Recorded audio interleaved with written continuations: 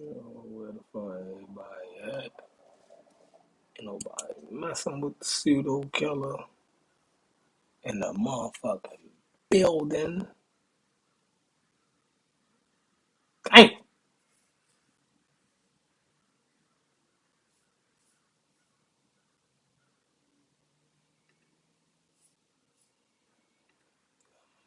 Vance in the building.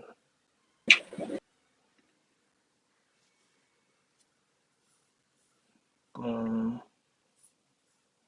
All right, what's up, everybody? Yeah, what's up? What's up? It's, little little lunchtime special. I had a break at work. You know what I mean? Hit that like button. Hit that like button. So I came in the house, came upstairs real quick. Um, Said let me spark up the pseudo killers. See what everybody talking about. See how everybody. Did y'all watch that debate last night?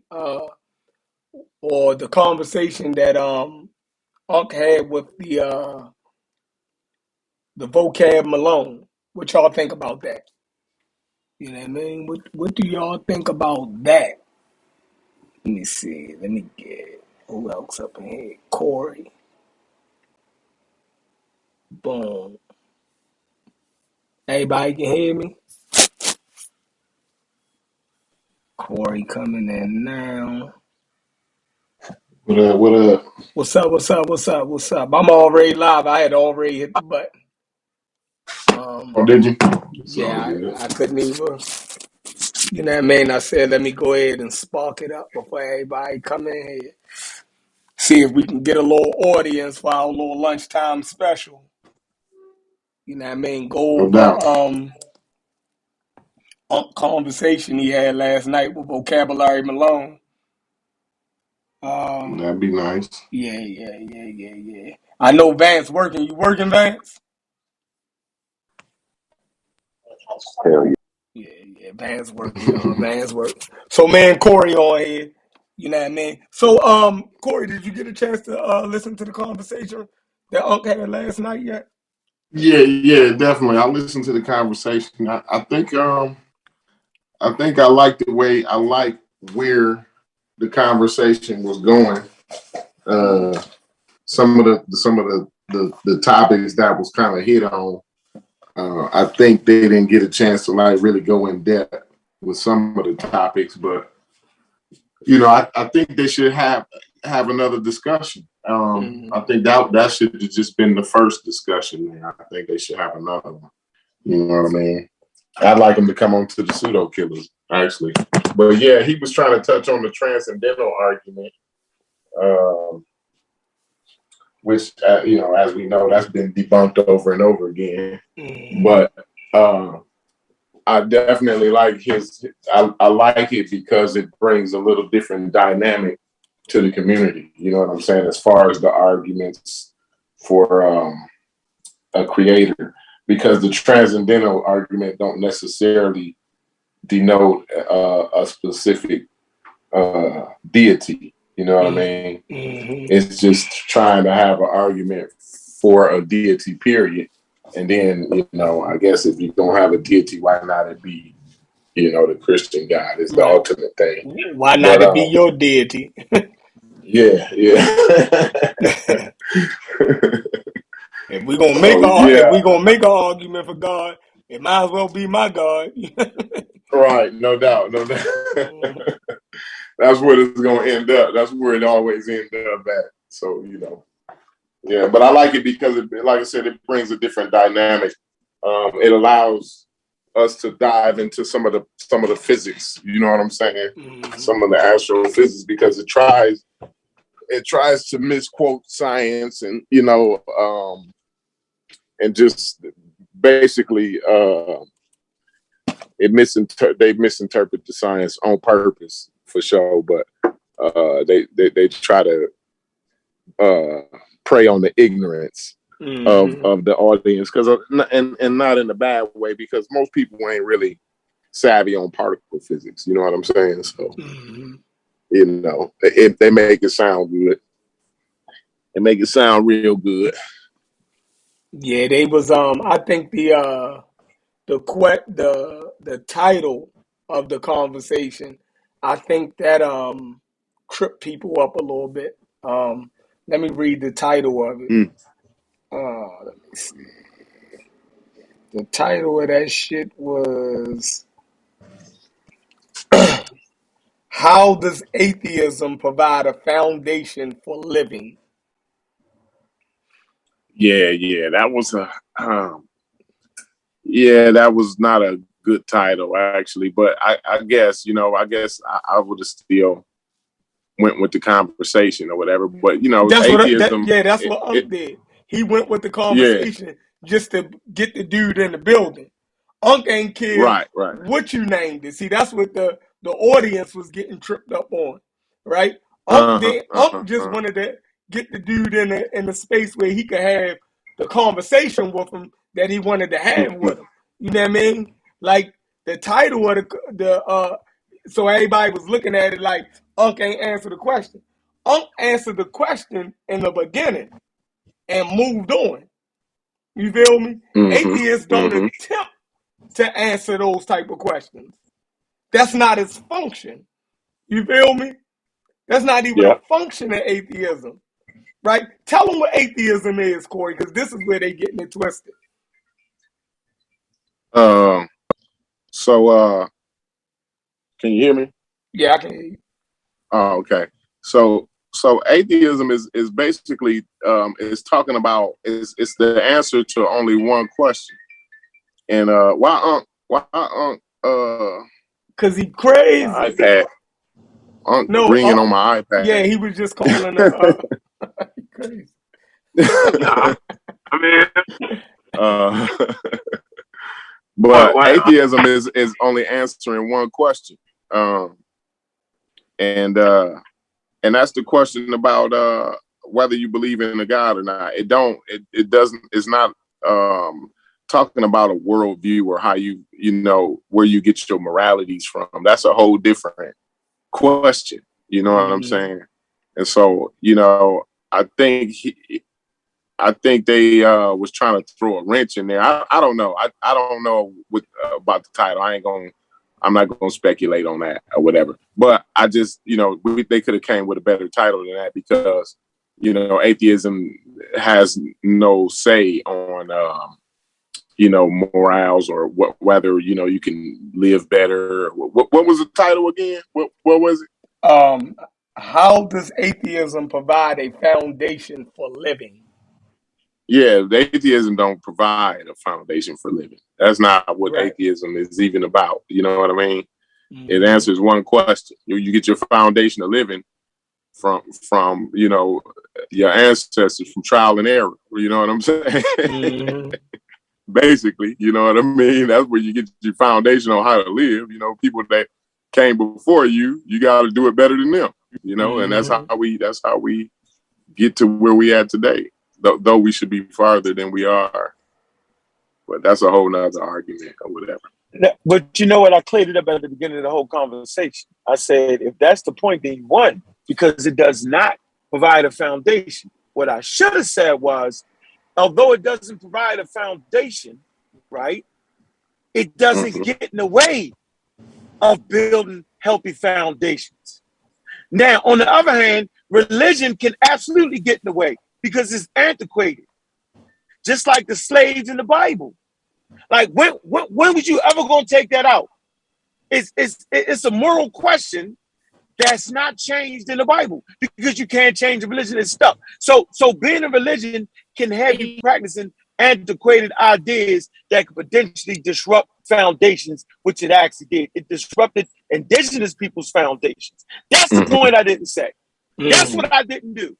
Simple as that. Well, but and I just and just a small critique. I just don't the indigenous, like it disrupts human progress. You know what I'm saying? Because even today, we still fighting against legislation that's based in Christianity. You know what I'm saying? So like, and not just indigenous people, but because their religion slowed them up. You know what I'm saying? Because if their religion was was worth anything, it would been able to overcome the Christianity. You know what I'm saying? They wouldn't have fell for the Christianity. So it's the whole thing holds up the progress of human beings, period. You know what I'm saying? Yeah, I agree with that. So I'd get away. I'd always stay away from those type of arguments when you arguing against somebody like that dude right there. You know what I'm saying? Yeah, that's what I I'm was just talking saying. about how they ask it. Right. I But I said, didn't man, need to. Unc just wanted to get the dude in the conversation. Like whatever the title was gonna be, it didn't matter. Unc just wanted to have a conversation with the dude. Yeah, Like, that's a fact. yeah, like so Yeah.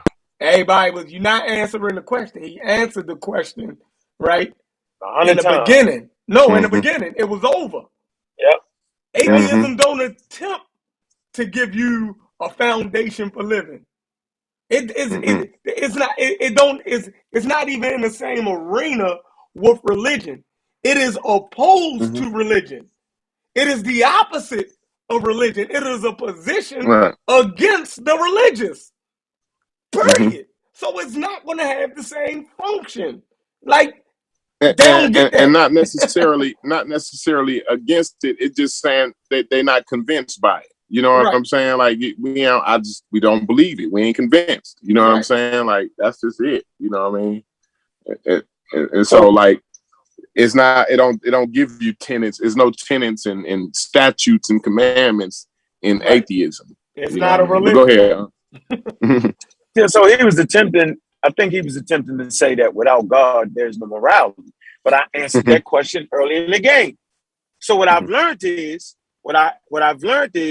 every so often I need to bring back up the same fucking slide. I said it's the genes, right? He said the chemicals. Of course, it's a hormone, and I named the specific hormone. I named what it was. Identified the genes that actually promote morality. A toxitine.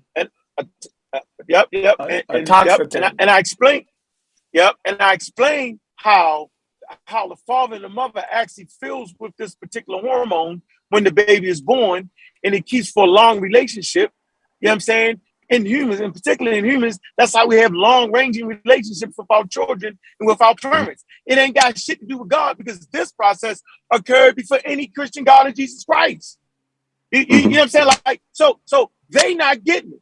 The point that you made, Corey, was spot on. So he was trying to use the transcendental shit, right? He's trying to say that he's trying to think outside of time, right? But I really address it when I say, but wait a minute, you have to have imagination to even say what you're saying and identify the time and archaeological record when it is understood that human beings start to actually promote imagination. So I really took care of all of that, and it's just amazing, man. So we all need to get better at what we do, right? That's why I love having these conversations. But for me, that's just the first round. That's just the filling out process to see where he was at, and I see where he's at. So now we can just go into the doctrine and realize that this doctrine says you can't understand God. He literally says that. Right, but I couldn't find it last time. I was trying to find it. Yeah, this doctrine actually promotes that really we can't understand God. Crazy, no, yeah, right? definitely. And like you said, obviously you couldn't understand his God if his God transcends is transcendent. Right. You know what I'm saying? Space and time. It's outside of time and space. So we can't. Ain't no way to understand that God. Ain't no way you know for what I us mean? to It's measure impossible. it, look at it. It's nothing. It don't exist. It don't exist. Basically, that's what they're basically saying. That's basically what that means. I mean, if I'm outside of space and time, Sheffrin, believe me, I don't exist, bro. That's I don't non-existence. Yeah, to how exist. would you know that? To exist means to be within space and right? time. You know what it's I mean? time and space existence. Like that's it. Yes. It gets up, but and that I feel as though I can use one of Unc quotes if it ever suffices now to use Unc quote, right? Because most of the time I feel like he used it out of place. But this is the perfect time to use Unc's one of his favorite lines. Vocabulary Malone is practicing racism, white supremacy. Period. Period. He's practicing racism, white supremacy. And Unc summed it up in the end because he go around hounding and trying to beat on the Hebrew Israelites. You feel me?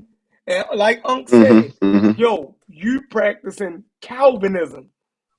Lloyd Calvin made up his shit out of Christianity and out of the Bible.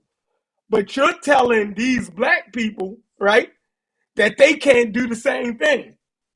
That they gotta follow what you and Lloyd Calvin deems as feasible. That they can't do the same thing with their own human mind and imagination. That they can't figure it out for themselves using the same text the way y'all can. That's racism, white supremacy. We gotta follow how the white man said do it. You killed them with that. That's the prime example of what Unc calls racism, white supremacy. If everybody else get to make it up, why the black man can't? Yeah. And that's just how it goes all together with the God factor anyway. Like, you know, like I said the other day,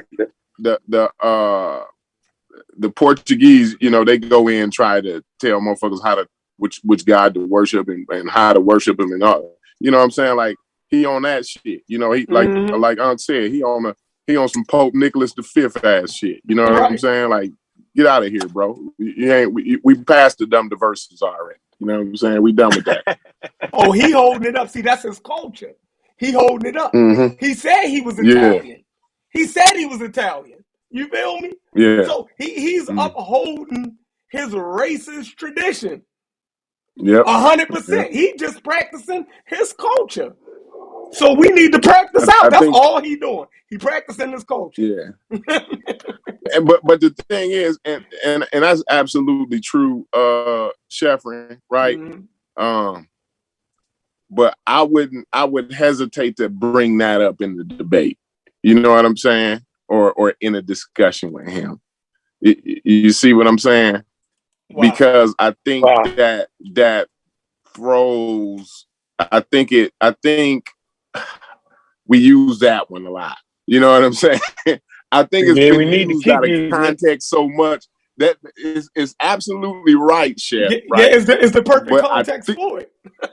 It is the perfect context for it, right? But what I think is it's been used out of context so many times, right? That we got to just stay away from that. And it goes all the way back to John Henry Clark and the Mary Lefowitz, you know what I'm saying, debate. Like, I just like to stay to the science, stay to reality, and let's just, because you can kill them without that. You know what I'm saying? Like, me personally, that's just my personal opinion. Okay, so watch this, that feeling about that. But watch this, Corey. I never could leave that off because that's exactly what's happening. But it's called being arrogant, yo. Like you really think that Calvin Calvin is the only one that actually got that memo. You feel me? He's the only one that actually got the memo that states, right, that this is what God is actually talking about. Yeah, he's charismatic. Yeah, he's the guy, right?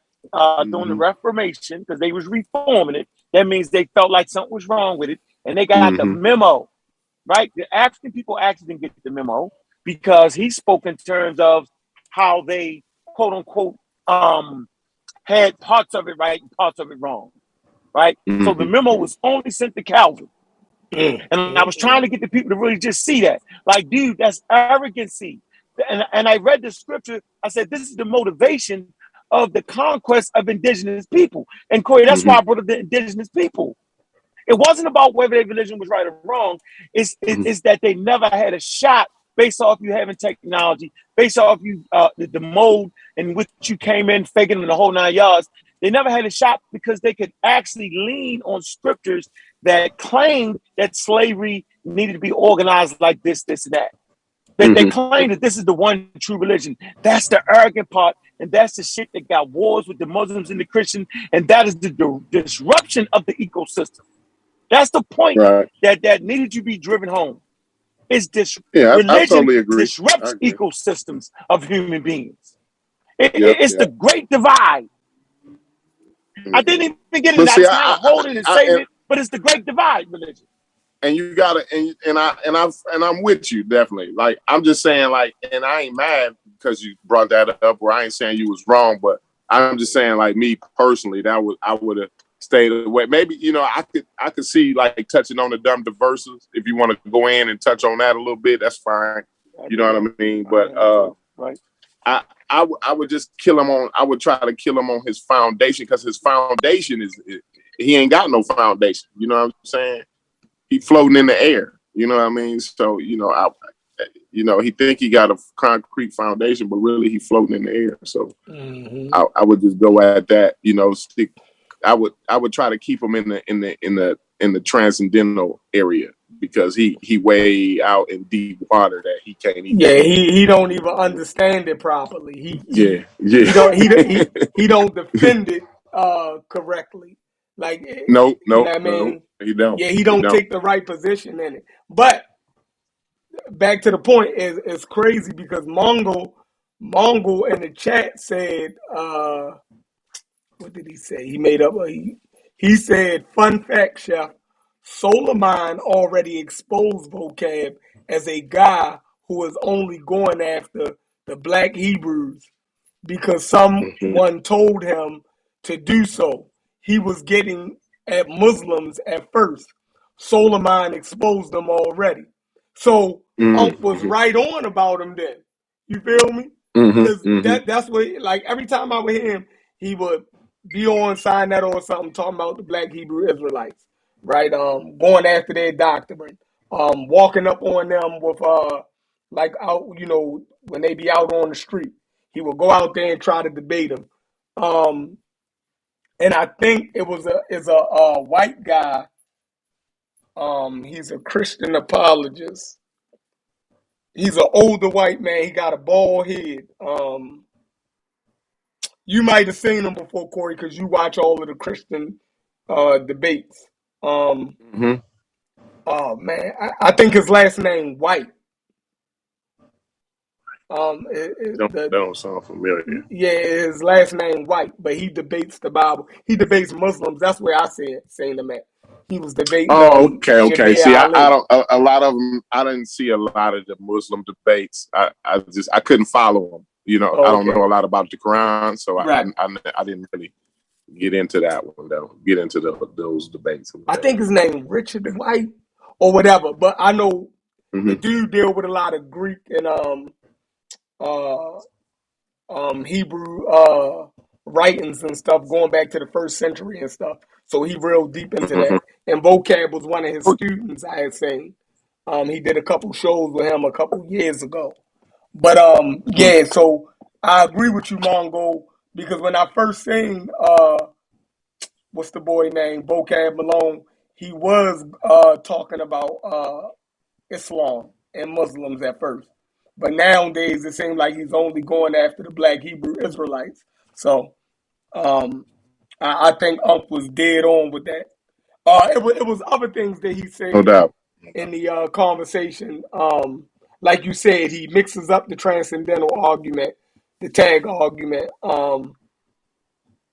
He tried to mix it in with the Kalam. With the Kalam cosmological argument. So, and then he's using old. He's basically 10 years behind. Actually, 20. Yeah, he's using some intelligent design mixed in with some old Earth creation. You know what I mean? Like, this dude is everywhere, man. He was everywhere yesterday.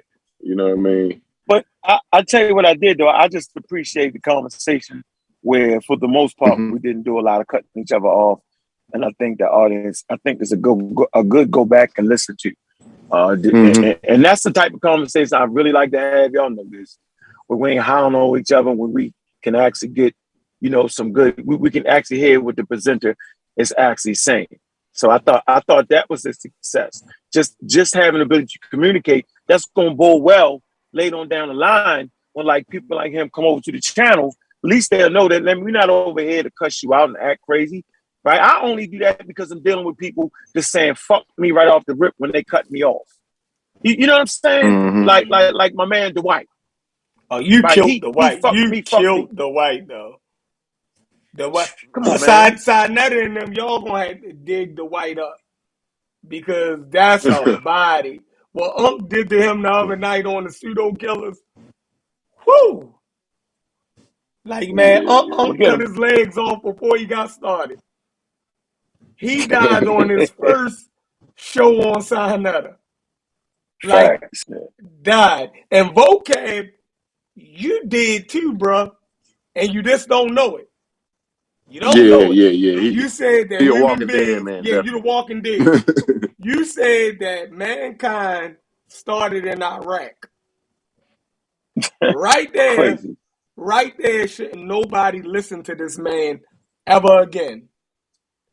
He is a bona fide pseudo.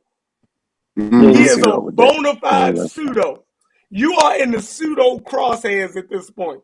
You said mankind, Homo sapiens sapiens, beginning is in Iraq. Everybody let that sink in. If y'all think this guy won the argument, just go back and listen to that part. Now you can't trust nothing he said. Now you can't. Now you see exactly where he's coming from. He's saying that human beings, right, are not Africans. He's saying that human beings are not Africans. Don't no scientists agree with that? Right. No science. Yeah. Human beings are Africans. This motherfucker just said that they were goddamn Iraqis. Human beings are Saddam Husseinians. Basically, is what this nigga is. This shit is crazy. The goddamn Taliban. Human beings are goddamn Taliban now? Or some shit, man. What those, not Taliban, what did they call them motherfuckers? It was a name that they gave them during the war, yo. What did they call them, yo? Which war? Which war, Chef? What was we calling it? The insurgents. The jihad? Not jihad. Insurgents. Insurgents. It was another name, yo. We was fighting Al Qaeda. Al Qaeda. Yeah, Al Qaeda. Yeah. That's yo, human beings are not Africans no more. We motherfucking Al Qaeda, yo.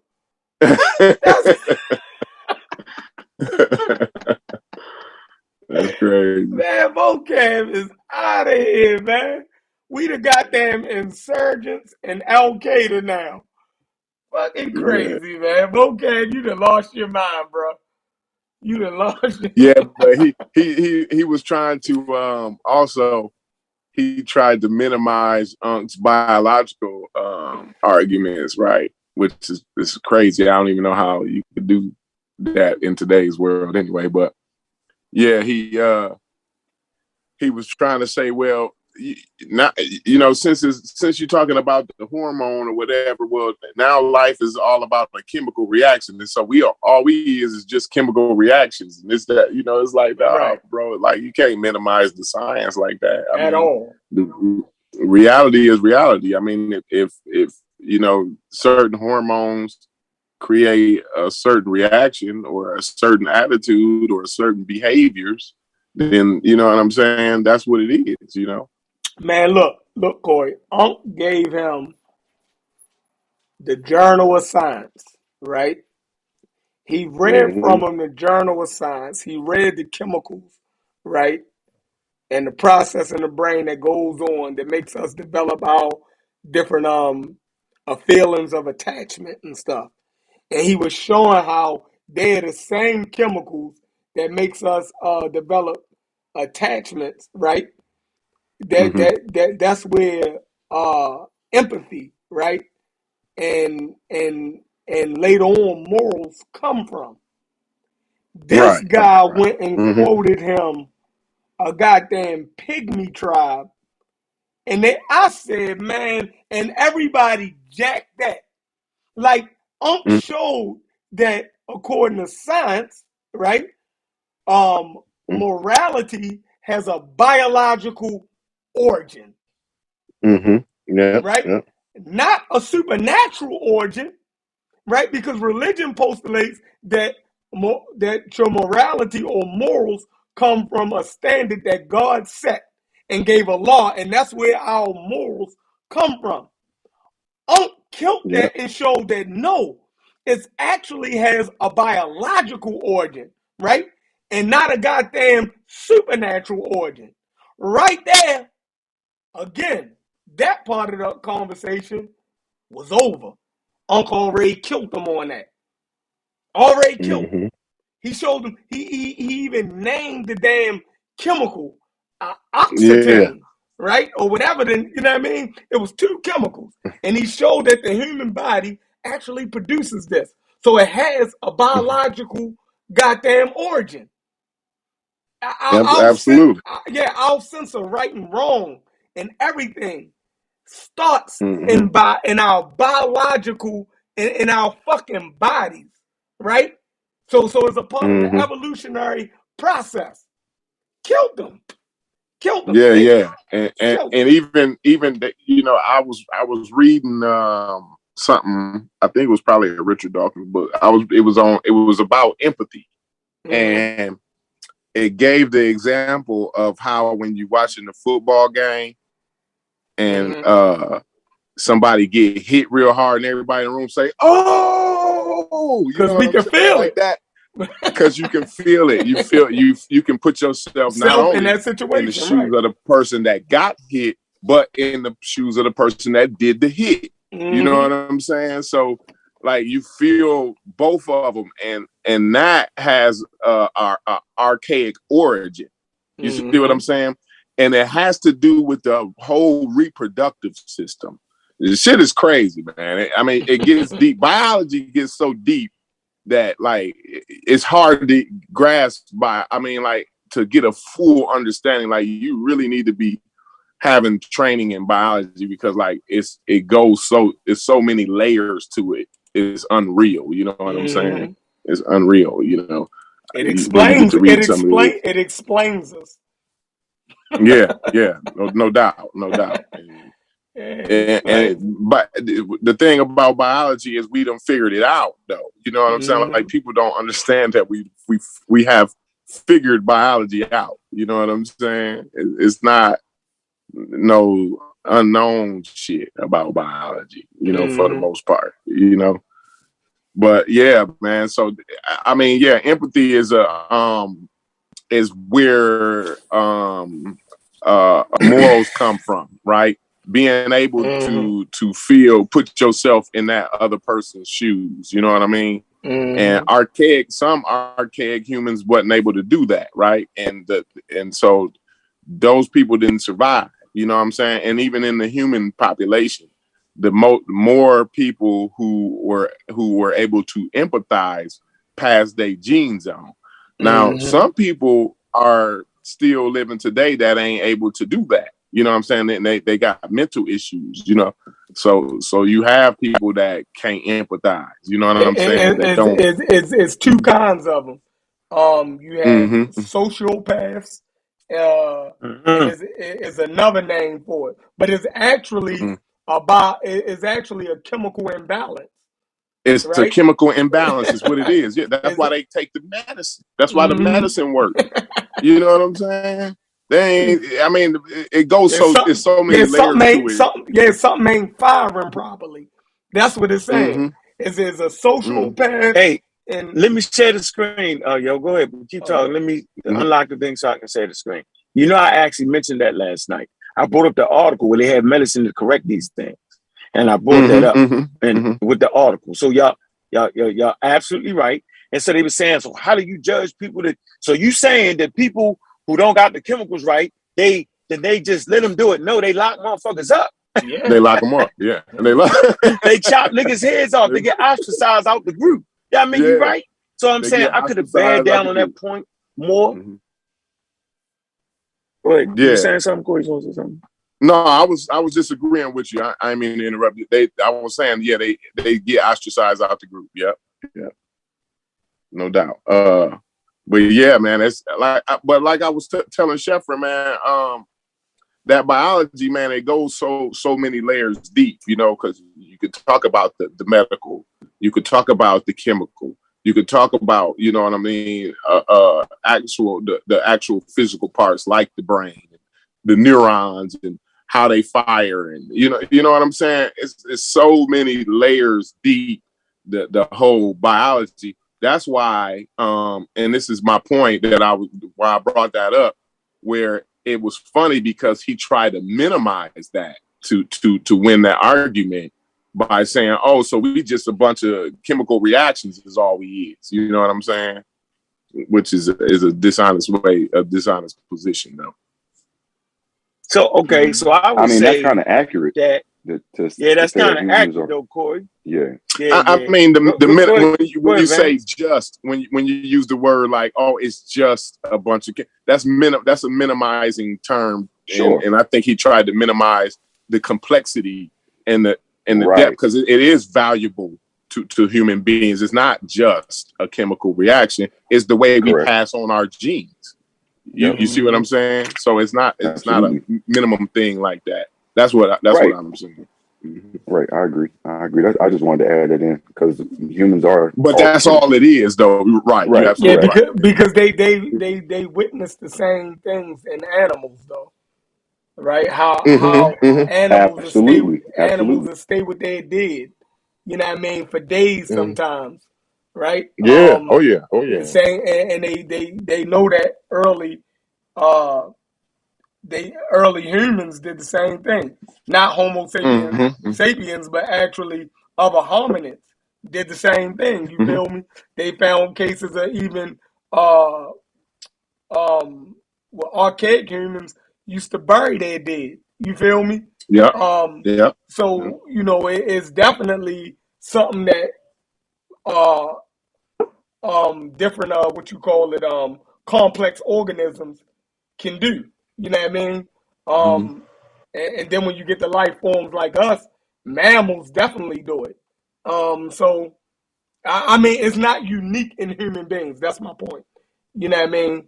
They find it in other mammals. So that same process. All right, let me see. Yeah. No doubt. Yeah. Got my So man. yeah, it's all it all goes to science, and I just I didn't appreciate him trying to minimize that. That was a totally dishonest position right there. You know, and that's what they do. You know, you kind of give them the real, you keep it real, and you give them the real science, and then they try to kind of misinterpret what you actually saying. That's they do that a lot. You know what I mean? The Christian apologists. Dang. Go ahead. Hey, your screen showing. showing. Yeah. Your screen I know, showing. but I don't Put know your how to make the passport. motherfucker. Okay, all right, I see it. So, all right. All right, hold on. I finally figured out how to do this shit on niggas' ass right here. Hold on, let it load up. Interesting. These iPhones are something. So, okay, y'all see these two skulls. We, based off of the size of the brain, you know that the one on the right is Homo sapiens sapiens. The one on the left is archaic human. Because look at the development of the frontal lobe. Y'all see that how big that brain is, right? Right. The cerebral cortex. All right. So we actually lost jaw size, right, to allow for a larger brain. Y'all can see that, right? That's why you'll see these archaic humans with bigger jaws. Okay. So during the evolutionary process, right, you got to lose something to make more room for a growing brain based off of the more proteins that you give your body. So a lot of these archaic humans, right, they ate a lot of vegetables. You know what I'm saying? So they didn't eat cooked food, right? But once you ate cooked food, you're gonna lose stomach size, right? You're gonna lose space because your brain is starting to grow more because now you're getting a high output of proteins and sugars. It allows your brain to grow bigger. So as your brain go bigger, it allows for the development of the frontal lobe. I think that's important. I also talked about religious ideas as byproduct of cognitive mechanisms designed for other purposes. And I think it went over his head. Right? Like it went over his head. Artifacts of abilities for imagined social worlds. So imagination, and I got a slide that talks about where like where we first started to imagine symbolic thinking. So you need to, and we need to really grasp this. You actually need to have symbolic thinking. They even think that somebody is going somewhere when they die, right? And I talked about that. I talked about that right now when y'all even listen to the presentation, the brothers on the panel, right now you can think about a conversation you had with your daughter, and you can literally see your daughter right now. You can actually have that conversation with her. But how? So the same way you can have a conversation with your daughter, the same way a baby, infant, not an infant, but like a 2-year-old, a 3-year-old, the same way they have imaginary friends and actually talk to them, you don't have to teach them that. They automatically, all of us have kids, some of our kids actually talk to their imaginary friends. The same way you can talk to an imaginary friend, the same way you can imagine a conversation right now, it's the same way a religious person, right, can be co-opted by a God and have a conversation with their God. And it's an artifact. What's the artifact? When you hear people start saying, well, God spoke to me. God inspired me to do this. Of course God did. But it's based off of the development of the frontal lobe. It's based off of cognitive mechanisms. Right? Watch this. Religion, God is really what? God is really a human concept with alterations. They tweak it here, they tweak it there. We all love our mother, we all love our father. So God becomes our father. God becomes our mother. He becomes the parent we never had this perfect. So for me, right, I was hoping I was making those points, but you'll get people who just don't think it's an evil thing that you don't believe in a deity. Well, the problem is in a conversation like that, though, like y'all kind of firing back and forth, and it was good. Y'all wasn't interrupting, and I liked the way the conversation went. But you don't really have time to delve in just like you just did, like when it's a rapid fire back and forth like that. You know what I'm saying? So I think you made the point, but I think it was just maybe, for the audience, we might have needed to delve in. We might needed to do what we're doing now. You know what I'm saying? And going back and rehashing some of the points that you made, just to reiterate it, to bring it home. You know what I'm saying? For some of the audience people that was in the audience that may have not been savvy on some of that biology.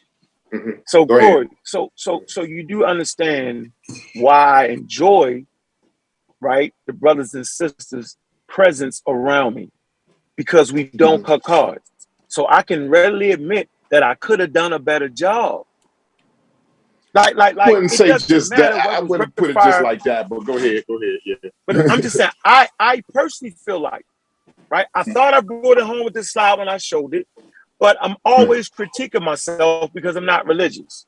So I just felt like certain areas, right, like the transcendental argument, okay, there's certain things I felt like I could have said, but that's just my critique.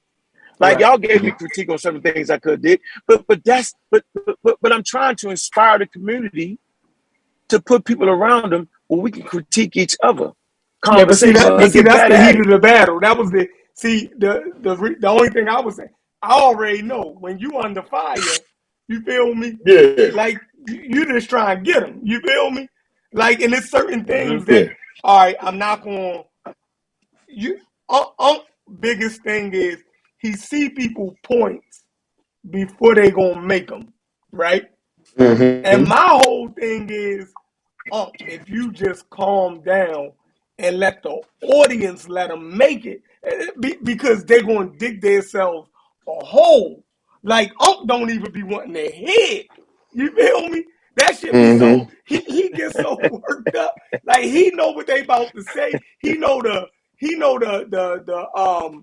misconception that they about to put out, right? So he gets so agitated that he can foresee it that he don't even want to hear the shit. He be like, man, no, I Yeah. ain't even trying. But you gotta realize that the audience got to hear it, yo. You feel me? Mm-hmm. The audience got to hear it. Like let them hear it. You know what I mean? And just go ahead and smash them out once they make the mistake. You know what I mean? And people get Yeah. agitated. Go ahead, Corey. I was gonna say, and it's easy for me, like, to Monday morning quarterback. Right. You know what I'm saying, or whatever. But in the heat of the moment, you know, it's a little bit different. So I definitely understand that dynamic of it too. You know what I'm saying?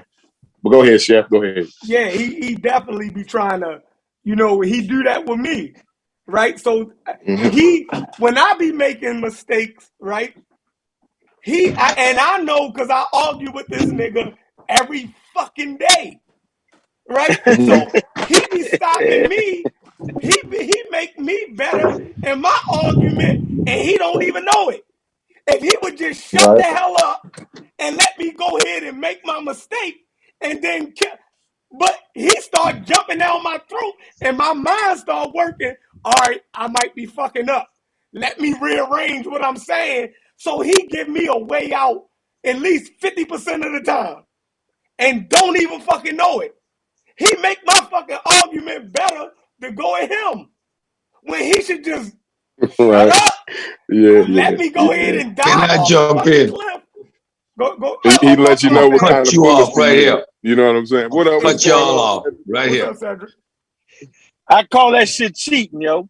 That you Yes, allow niggas to cheat. yes, Disingenuous. You yeah. allow niggas That's to Right. why cheat. Unc get upset. This is where I'm gonna jump in. Unc can listen, just like me, and I can hear your flawed argument and Oh yeah. correct it, Oh, you the just like same. You Unc. the same, But little what Cedric. happens You is the same. he's when you're being fundamentally insincere, when you're fundamentally purposely trying to flim flam me and give me that dish gallop and go off on a tangent, I ain't trying to hear that shit. I'm gonna cut you off quick. I know where you're going. Cedric. Don't do it. Cedric, you the Caribbean Don't do it. unk, I'm a yo. cut. So that's You the why. Caribbean That's unk. why I don't engage That's in it. debates.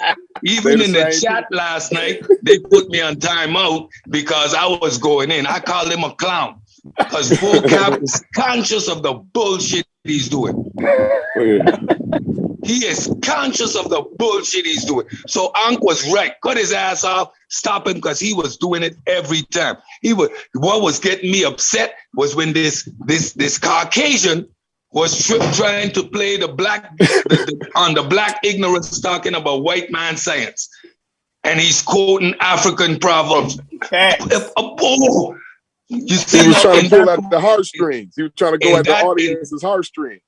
Go ahead. In that moment, I lose it because now you first of all, I feel disrespected. You're messing with my intelligence. You know that is some bullshit. We can't debate no more. I'm just ready to curse you out. At that point, the debate is over. Yeah, he basically told. He came on a black platform and basically told black people to not listen to the white man science. The science. Yeah, a white man. Yep. A white man. I asked you. Yes, you did. You But did. And then what did he do when you corrected it, Unc? At that point, I checked out. I don't know nothing that came after that point. What he turned and said, you're right. It is the church and religion that is the foundation of science. So first it was the white man science.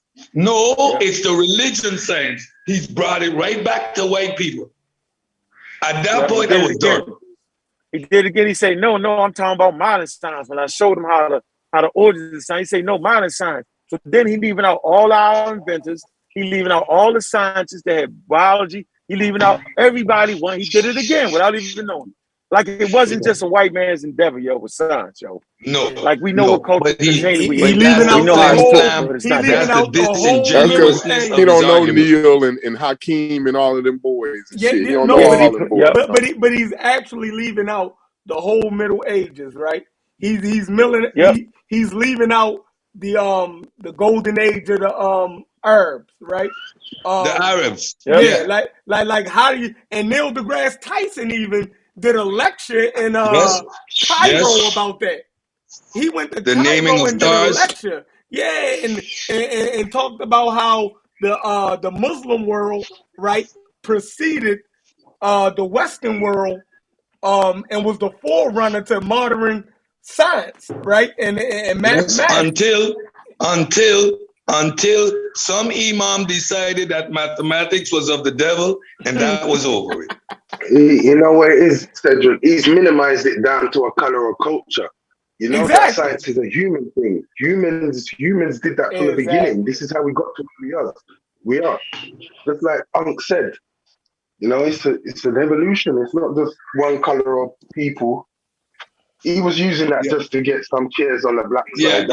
Yeah. I mean, he was committing all the logical fallacies in his position. That was just getting me crazy. He was referencing appeal to numbers, so the amount of people that follow this. He was appealing to authority. He was making claim after claim after claim. He's putting all these attributes to a God, and none of them can be verified. He's claiming that morality is of God, but yet God has no moral compass. If morality is of God, then it's arbitrary and subjective. I don't need to follow it. If it's outside of God, I still don't need God for morality because I just follow the moral compass that exists outside of this God. So every argument he came with was flawed. But what he did was, every time you would try to address a point, he kept moving the bar. He kept interrupting. He kept injecting and insinuating, making it hard. And he shows at that point he's disingenuous. And when you're dealing with people who are sincere and really want to have that discussion for the general public, me, for example, I lose it. I become like, I start cursing you out because I know where you're going. You're being disingenuous. You refuse to answer any question that is posed directly. He just flips over it, continues going. That's disingenuous when you're trying to have an honest conversation. These dudes are scammers. He just a white Zion Lex. He's a professional apologist. That's what he is. Yeah, a weak one.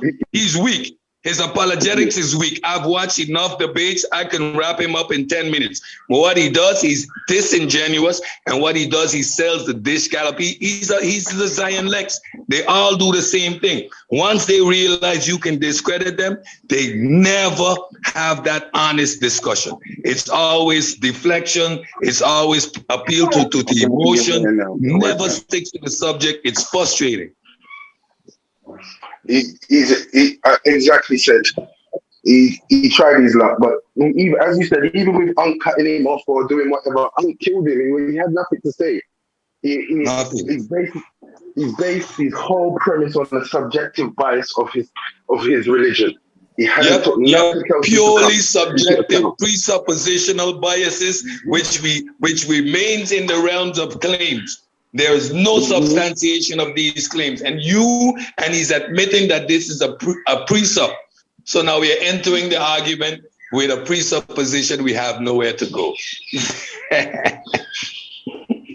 And that's what presups do.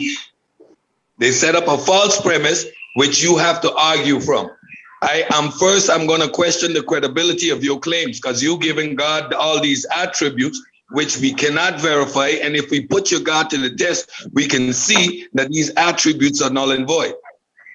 Your God has no moral compass. Your God committed the ultimate sin. He killed babies. Discussion over.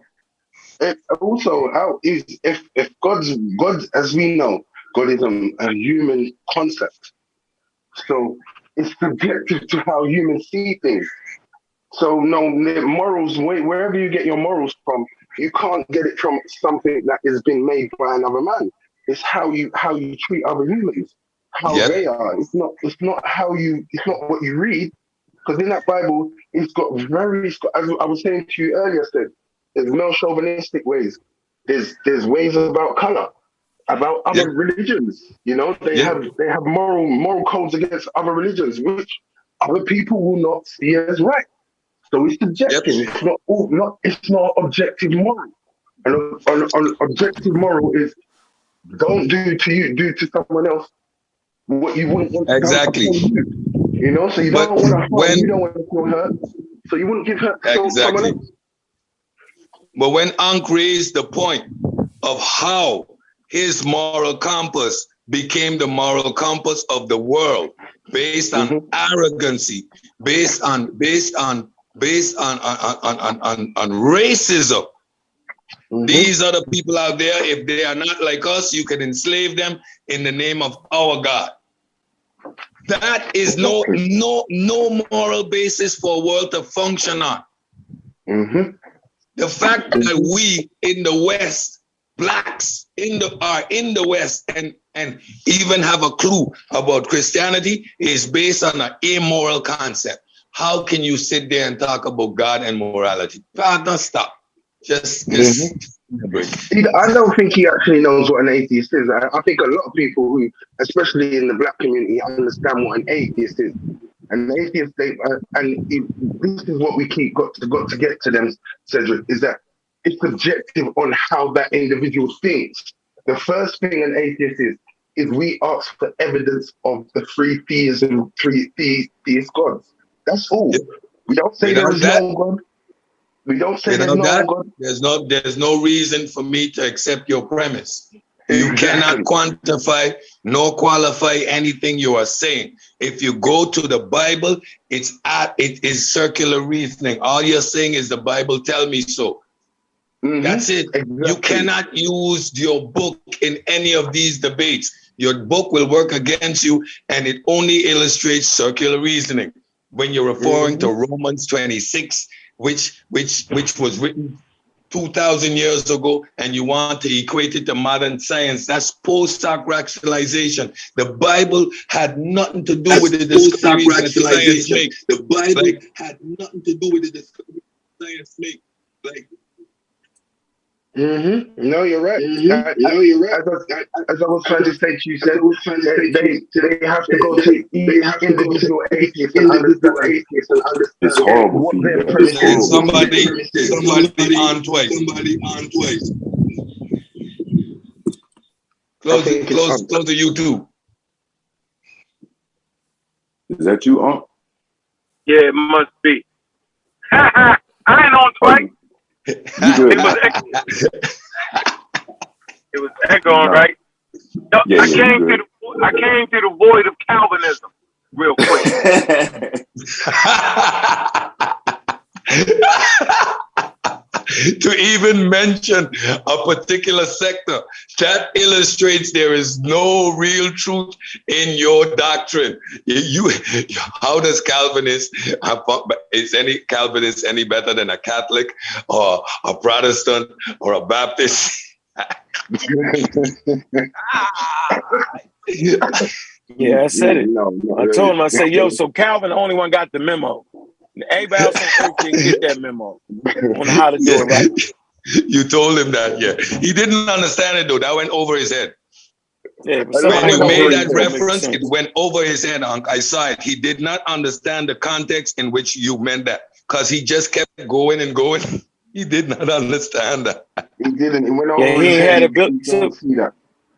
Fish, though. Hey, Fish, did you hear him try to use the transcendental argument, though? He was all over the place with that, though, man. He was all over the place with that, man. I was wondering where Concrete Corey is. The universe man needs to get in this one. Oh my God, he was. What did he say, Corey? I didn't hear it. He was trying to touch on it a little bit, because he was telling God transcends human beings, right? He transcends the universe. So that's how he knows and be able to know all and see all. so that this is where we getting our morals from. This is where the moral basis is. You know what I'm saying? He was way all out of. He could that ain't even close to the tag argument, but like he used the word transcendental. So I just assume he was trying to go with the tag argument somehow. You know what I mean? He's going with stuff that's been debunked of over 100 years. I don't know. Maybe he doesn't. I don't know. He's a professional apologist. It's just that people in the community don't actually know. So a lot of what Unc says goes over their head. And what absolutely, they're all used to the Bible. They know the Bible like back to front. So it seems, was beating him up, like, and I was like, "But are you in the chat? The chat, man. If you're in the chat, you get so frustrated because these people are, they're lost. They are completely clueless. They are completely clueless. They have no understanding." Yeah. And that's the thing in the audience that I see, like, and that's what I was basically saying, right? Like, the science goes over people's heads. If it's not, it's hard to grasp that when all you've been taught was Jesus did it. You know what I'm saying? Like, if your whole life they told you God done it, you know. It's hard to get out of that thought process. You know, it's hard to think that, and it's not. You know, most of the audience was not Christians. It's just the thing about having a deity or a higher power. How could this be here? How could the universe be without some type of higher power? You see what I'm saying? It's that thought process right there. And I think begging the question. Their inability to understand, they use the gods of the gap. And the way they pose their question is always begging the question. So their lack of knowledge, their lack of understanding forms the basis for them to establish this fundamental God thing. But it's just your lack of understanding. They could have their higher power, their God, but try and understand science as well. Understand the basics before, because me and you are going to get to, even in science, all of us get to a place where we say we don't know. You know, we don't know. We don't know. Exactly. So at least learn up to then. You know, learn up to the Big Bang, and then say, you know, you don't know, or your God, fit your God in there if you want to. I ain't got a problem with it, but don't know the basics. You know, they don't know nothing of the basics. Everything goes over their head, and they just insert God into everything. We look outside and we see God's creation. Religion. I was going to say that goes against religion, Fitzroy, because the whole idea is to satisfy the fears of not knowing. So with this deity that knows everything, it mitigates that problem. So the religion is not comfortable. The whole idea of the religion is not being comfortable with the not knowing. So they don't want to be saying, I don't know, like you. They're not comfortable in a position like you, where you bump up to a place where you just don't understand, or we just don't have the understanding, and you fine with that. But the religion does not allow that. You see what I'm saying, Fitz? Go ahead. You know, you're right. You're bang on. And another thing, Corey, religion, they see science as overturning their position. You know, like the Big Bang and all of that overturns everything they see it as, you know, and that's the problem there. They think it's a competition, you know. Right. Just look at what's tangible on Earth, what you can deal with, the science, and that's it. And they even have a mathematical equation where you can stick God at, right?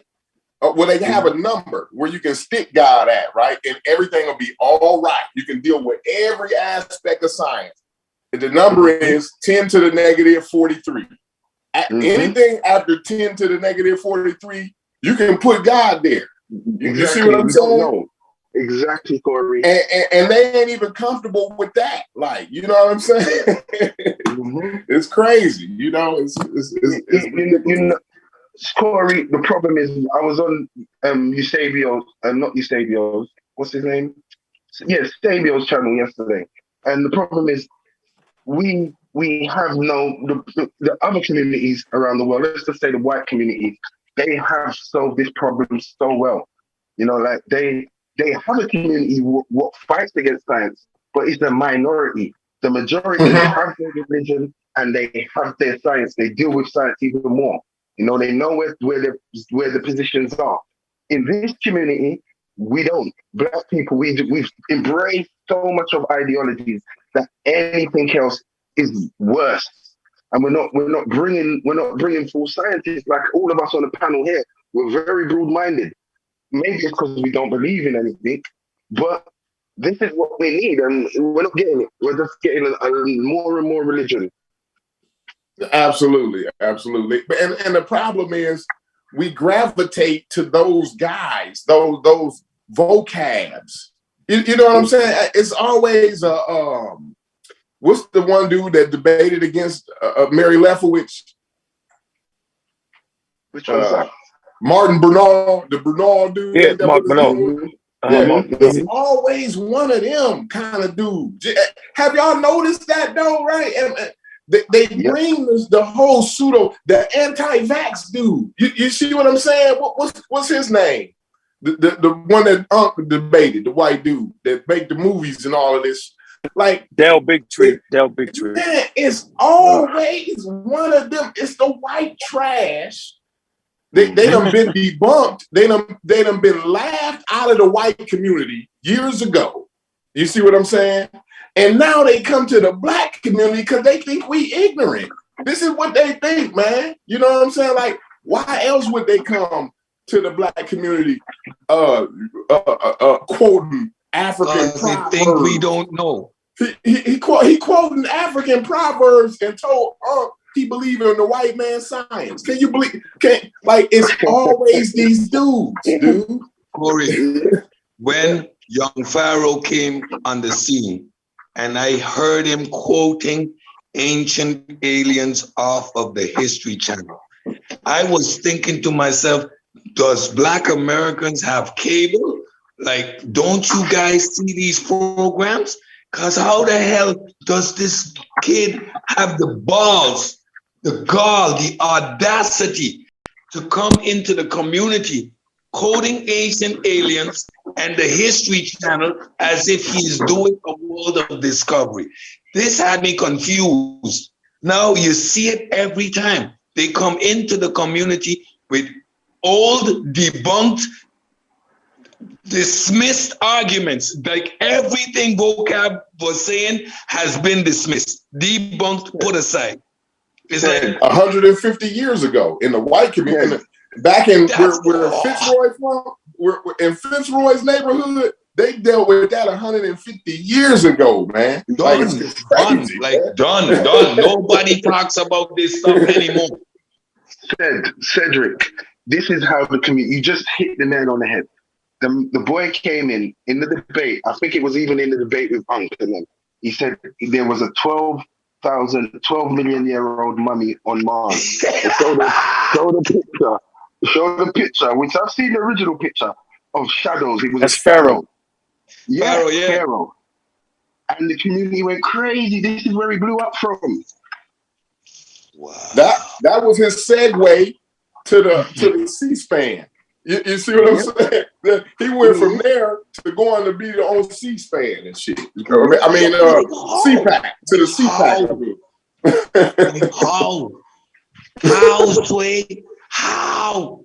Pseudoism is more, and me and Unc was talking about this earlier. Me, Unc, and Sheffrin, man. Like, the truth is not that spectacular when you don't understand it like that. You know what I'm saying? It just ain't. It's not that interesting when you don't have a real grasp on the real science. You know what I'm saying? And it takes to have a grasp on it to even understand it. So it's easier to.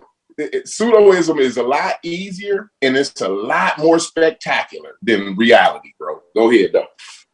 Corey, you see with us, we are amazed. We know there's in every level of biology, there's different worlds. If they actually got into these things, you would see how amazing it actually is. Yeah, absolutely.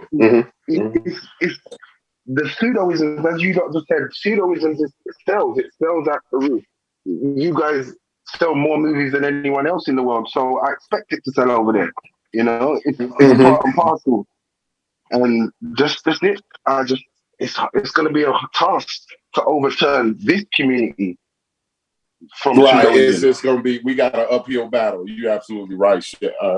I mean, and we ain't even got to the foot of the hill yet. You know what I mean? Like we gotta. I mean, it's a long road. It's a long road, man. I think those conversations yesterday that I had bodes well, and it kind of expands our repertoire and kind of getting away from the straight up cunts community.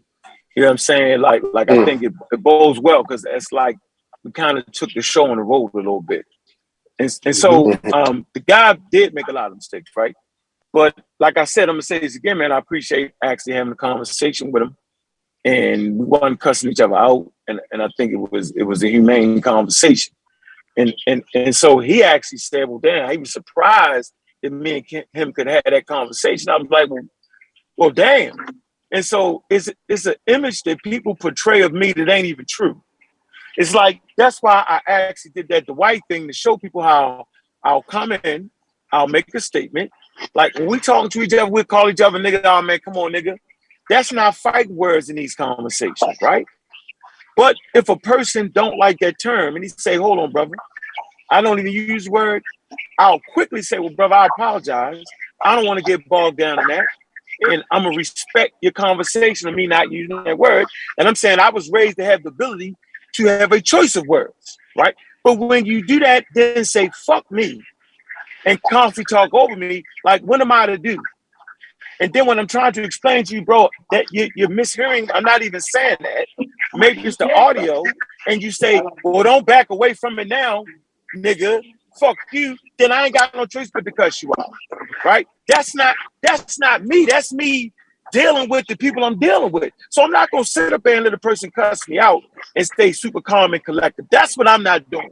So if you think I can do that, I'm not doing it. Now, if you want to have a conversation and we don't use the word nigga, we don't use no cuss words, I am absolutely up for that. I'm a gentleman because really it's a gentleman's game.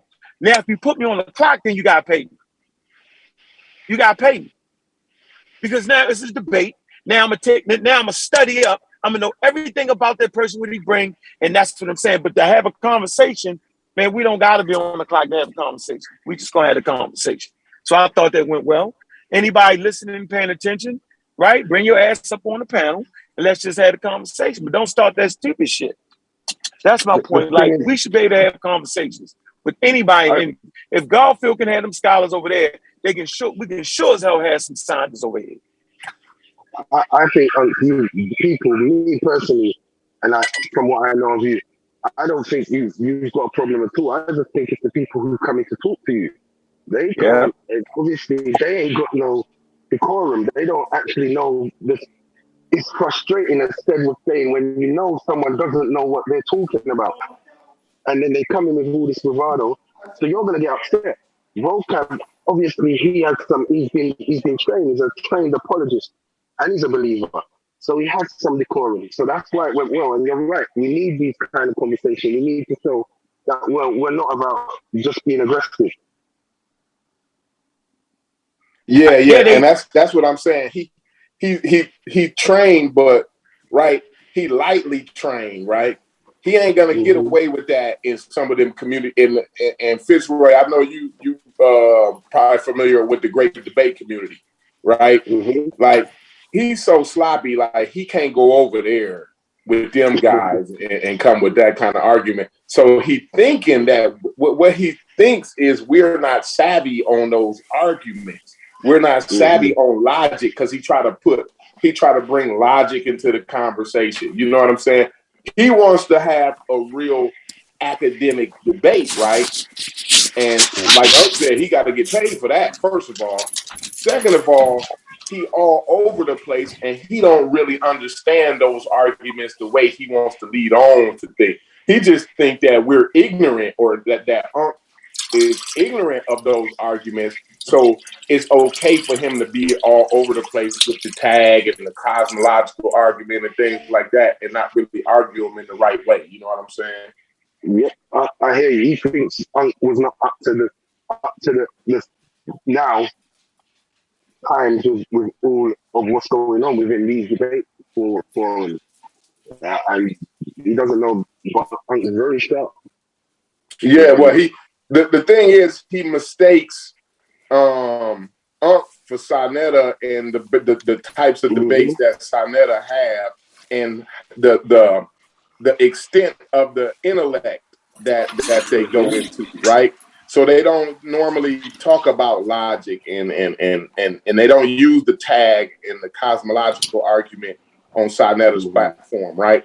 So he's thinking he's bringing something new, and he's mistaken that Unc is a pseudo killer. He's not from the Black News 102, right? He don't understand that Unc is in a different place from that audience.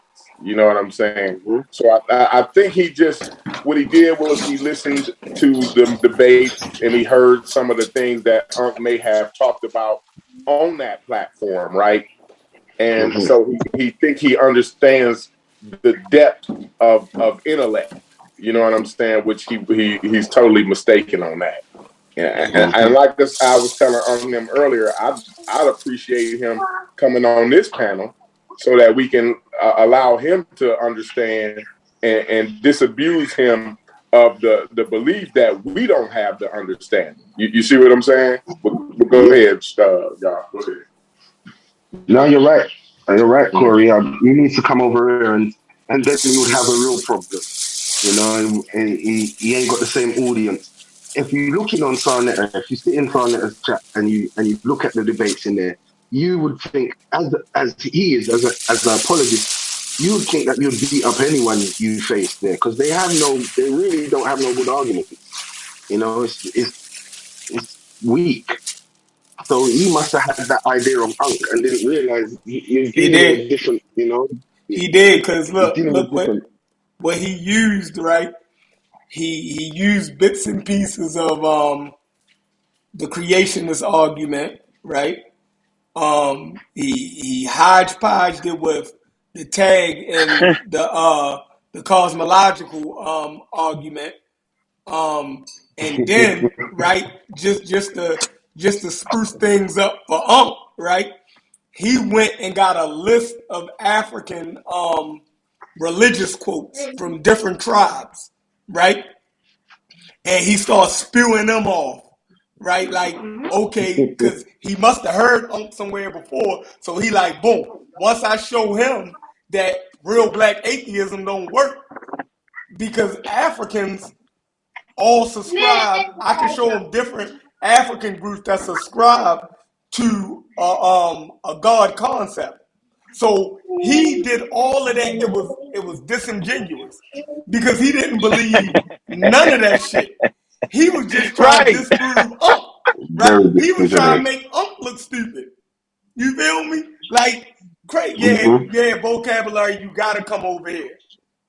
You gotta come over here, yo. Yeah. Like, yeah, so hold on. So this was the and real that's what funny frustrated me. But go ahead, Chef. Go ahead, Chef. So hold on. No, so watch this. So when he was trying to do all that, right? I was like, so now you're gonna root out African deities or African gods, right? That you do not believe in, and then claim that all of them was talking about the same damn God, right? And then say that they just ain't get it all right. And then make the mistake and say that if they make men deities, then they're going to kick hell wide open. Well, that's the whole goddamn African shit right there. So that's why I say so hell's going to be filled up with Africans, all kind of everybody. And that's the arrogancy I don't think people really got, right? It's the racism, white supremacy. He himself explained that it wasn't in vogue for people who didn't believe in God to actually have a voice. He said it himself. So there is no way for us to tell how everybody believed in the ancient world. We just know what the quote unquote religious treaties was in the culture. But a further study will show you that there were pretty people who didn't agree with the priests and the gods. Shaka Zulu was one. He cut all their motherfucking head off. So I'm just saying it was so much shit to say, right? That I was just unable to really, you know, because I was like, this nigga is quoting African gods and don't believe in them. So I personally thought that when I showed that it was genes, right? And I named the chemicals, right? And I named the evolutionary process that basically anybody that's thinking will understand that you got to have cognitive skills, but you got to have a development of frontal lobe to have all these things working together before you can begin to imagine or believe in anything. And then believing is what humans do any fucking way. But somebody in the chat room mentioned something that was deep, right? They made a great point. They said that animals also show empathy. That's a fact. Elephants will stay around and the dead elephant for weeks, right? Yep, mourning. That's a fact, right? But you don't see the animals praising God. So why is that? Because it's part of the development of the brain, period, in mammals. And I actually mentioned it when I talked about the mammalia. I talked about how mammals have this chemical. So, yeah, man. So, yeah, I enjoyed the conversation. Everybody should fucking rewind and really, you know what I mean? Like you said, Corey, in real time, it'd be moving fast. But if you slow the video down, you see that I answered all the questions. Hold up. Well, we just gotta do what we're doing now, and this is a good exercise. We just go back and reiterate some of the main points that you know what I'm saying? So like that's look, listen, I ain't gotta get you now, long as I get you. You feel me? Like when I got the best fucking argument, I ain't gotta get you now. See, they play a game over there, right? They play the game over there. Don't get caught up into that I gotta get you now. You might be a better talker than me. You know what I mean? You might can get out more clear points in the argument than I can. Fine. You feel me? Fine. You might can trip me up and confuse me somewhere. You might can do all of that. Because the shit happens to me. But I'm clear on what I'm saying. So when we rewind, I know what I'm saying. I know I got you. You feel me? So when we rewind it, the nigga did. The nigga said that human beings are originally Al-Qaeda and not Africans. He said we fucking Al-Qaeda, yo. That human beings are fucking insurgents. we the goddamn Al-Qaeda now? Like, come on, yo. Like, Chef, say that again. What did you say, Chef? What did he say? He said that we was fucking Al-Qaeda, yo. He said that humans are Al-Qaeda. Yeah, he said we come from Iraq. He said the flood. Hold on. He said the flood actually wiped out the Garden of Eden. Right? Because he said that because he was trying to evade my point I was making. And the point I was making was, well, you keep saying the Bible is this and that, and the other, right? I say, so where does it say humans came from? Right? And he tried to play the game. Well, you know, he wouldn't say it. He said the flood. He said the flood wiped out all evidence. He said that, right? And I'm like, no, nigga, what does the Bible say it was? He said Iraq, right? I was like, what? I said Iraq. I was like, no. I said, yo, show me an archaeological find, right? Then he tried to say, well, the fossils can't do that. I say, nope. Then I gave him how they actually date fossils, right? Matter of fact, I should have been sharper with it because they never used just one dating method on it, right? They'll use argon-40. They'll use argon-40.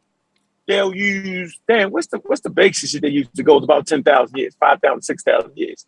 Radiocarbon dating, right? They'll use several different datings on a site, right? There's all types of different isotopes that they use. Yeah, go ahead. Correct. And what they'll do is they can only date. You got what we talk about: two forms of rock, igneous rocks, right, and sedimentary rocks. All right, the igneous rocks is actually coming from the Greek word meaning molten lava, right? So when these rocks harden up, the clock starts.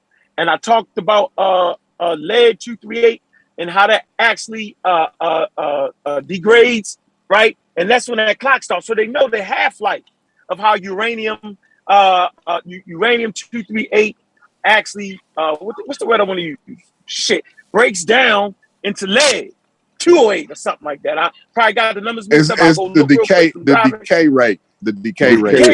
Yeah, it's like 1 billion years, like 3.4 billion years. So once they learn the half-life, then they know the 1/3 life, they know the 2/4 life, and they can say in this strata, in this sediment right here, the rocks above here and the rocks below there are approximate, because they use approximate dates, right? Approximately it's this right here.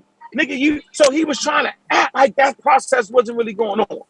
I was like, dude, like you making it up all the way. Like I'm on your head with that shit. So basically it's just yeah, so basically what we saying is this.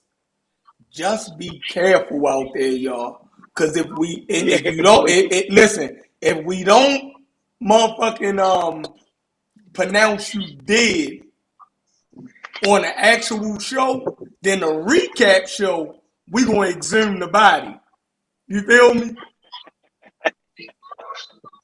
So you know, you've been exhumed, and now we know how long you've been dead, Vocab, and you actually died in the opening argument. You feel me? Yeah, I'm gonna bring a slide. As soon as I get to an area, I'm gonna show the slide. Go ahead, keep going though. Yeah, you died in the opening argument because once we exhumed the body, right? We seen, and the body is the argument from the start to the finish. Killed you in the beginning. You was already dead. The whole argument. The whole argument, he lost. Now you just kicking and screaming. Now when we exhumed the body, right, and it's looking like you took multiple wounds, right? Like it was headshots. You know what I mean? You got some stab wounds on you. You got hit with blunt objects. You know what I mean? Look like you got pushed out in the middle of traffic. You know what I mean? Like the body looking crazy right now. You know what I mean? The body is looking crazy. But the chat, you're right, Anusha. The chat, right? And I was telling Unc that earlier. Unc, you know what I mean, gonna have to start doing a better job, right? At explaining shit for the chat. Like that's like the key thing. But not really, because you ain't gotta switch your style up for them motherfuckers. Fuck that. You know what I mean? You go ahead and kill them. I think it's a tool. But I actually think it's a tool because but this a tool. So a good teacher, because a good teacher is never even talking to the person. Because I suppose to realize that he's stuck already. Right, so the truth is, I'm really talking to the crowd. Yeah, you got to dismantle his argument for the crowd. That. Right. Yeah, I take that. Yeah, I actually take that, and I like that, and I got you. Like I processed that, and I want to be a better teacher no matter what. Every day I strive to be a better teacher. Go ahead, Corey, because I'm gonna bring up the dating process. Go ahead, but they have to take some responsibility to go and look up what you're talking about. You know what I'm saying? Yeah, they gotta do that too. Because I remember when you had did an interview with me on a Real Black Atheist, and we wanted to talk about concrete and you know, some structure, just infrastructure and everything, right? And it was I was struggling to explain myself because I was worried about using terminology that people didn't understand, and what you told me was, well, the audience is smart enough to go look the shit up. So, you know what I mean? You got to remember that too. You know what I mean? You know what is wrong, Corey? You know what is wrong? Us, you know, as a collective, when we get down and speak like this, we make it clearer. When we have little sessions like this, when we sit down. That's what I was saying, Fitz. That's what I was saying, right. The after show is where we get them together. Right.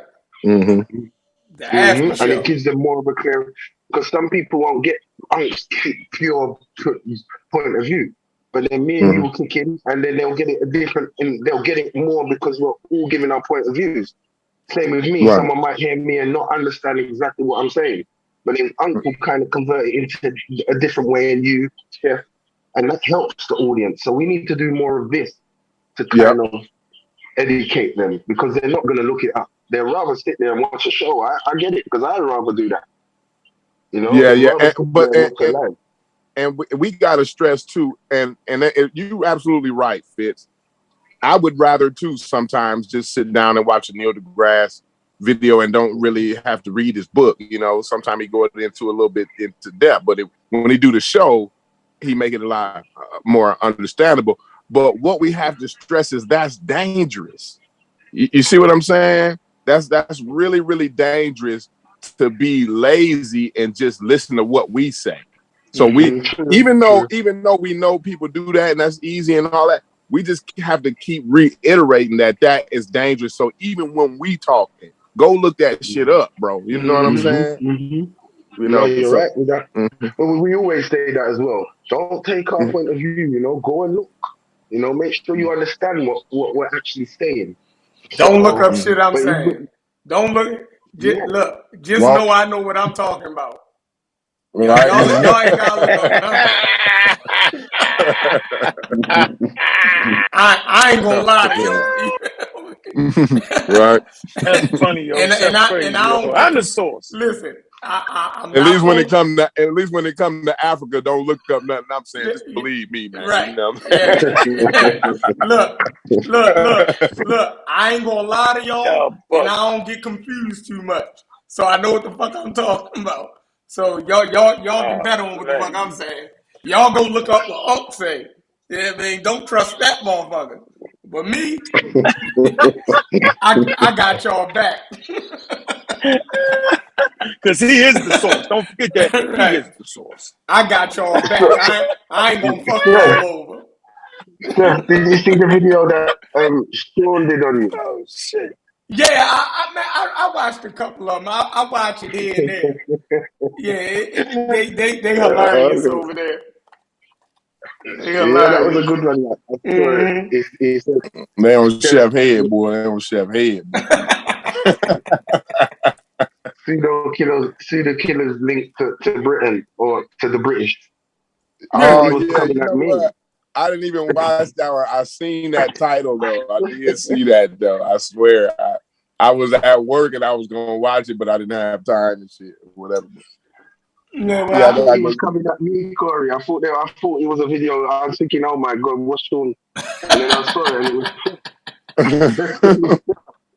Yeah, because I saw when I say the British abolished slavery. Yeah. They got hot. They got hot over that, boy. Woo! They got hot over that. Listen, let us thank the Queen for giving us our liberty. I am a Caribbean man on a little island that never fought one day. It was abolished. I did not have to fight. I did not have to dirty my hands. I thank the Queen. Who have a problem with that? The Masi, they can't handle it. Yo, crazy, yo. I appreciate those that had to fight and those that went to battle. I was one of those that sat back and said, eventually this shit's gonna be over. And eventually it was. I just got up and walked out of there.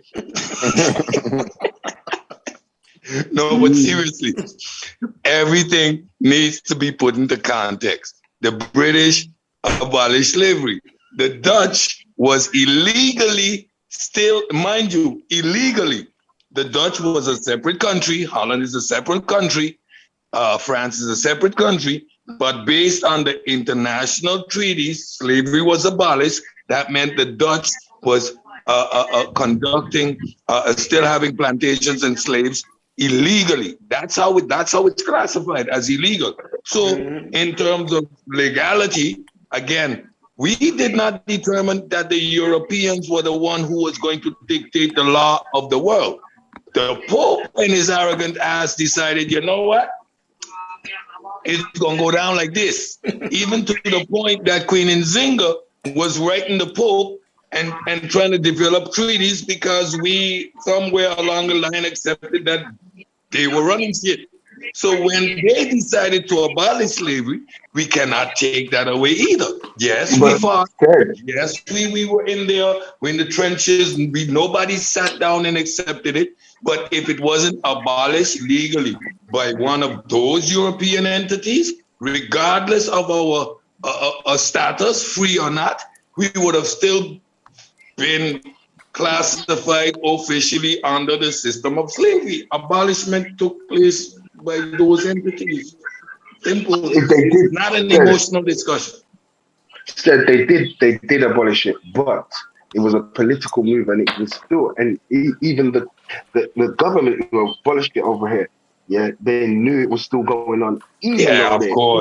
Of course. So, I mean, again, if we're gonna go into the discussion like we did with the role of Africans and the slave trade and concept of slavery on the continent itself, then we go into the nuances, and that's what the Pseudo Killers does. I love that we flesh things out. We paint that complete, beautiful or ugly picture, but we give the complete picture. So yes, like I was alluding to the fact that the Dutch was still executing post-abolishment. They still had the institution of slavery. It became financially impossible for them to continue.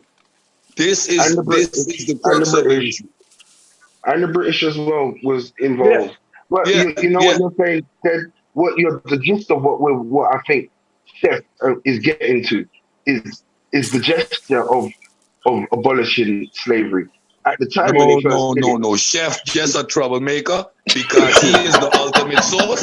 So he just causes trouble to get people to rattle their feathers, and then he drops all the sources. This is what Chef does. Chef has no dug in the back. Chef is right in some sense. They did abolish it, but it wasn't abolished in the sense of the good gesture at that time. It wasn't that. It was not. Political move. You think Chef the Source doesn't know that? Right. But he loves to poke the bear. I wouldn't go have a drink with Chef nowhere in the world. Chef will look at the biggest guy in the place and said, I think we could take him. Look, I was fucking with Uncle Earl. That's the guy he's going to go and look trouble with. Look, but before we came on here, man, Uncle was just arguing, screaming at the top house. Chef is the guy to never go have a drink with. Chef is going to walk into the bar, look for the biggest guy, say, you go on that side, I'm going to go on this side. Chef is going to watch him in his face and ask him, are you a racist? You look like a racist. What's your name? Look, just to start a fight. Man, Chef is a very good antagonist. He's good at antagonizing. Man, just argued for 20 minutes. We got 15 minutes in. I'm saying, man, I ain't listening to your ass no more. Cause he was funny, yo. You funny, you're a fucking comedian, yo. This shit, it gets you all out there. I'm like, that's crazy. That nigga said, yo, a sensitive bone in your body. Don't come around Chef. Chef is gonna find that one issue that's gonna piss you off, and he's gonna bring it. Just to watch you lose your cool. Every day, all I gotta do is mention Dr. Ben. Oh man, you're a funny guy. Yo, if I mention Dr. Ben, this dude get bent out of shape immediately, yo. And he trying to convince. All right, let's tell him what we were talking about. Listen, this how they do me, yo. They be smashing. They be trying to smash up on the elders, yo, right? So here's my thing. We were talking about Carl Sagan, right? And everybody on this panel respects Carl Sagan no matter what color he is. We don't respect him because of the color of his skin, right? But the value of the work he brought to the whole fucking world. That's why we fuck with Carl Sagan. Simple as that. He could have been a Martian with one leg, right? He could have been a hooker that stood on a motherfucking corner to produce paperwork and information, you know what I'm saying, it was groundbreaking and promoted signs of literacy, and we would have fucked with him or her. So y'all get it confused about the color. Now, this was the conversation. We were saying, we need to talk more about Carl Sagan because how serious he was with his work, right? And I say, well, shit, later generations will say that we didn't fuck with Carl Sagan because we don't never mention. I say, well, shit, I'm certain that Dr. Ben and them understood who Carl Sagan was. Nah, nigga, they ain't never talked about it, nigga. I say, nah, yo, I said, because they fuck with science. I said, I was introduced, and most people don't know this. I was actually introduced to evolution and science and the scientific method through Dr. Ben, Man, God of Civilization. That's who is that? That's John G. James. That's John G. Jackson, right? Like I was introduced into science by them, and I said, it's no way that they would have a command of evolution, right? And talk shit about people who didn't fuck with the available information, because John Jackson literally says that all intelligent people knows, right, that evolution is a fact and a theory. He says that in his book, Man, God, and Civilization. So I say, ain't nowhere in the world he would say, fuck Carl Sagan. And they, nigga, you can't, he was fucking with me. But I was simply saying that, yo, when you fuck with science, yo, you fuck with science. You're going to fuck with this. You're not going to go from evolution, radioisotopes, to the Egyptians knew the motherfucking cosmos. You would never say that. It wouldn't make sense. You're on some bullshit. So I talked about how Dr. Ben was actually teaching in a real motherfucking college as a professor. Now, whether he had the credentials or not, right? That's another conversation. We can crack the jokes. But the man worked in the university. It took them niggas 10 years. 10, 15 years.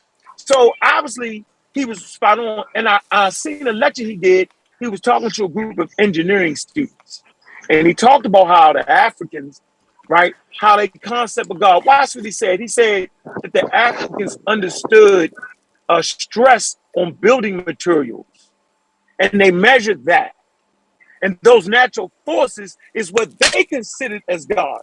He said another thing, when you lie on a person, it creates, you know the truth, but you lie on them and you promote it, you, the person, understands you told a lie. He said that produces certain stresses in you. He said so they was monitoring and measuring the value of stress, right?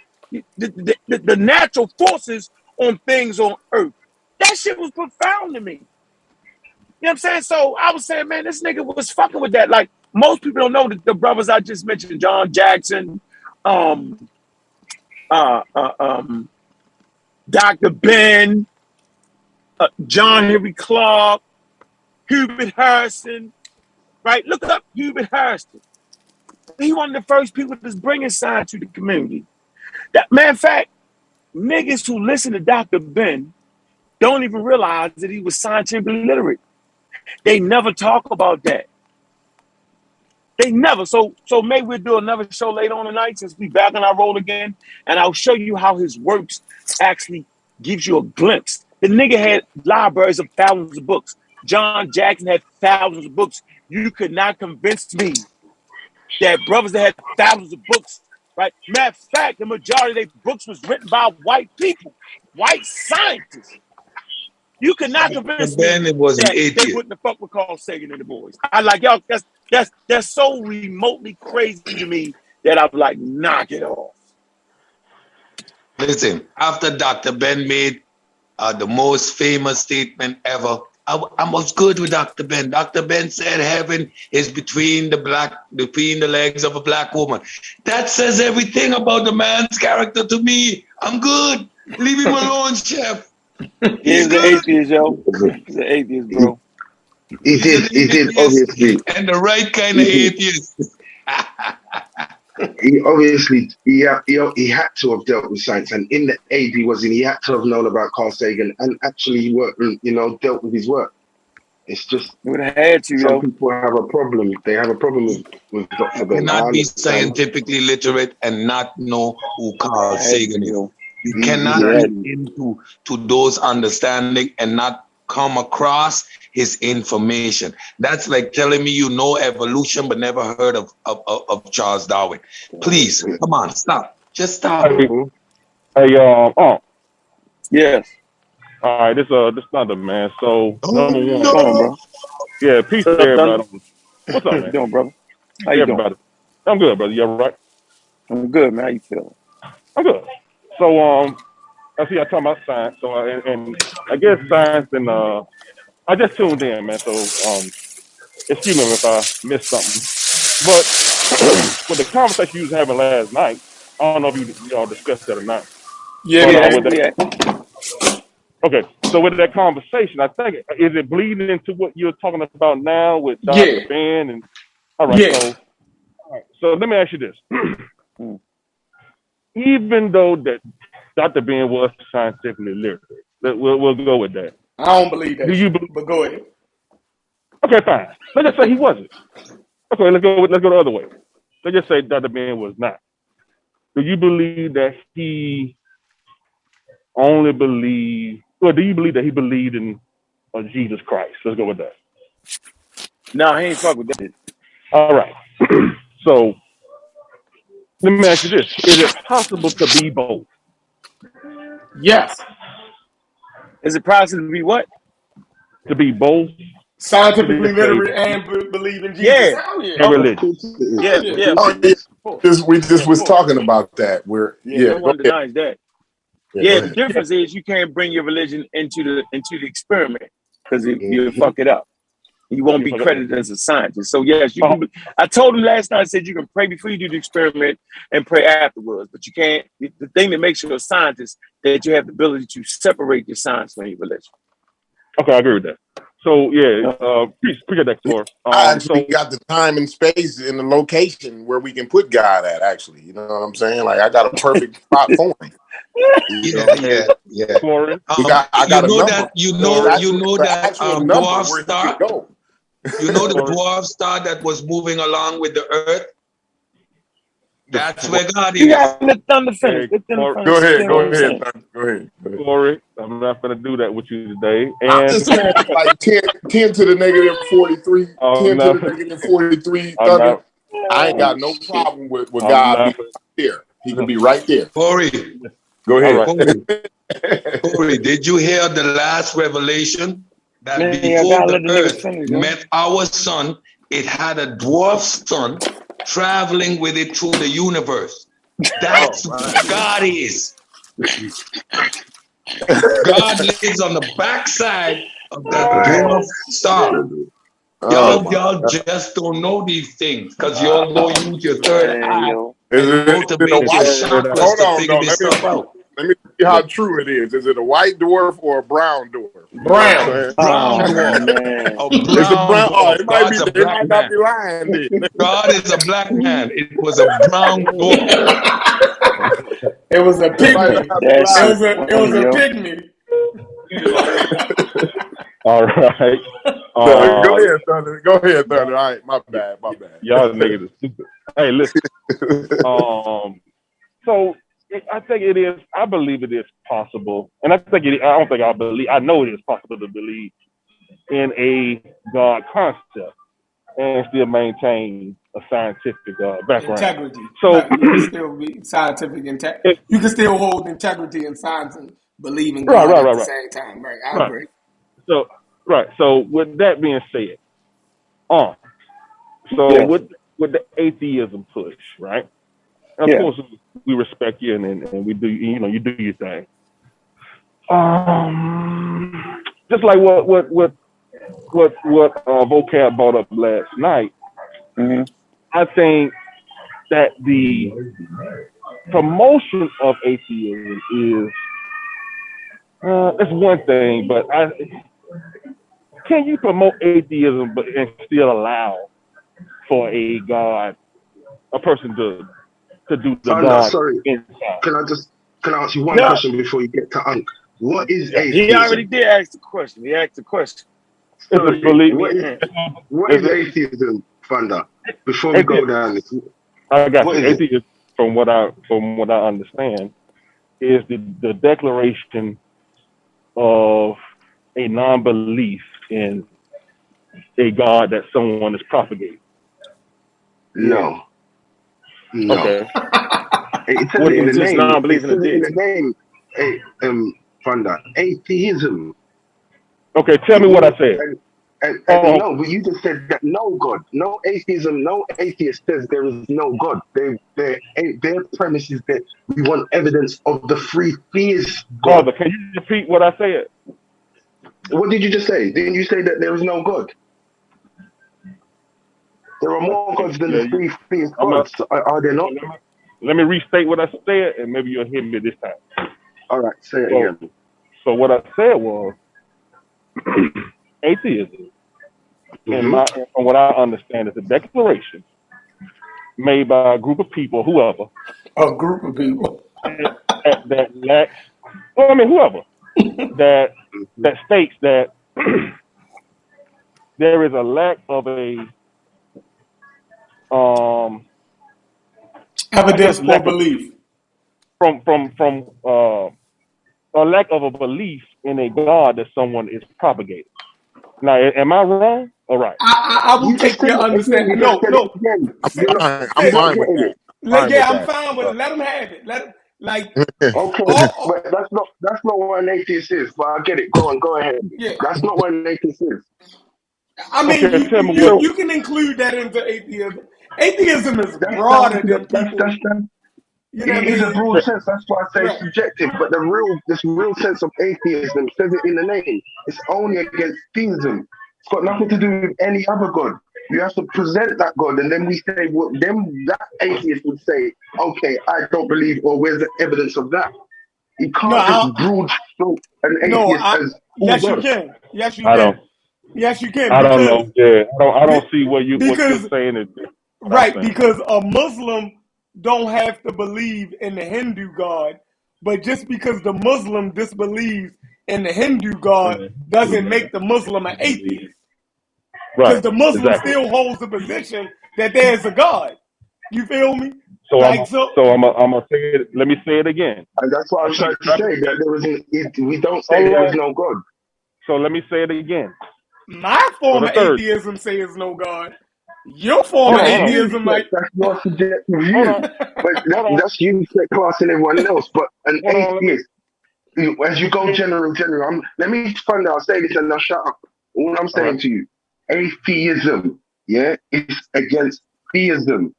We don't say Buddhism. We don't say Hinduism. That's something else. Do you get what I'm saying?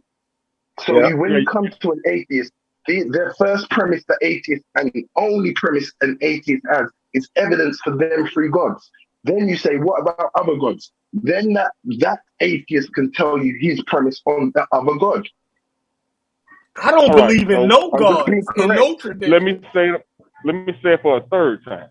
I said, let me answer. Theism is a declaration by a person or a group of persons that they lack belief in a God that another person is propagating. What is wrong? What is different from what so let me answer the question. I got the answer. Everybody way off. Let me answer this question. I don't even think that's the overall point he's trying to make. I think we got bogged down. Let me answer the question. We ain't bogged down. Got bogged down. Let me just answer the question. Go ahead. If you paid close attention, right, to my slides and the demonstration, the conversation, right, I read what religion was. And so if you're just a crazy person and actually think that God popped up out of nowhere and made the earth and put the shit in everybody's head and told them, then you're suffering, right?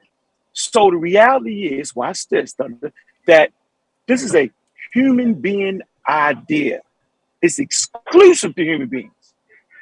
Simple as that. I gave the example how the person in the chat talked about empathy and how certain animals, mammals, have empathy. And I said the elephants. An elephant will die and the rest of the herd will stay around for a couple days, sometimes weeks, morning. But you never hear the elephants talk about God. So you actually need certain cognitive skills. You need the FOXP2 gene, right, which is speech, right? You need the development of the frontal lobe. You need to be able to have cognitive skills. You need to have imagination. And I'm saying that human beings co-opt these things that have occurred naturally based off environmental pressures. So now when you really talk about God, You're actually talking about a cultural container of ideas and concepts that can be used to oppress and suppress people's culture and way of life, way of being. This is exactly what they did to us, bro. So I be trying to tell a nigga, make your own motherfucking God up. Because these niggas is trying to do what Vocab Alone did. What he did was, he said that although the Africans had God, they got the shit wrong. Pope Julian the motherfucking Sixth said the same thing. I read the slide when they talk about redemption of your soul. The nigga told me I needed redemption in my soul. Wait a minute, bro. I don't even have a soul for you to come over and explain your way of life, your culture container to me. Because once I become a Christian, all my money goes to what? It goes to the building of a foundation of other people that is in control of these organizations. That's why I do what I do, bro. I don't think that there's a fucking God, dog. So it's a cultural expression by human beings that are co-opting cognitive genes that produce the cognition. That's my point. And most people don't get that. He sure as fuck didn't get it. And I know a lot of people didn't get it. Now you should get it. You're promoting another way of life that was used to enslave you, bro. That's exactly what we do when we're Christians. That's why we can look back, CIA fact book, and those nations that claim to have gotten their freedom in Africa still practice the cultural containers that was given to them. They still practice the language that was given to them at a high level. That's why they stay in disarray. It's right there in front of our face. That's my point, Thunder. Thunder practicing racism and white supremacy. That's exactly what it is, bro. Stop promoting that on our channel, Thunder. If you want to believe in Jesus, go believe that shit over there on Garfield. Don't bring it over here, because that's racism, white supremacy. They use that shit against us. You get it? It's against you, Thunder. It's a tool, bro. Because you saying that basically a non-belief in a biblical God or God, the God concept, period. Unmute yourself, Thunder. My bad, Libyan. Hey, Thunder, you... Oh, sorry. Yeah, I was talking and yeah, okay, cool. No, I had to mute you because you playing gospel music in the background and everybody can hear. Yeah, cut all that Kirk Franklin off. Go ahead. I'm at English, man. Sorry about that. Okay, let's do what you just did, right? Let's go with what you said. So are you declaring, are you making the declaration that you lack a belief in a God that Vocab Malone was propagating last night? I'm saying that he's not. I'm saying he's propagating ideas and concepts based off of his ancestral shrines, yo. Based off of renovating ancestors, yo. That's all it is, yo. Like, I'm not a stupid guy. I'm very sharp. Yeah. I just showed you there are genes at play here. There are genes interacting.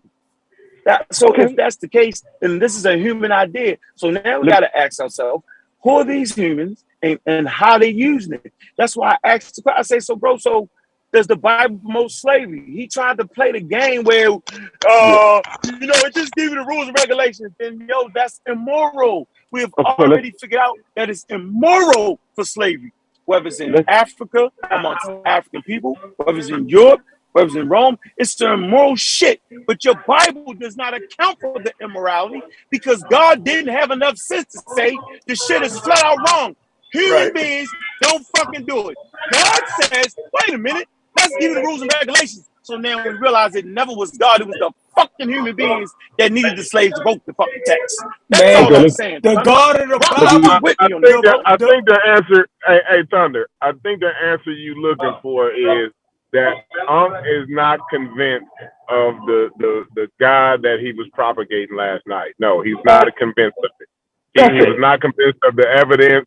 He was not convinced of what he said about it. He's not convinced in any way, shape, or form about it. You know what I'm saying? He's not bringing convincing evidence. But go ahead, Joe. Mm-hmm. So with that being said, what you lacking the sufficient evidence that you need. Do you apply that to all aspects of life? Do you apply a lack of evidence? Give an example. Give an example. Form that declaration that you lack the evidence that there is a God. No, give an example. Listen, I like that. I like that. Let's do this. Let's do this. I apply, of course. So watch this. When a person, let him give an example, so we don't even mix it up. I think a good example are historical accounts of certain leaders that lack evidence that those leaders existed. And if I'm not mistaken, I want to say Alexander the Great or whoever, right? It's a long list of people that we lack that evidence that these people even existed, right? But historically, we can still see evidence for their existence. Right. We can still see people propagating that these people existed. They're still propagating that.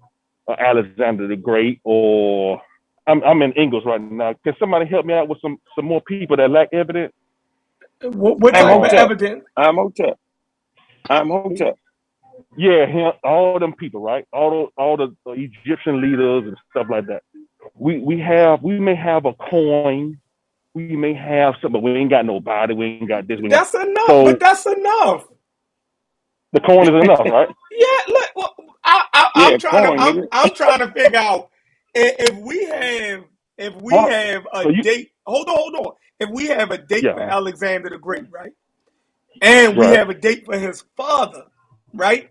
And we have dates of his conquest, right? Yeah. So there are actual physical things that correspond to his life, Imhotep, right? Yeah.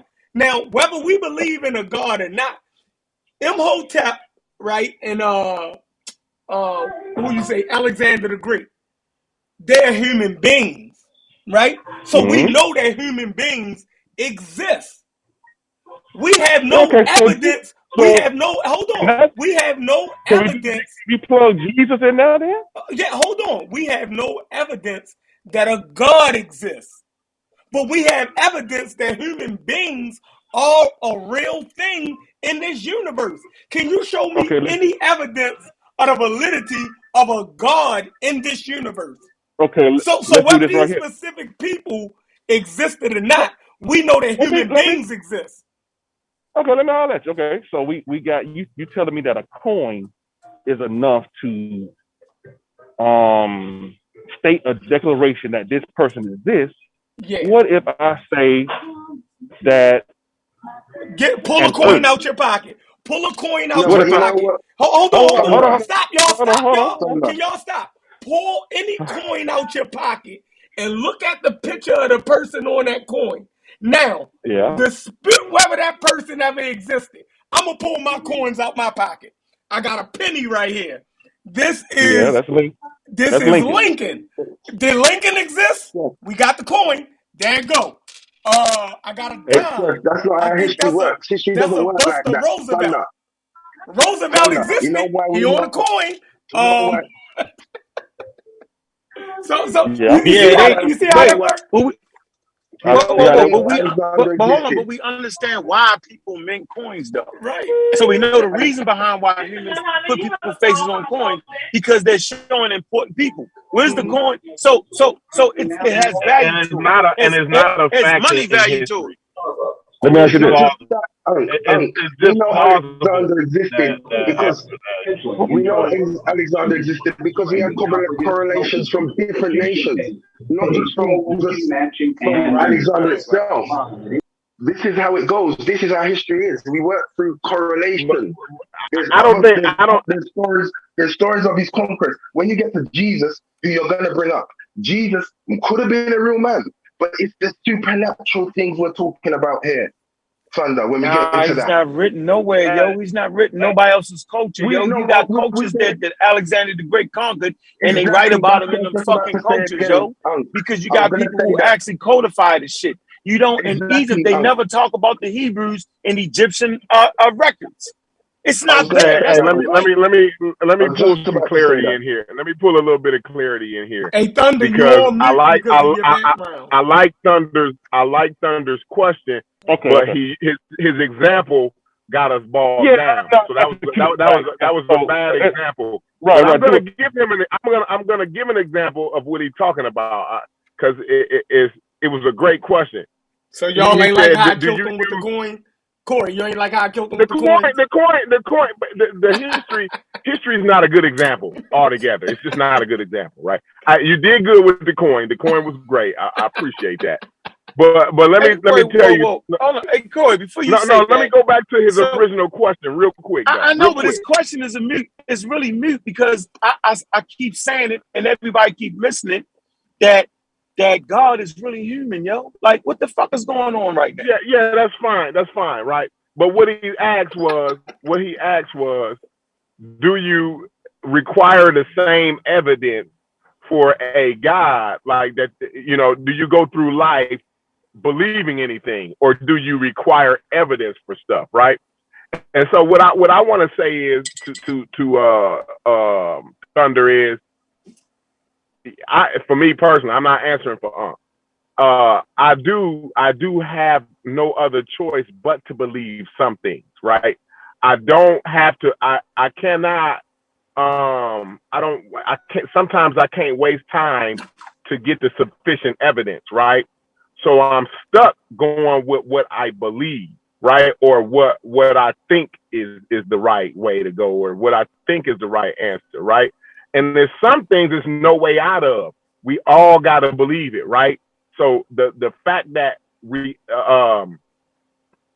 fact that if reality is real, right? If somebody asks you the question, if whether reality is real, right? I'm stuck in the position to believe that reality is real. I have no other choice but to believe, and I admit it's a belief because I cannot. It's no way for me to go outside of reality. You know what I'm saying, or whatever, and to look back in, right? But you missing it. So you think about what he's saying, right? His argument comes from people making an argument, right? Thunder, I quote what you were saying, but I just wanted to, move the conversation forward. What he's really trying to say is, because this argument has been made before, that the existence of Jesus should not be contested as hard because there's other people in history that we have just as much evidence for their existence as Jesus, and we accept their existence. So he's saying, basically, why doubt the existence of Jesus when we accept the existence of other people in history that we have less written shit about? That's what he's really saying. He's making an argument. I heard that. I heard that. But I just think with the history, I just think with the history example like that, we get bogged down the way we did get bogged down. You know what I'm saying? Well, hold on for a minute, man. We find Jesus in the pages of a Hebrew narrative, yo. Like, what the fuck is going on? This is where we find Jesus at. But that's the problem. That's the problem. I know. Let me finish my thought. Go ahead. Hold on. He makes a mistake thinking that because I don't believe in a God that I don't have beliefs. So what he's basically saying is he doesn't understand when I show the scientific articles that prove that belief is part of the evolutionary process is based in genes. So just because I don't believe in a God, that doesn't mean I don't have beliefs, and it doesn't mean that I don't walk around believing in shit. It's a technical word for it. Like, they fucking absolutely. Yeah, but go ahead. You're right. You're right. Go ahead. Come on, dude. Let me write this. I'm telling you, bro, to Jesus, that's how we know. But hold on, yo. That's how we absolutely understand that God is man-made, because everybody got a different idea about the shit. That's how we know. There never was one Bible that came to everybody. In Africa, right? They have different creation stories, different creation myths. The Zulu say they come here. The fucking Dogon say they come from the Omo in the water. Everybody got a different idea, a different belief on where they came from. So you got African stories where they drop braces in the lake and they split the motherfucking lake and get the ring out and give it back to the queen. This is called imagination. The part where fairy tales are produced. We giving him why is that wiggle room? Because I'm not giving wiggle room. I'm saying it's a natural process to believe. Right, but he went to Alexander the Great, and he went, and it's basically the argument around that whether God existed or not. People make the argument that a man, before he was God, named Jesus Christ, was an actual man that existed on this earth. That's the claim. No, hold on. That's not the claim. That's not the claim. No. Hold on. That is the claim. The claim was taken. No, at 325. Watch this, bro. No. Whenever they talk that shit, you cannot leave out. Watch this, show in the Nicene Council where they actually talked about the divinity of Christ. So the story starts off with this dude being created in the beginning with God. Simple as that. Hold on, bro. And came. Wait a minute, yo. Come on, chef. Let me finish the point. No Christian can sit here and tell you, right, that Jesus was just a fucking man. How do we know? Because it's in the Nicene Creed. And it's simple, bro, that God was not created by God, because that was Arius said that. Arius said that Jesus was created by God. You having a theological argument now. That. But hold on. Let me finish. Go ahead, yo. You having a theological argument. I'm not right now. Go ahead. Just go ahead, bro. I'm going to let you talk. I can't fight over you. They didn't have, they don't have no physical evidence like the remains of Alexander the Great's body. That's not. If you let me finish, you will hear what I'm saying. I'll get to that. You got to let me get to it. Go ahead. Let me get to it. I'm not having a theological argument. I'm having an argument that if any Christian says that, yo, why don't you believe Jesus just because he got lack of evidence and you believe in Jesus Caesar, because Julius Caesar had a fucking mother and father and Jesus Christ don't have a mother and father. Jesus Christ has he was born with God. That's the fucking difference. Is why I don't believe the shit. Come on, dude, that's simple. You argued. Hold on, you misrepresent Christianity. Christ. Damn. Man, go ahead, I'm done. Fuck off. It's two different arguments in Christianity, yo. Like you mix it together. Like the Christians have the world of Christendom has an argument for the existence of Jesus. Period. Like they try to make the argument that he was a historical figure. He don't got a father, it's a historical Jesus. No, it's called John fucking retarded. Listen to that shit. He does not have a father with sperm. No. I'm just saying, this is his argument. Unbelievable, yo. Sperm. If he had a father with sperm, that's the religious then it wouldn't be the conversation. That's the religious y'all getting tricked, right? No, y'all let white people trick y'all with this shit. Bitch, where's his father at? Bitch, you said it was an immaculate conception. Don't get me with the fake ass history shit. Hold on. That's why I argue with Garfield all the time. Jesus Christ does not have a fucking human father, dog. Why we playing this game? How you gonna have a historical person that fits in history that don't got a fucking father? Now, if he has a father, now why are we even talking about this motherfucker? Is then he's no more special than nobody else. I'm not falling for that shit, dog. It's stupid.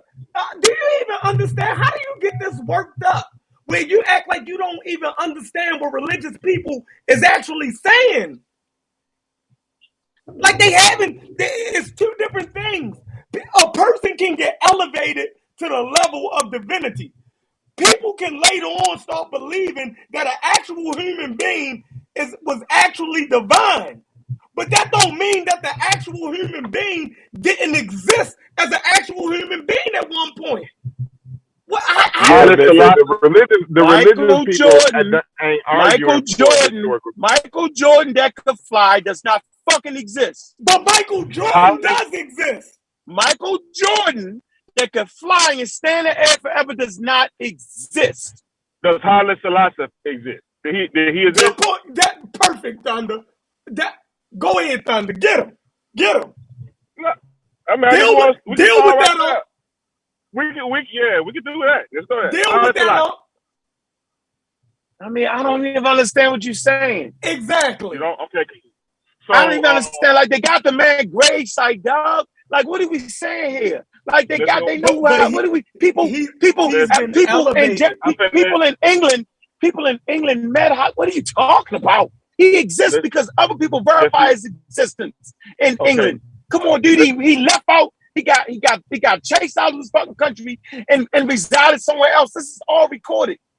This is not just the Ethiopians saying this.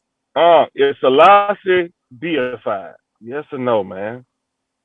Right, but we don't believe that part. That's for the religious people.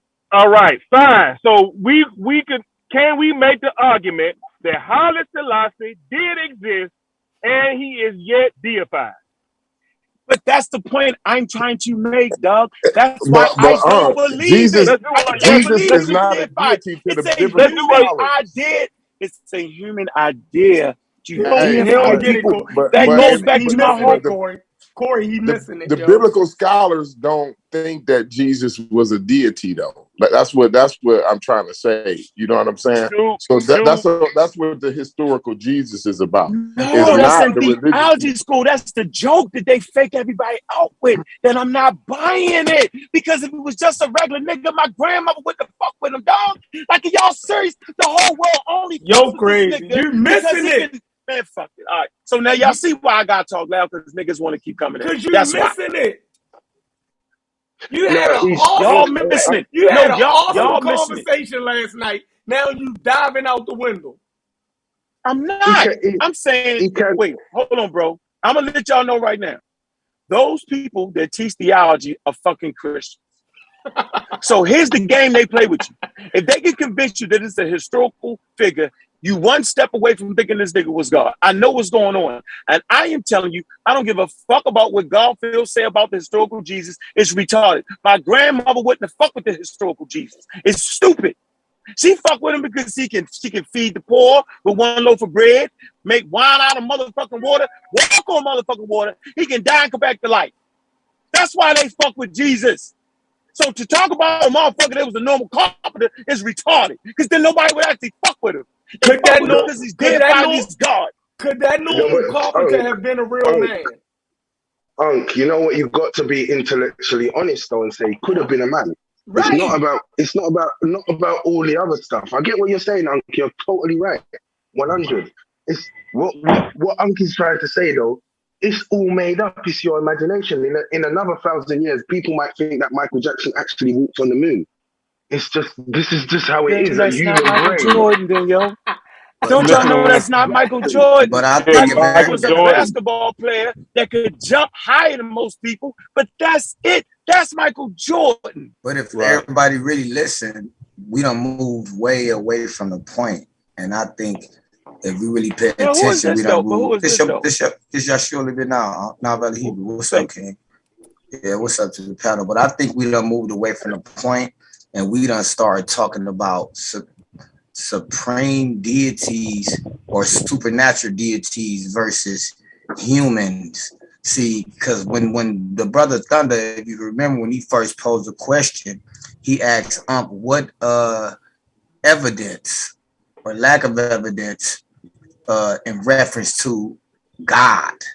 And then he went on to give an example of a human, Alexander the Great. See, it's different type of evidences. When you ask what evidence would be sufficient enough for you to believe in a God, or would you require the same amount of evidence to believe in a God as you would do to believe in things in your everyday life? And then one of those everyday life examples he gave was a historical example of some mere man.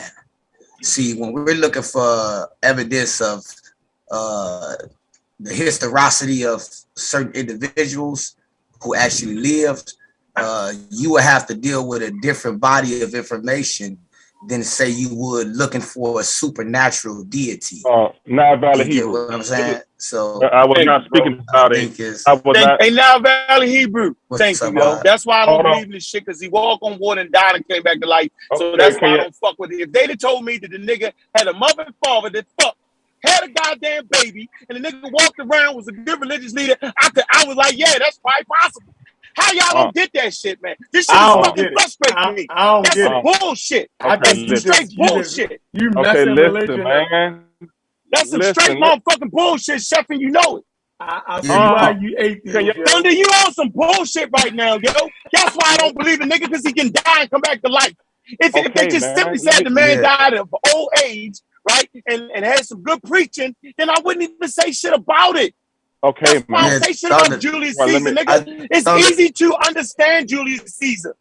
As soon as you start talking about he rode in the horse that dove off the earth, I'm saying I don't believe that nigga right there. How you don't get that? Hey, I think it's just the way you phrased the question and then ran it consecutive with human. Like you gave Uncle a supreme deity, a supernatural example, and asked him a supernatural question, then gave a natural example to justify. Go ahead, Thunder. Go ahead. Thanks, brother.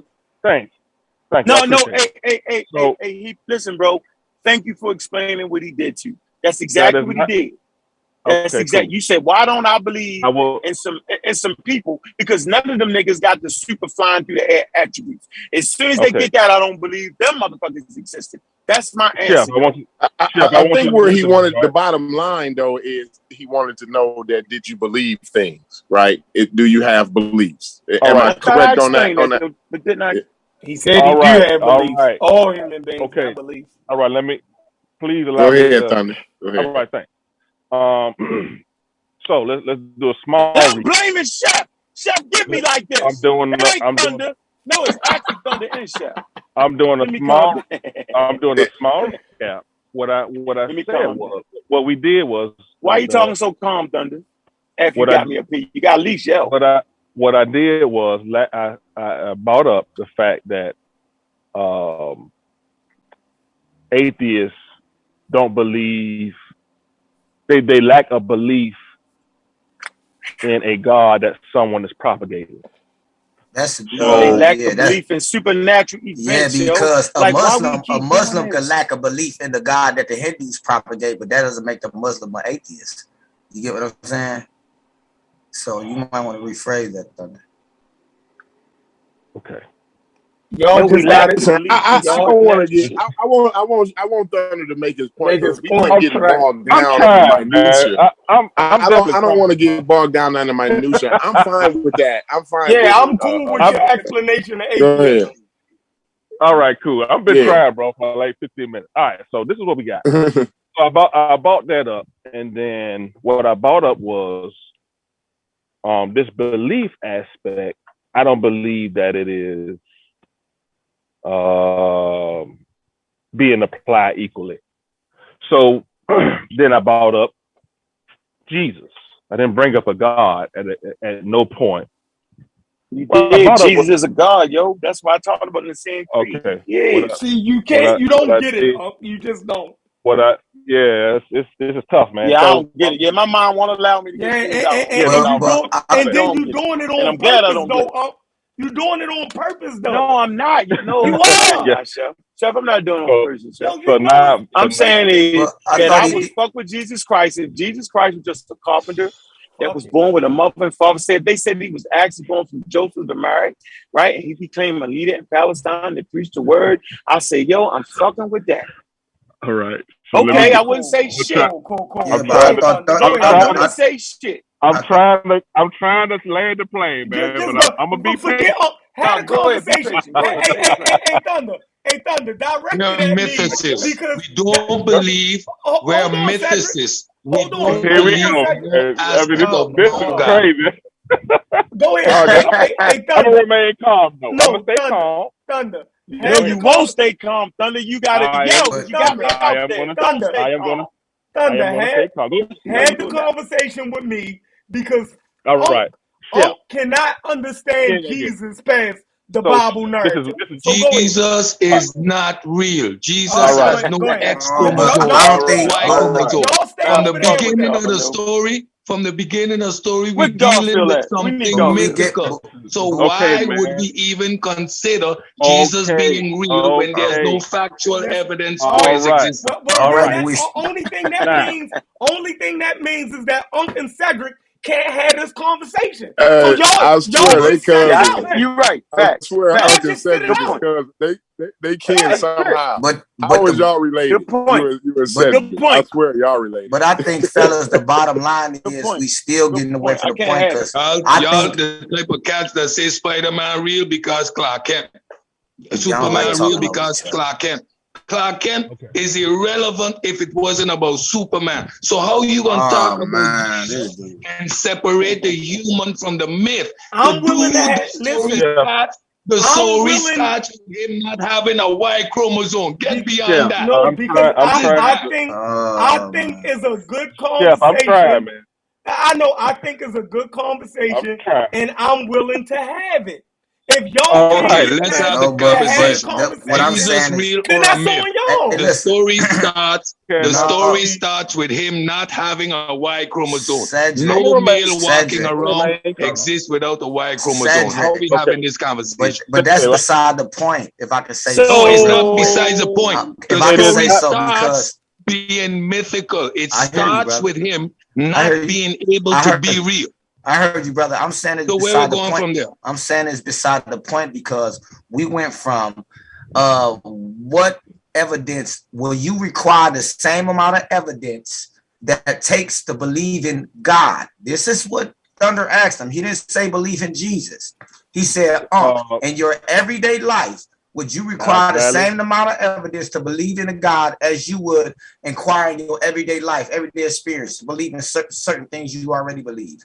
Then he went on to give an example about somebody. Why won't y'all let him just go ahead? Say, why won't y'all let, if y'all don't understand and he is speaking for me, and that is extremely unfair when I'm on the phone. Okay, if y'all still confused about what he said, and if it's people on the panel, I think they scared because Thunder smell a body. Exactly. Thunder, I'm willing to have a conversation with you. So go ahead and proceed forward. I get upset when you got 30 niggas trying to speak for me. That's when I get upset. All right, y'all know what the fuck I'm saying. Y'all know damn well y'all did not get the historical Jesus, nigga, because we don't even know about this nigga until you read a crazy book. All right. Y'all got me fucked up right now. Y'all got me fucked up. Y'all got me fucked up. Okay. Go ahead, so now, let's do the small recap. So we brought up my definition of atheist, or my understanding of what. Garfield, hit the link. Come on in here, Garfield. Yeah, come on in, Garfield. Yeah. So so I can beat Garfield up on the historical Jesus. So the most ridiculous shit I've ever heard in my life. He's not gonna bring Bart Ehrman up in here because Richard Carrier last week completely put the dagger in that coffin. Man, so if Garfield coming, tell him leave Ehrman at the door. That's been discredited. All right, cool. Now, so what we got? Small recap. What video was that though? We're gonna do a small recap again. I'm gonna try again, bro. So you gotta yell though, Thunder, to be easy. You gotta bounce it out. You're not gonna yell. I'm not gonna yell no more. I promise to listen. Always not gonna yell no more. I'm not gonna cut you off. Be patient. Now, hold on. Now, watch how everybody dive into it. I'm not though. Watch my patience. All right. So this is we got my definition of what atheist was, or my understanding rather of what an atheist was, and we have the lack of evidence. So what I then brought up was, is that going to be? I don't see the equity in that because we don't. I don't believe we have evidence, at least sufficient evidence, of a lot of historical, quote unquote, historical figures that existed on Earth. Well, that we say existed, but there's still a lack of evidence for these people that existed. So then we got into Alexander the Great. We brought up coin, and we brought up, and then Chef did it. Chef had a great retort for that, and that was great. Good job. And then we went into Jesus. So if we're saying that, I believe, I'm not sure if the Jesus narrative, when you said it was only in Hebrew culture, I don't know about that, and maybe Garfield could help me with that. But I believe that story, or at least the idea, was not only in the Dead Sea Scrolls or wherever it was. I believe it was probably. I thought it was part of a couple of cultures at least. I don't know. No. All right, cool. No. That's fine. No problem.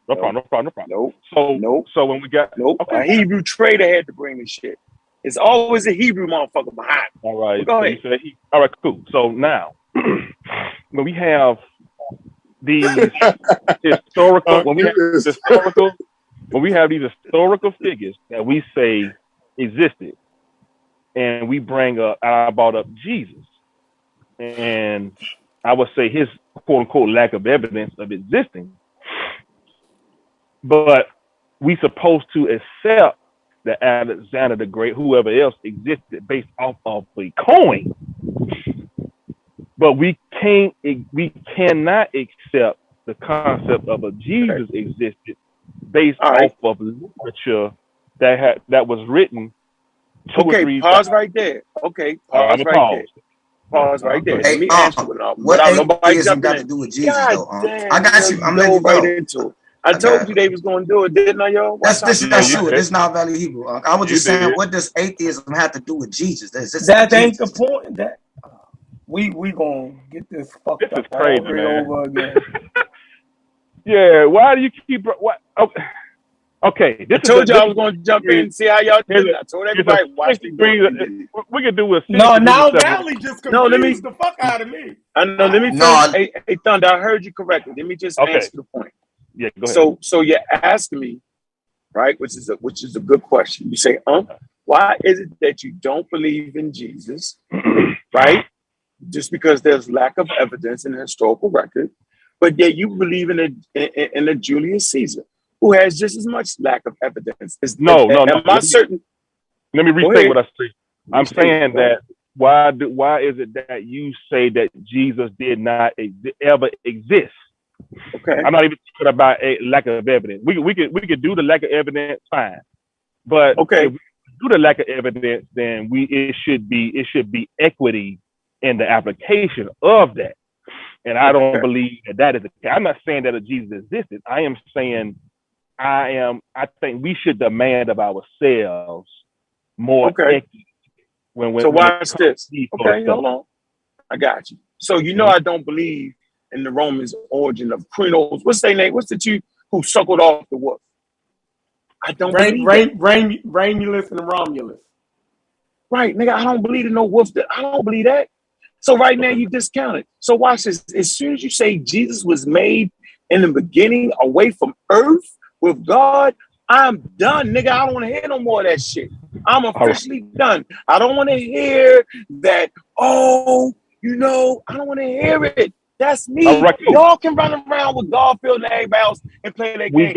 And that's clear. That's why I asked you to stay out the conversation. Hold on, Chef. Let me take one more step. I didn't finish though. Okay, I'm sorry. I'm simply saying that's what throws me off the train. If I would have got the story as a young boy that Jesus was born from Joseph and Mary through the union of sex, right? He came into Palestine. He felt like he was this and that. He preached the word. I might have been inspired. As a little boy, the nigga floated from heaven and died and came back again. It threw me, bro. So I'm trying to tell you, that shit throw me now. Everybody want to play the game. Garfield want to come in and say, yo, we got the historical shit. No, you done already fucked me up. I'm not listening to y'all now. I think it is very clear that you're not going, right? Fine. Right. I'm not going. Y'all can do it. Okay, fine. Did you take your meds today, man? He needs to take his meds. Garfield. Goddamn Garfield. I know. Hold on, Garfield. Let me you mentioned Jesus' name 3 times and Garfield will appear. I swear. I know. That's how everybody does. hold on. This is what we got now. So then we brought up. Then we said. Then we brought up. I guess a historical. You brought up the fact that this person was deified. You brought up the fact that this person was given powers to walk on water. Blah blah blah. Right. So yeah, I would believe that. Now I'm okay. Now we can. I believe that it is a very fair comparison. I'm glad Garfield is on because we talk about it every Wednesday, and I hope that. Matter of fact, I hope that we can talk. Oh hell, did you have the show today, Garfield? I'm going live right after I get off here. I'm gonna probably go live like around 4 o'clock. Mm-hmm. I want Petar to be there because he got his ass whooped last week. Y'all need to tune in if you. We not listening to that crazy ass white boy playing with y'all.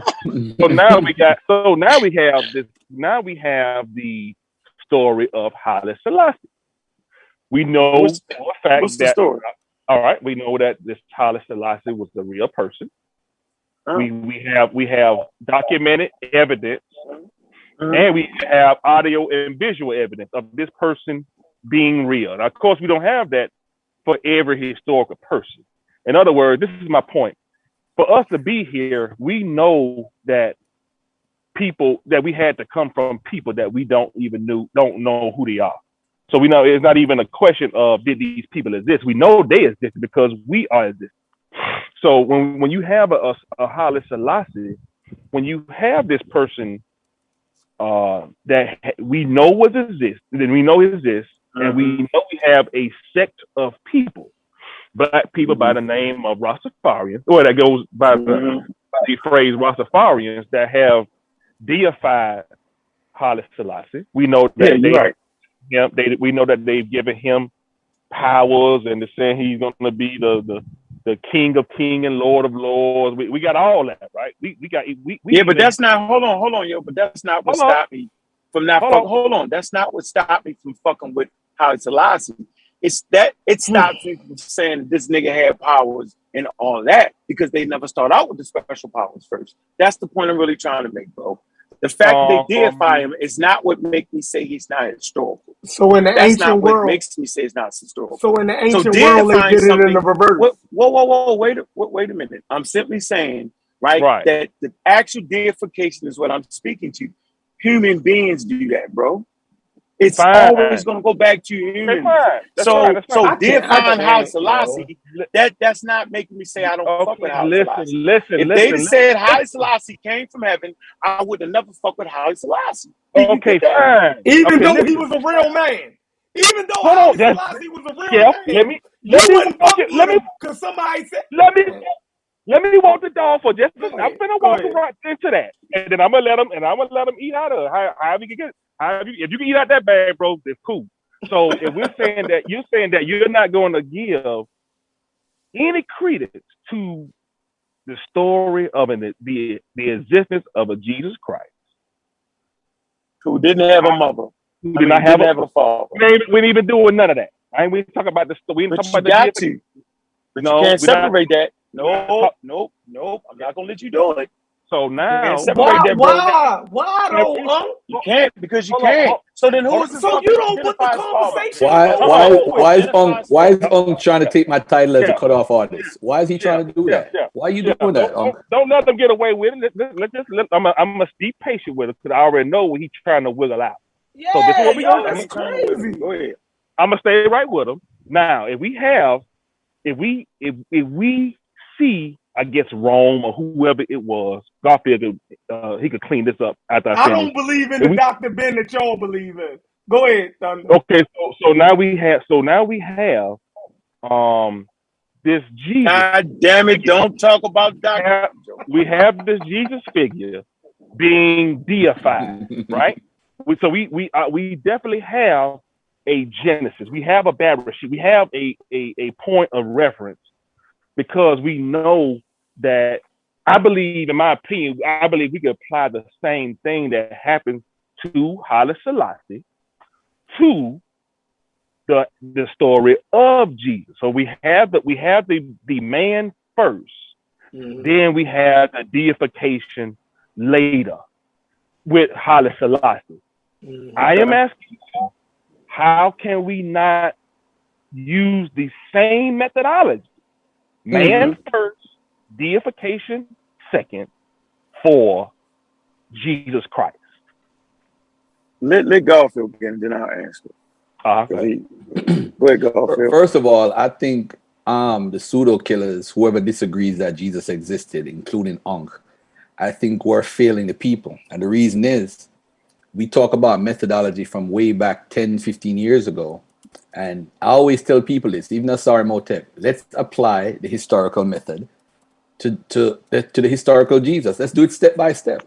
And if you use the historical method, it's clear as day that there is somebody. Using the method would clearly tell you that somebody exists. Now, someone before, hold on. Hey. So Richard Carrier is your God? Richard Carrier begs to differ, and Bart Ehrman wrong, and you going down Bart Ehrman trail. There's no evidence. Okay, watch this. Let him talk. Go ahead, let him talk.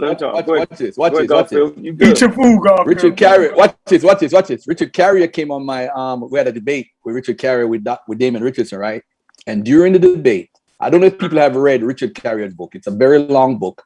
In his book, he says in Galatians 3 verses 19. Damon Richardson got it too. Hold on. Yes, what he did. Richard Carrier concluded about Bomba clap. Come on, dude. What the fuck? Why am I on the show if you don't want me to hear me talk? What the fuck? But you come in here with all emotional I'm not emotional. You sucking Richard Carrier's dick for no reason. Why are you sucking on Richard Carrier's dick though? You playing the semantics why can I talk? I'm not playing the Richard Carrier concluded. Yo, I'll be on my show in an hour, man. Y'all can listen. I got time for that, you shut the fuck up then. Yeah, because discussion. You coming on here with more claims again, and from the time somebody challenge you, you're getting in your feelings. Super, just as Caribbean as you, hold it on. Hey, hold on. Everybody we don't make no noise in Balok and the pseudo killer channel. You coming in here with this bad word energy. I never use a bad word on anybody in my life. So hold it on. We just disagree. And I'm going to stop you before you go on your diatribe. You see that? On this channel, I can do that. So Cedric, that's all good. But the point is, how can I talk and say something if you're going to interrupt me every 5 seconds, bro? All right, let him talk. Let him talk. Any sense, though? You continue with the same narrative. So now, later. Peace and love, y'all. Peace and love. I'll be on my show. I'll be on my show. Any pushback, any real pushback, you don't run. Keep running. Bro, wait. When it's disrespectful, man. Like we black, bro. Why are you doing it to the black person? Whether Jesus exists or not, it don't make me a fucking difference, yo. It don't make me a difference. This is the problem. Some of y'all niggas too emotional. So now you assume that it will make a difference for somebody else. Oh my God, yo, I'm done. Does it make a difference for me? There's no order. I know we got this. Everybody stop for a minute. Cedric, let him talk. Garfield, as long as you're on the show, don't ever invite or tell a nigga he's sucking somebody's dick. You went past the line on that one. Cedric, let the man talk. He was frustrated. We're not telling people they sucking on white people's dicks. That's crazy to me. That's worse than what Cedric did, Garfield. Come on, yo. Let the man speak, yo. Go ahead, Garfield, make your point. Then you next. I know what's saying is, if anyone applies, look at what Richard Carrier says. Let's use Richard Carrier because he's talking about Richard Carrier even before I even got on here.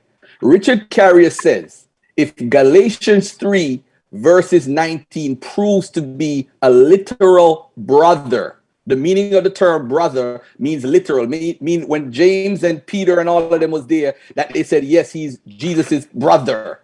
If that term brother is connected to another human being as far as being brother, that would be the evidence that Jesus existed. Now, if I ask Cedric if he believes in the Bible or Galatians as Richard Carrier, which he's bragging about, then he would say no. If I ask him if Paul exists, he would say no. Richard Carrier, you can't use Richard Carrier unless you're going to use his work. So let's use Richard Carrier's work to prove if Jesus existed. He said in his book, if you read his book, let me repeat it, Galatians 3:19, if it's brother as a physical brother, that means Jesus existed. Now watch this. During the debate, Damon Richardson used the Greek and proved that it literally was brother.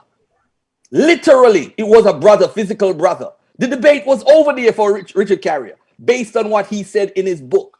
So now, if you're going to use Richard Carrier, what you need to do is challenge Richard Carrier and say, okay, you said if Galatians 3:19 is legitimate, that means if it means brother literally, that means Jesus existed. Now, let me prove another point now. Let's do Richard Carrier again. Richard Carrier says... Wait. Now, you make that one point. Can I rebut?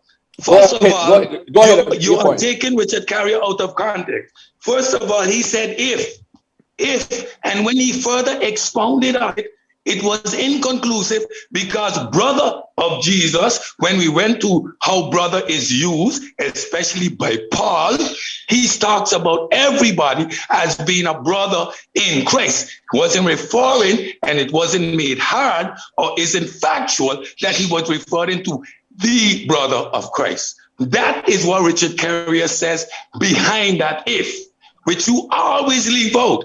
And that's why I knew you were going to say it, and I cut you off from beforehand, because you only tell half the story. There's no conclusion that Richard Carrier or anybody can substantiate that that was a physical brother of Jesus. All right. Now, for those who don't know Galatians, hold on. For those who don't know Galatians 3 and 9, let me just make a point clearly. I said to the brother, I said aloud to everybody, during the debate, Damon Richardson proved, Sheffrin is here because he was in the debate, he proved that it was a literal brother, physical brother. Now, whether you want to believe in Richard Carrier... How did he prove that? Hold on. Go back to the debate. If you watch the debate, you will see how he proved it. No, not arguments. He proved literally in the Greek. That's what he did. You see, this is the problem. Did you read Richard Carrier's book, Cedric? Did you read Richard Carrier's book? Okay, because if you're going to argue what he said, I'm going by what he said in his book. Galatians, let me just go to Galatians. Hold on a second. So I need to pull up where Richard Carrier explaining himself? No. His book is a peer reviewed. Hold on, beloved. I'm going to come back. I'm going to find the evidence and bring it and put it in the back chat. Stay right there. Ain't gonna be long. You're gonna hear Richard Carrier explain himself that you're wrong. Okay? And then we go. No problem. I'll be right back. That's fine. Hold on, let me just find this verse and just read it. What is it? Galatians? Hey, spell that for me real quick. G-L, how you spell that? Hold on, Galatians. G-A-L-A. Galatians. Hey, Brother Garfield. Mm-hmm. What do you mean when you call yourself Brother Garfield? In what context do you mean brother? I don't talk to you at all because you're an asshole who disrespected me several times. So I refuse to talk to you. I don't talk to you. Oh, okay. I don't talk to idiots. I don't talk to idiots. Right. This is exactly why you don't talk to me, because I don't talk to idiots. I don't care about the questions. Anybody? Come on, young bomber clotting and bad words and bomber clotting, but you're not going to disrespect me and try to have a conversation with me. Because I proved your book was fake. You could prove it. You could prove. You're pseudo Garfield.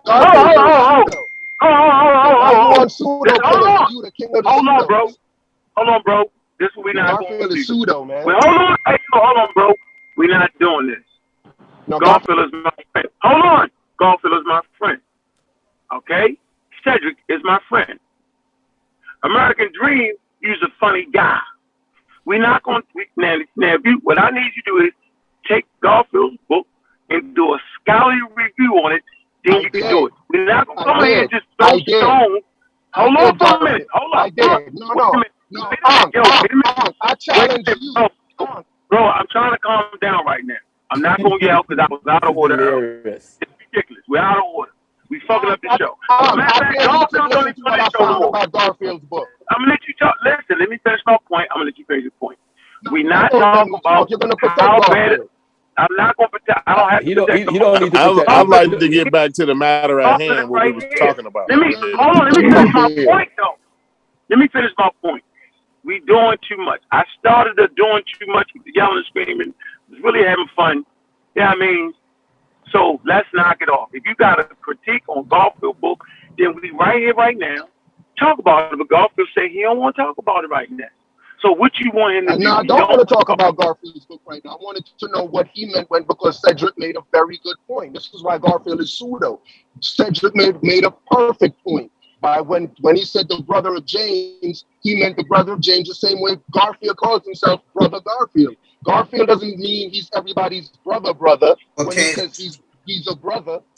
Can somebody one of you guys hold on 1 second. Stop, everybody stop jumping in. Hold on 1 second. Everybody stop jumping in. It's Galatians 1:19. I'm sorry, not 3:19. Galatians 1:19. 1:19.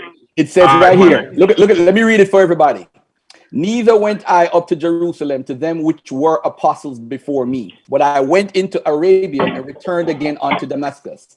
Then after 3 years, I went up to Jerusalem to see Peter and abode with him 15 days. But other of the apostles saw I none, save James, the Lord's brother. Now at this point, where he 24, says, verse 24, hold on, what? That's verse 19, Galatians 1:19. Let me say it again. Then after 3 years, I went up to Jerusalem to see Peter and abode with him 15 days. But listen to this now, other of the apostles I saw none, save James, the Lord's brother. Now, at this instance, he's saying that the Lord's brother, this is what, as a matter of fact, you know what I need to do? I wish I could find the exact clip right now, Damon Richardson. He broke this down. Sheffrin is probably a witness. I don't know if he remembers this. How he broke down Galatians 1:19 and proved it was a literal brother. I don't speak Greek. And I know Richard Carrier can read Greek. But this is the point that Richard Carrier says. This is the point where we're going to play. Richard Carrier says, so it must true. But just reading it right now, it says, save James, the Lord's brother. Now, when you look, and the reason why I brought this up too, by the way, is because the argument that Richard Carrier brings up with Josephus, the second reference of Jesus, the brother of James, he said it was an interpolation. It's based off of him saying that. There's no evidence of that. That's right. There's no evidence of no interpolation. He made that up, that theory up, because he doesn't want to admit that. Why would somebody call this Jesus the brother of James? The same way it's referred to in Galatians. Yeah, the same Jesus who's the Messiah. Hold on, family. Hold on, Sheffrin. I don't mean to cut you. The same way it's referenced in Josephus, the same way it's referenced to in Galatians. And then I have a question for Cedric. One question for you, Cedric. Do you believe Paul, who is mentioned in the Bible, is a real person? Well, hold on. That's all I want to know. Let him answer. Let him answer. No. I know. Hold on. We want to talk about. I'm saying if you go to the Hebrew, it can be used both ways. Y'all talking about. So now the way we settle the argument is you would have to go to Hebrew culture to see what they was meaning like that. Y'all do know that, right? The definition is found on both of them, just like the word Elohim. It could be a ruler, judges, gods, or God. So then, so here's the conversation, though, bro. How could the guy come on there and prove anything when the word is a fucking word that can be translated meaning either way? That's all I'm saying. Thank you, Unc. Context. Okay, and in the context, James, the brother of the Lord, does not say his blood relative. Man. Can you put, Chef, can you put the link in the chat? So I'm at home right now. Oh, okay. All right. Go ahead, Cedric. Answer Garfield's question. Don't jump in, Cedric. Garfield asked the question. If Paul was a real man, yes, Paul was a real man, but Paul was a liar, a hustler, and a fraud. And in all his texts, he illustrates that whatever relationship he had with Jesus was in his mind. Everything came through revelation. He never had a relationship, never saw a Jesus. This is all in Paul's mind. So Paul can be real. Doesn't make anything that Paul says factual or correct. Cedric, he met. Hold on a second. If I ask even the guy American Dream, the #1 hater on here, he would say Paul is not a real guy. Nobody believes Paul is a real guy. Now watch this. Paul talks about a physical Jesus, although Richard Carrier challenges this. Watch this. I'm going to prove something right now. This is what I'm going to prove with Cedric. And Cedric, let me apologize also for saying to go suck my dick or suck Richard Carrier's dick or whatever I said. Let me apologize for that. All right. So let me get off. All good. I watching you for years too, Garfield. I apologize. And I have a wall of respect for you. You were my first friend. So that's right. I think I got a certain leeway that I could go in a little bit with you. Exactly. That's fine. That's fine. That's fine. Here's my apology. All respect. Hold on, American Dream asked for apology, Garfield. I don't know about that. I know about that. Look, since we practicing some people got to be a man, and they're not being men. When they be a man, then they can come to somebody. Practicing our Christian virtues over here. So anyway, let me finish. I've never listen. Who did I plagiarize? Let's get into it right now. You plagiarize all the sources in your book, sir. Okay, here we go. Here we go. Give me one example. I have my book. I have my book in front of me. I have my book in front of me right now. How does somebody plagiarize Wikipedia? All right, I tell you what, Garfield. I dare you. You don't know what plagiarism is. You're an idiot. This dude said I plagiarized. Every source in my book is plagiarized. About your book. Okay, let's go. I'm ready right now. My book is in front of me. Let's go. If he sourced it, right here. Place in a time. Why you bring it up then? Everything my book is source. Everything I got a 3:30 meeting. I cannot stay right now. Yeah, but why are you attacking this man though, bro? What he do to you? Talking about a place and a time. You gonna bring it up? How you gonna tell him a place and a time? I asked him a question about the topic. I said, why you call yourself? Because I asked him a question that was on the topic. No, do he have the right not to speak to you? Do he have the right not to want to fuck with you, bro?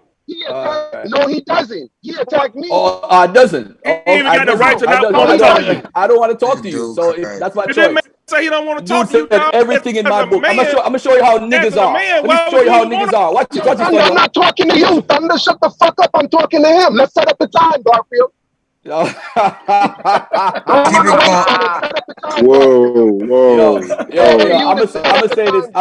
I'm gonna say this. Just let's because you calm said the aggression down. Man, exactly. You know we don't mind. A little bit of shit, but Garfield asked down a little bit. Listen. Pseudo killers. If this channel is going to be the pseudo killers, y'all cannot let Garfield up here. No, Garfield asked for everybody. Can I get one source? Can I get one source? Can I get one example? Hold on. Garfield is a pseudo. Can I get one example? Can I get one example? Can I get an example? No. Can I get one example? Nah, if you're making a claim, if you're making I'm not setting up no time. I'm not setting up no time for you. You're phony. You're a liar. You are a liar. You just said. Look what. Hold on a second. Hold on a second. I can't control these grown ass men. Yes, you can. You gonna kick these niggas out of here. You can't control it. Man, This Chef. nigga said. It's completely unruly. really He's out of control. And we ain't even talking about what we're talking about. Niggas. But calm it down a little bit, please. Nobody, bro. I'm saying the man. This is my point. Hold on, everybody stop. Don't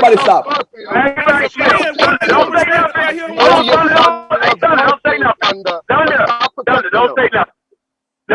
We shutting up. It's just you and Garfield talk like two men. Don't nobody hang up right now. I got a 3:30 meeting. Yo, set it up. I gotta run right now. I got a 3:30 meeting. Set it up, Peace. I'm out.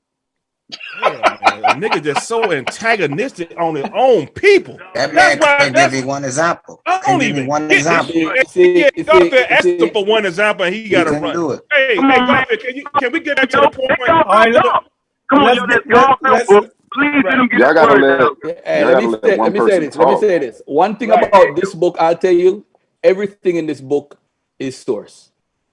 Everything is source. For him to come on here and come on pseudo killers, which is about pseudo killers, and make the claim that everything in the book is plagiarized, people got to really look at what this guy's motive is. His motive is, I kicked him off my show and blocked him because he's an unnecessary antagonizer. He does shit to start shit for no. He's the one that come on and said black people shouldn't get reparations. He's the one. He's always on. So I'm a Jamaican. He's a Jamaican. We should be cool. So I let him on, and I said sometimes I like contrary conversations, but sometimes you take it too far.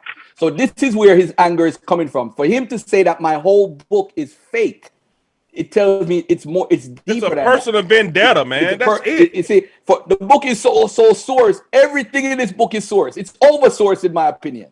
Yes, there might be some quotation marks missing here and there. Yes, but when you talk about source in a book, you know where everything in this book comes from. I made sure of that. Now, you need to address the deification of Haile Selassie. I'm not going to let you get off with that. Let me get a second to just interject here. Mythicist versus non-mythicist is one subject, but Cedric, I never question the validity of Garfield's scholarship. So don't put me in that category. Self. I applaud Garfield's work. I know his work ethic. I know how he sources material. I've been following Garfield a long time. He doesn't make a statement unless it came out of a book, and usually he verifies the author. I mean, his application of scientific process is not without question. This is just a normal debate that exists out there today, mythicist versus non-mythicist. But I ain't in this thing with questioning my brother's scholarship or calling him fake or not like that. As a matter of fact, Garfield could tell you, I've been, I've subscribed to all his channels, been a follower for years. Garfield is one of the first people I talk to on Facebook. So don't let that little rah-rah between Garfield and me confuse the situation. His scholarship is on point, right? But the debate can exist because, of course, it's a God thing. So we can always have that debate back and forth. But don't question a man's scholarship and don't question somebody's credibility because you disagree. That's Haile Selassie. We the pseudo killer. We going into all of that. Haile Selassie is deified right now. Why can't we not apply the same man being deified to Jesus being deified? You are on the clock. Right. I am trying not to holler and scream, but come on, man. Young. I got you. So watch this. Because Haile Selassie being deified is totally different from a nigga coming from heaven. That's over. That's past that. The Jew was actually in the bit. Hold on. The story of Jesus Christ. This nigga, you read it in the Bible, bro. So watch this. We can read the story of Haile Selassie. They will tell you that he's deified. They will tell you that his followers make him this. Just like Malachi Hill. Right? Okay. But the same situation, we get that, yo. But Jesus Christ's situation is different, yo. Read the story when we first hear about this nigga. We don't first hear about him in Roman records, yo. We first hear about him in the Bible.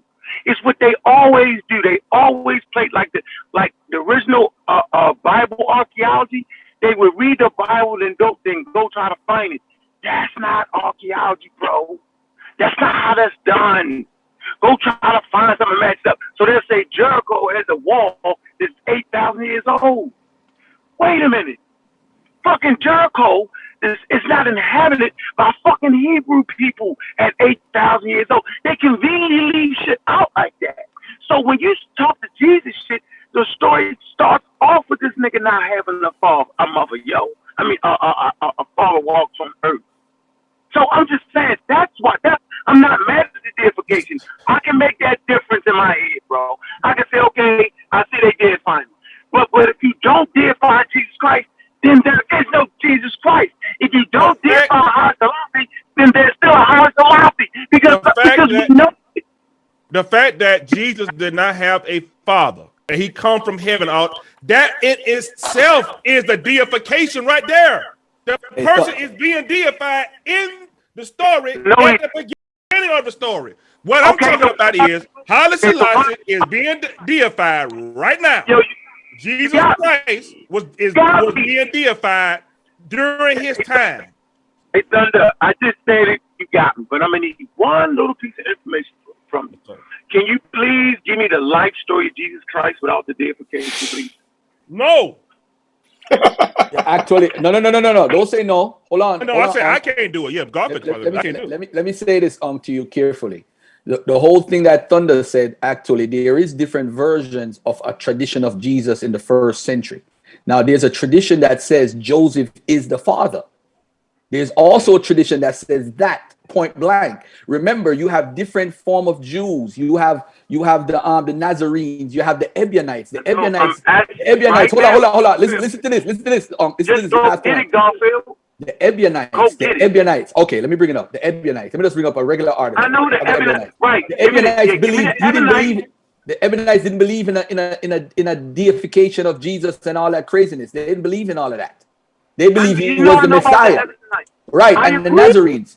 So I'm saying that there's a tradition that don't have him doing all that crazy shit that we see in the New Testament today. Remember, this is different stories from different tradition that somebody just looped together and cramped up together and say, hey, believe this. This is what the Romans did. They were the ones that solidified the canon and make it that version of the story, the one story from the 2nd century, carrying on with Irenaeus and all of them. That's the tradition that's been carried on from that time up until the 4th century, 5th century, up until today. So what you need to realize is that the story that we believe of all the miracles is that's just how people wrote. People wrote those miracles. Look at the stories of Julius Caesar, of him flying up to heaven. Nobody believes that shit is true. Nobody believes he died and came back to life. Nobody believed in the 1st century, the empty tomb story that they found in the 50 AD that they found a primary source for. Nobody believed that. That's just how people wrote stories. And I think people need to realize that that's how people wrote the 1st century AD. We're living in the 21st century, bro. We are way ahead of the game thinking wise. We got Google, we got researchers, we got historical method, we got a strong methodology how to figure out shit. My old beef with Unk and everybody who says Jesus don't exist is, why don't we just do a show with the historical method? Hold on. I'm gonna end right now. All I'm saying, Unk, is that why you don't follow the historical method? Hold on. That's it. Hold on. I'm saying right now, go get the Ebonite. Go get it. Don't play with me. Let's do a show play lotto. Go get it. He's saying let's mark out the time. Man, that takes a 2 seconds to screen share the story of Jesus Christ right now. And go get that. We won't read it. And then you'll shut me up. I'm waiting. Yeah, let's go read that. No problem. Let's go read it. While we're reading that, I want you to I'm going to bring you right back to Haile Selassie. And for the record, there's 30 more different stories. Well, the real story, please stand up. How the fuck did y'all determine what story is the right story? That's the crazy shit. That's why it's crazy. It's too much, bro. They doing way too much to try to make a nigga real. Everybody got a story. Julius Caesar don't got 50 motherfucking stories. Like, it's too much. That's right. I'm sharing the screen. Right here. Go ahead, read the story of Jesus about his lifetime. This is the story of the Ebionites in the 1st century. Why bring this up? Hold on. The Ebionites embrace an adoptionist Christology, thus understanding Jesus of Nazareth as a mere man who by virtue of his righteousness was chosen by God to be a true prophet. A majority of the Ebionites rejected as heresies the proto-Orthodox Christian beliefs in Jesus' divinity and virgin birth. That means they didn't accept none of that. You see what I'm saying, So when we say Christianity, not because the triumph, if you read Bart Ehrman's The Triumph of Christianity, you see why the proto-Orthodox Christianity won. They beat keep going. Read that next sentence right there. Look at this. They maintain that Jesus was the natural son of Joseph and Mary, who became the Messiah because he obeyed the Jewish law. That's a dead body right there. What I'm saying to you, is that that's what some people believed. These niggas was more real than the niggas that we deal with today. You would have fucked with these niggas over here. You would have fucked with them. No, what I'm asking you is, where is the story, my nigga? What do you mean the story? What story? What story? Even I thought about the guy who wrote about his life. Where's that story at? Of course, I know that I can pull a document to tell you want. Hold on, Garfield. Wait a minute. Go ahead. Finish your point. Go ahead. I'm saying only thing you showed was that the Ebionites didn't believe that Jesus didn't have. Okay, but I want to hear about, so they must have detailed the story. Where is that at? That's what I'm saying. They don't do that. Hold on. I don't understand. Hold on. I think we get misled a little bit by what you're saying here. Maybe I misunderstood you. Hold on 1 second. Are you saying you want the story of what they wrote at the time period, or you want their version? Their version is actually extremely similar to the version of Matthew. So they did write a tradition that's similar to the one that you see in Matthew, if that's what you want to know. I'm saying that we can pull up the story of Haile Selassie, right? Mm-hmm. It's detailed in history. We can read that. Mm-hmm. So why would I not fuck with Haile Selassie? We can realize when they deified him, we can do all that. When it comes to Jesus Christ, depending on the religious group, they all have a different take on it. I mean, there is no solid, straight story of this guy. It's too much. It's called deduction. So now I either got to accept, hold on, the biblical narrative of it, which everybody on planet Earth as a Christian does, or an outside group that's saying it. There's about 30 other outside groups that got a different take on Jesus Christ and different divinities. It's too much. That's the difference between Haile Selassie, we can just read his story, and the whole fucking mysterious Jesus Christ guy. So it would lead me to think that that's some crazy shit. That's the difference, Thunder. Can I say that? I don't think he's mysterious at all. I think we want to accept that today, 2,000 years from now. I think the issue that you have, no, I think the issue that you have is you have made the triumph of Christianity work on your brain.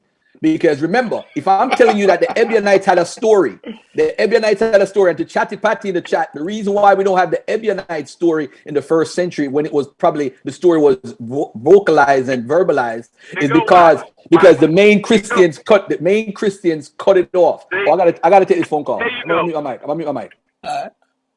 There you have it. See, Thunder, they don't have it. It's always that. It's always that, Thunder. It's always that. Why, Thunder? Well, really, we don't got it because the Christians destroyed it. Right, that's why I'm fucking. Okay, fine. Chef, was Julius Caesar real? Yeah, he was real. He was real, right? Yeah. All right, hold on. Let me share the screen right quick. No, hold on. All right, you go ahead and share. Yeah, you go ahead. Yeah. The point I'm making is that once you strip all of the mythical and divinity shit away from Jesus, you still end up with a human being. That's the point. Point blank. Yeah, like all of the other shit, I agree with. That's not a real person.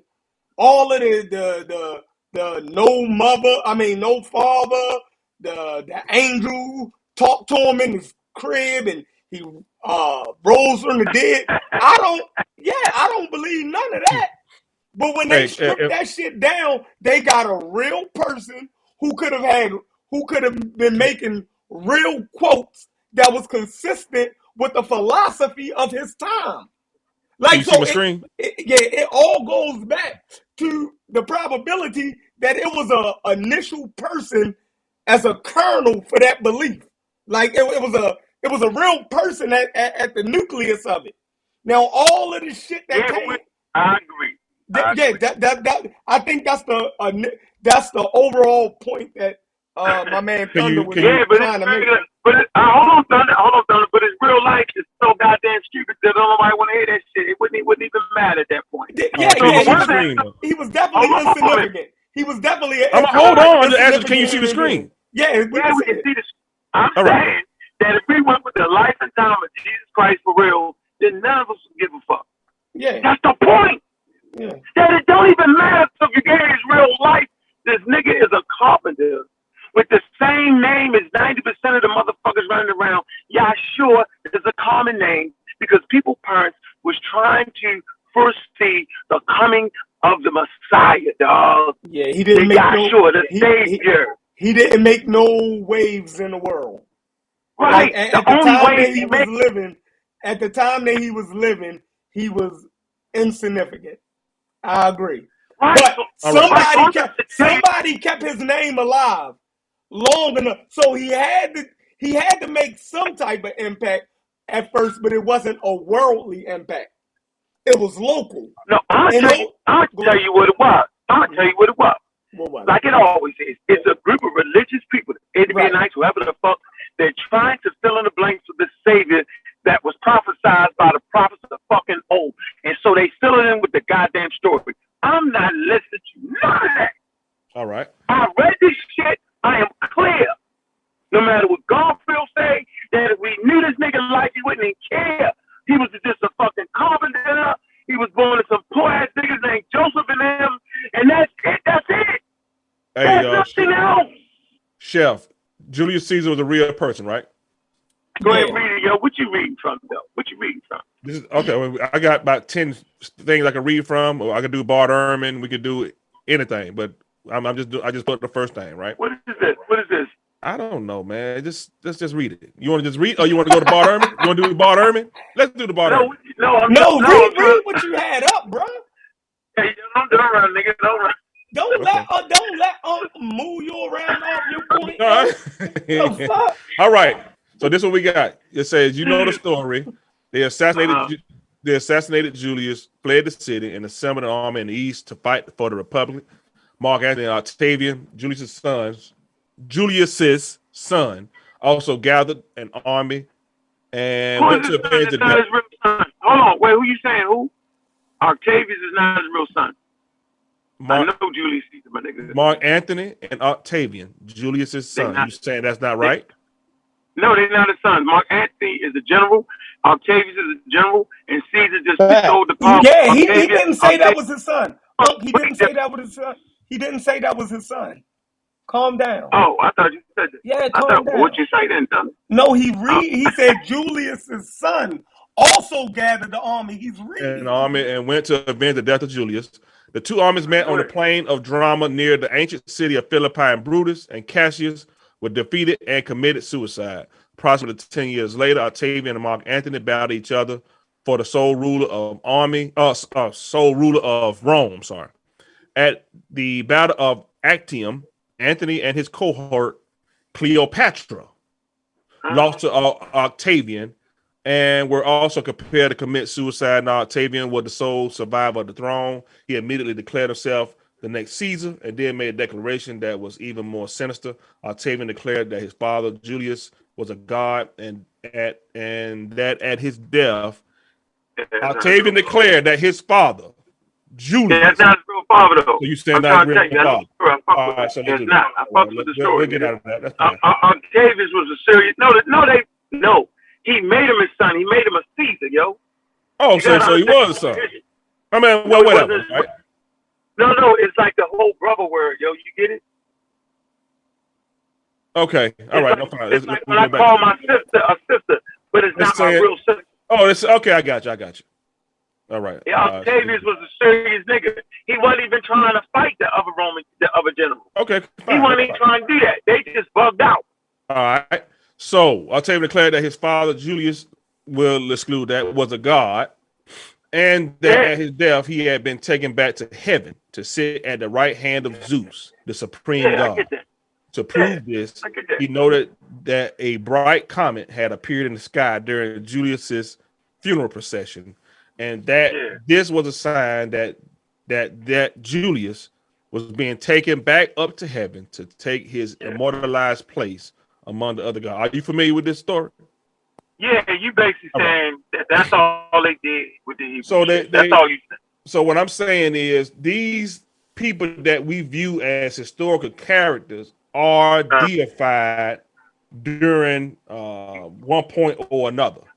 All I'm saying is, that's because of what they did. Hold on, that's because of what they did. That's what I'm trying to tell you. They're deified based off of their real work on earth. Jesus is the opposite, bro. They deified niggas who ain't did shit. That's what I'm trying to tell you. That's why I believe it. Can I agree with something that you taught me, bro? Let me tell you what you told me. You said Garfield. You said it like 6 or 7 years ago. Everywhere these motherfuckers went, they copied the culture. What they did, the writers did, was the norm. If you look in the Bible, you see Assyrian stories. You see Persian stories. You see Egyptian stories. You see Greek stories. You see all type of cultures that these niggas lived amongst. They always stole the stories. There's a story in Matthew right now of the dudes dying. There was an eclipse, and the people from the graves rose up from the dead, and they started running around in the city. Bro, they got the same story in the Roman storyline from Caesar and Augustus. They got the same story. So why would they put that same story in Matthew, bro? This is my argument to say it's a white man's religion. My argument is that they stole these stories from the Greeks and the Romans because they lived in that time period. Right. So they took those stories. You taught me that. You made that point earlier. Yeah, you taught me that. Before you actually made the point before you got off the phone. And that point, I agree with you, yo. I agree. But you want too much, though. You want too much. Yeah, I want too much. I want the video. You want too much. You want a video feed. These people are like I say, man. These people, everybody accept that Julius Caesar was a real person, and we also have a deification story to go along with it. So that's all I'm saying, man. And I think we gotta have some equity, man. That's all I'm asking. Wait a minute, Garfield made a great point, though, right? They copying stories. I'm trying to tell you that the reason they copied the story is because they're trying to carry on the tradition of a savior coming to save Israel. Y'all should know that there were a few people documented that was considered saviors at the time. Okay? So I'm simply trying to tell you, then since Jesus is a historical figure, then let's talk about his historical life then, Thunder. Pull that up. Pull up the historical life and times of Jesus and shut me the fuck down. You can't do it. No. Say that again. Say that again. Say that again. Say that again. Say that again. Pull up the historical life and time of Jesus Christ and shut me the fuck up and let me verify the historical points in his life. And I'm like, you know what? Now I'm working. Look, I'm gonna kill you. Look, I'm gonna kill you now. Look, I'm gonna kill you. Would you agree? Would you agree that the Jewish culture at the time was an oral culture? Yeah, I agree that. All right. So why would they be writing about a dude that lived in Nazareth? What makes him special to be writing about? The only people that were writing were the actual colonizers, who were the Romans. Just like in slavery times, who was writing down our stories? The crackers were. The crackers were writing down our stories. How do we know about Nat Turner? How do we know about Nat Turner? From them. Okay. So I'm not familiar with certain Jewish generals that actually fought against the Roman army that are historical figures. Are you familiar with these people? Yes, sir. Yes, sir. Yes, sir. They actually had their names in the history, and they actually wrote about them. Yes, so, that's fine. All right.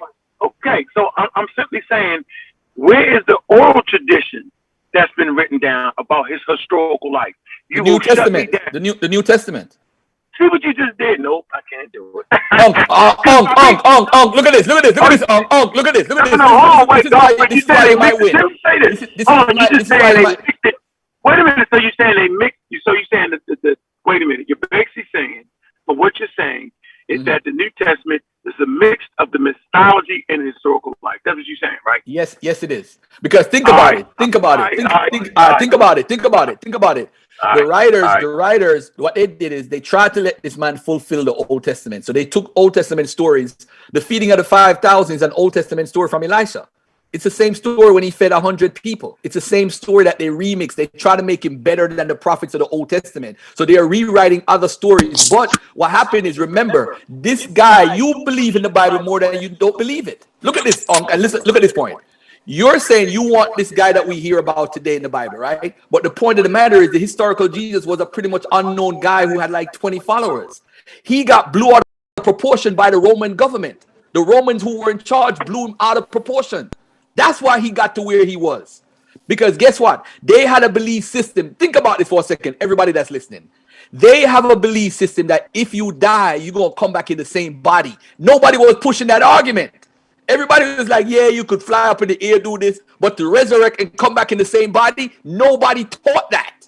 That's what made them special, bro. You got to read The Triumph of Christianity by Bart Ehrman, bro. You got that book. I'm telling you, the dude was an unknown dude. The dude was unknown. It's like when you met me for the first time, bro, on 125th, I was an unknown to the conscious community. Pusha Jesus being unknown. And all of a sudden, I go on Sarnetta and come on your channel and you guys blow me up. It's the same thing, bro. The Romans blew Jesus up out of proportion because they found a belief that they could control the masses with. One belief system. If you die, you're going to resurrect and come back in that same body. Ain't nobody teaching that, bro. And nobody up to this day got a better argument. The Muslims try to come with the rumors about if you die, you get 70 virgins, which is like a rumor in the hadith or whatever. But at the end of the day, they try to counteract. How am I going to beat this Jesus argument? Because everybody want to be Christian. I'm going to beat it by saying if you die as a dude, you got 72 virgins. So all the dudes started becoming Muslims. This is what it is, bro. It's about who got the best argument, which empire got the best argument. And Constantine is winning. Because remember, he said he don't have to send army to fight no more. He just got to send religion. And that's how he controlled the people. So the people who believe Ethiopia never been conquered, why they turn Christian then? Because they were conquered. The Christianity conquered them. So what you want, we can't provide it because it's not realistic. Jesus is not the Jesus of the Bible. He's less than that. The deified Jesus, we can't prove that guy as being real as far as what the Bible says 100%. Nobody can do that. And that's just the reality. Christians believe it 100%. That's why we can't have a dialogue with them that makes sense. You got to have somebody outside the box like Nile Valley Hebrew. He's outside the box. But you can't, with vocab Malone, you can't have this conversation. You're going to lose. No. You're going to lose some brain cells like you did last night. And then he tried to play the race. He tried to play the race card last night. That was crazy. Oh man, shame on him for that. Man. Shame on him for that. Shame on him. He told you to turn your name into the European guy killer. Yo, that shit. Yeah, somebody told him to say that. Somebody told him to say that. He ain't come up with that. He ain't come up with that. Dang, I said, oh man. So now I gotta. Oh man. But no, that's a good point right there, Garfield. I hear what you're saying. Yeah. But I want down half, right? I can't have that. Right. No way. No, don't go no more. It don't make no sense. What Uncle want, we can't provide. There's no way we can provide. No. So that's the answer. But the New Testament is the evidence, though. The New Testament is the evidence of there's a storyline, a tradition that was going on. Because remember, those four books. Remember this, family. Those 4 books were organized by a guy by the name of Diatessaron. He wrote something called, I forgot his name. He wrote something called a Diatessaron, where he merged 5 books together, including Matthew, Mark, Luke, and John, and I think the Gospel of Thomas. But Irenaeus in around 175 to 180, he came and said we only need 4 Gospels. That's when they had the 4 Gospels. This French white guy decided that they needed 4 Gospels, and that's from then on. It's been the 4 Gospels. So every other gospel that you have from before, they forget about it. Yes, my brother. You got to teach me that though, Garfield. Teach you what? You smooth as hell. I peeped that. Nobody else, maybe, and I hope Sheffrin was looking too, right? Because Garfield was able to disagree with in a whole nice way, and Unc even was like, okay, yeah. You know, that's a move that's my pastor right there, man. Like, you're a bad boy. You're a bad boy, Garfield. Corey. How you get around Haile Selassie, Corey? Oh man! Let me set up my show. All right, Garfield. Good looking out. I'm not savvy on that shit. Yeah, I'm gonna be on. I'm gonna set up my show. But how can Aunt get around Haile Selassie, Julius Caesar? How can we get around these people that we know are historical, but they're deified? Yeah, but you can actually supply the shit that I'm looking for with those people. Yeah, these are modern. No, they wasn't. Julius Caesar was the same time. He's talking about Selassie. He said he's talking about Selassie. Fuck it. No, I said Julius Caesar. Yeah, no, but do you know Julius Caesar was real? You know that? Yeah, you can. Let him live. Yeah, let me live, yo. So Julius Caesar ain't real. Let me live, yo. Seriously, yo. You know what I mean? Who said he's not real? Who said that? No, the whole world agrees that Julius Caesar is real, yo. The whole world don't agree that Jesus Christ is real. Right, I just said that. I said everybody on the earth will say that Julius Caesar was real, but he was also deified. I'm not denying that. I never have from day one, because that's what humans do. And you missed the initial point. We wouldn't have to be here if you understood that when they talk about God, they really talk about a human being. Whether it's a deified ancestor, whether it's your fucking imagination, it's all produced by human Let me ask Garfield a question. Garfield. What up? I heard the quote numerous times that biblical scholars came to the consensus that Jesus is a real person. Right. That's biblical scholars, right? No, not biblical scholars. No, not biblical scholars. So what is it? I'm gonna get that. No, it's scholars in general, because remember, most of the scholars that deal with the New Testament now, you have a bunch of atheists that deal with it. Like, for example, you have Bart Ehrman. You have damn, I can't even name. I could name you like. Hold on. You see. Richard Carrier beat Bart Ehrman up though, man. He beat him. Beat him in person, or beat him shadow boxing. Which one? Shadow boxing? Because anybody can beat up anybody, man. Anybody can beat up anybody. No. All right, but let me respond. Hold on. Let me respond. Shadow boxing is that if I got shadow boxing is Unk ain't on the show and I beat up Unk. Right. If he ain't on the show. So anybody could do that. I want you to explain because that's what they do all the time. Because I'm gonna say this. Let me say this publicly. I like Richard Carrier, but sometimes he stretches the truth. That's all I'm gonna say. I'm gonna say that. But sometimes he stretches the truth. He said Bart Ehrman though, like his book, like it was flawed because he was using either outdated sources or he misquoted some sources. Or he put something in there. That's fine. You know what I'm saying? Like his listen. sources is questionable. Listen, this dude just came on and said that my whole book is plagiarized. People could make claims every day. So I don't. All I'm gonna say is, when somebody criticizes somebody, as Ong said, if the gentleman wants to criticize my book, why don't he take the time out, since he's so obsessed with me, and just write a rebuttal and say this was plagiarized, that was plagiarized, and point it out. Take the time out, since he is in love with Garfield so much. You know, I never know men could like men so much, but hey, it is what it is. No, the question though, Garfield, was you say okay, is scholars and historians in general. In general. Agree that. In general. You see, you got to realize, a lot. This is one of the claims, because remember this. Look at this, Sheffrin.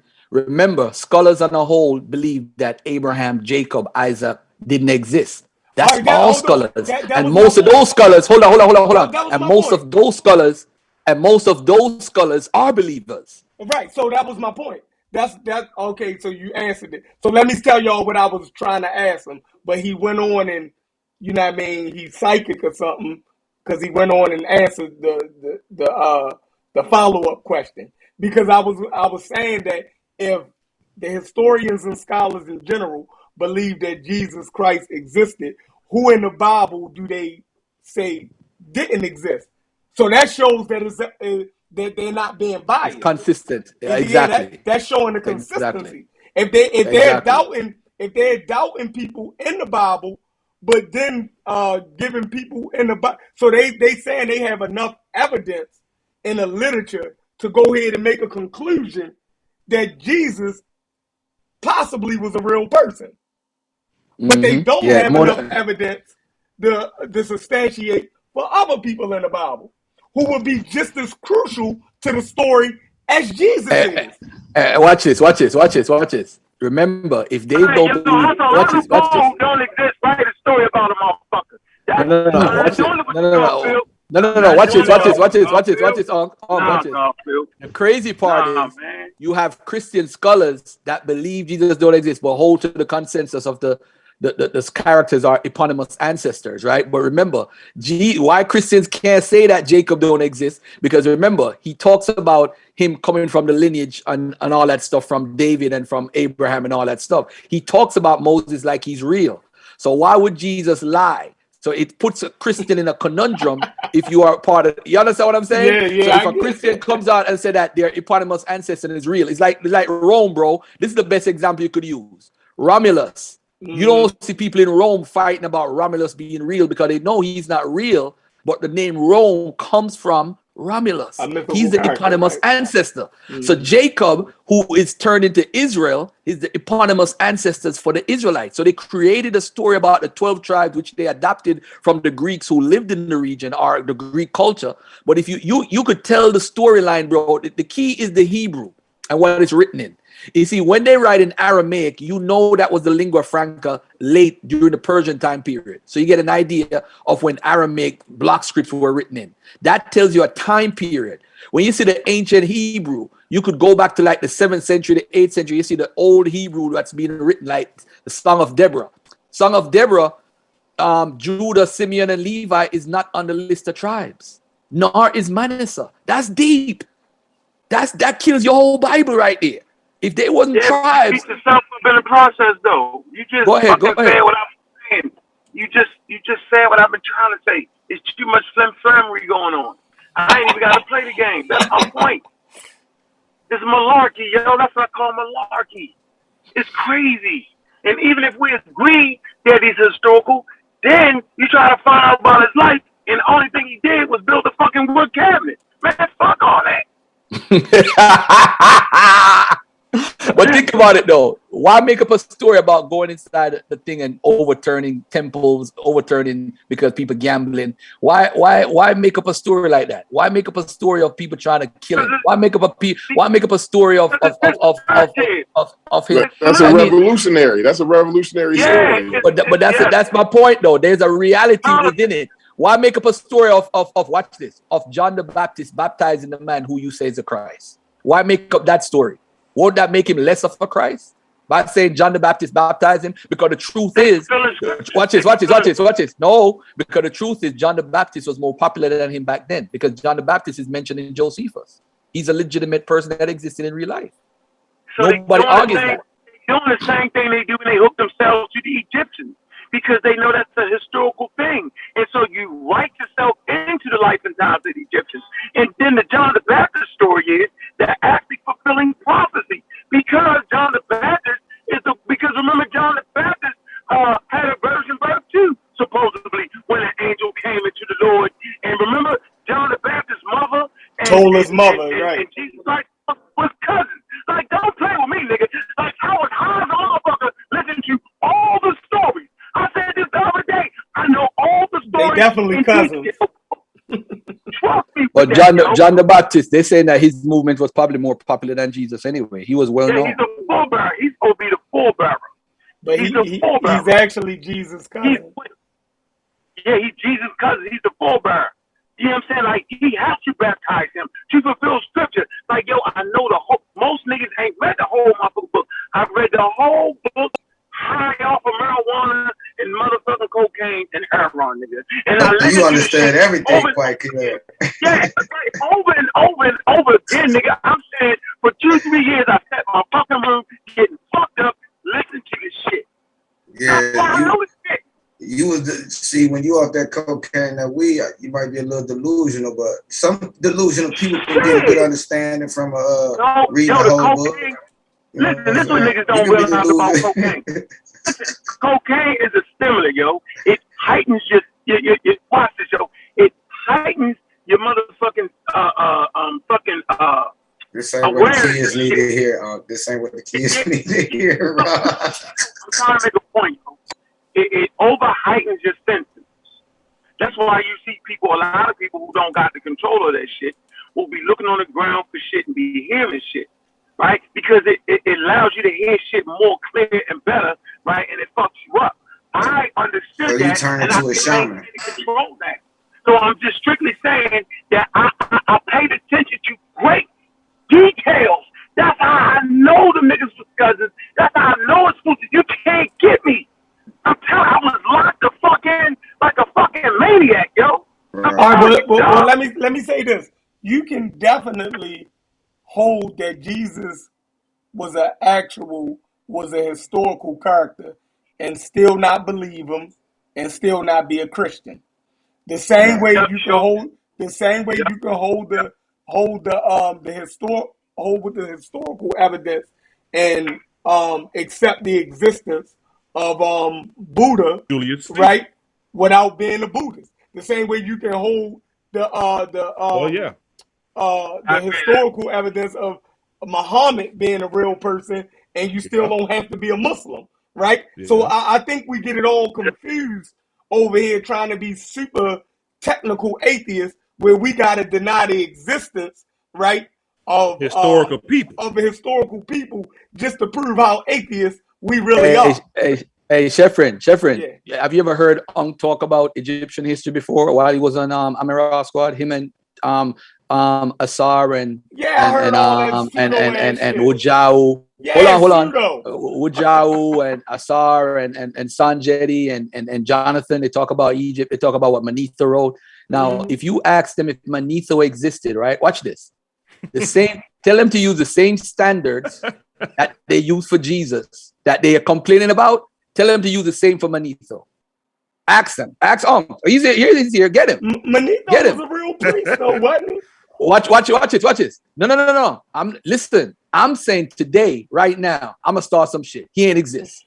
But watch these dudes take the records from Josephus, who is almost 400 years after Manetho. But if I say something is in the 2nd century and Jesus is in the 1st century, you don't have nothing for the 1st century, Garfield. They play all these games. Yeah. So when I'm talking about, let me see the evidence of Manetho's work and him and anybody testifying to Manetho.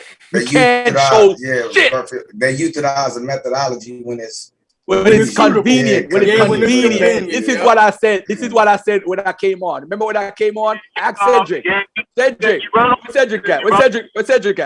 When I came on, the first thing I said is, if you follow the historical method, there's no way you can come to me and say there's not a strong possibility that this dude Jesus existed. There's no way. Yeah, no way. But you'll run on sentence. Because I never thought that shit made sense. This is where I want to jump in again. I thought it was ridiculous. Yeah, the motherfucking Egyptians was 10,000. I was listening. I never listened to that, dog. I never said that. I never said that I thought the shit he wrote was ridiculous. So I don't know about that, dog. You gotta talk to them. When we talk about Julius Caesar, we're going to go to different societies, we're going to go to different cultures, and they're going to reference this individual as a living, actual human being. No, not Julius Caesar, Cedric. Not Julius. We're talking about Manetho. Manetho. Let me explain my point. When we're looking for historical figure, and we know, for example, they're going to have elaborate stories and mystify and make the person bigger than he is. However, when we are applying a method, we can go to different documents, different cultures, different places, and they say, yes, that son of a bitch was here. He did so and so and so. He did so and so and so. Separate from him, but within his direct timeline. 5 years, 10 years, 20 years max. Now, when we look at the story of Jesus, none of this applicable. When we talk about other historical figures, we never conclude must have, might have been, great possibilities that. We always end up doing this with Jesus. So now a logical thinking man can say, yeah, anything is probable and anything is possible. Doesn't make it actual. From the time you have to preface your conclusion with might be possible, most likely can be, then we know we are always dealing with speculation. Why we dealing with speculation? Because the evidence or the substance for the character, it has no bearing in reality. Okay, can I ask you something, Cedric? Cedric, look at this, guys. Look at this. List of figures we say exist in history with no contemporary sources. Show your Pythagoras, Confucius, Buddha, Hannibal, Gamaliel, Hani the Circle Drawer, Hillel, Shammai, Hanina Bendosa, Manetho. Hannibal. Okay. Watch it. Whoa, did you say Hannibal? Yes, I did. Are you trying to say Hannibal is not in Roman records, though? I kind of took offense to that. Is that what you're trying to say? Hold on. We're gonna deal with Hannibal in a second. But listen to what the brother just said. Listen to what the brother just said. Nah, you just throwing out shit. Hold on. No. We're gonna deal with Hannibal in a second. You got the Jamaican shuffle going on right now. Watch this. He said that with Jesus. Oh man, let me finish, Unc. Let me finish my point. All right, talk slower though, yo. You on an island in Jamaica right now. The brother said contemporary, right, with Jesus, right? I think we need to get all the information out. When you say contemporary of Jesus, you're talking about people who is written about in his storyline, like a Paul, a Peter, a James, or a Philip. Now watch this. Philip the apostle is a contemporary of Jesus, right? His daughters testify to Jesus and his existence. It's called an indirect, hold on. It's called an indirect witness. Hold on, in the historical method. It's called an indirect witness. James, the brother of Jesus and Josephus, that's testimony of the guy, written by a historian. Tacitus, writing about this guy, how he died, is a reference to him by a historian. There is no, he has everything that he just said he don't have. Hold on. Hold on. So where's Mary's kids mentioned that? No. Where's Mary's kids mentioned that? Which Mary? You mean Mary, his mother? Why is that important? Because you said because that must be the mother of that must be the mother of James. Then am I correct? The mother of James. How many children Mary had? I think it said she had 4. You just said James was Jesus' brother. James is Jesus' brother. Yeah. Mm-hmm. His brother of the Lord. He's the brother of the Lord. Who's the Lord? I'm gonna fuck with you. All right, Josephus, James, the brother of Jesus. Which Jesus is he talking about? The Lord. It never says Jesus. Who's the Lord? Who is James the brother of? The Lord. In Josephus. I'm talking in Josephus. The Lord. I'm talking. Who is? Sam's supposed to have some for Garfield, right? Then you supposed to have some for what James Carrier said. Where is that, bro? That was about 2 hours ago. Yo, I just have a question. I've been sitting back listening, and I have a Sabio. What's up, Sabio? What up with it? What's and up, my question is, how can we have? Obviously, we all good then, Savior. Obviously, we cool. I'm glad to see you back over here, my guy. Peace to you, Savior. Peace to you, bro. I just want to ask this question real quick, and I'll be gone.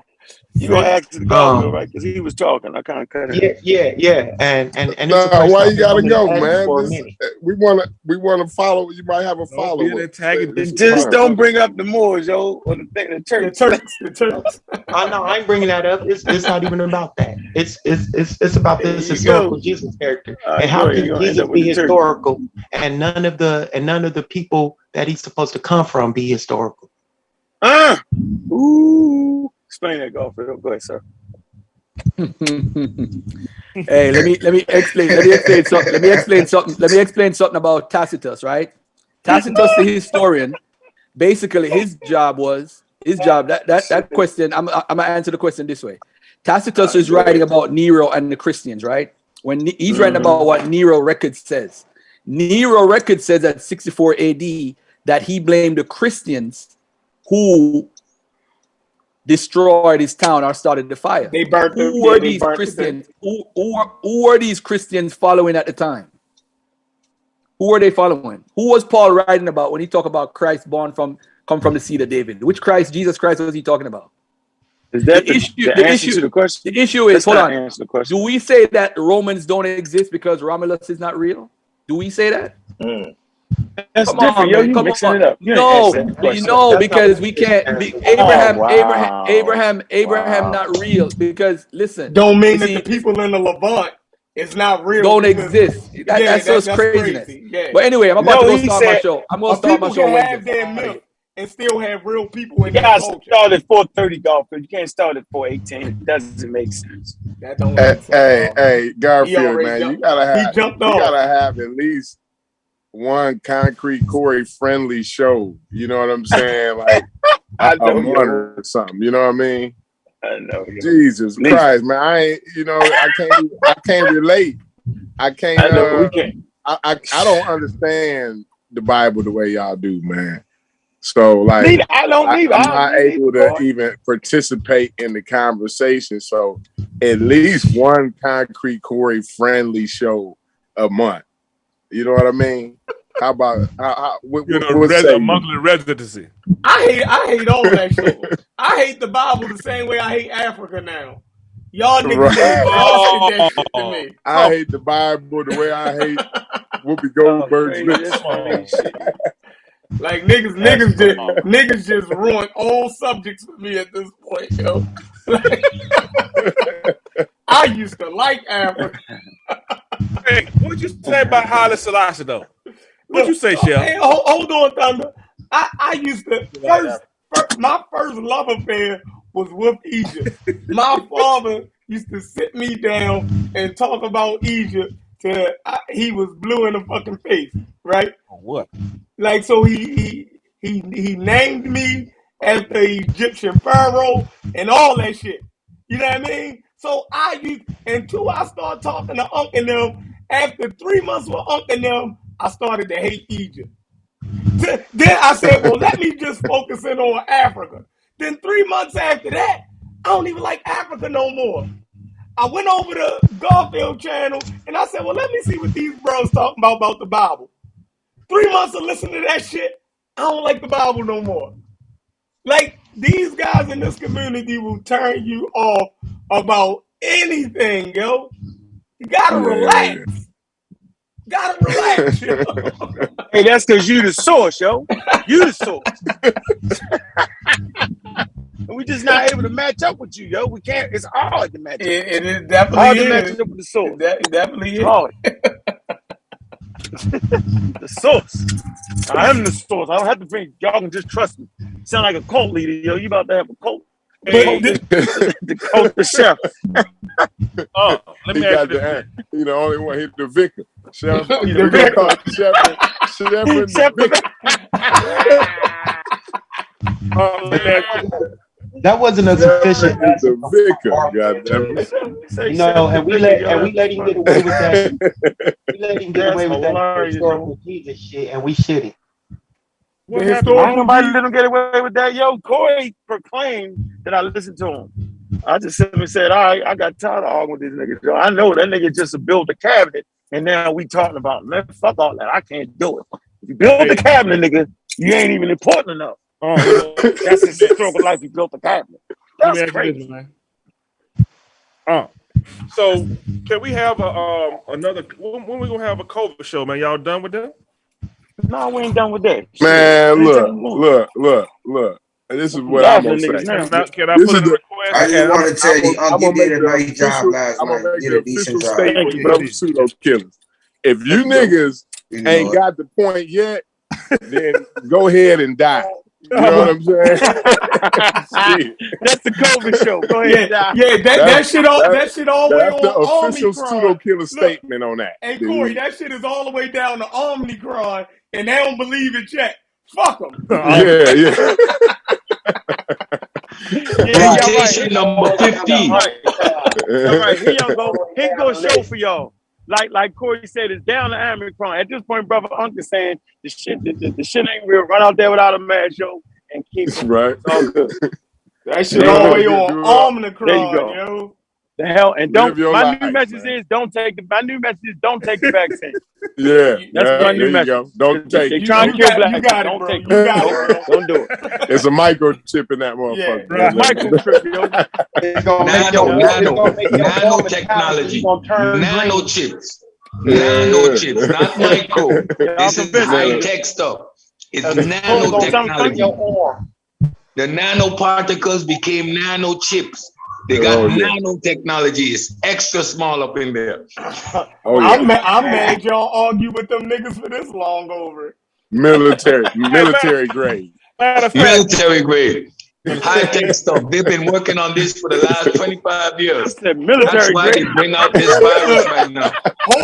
Military grade shit. Whole country was shut down for months. Yeah, these niggas still don't believe. Y'all stupid. For like at least damn near a year. Not just because the antennas for the 5G, antennas activate the nanoparticle. Wait a minute, yo. Wait a minute. Which one of y'all heathens said it was military grade? Y'all stupid. It's one of y'all marijuana smoking. That was Cedric. That was Cedric. You know it was a weed smoker. He said you stupid as a motherfucker. And military He grade. said the coronavirus is military grade. Military grade, guys. Come on. You don't know? Don't know how this technology works? Yo. Damn, yo. It's the nano stuff. It's the nano stuff. This is what they've been working on. Y'all don't know? This is the nano stuff. Military grade. It's been in the submarines for years. Let me. You want me to share that story I shared with you, man? Yeah, go ahead. Which one? Yeah, share the story. Go ahead. Go ahead. All black people Hey. don't believe the story he's about to share with you. Hold on, man. I just heard the stupidest shit ever. Somebody told me that shit was made through alchemy. Right. Hey, so I was y'all check this out, man. So I was riding down, and this kind of tie into this conversation on a religious aspect as well. But I was going down Memorial Drive. No, I was leaving here going to Memorial Drive, going to the Walmart.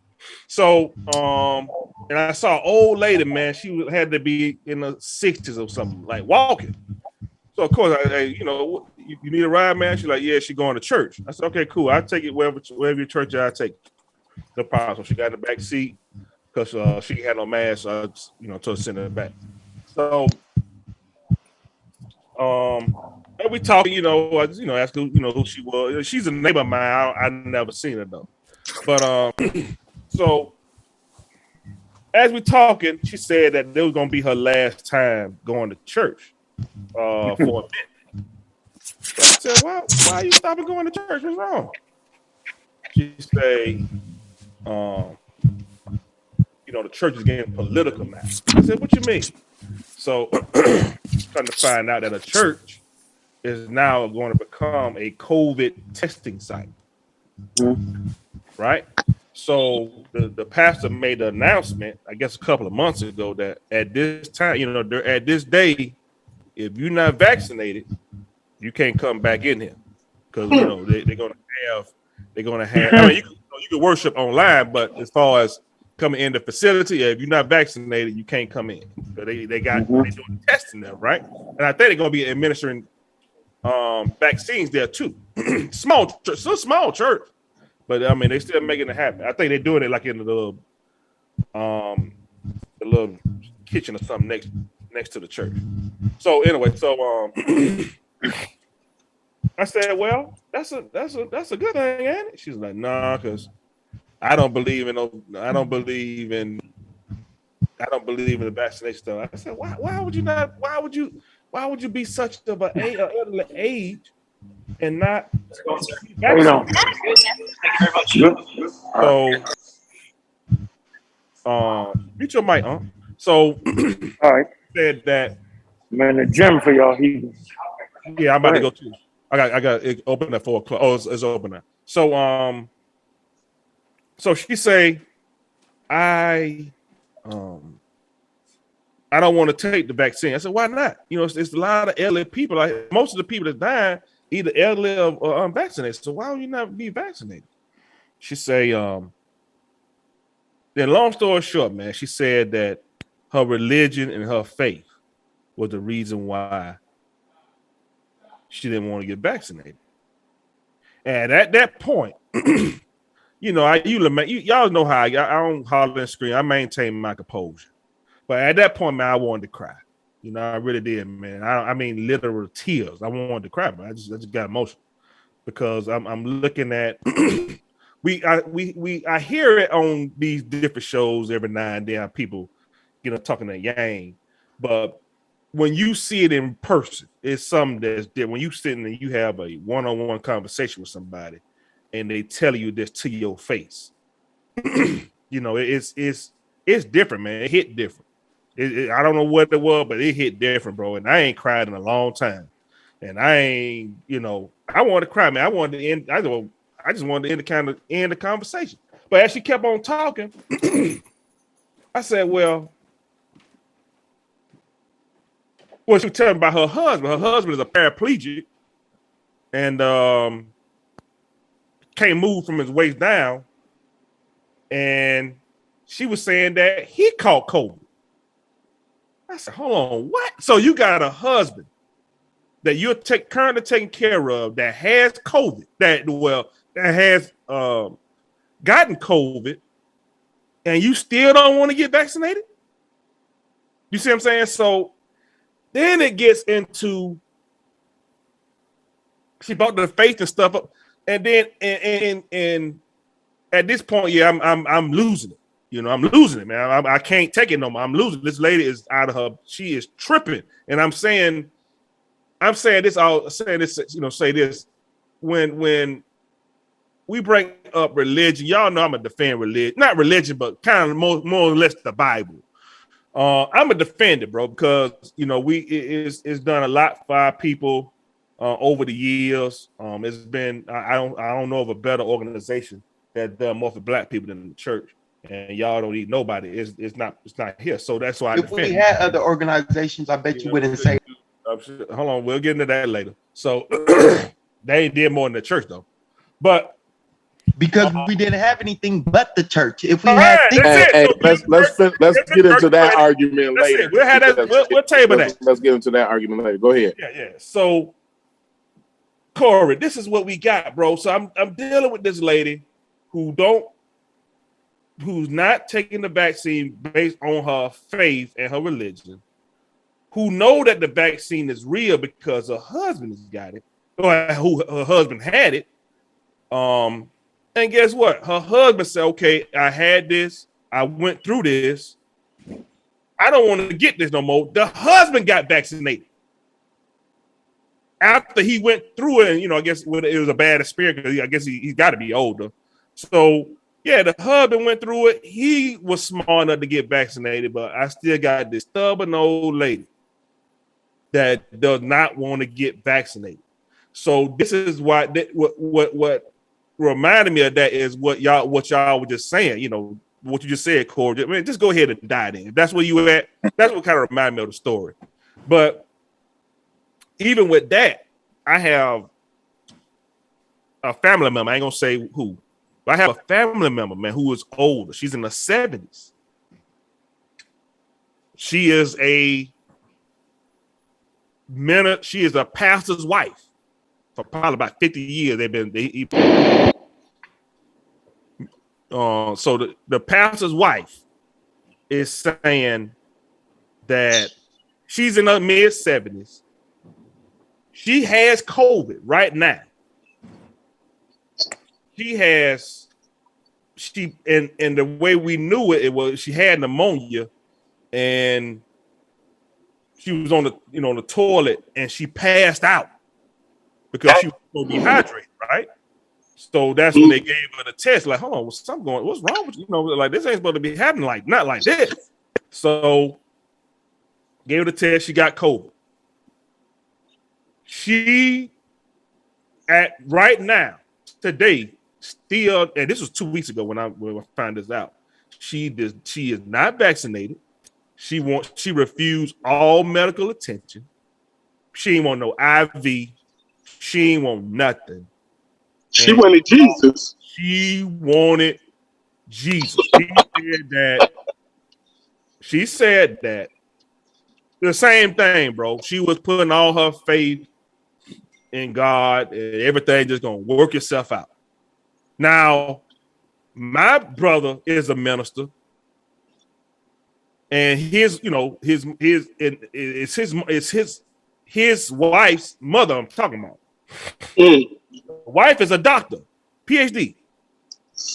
She is so upset. You know what I'm saying? All of us are upset, man.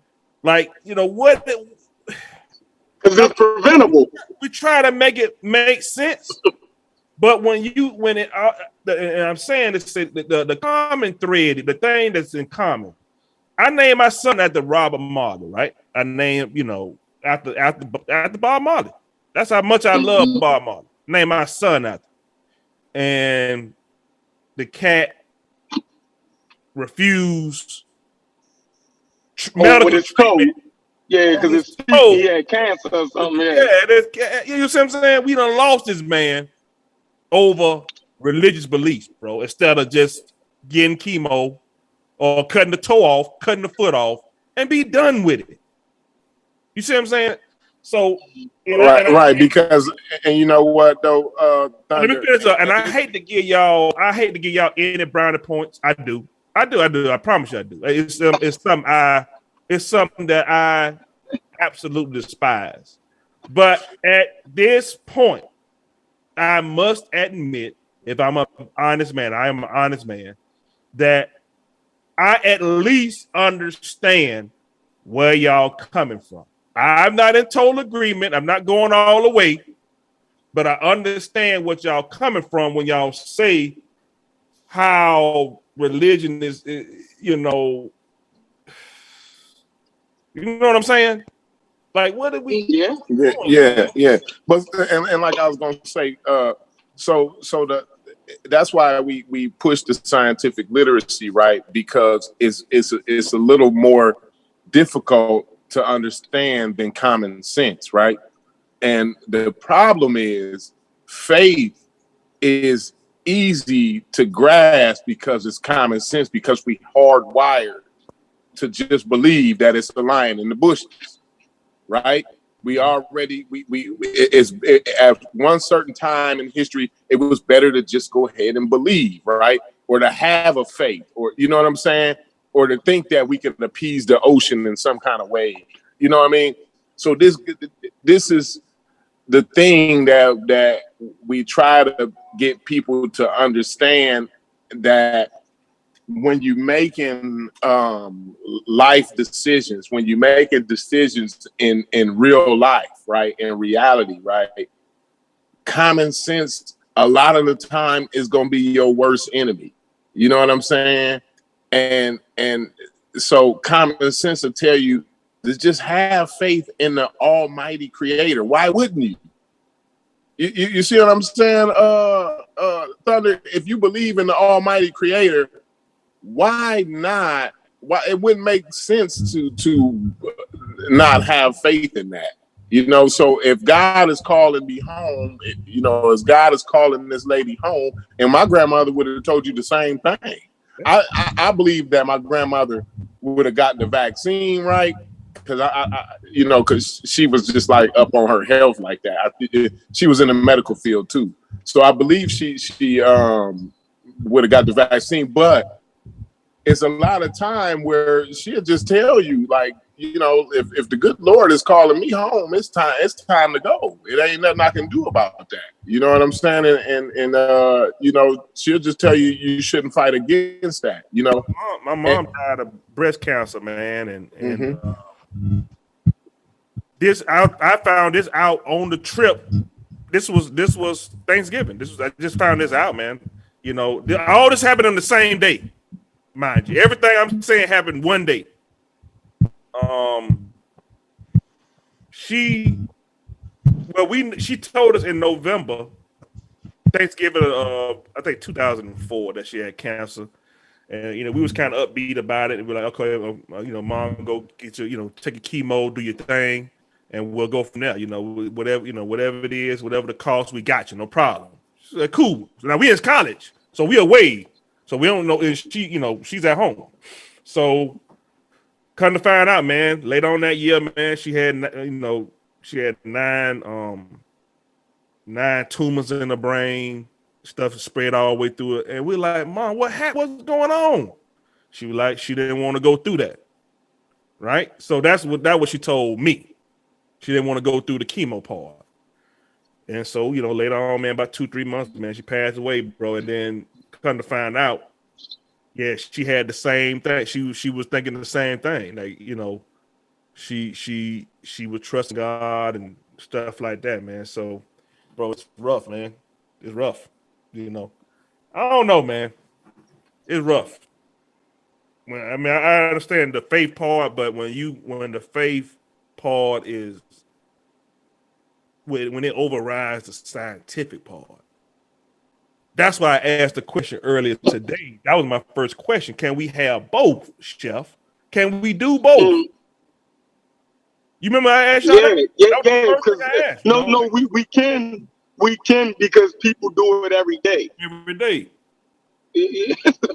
So it's people that believe in their religion and still take medical advice, right? So it's.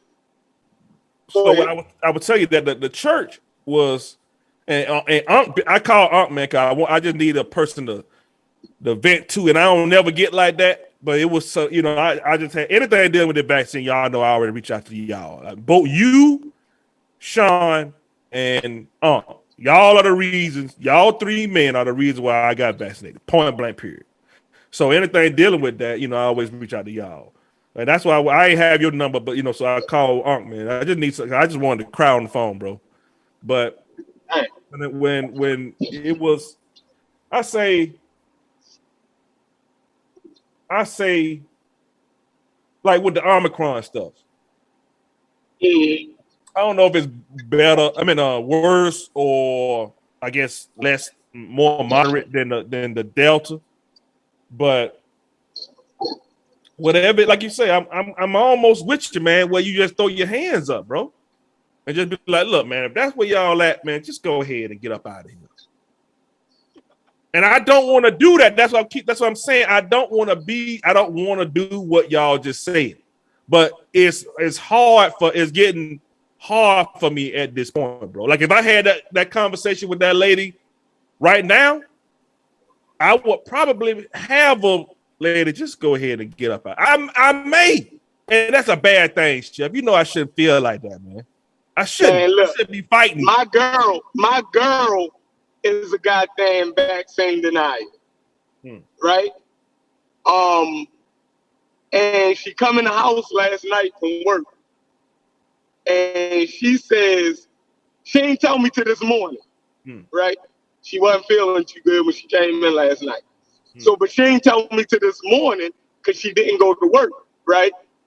That she, her client yesterday, her last client, a girl named Keisha, was sick when she came to get her hair done.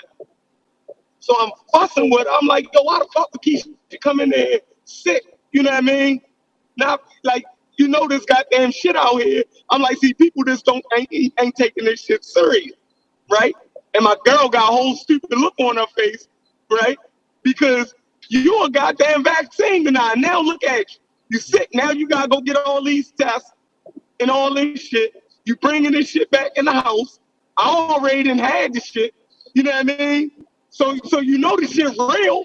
Like, I just don't understand these motherfuckers.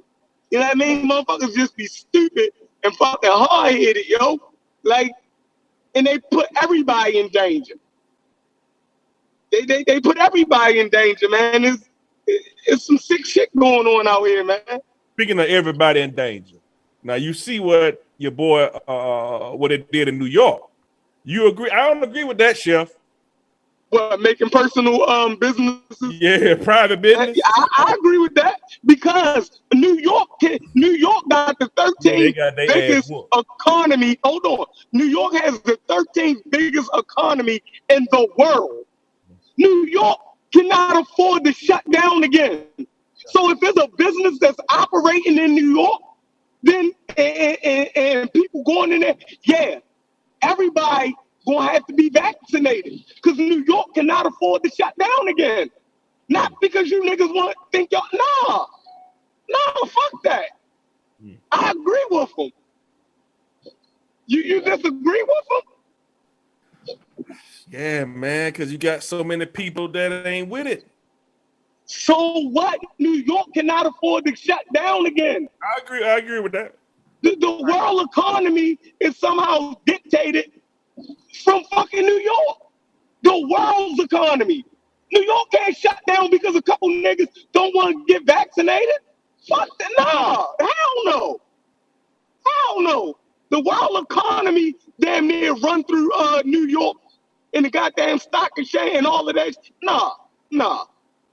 Y'all gotta go get vaccinated. You don't like it, move out of New York then.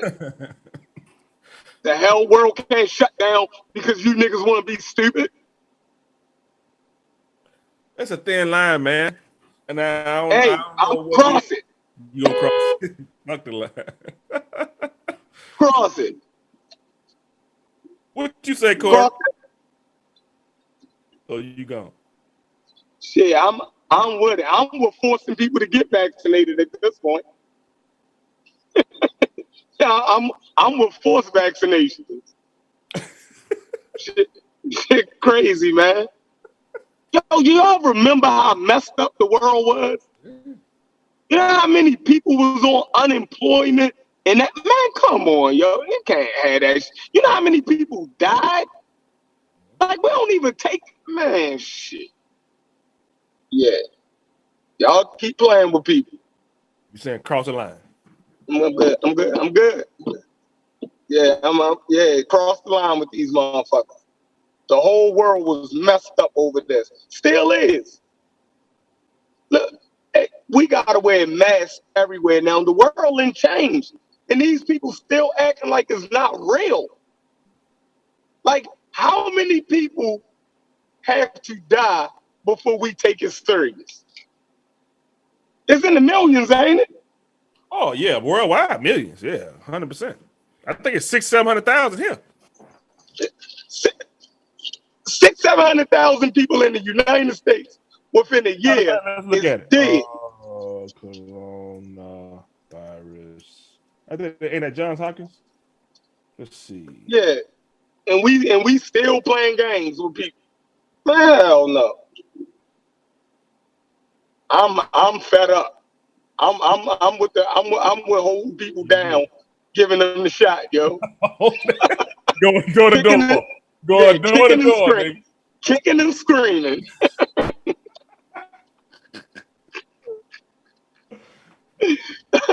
Kicking and screaming. Gotta see what the chat saying, bro. Human rights violation. I'm with it. The fuck? White people ain't care about violating people's human rights when that shit came to us, did they?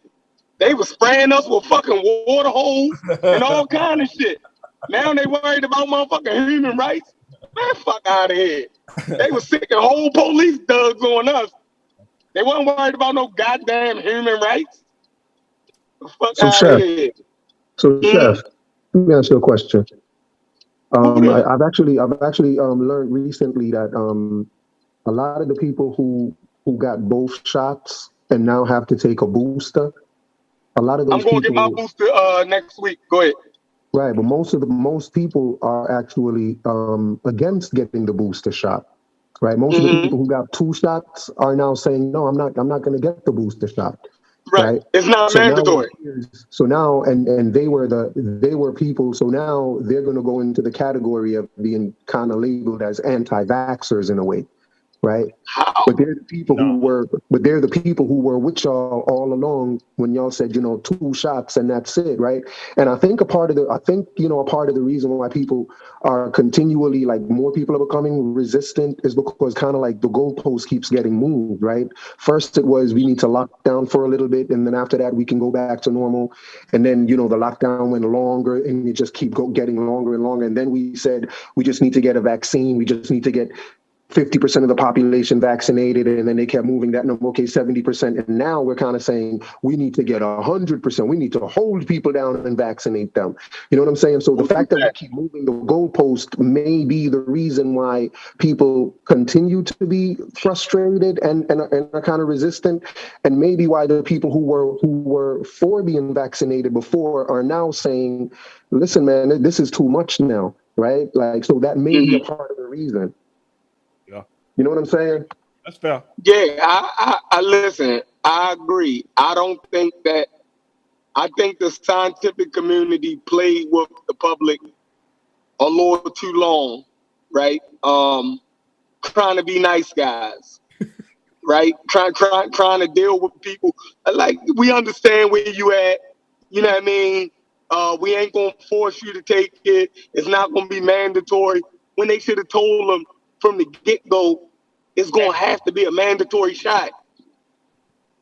They should have just came out and said the shit. You know what I mean?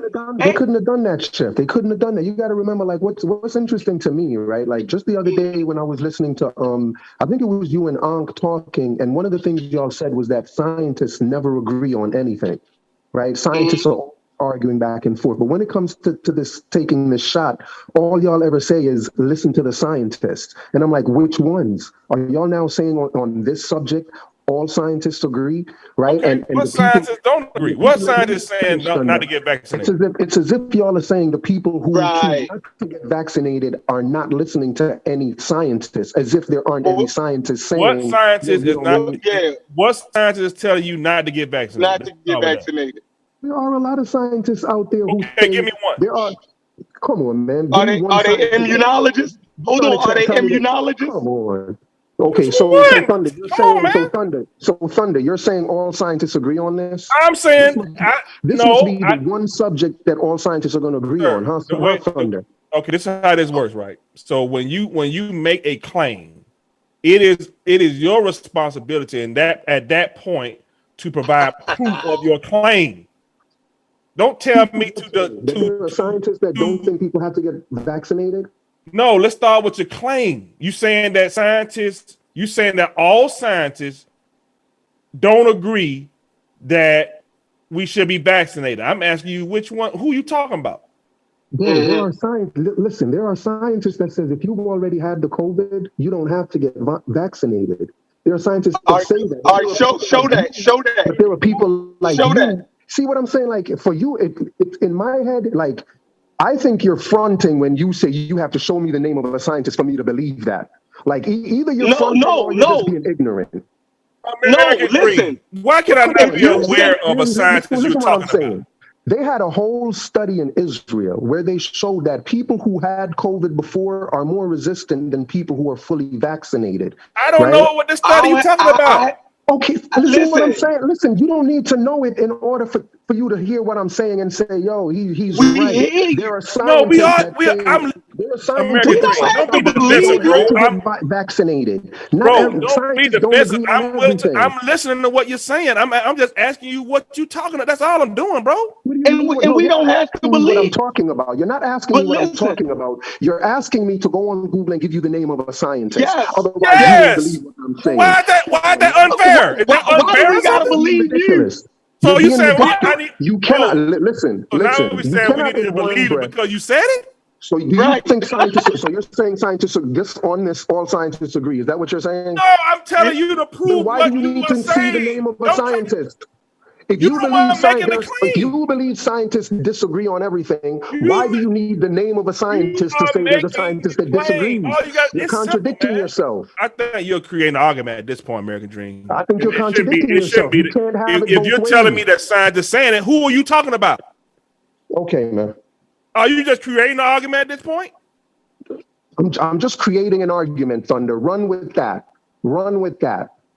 If that makes you feel better. So we can't even ask you. Yeah, we can't even ask you for proof. For what you're saying. That's the whole genesis of pseudo killers. There was a study in Israel that said that if you have COVID, you're more protected than if you have 2 shots. No problem. Right? There are studies that say that.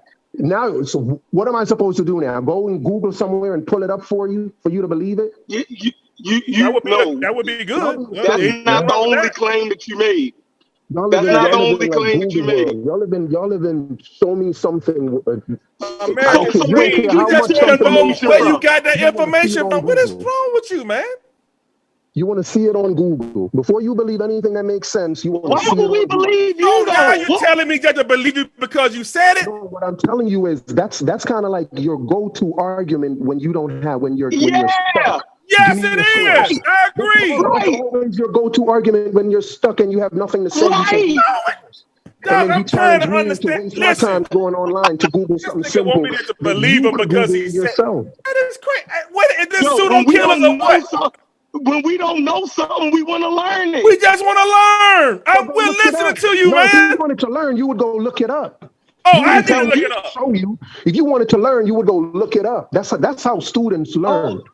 Students learn what? So when the teacher, by looking it up themselves. then the teacher tell you 2 + 2 is 4, and they say, "Hey man, I don't believe you." The teacher gonna tell you to look it up. That's right. If a student tells me I don't believe him that 2 + 2 is 4, I'm gonna tell his ass, go look it up.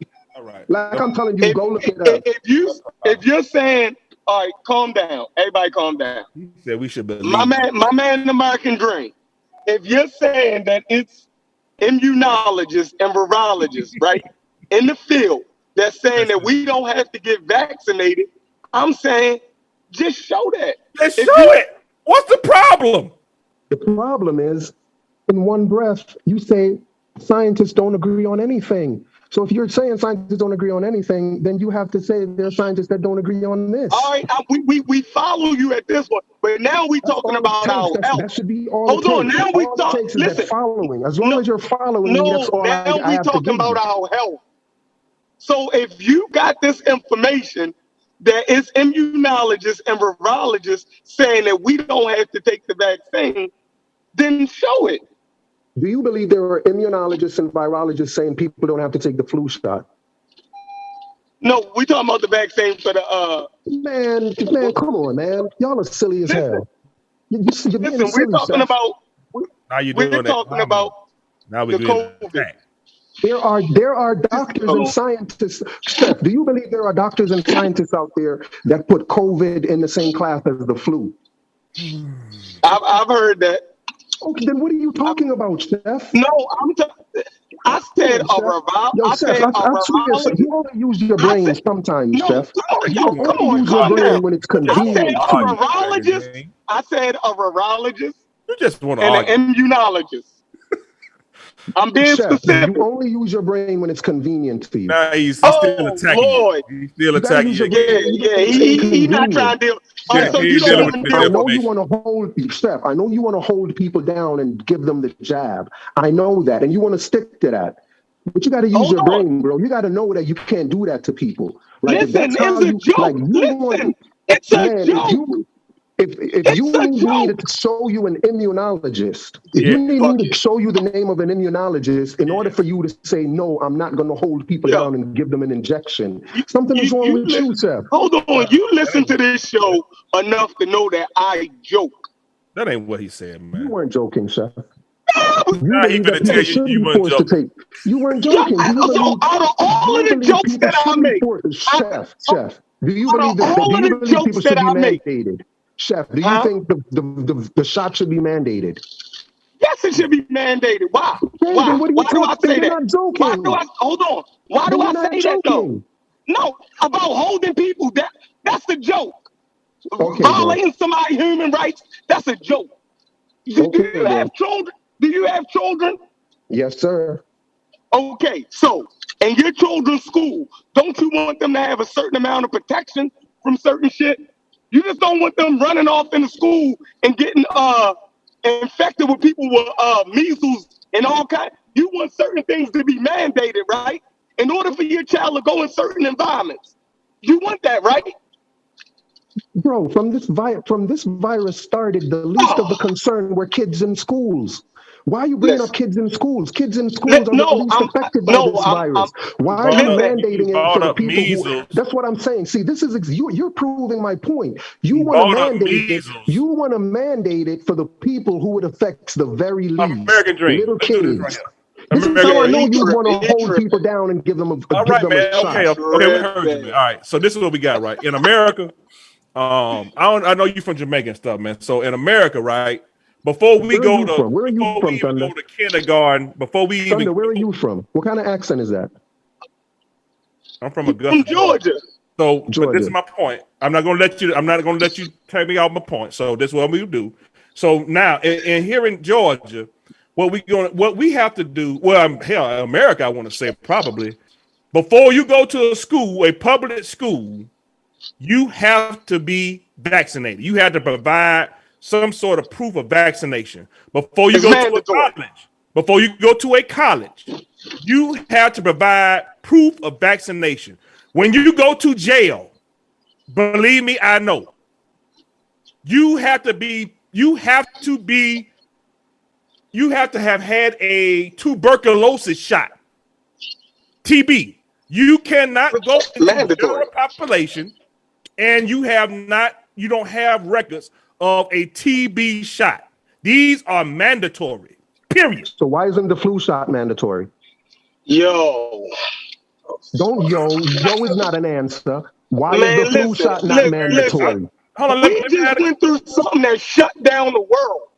You never seen tuberculosis. No. It wasn't. Listen, it wasn't the virus.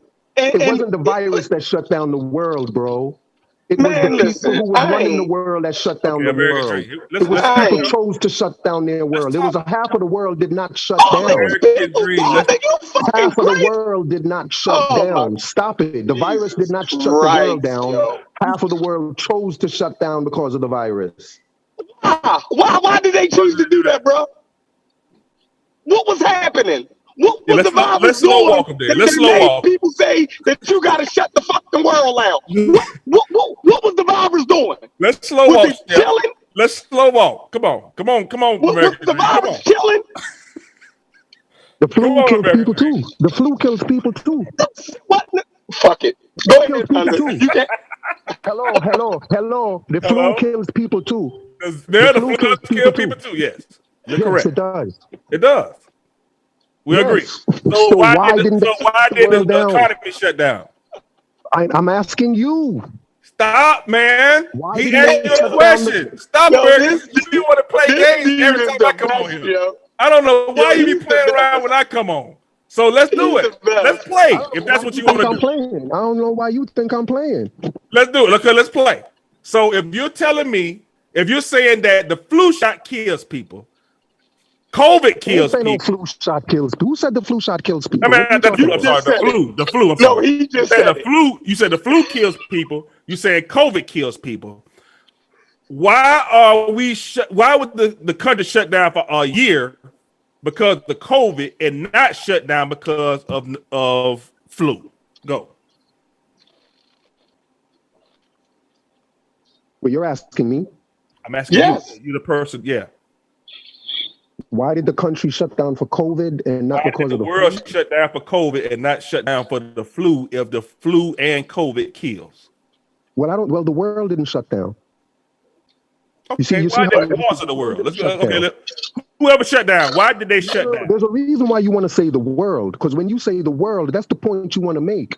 No, you cannot say the word that I'm willing to make the amendment, bro. Did not shut down. Can you allow me to amend what I just said?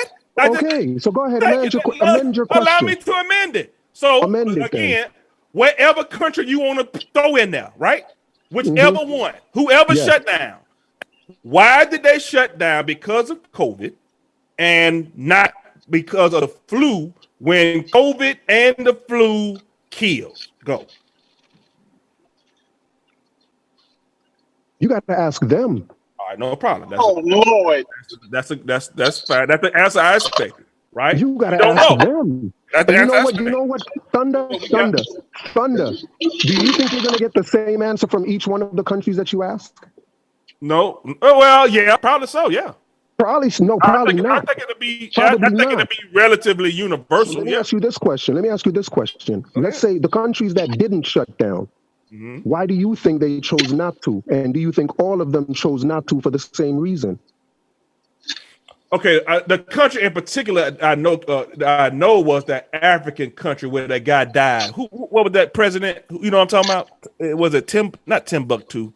What was the name of that place, Chef? You remember what I'm talking about? When the president was like, he died from COVID. Yeah, he died from COVID too. Yeah, what was that? I think Tanzania. It might have been Tanzania or something like that. It started with a T. So let's use that country for example. We got to use case studies that we know are true. This happened. The guy said damn near his whole cabinet got wiped out, though. Right, the whole cabinet, everybody. So the guy said that he did not think that COVID was real. He thought it was a plot from Satan or something like that, right? It was just something made up plot from Satan. That's what he said. And I almost pull it up and read it, but I just got to remember what the name of that president was. I can't remember. But, yeah, that's why he didn't get it. I'm sure that most countries that did not get it feel that way. Like the Governor DeSantis in Florida, my governor, Brian Kemp, they shut down for about 2 months and they opened right back up because they saw what it was doing to the local economy. And we see what is happening right now with the Biden administration is blaming the supply chain issues on COVID. What happened? You know what I'm saying? So when I was looking at DeSantis yesterday, he said, like, man, we're not shutting down, bro. Same thing what Chef just said. When you have the epicenter in New York City, that's the biggest economy we got. I'm in California. Just imagine if both of those shut down. We got the tech over here in New York. We got the stocks. We got all that stuff. We got all the agriculture. We got all this stuff in Florida, in California. We got agriculture and all this stuff in Florida. Now, what if those places shut down again? You see what I'm saying? So that's why he's saying it should be mandatory. And of course I don't agree with that, but I understand where you're coming from, and it does make sense. I mean, we can't afford to shut down again. So that's the whole point of the mandatory piece that Chef was saying. But when you look at the deaths, we got 5 million deaths due to COVID. We got 267 million confirmed cases. 267 million confirmed cases, 5 million deaths. Yeah. So, but the thing is, now we're trying to move to a point where we don't shut down and we just live with it like we doing with the flu and pneumonia and all the other stuff. That's what we're trying to transition to. But of course, you got some politics that's trying to, intervene and do all this liberal junk where we're just giving people checks and stuff like that. So I mean, it's political in my opinion. So if the answer to your question is, politics does play a role in if a country shuts down or not, in my opinion. But most of it is economical, bro.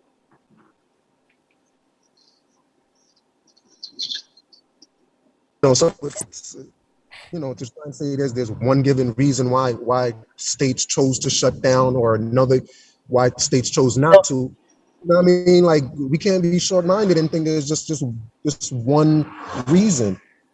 I think it is one reason. I think it was a lack of a COVID vaccine. That's why that was the answer to the question. I didn't want to just spout that out and try to embarrass you nothing.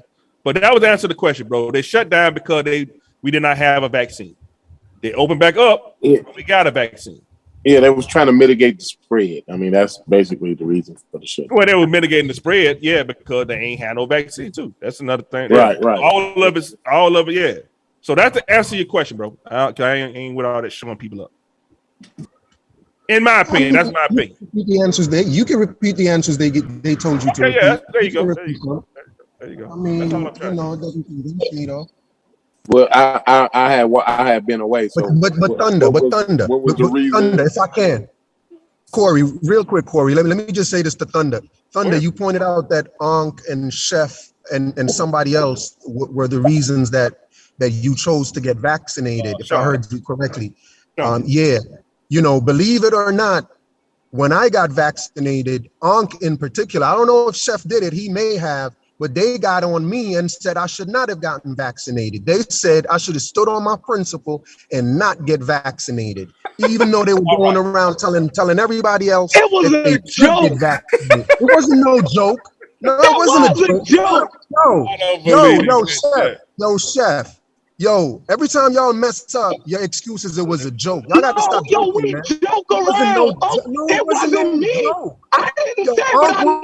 Unc went at me for like an hour, bro, telling me, dude. That's called the ongoing joke. That's called the ongoing joke, yo. Like, what is wrong with you? Yo, Thunder. Yeah. Remember when I tell you, Thunder, it wasn't no joke. Them boys got on me and said, I fell off my principle. I should have stood on my feet and said, forget that, I'm gonna lose my job and I'm not going to change. Listen, I'm not going to change my sense of humor because you don't find shit funny. That's fine. But you ain't gonna sit here and tell people what's not a joke when I know that's bro, how what we I'm telling you joke. is you tell people it's a joke a month after you say it. You don't find it y'all funny. was serious as I shit don't when y'all find it said funny. it. When y'all said it, y'all was serious as hell. Why y'all always wait for a whole month to say it was a joke? Just say You that wait you a whole don't month find to it say, funny. yo, that was a joke. Why didn't you say it on that day? On that day when Unc was going at me, you didn't say, yo, it's a joke. Because we knew it was a joke. Why the fuck do I gotta say that? They thought it was understood. So after you done watched all of the pseudo Let me ask you a question, Chef. Are you joking right now? Chef, are you joking right now? Hold on, American Dream. I'm dead serious. Now because go ahead, Corey. My bad. Go ahead. After you done watched all the pseudo killer shows, right? And then you get your vaccine, right? And then Unc and them say, oh, you should have stood on your principles. If you can't see that they was playing with you and joking with you and trying to get a rise out of you, man, like you, I guess Caribbeans got a different sense of humor than. What were your principles, American Dream? Why they said that about you, bro? What were your principles? Why did they form that opinion? You had to change of heart, right? Some had to change for them to say that, correct? Yeah, because that's my job. If I didn't do it, I would do it. No, the reason they said it is because it was mandated and I had to do it or get fired. But you didn't want to do it. I chose not to.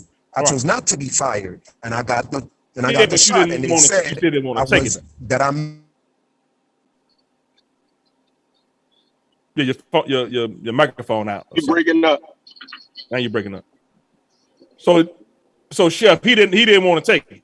That what you saying? No, he was against it. Yeah, he was against it. But his boss told him he had to take it or get fired. Right, and therein lies the joke. Right. Therein lies the joke. He didn't find it funny. Fine. But you can't say it wasn't a joke because he didn't find it funny. Yeah. The hell? This guy is something else. I'm something else indeed. My bad. I'm something else. My internet is something else too. It keeps going out. But yeah, man. But trust, I am something else. Anyway, what are we talking about? We was talking about what is Garfield talking about with these white boys, man? What is he talking about? Now? Oh, he got him on? Oh, I gotta log in. Who he got on? He got a roster. He said he's talking about. I can't do that. He's talking about roster, but he got two white dudes up here.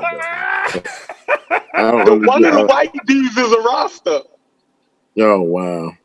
The one with the suit and the glass. Don't tell me it's the one with the suit and the glasses. Yeah. Yes, glass roster. Yeah, and he telling the black rosters that they ain't right about their Rastafarianism. Fucking crazy. Right. A Serbian roster. Yeah, Serbian roster. Is telling the goddamn Caribbean rosters that they don't know what the fuck they talking about, and they created Rastafarianism. Fucking crazy, yo. What is your? Well, I guess that's just as absurd as a Hebrew Israelite telling a Catholic that he ain't a real Christian or whatever. You know what I'm saying? Yeah, racism, white supremacy. But it sounds like Steph is the only one being racist right now. The original life. Wow. Why? Why? Because he's saying because the guy is Serbian, he can't be a Rasta. Isn't that racist? No, I ain't saying he couldn't be a Rasta. Rastafarianism, yo, bro. It's an idea. Anybody can have an idea. There's like.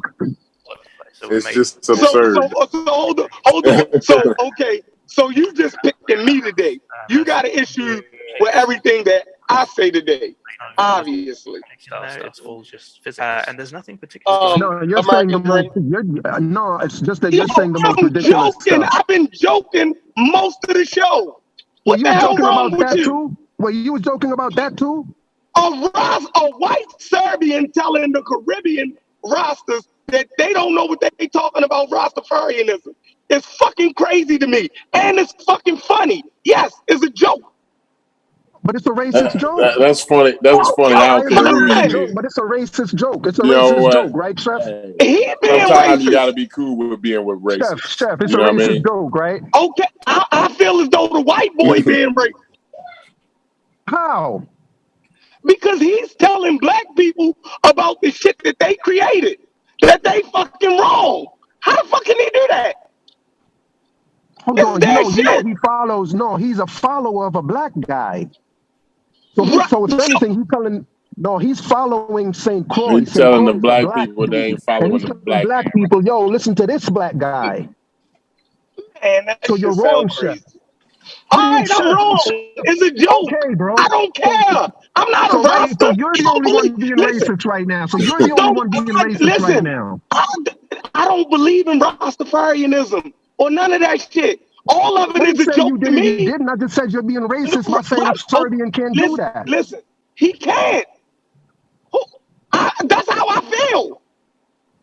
I'm saying you got racist feelings. You got racist feelings, bro. Fine. Listen, that don't hurt me, yo. That's everybody got bias. Right, I don't think Sheffrin is in a position to be racist, where he may be biased. White people to give you reparations for their racist feelings. I might be racist. I might be racist. You're very racist, Jeff. You're very racist, bro. But it's all good. Most black people are racist. Right. So see, now you say what you want to say. That's what you like attacking black people. So that's the shit that you want to say. So just say what you want to say. You don't need a person to just come out and say how you really feel about but Chef, you agreed with me. Hold on. Just say how you feel about black people. Most black people are racist, and you agreed with me. And then you said I'm attacking black people. No, I'm saying that's by agreeing with me, Chef. No, I'm saying that's how you feel. But you agree with me, so that's how you feel too. What the hell is wrong with you? No, that's how you feel about black people, that most black people are racist, that most black people agree with reparations, so that makes them a little dense. All of that shit that you feel, that's what you want to say. So just come on the show. So just come on the show and say that. You think you're one of the few racist black people? I know, man, listen, I know I'm not fucking racist. That don't even make sense. Shut up, Joe. You know you're not racist. You just have racist feelings. I know I'm not racist. You're not a racist. You just get racist jokes.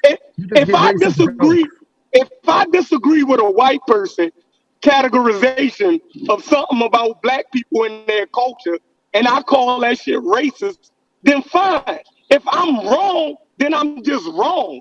That shit don't make me racist because I disagree with white people. Yeah, I ain't gonna say that makes a person racist. So if anytime somebody disagrees with a white person, he can't be a Rasta because he's white. That's racist. If a black person disagrees he didn't say he couldn't be a Rasta because about something cultural, then that makes us racist because I call the white boy racist. That makes me racist. That's what you're saying. That's not what I said. That's fucking crazy. That's not what I said. That would be crazy if it's what I said, but that ain't what I said. That's what you said. No, it ain't. That is what you said. You gotta make up something in order for me to sound crazy. That ain't what I said. That's exactly what you said, though. You said he cannot teach Jamaicans about Rastafarian because Jamaicans created it. That's a racist thing to say. And the only reason you're saying it is because he's white. Right, and from Serbia. Black person, anything about spirituality? I didn't say anything about spirituality. He way in Serbia telling Rastafarianism is a spiritual religion. Rastafarianism is about spirituality. Dream, can I ask you one simple question? Just a little question to put things in context. A Chinese lady from mainland China, she is doing a ritual, what is her family's tradition from 400 years ago. I, a black man from the Caribbean, never been to China, but I have a book explaining me about this lady's tradition. Now we are in another environment, and I'm arguing with this lady about her Chinese tradition, how it's applied, how she is wrong, and how everything that she is saying is false about her tradition, what her people started. And she turns around and says, son, you're not even Chinese, let alone from my clan. How do you know what I'm talking about? Would she be racist? Well, it's one thing. Like That's a yes or no question. No, it's not, because you're kind of comparing apples and oranges. For you to talk about culture and religion is two separate things. The way people hold their religion is a spiritual thing. I specifically said her religion that she practices. You trying to separate religion from culture, where Rastafarian is a perfect example of the two being intertwined. Don't give me. I'm just asking if that lady called me and said, son, you don't know nothing about my religion and my culture. How you telling me have you ever been? Were you initiated by my people? How you talking this based on reading a book? Would she be racist? Would she be factually correct that I cannot know I heard more your question. I heard your question. She said you can't be because you learned it from a book. That's not racist. Chef said he can't be because he's white. That's racist. Chef didn't say that. You black man from the Caribbean who never been to my country, who has nothing to do with my culture, cannot tell me about my culture. You black Caribbean man, would she be a racist? If she put it the way you just put it, yeah, but you noticed you had to switch it up. Am I a white Caribbean man? Black Caribbean am I a white? Yeah, that would am be I a racist. White Caribbean man? What? No, so she's factually correct. I'm a black Caribbean man. The fact that I can't tell her nothing about her culture, is she factually correct? Yes. So in which sense is she Are you gonna ask me a question and then answer it for me? No, because you are right, bro. Interjecting semantics, which I didn't You're gonna ask me a question and then answer it. Just don't ask me. So the question is simple: yes or no? She a racist? I a racist? Because you are trying to change the context. First, you talk about culture where that's wrong. Now you talk about a book versus being from away. You understand what I'm saying? Cedric, because you can't just say no, she would not be racist. Nullifies everything you trying to say right now. You got to align your questions, Cedric. You got to get your question together. Yo, give me 2 minutes. I got to pick up my daughter. Give me 2 minutes. I got to be silent and focus on my child real quick. Give me a minute. So I gotta come get you. I don't understand like the whole thing with Chevron being racist or whatever. Like I don't even think Chevron in a position to be racist. So like I mean racism is a systematic thing, right? So I think he out of place with that. Maybe Chevron could be biased, but even in that sense, I don't see where the biasness comes in at when he just pointing out simple facts. You know what I'm saying? It's like, bro, the dude from Serbia. Yeah, I mean, he's from Serbia. And I mean, it's absurd. It's absurd. Gets on every week and tell these black Rastafarians from the Caribbean that they fucking wrong. Like, what the fuck? Like, if that ain't racism, white supremacy, I don't know what is. If that ain't hilarious, you know what I'm saying? Like that's pretty funny to me. I mean, he was mad because he was originally mad because you laughed at that. You thought that was funny. That's what originally sparked it. You know what I'm saying? No, everything that I said pissed him off today. He got it out for you. Yeah, he got it out for me. It's my turn today, right? When I made the point, we start talking about the vaccines, and you know my ongoing joke that they should hold niggas down and give them the shot. You know what I mean? Right. Mm-hmm. He said, you know, I'm serious. I've been saying that joke from the start of the goddamn, what's the name? So you just looking for then he gonna say that me and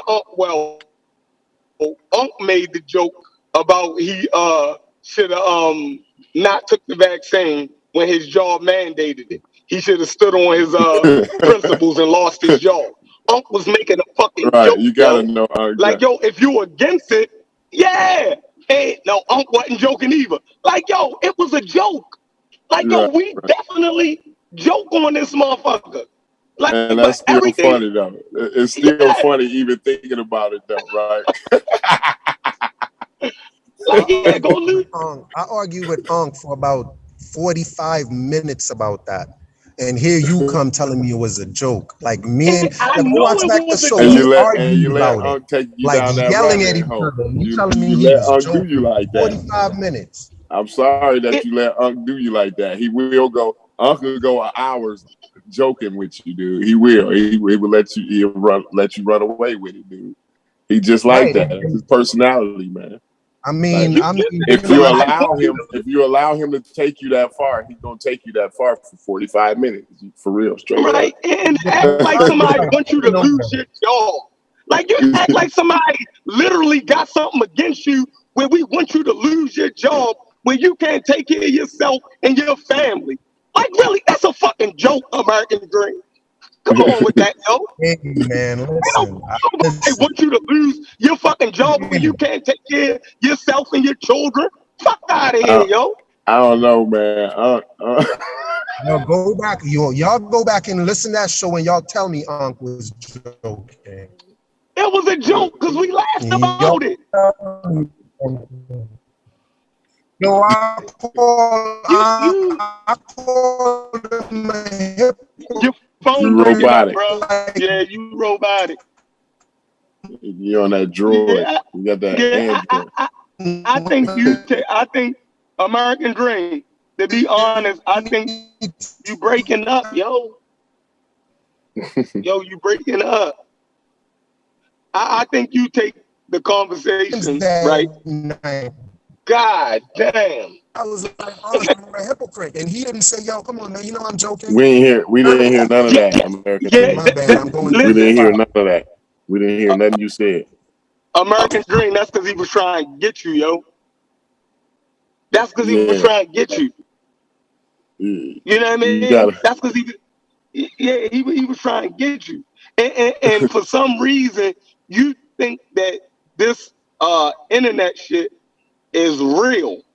Like you think that people actually don't like you, or you might don't actually like people because of the, you know what I mean, these conversations. But you think that people actually have it out for you where they want you to lose your job, yo. They want you to make a decision that's gonna impact, you know what I mean, your fucking welfare. Like you think dude, we're living in cancel culture right now. Chef, that's Chef, you. Chef, That's you. Chef, Chef, don't say that, man. Chef, are we not living in cancel culture? Don't do it. Don't do it. Chef, come on, Chef. Let's have a discussion. Are we not living in cancel culture today where people are being doxxed all over the place? Are we not? What is cancel culture? Come on, man. We're living in a day where people are out to see people get fired because of their views. So you can't sit here and say you think people wanted you. Yeah, they do. Yes, they do. So when you go at Garfield in his book, you really try and counsel him. Oh, okay. So you that nigga. So you that nigga. Actually, you yes. That nigga that you talking about. Yep. Right. Yes. So don't put that shit on us. You that wild nigga. You the wild nigga that you talking about. Hold on now. When we're talking about Garfield, of course I'm trying to cancel Garfield. Ask me why. I don't even want to hear, yo. Because Garfield is a how am I? You're on a channel called Pseudo Killers right now. Pseudo Killers is about canceling people.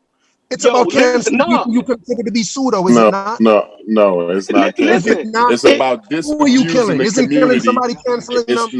no. It's about Come on, y'all are it's about kidding me. disabusing the community of their pseudo beliefs. That's what the pseudo killers is about. It's about the ideas. It's about the ideas. Well, you don't call it pseudo idea killers. You call it you're killing the pseudo. Pseudoisms are in the mind, right? A person. You don't call it There's no such pseudoism. thing as You're not a pseudo pseudoism person. killer. I don't talk to There skeletons. is such a thing as a pseudo person. It's the person that's pseudo. The person has pseudo I don't ideas. even know the definition of pseudo. No, bro. It's like y'all don't even know the definition of pseudo. All right, like, fine. It's like I in may your head. not. I may it's like not. in your head, you think the pseudo means they don't know what they're talking about. That's not what pseudo means. No. It means they're trying to promote something, a false idea, as if it was reality, right? No, like as if it's pseudoscience. No, trying to put forth something, some fake shit, as if it was real science. That's what pseudoscience is, bro. They're trying to put forth themselves, like they're trying to put forth themselves as something they are not.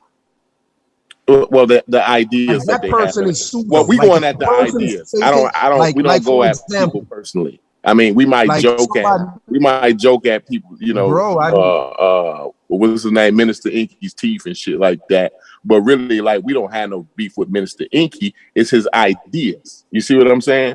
I can sit down and really have a discussion with Inky and not want to, like, you know, have real beef with the dude or nothing like that. You know what I'm saying? It's his ideas that I have a problem with, and the ideas that he promote. You know what I'm saying? So that's what the pseudo killer is about. It's about disabusing the black community of their pseudo ideas. We're not trying to cancel anybody, bro. And furthermore, what is canceling? How can I cancel someone? How to explain that to me, man? Because you done said that a couple of times. I need to. I hear that a lot from evangelicals and Trump supporters. You know what I'm saying? A lot of evangelicals and a lot of Trump supporters use that terminology, cancel culture. So explain to me, what is cancel culture and how would one go about canceling somebody? Go ahead. Yo, I was on one time, I was talking to a few dudes, and it was Sabio and Rocky, right? And I said something about the vaccine that Rocky didn't like, right? And you know what Rocky said? Rocky said, yo, we shouldn't talk to this guy about anything at all, right? After we were talking about the vaccine, we went off that subject and started talking about something. You're breaking up, bro. Yeah, we're trying to hear you, but you're breaking up a little bit. You say you was on the vaccine and then what? He said because of my views on the vaccine, he suggested that they not talk to me about anything. Cancel culture is where if they wow exist, like they would prefer that you not exist. Man, hold on. You got to start that all over again, okay? Because you now you clear, but I didn't hear you. You was all over the place. I didn't hear what you said. Go ahead now. You clear now. Go ahead. I was all over the place in terms of like your volume and you know what I mean. Like nobody heard what you said. You know what I'm saying? Nobody heard. Right. So I was just, man, I said a lot. It kind of was frustrating. Yeah. But I was just saying that, I had a conversation with this dude once, and because I agreed with him about topic A, he said that, he suggested to everybody else on the panel that they not talk to me about anything else at all. And anywhere he went, he was mad that I was there and that people were inviting me onto the panel. Like he would literally come on and say, why are y'all bringing this dude up here? You heard what he said about the vaccine. I know.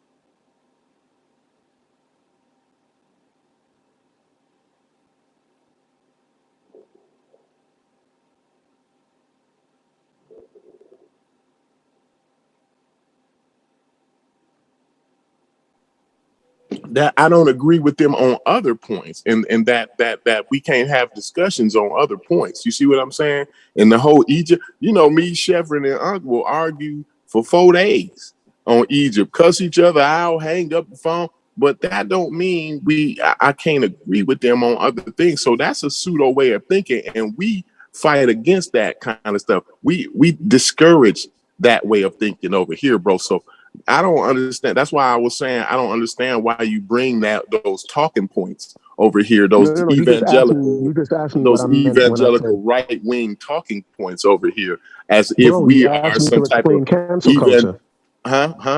You asked me to explain what cancel culture was. We're not some liberal cancel culture people that you thinking about. I mean, like this ain't MSNBC over here, bro. It's the pseudo. It sounds like when y'all talk about mandating the vaccine and holding people down. That's our idea. That's our opinion. Y'all sound like those cancel culture type of people. We could be absolutely believe it wrong. or not. Like you see the idea wrong about mandating the vaccine, right? That's just our opinion over here. The idea of mandating the vaccine. The idea of mandating the vaccine. I think you're trying to cancel us. I think you're doing cancel culture on us. Just because we want to mandate it, cancel culture. Now you want to call us cancel culture. Hey, can I step in for real quick? Can I step in real quick? Go ahead. Hey, American Dream, you're a coward. I never ever want to hear you talk about vaccines. You're vaccinated, yo. You're a coward. Because in the face of adversity, bro, you wouldn't stand there and not get vaccinated, yo. You're a coward. I want the rest of the world to know this man is fully vaccinated, and he's a coward for not. I'm saying you're a coward because you got vaccinated. You come on here with all that hyperbole, mumbo jumbo, bro. You're a coward. Are you joking right now? I want to hear you say that again. Are you joking? Yeah, you're a coward. Absolutely, positively, you're a coward, bro. Chef, is Unc joking right now? I'm 100%. You're a coward. 100% joking? You're 100%. You're a coward for getting vaccinated. Chef, is Unc joking? Chef. Because he did. Chef. He's switching over his. Corey. Chef ain't Captain Save-A-Hole, dude. Chef can't save you, nigga. I'm saying you're a coward. Earlier, does it sound like Unc is joking? Chef said that y'all was joking earlier. Well, Chef was joking and Unc wasn't joking. Is that suffice for you? Unc, thank you so much, bro. You just proved me right again. Isn't that something? Yo, this is awesome. I know. I don't care how you feel, family. I don't care how you doing what you're doing. You're a coward. Just address what he's saying though. American Dream. So in adversity, now that we know Unc is serious, right? Now that we know that Unc was serious, right? So in the face of adversity, hold on, serious way. I just got back on serious about what part? No, because they brought that up when they said because you had told him this before. You had said these words to him. Oh before, no, I mean, hey bro, let's stop for one moment, yo. Mm-hmm. If I start praying to Jesus Christ, y'all be like, yo, you're a hypocrite and you're a coward because you won't tell the people that you now believe in Jesus Christ. That means I'm a hypocrite and a coward. This nigga's a coward. He's a coward, bro. Like, nobody's listening to you. You're vaccinated. Stay vaccinated, yo, and just enjoy life, yo. Like, you don't, like, it's crazy to me. You like it doesn't make, you're not practicing what you preach. But that's what I want to get at, though. So American Dream, like, let's address that. Now that we know that Unc is serious. Chefrin was joking, but Unc is serious, right? So let's address that. Why are you why when it was time, for you to make a real decision, right? Like, yo, my life is more important than this job. You see what I'm saying? Yeah, I gotta feed my family, but everybody and their mama hiring right now. So whatever you do, you can go get another job later on that afternoon if you quit your job, bro. Believe me, I know. I've seen the job market, and you ain't gonna tell me no shit. You can quit your job right now in the morning, right? And by the afternoon, you'll be back on the schedule at a whole nother job. So cut the bullshit with that, right? So when it's time for you, hold on, I'm not done yet. when it was time for you to, in the face of adversity, say, look, my health and my stance, my position, my moral values and all of that, right, is more important than this funky ass job. Look, I'm not getting no goddamn vaccine. I don't think it's right. And fuck y'all take y'all fucking job and shove it up your ass. Why didn't you say that at that point, though? I'm back, yo. I'm back. What happened, yo? Just let him. So you're gonna catch up. Just let him answer the question. You're gonna see how the pieces fall in for you, Shepard. It's all gonna make sense to you. Go ahead, American Dream. Right. So for some reason, right, I'm gonna challenge Ankh to show any video. Man. I'm answering your question, bro. I'm answering your question. I'm answering your question. I didn't tell you how to ask your question. Don't tell me how to answer it. You took 5 minutes to ask it. Fine. Okay. Fine. That's fair. I'm fair, man. I'm fair. You ain't got to go back. Okay, but let me answer it. Neither you nor Ankh can find a video with me speaking against the vaccine. What I spoke against was the mandating of the vaccine. Mm-hmm. I said many times, I was like, yo, I just took the flu shot like a week ago. I went into the doctor's but they office, the doctor was mandated it like, yo, at you your want the flu job, shot? though, I was like, right? sure, give it to me. What I was against was the mandate of it. I was never against the vaccine. I never said, yo, if you take the vaccine, you're going to die in 3 months. I never said that.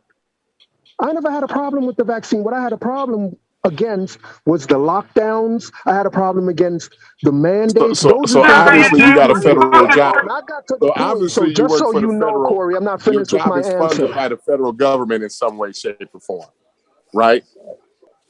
And there's criteria you have to meet. Listen, bro. There's criteria you have to meet to be a fireman. If you don't pass a physical, you can't be a fireman, bro. Yeah, I mean, like, it's mandated, right? If you don't, and at least in Indiana, where I live at, if your kids ain't up to date on their vaccines, bro, they can't go to public school. It's been like that since I've been alive, man. So all of this new outrage, right? Again, you bringing me this evangelical Trump supporter talking points, and I hate to do you like that. I hate to put you in that kind of box, right? But this is what you bringing me every time you open your mouth. What was the talking point I just gave you? Hold on, I'm not done. Can you tell me one talking point I just gave you?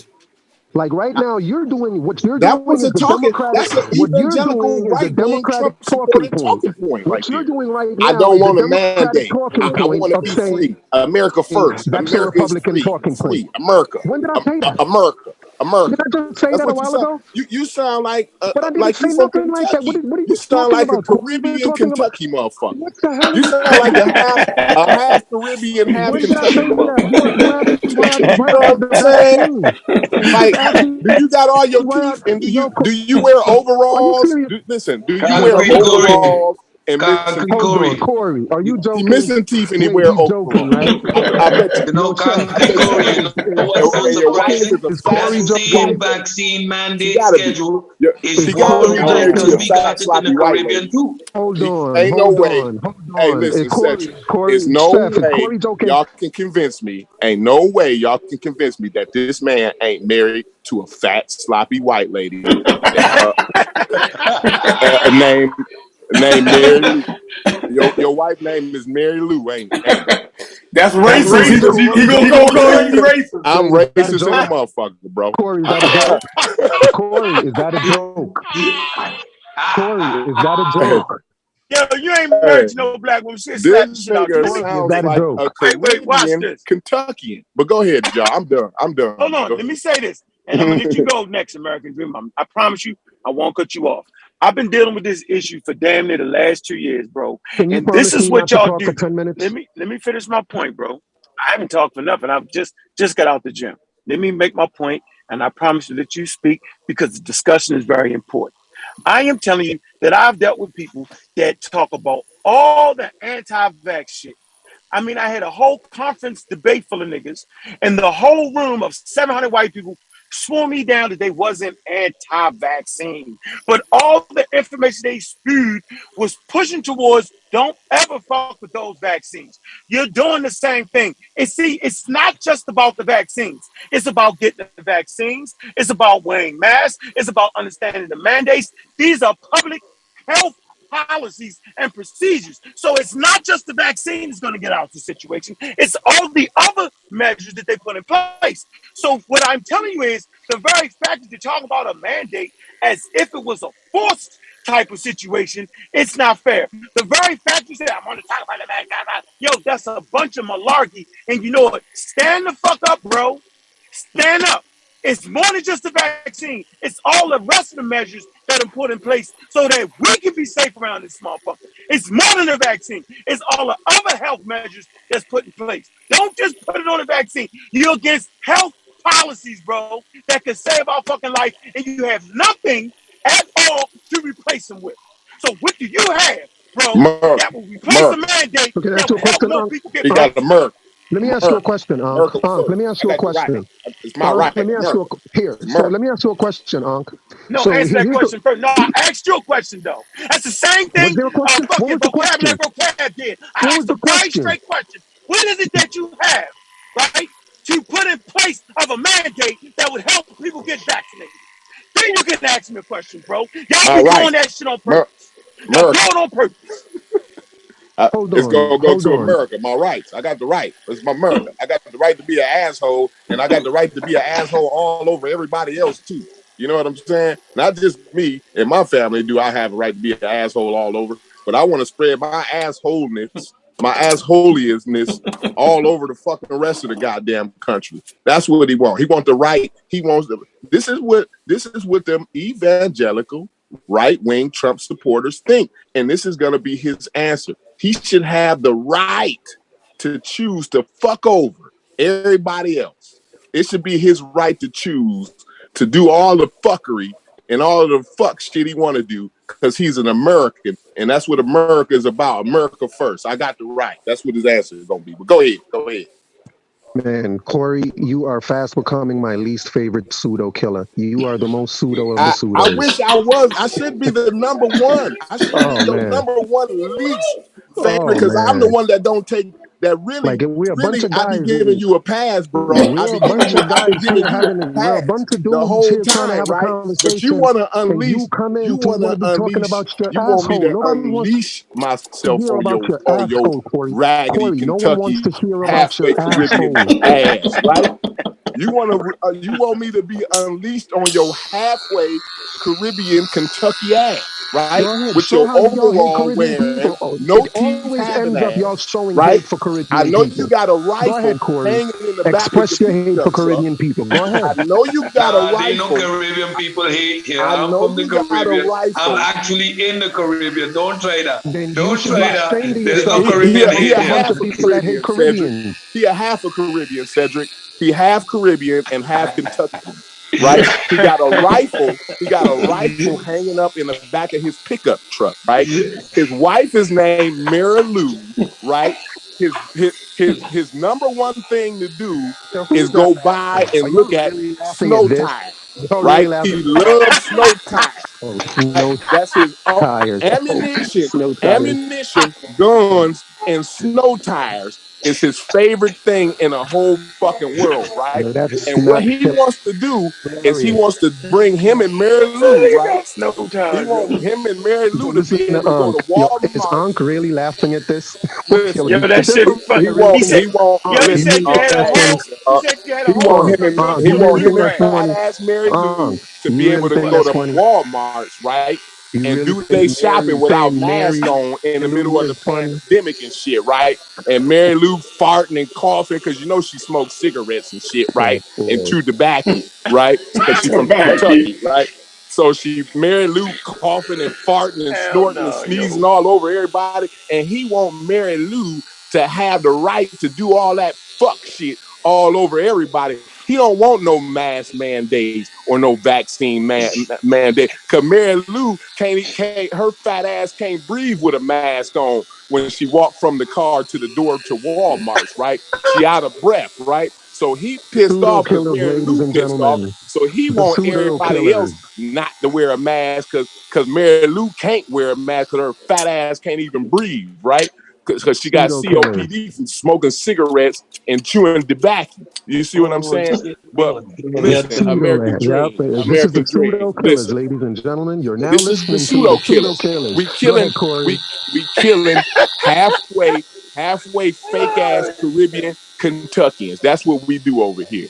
We the Caribbean Kentuckian killers over here. And that's Now just we what's changing needed our in the name. world. That is We exactly the what's needed in the Caribbean world, Kentucky. Corey. We don't like Man, are you on motherfuckers. it? We gonna be real pseudo here. We That's a don't real like problem. Yep. motherfuckers in overalls and drive with a shotgun in the window of their pickup truck. Corey, why I keep getting the image That is the of problem in this the Dave community, Chappelle, Corey. the Dave You nailed Chappelle it on the head, comedy? Corey. Man, are you good? You just nailed it on the Hey, head. every time you come on here from now on, I'm gonna treat you like this because you brought this out of me, right? So now I don't really want you. I don't really want to see. I don't really want to hear your bitch ass on this channel no more, right? But you welcome. I'm not gonna put you off, right? I'm not gonna put you off. You welcome, right? But every time you come over here, just know that my goal is to make you feel unwelcome, right? So go ahead. I'm gonna give you a pass for the rest of the night. I'm gonna leave you and little Mary Lou fat, out of breath ass out of it for a little bit. Go ahead. Right. So what y'all just witnessed was like Democratic talking points, right? When they don't have an argument, they resort to name calling and trying to be funny. And the biggest Democratic talking point is when they don't have something to say, they say that's a Republican talking point. But indeed, that's a Democratic talking point. It's what they do, right? So, you know what I mean? Y'all can't really ask the fool me with question. this. I'm just saying, All I ask know the is question, though. the Yo, then you fact can go is, on and answer the question. if you really wanted me to answer the question, if you really wanted me to answer, no, actually, hold on, Cedric, don't do that. hold Cedric, on, let him answer hold the on, question. Cedric. American Dream, I just ask actually, the question, then go explain all that. Go yeah, ahead, I had then a get question Corey for back. you, Here's my question for you, No, remember I said answer my question first. So Right, what was your question? I forgot your question. vaccine, then my question was, what are you going to put in place for mandating vaccines and mandating masks? What's your health policy that would help us through and be safe? Go ahead. And then you can go ahead and, I just want to know what do you have in place for that? Go ahead. Seriously.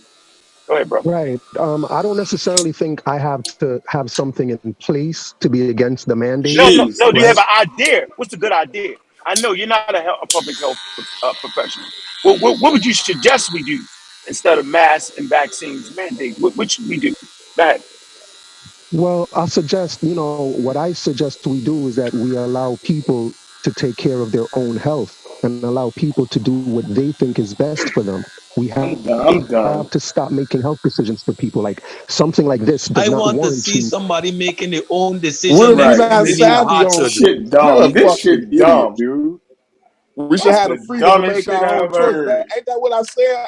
Didn't I tell you? Yep. We should have the fucking freedom to make our own choices. I should be free for me and Mary Lou to fuck over everybody. Coughing, farting, and all that shit that Mary Lou do all over every motherfucker. He want the freedom to do that shit. He don't want no mandate. He don't like it when they say, look, no shoes, no service. I can't believe that was really his answer, Cedric, listen. He hates it when the sign says no shoes, no service, because Mary Lou fat ass can't put her fucking shoes on, so she like to go everywhere barefooted. So he don't like mandates and shit like that. You know what I'm saying? Like he don't like the stores to make decisions to say, look, if you're gonna come in this store, you're gonna need a mask to put on, you're gonna need a shirt on, and you're gonna need some shoes on. You know what I'm saying? Because Mary Lou don't like wearing none of that shit. You see what I'm saying?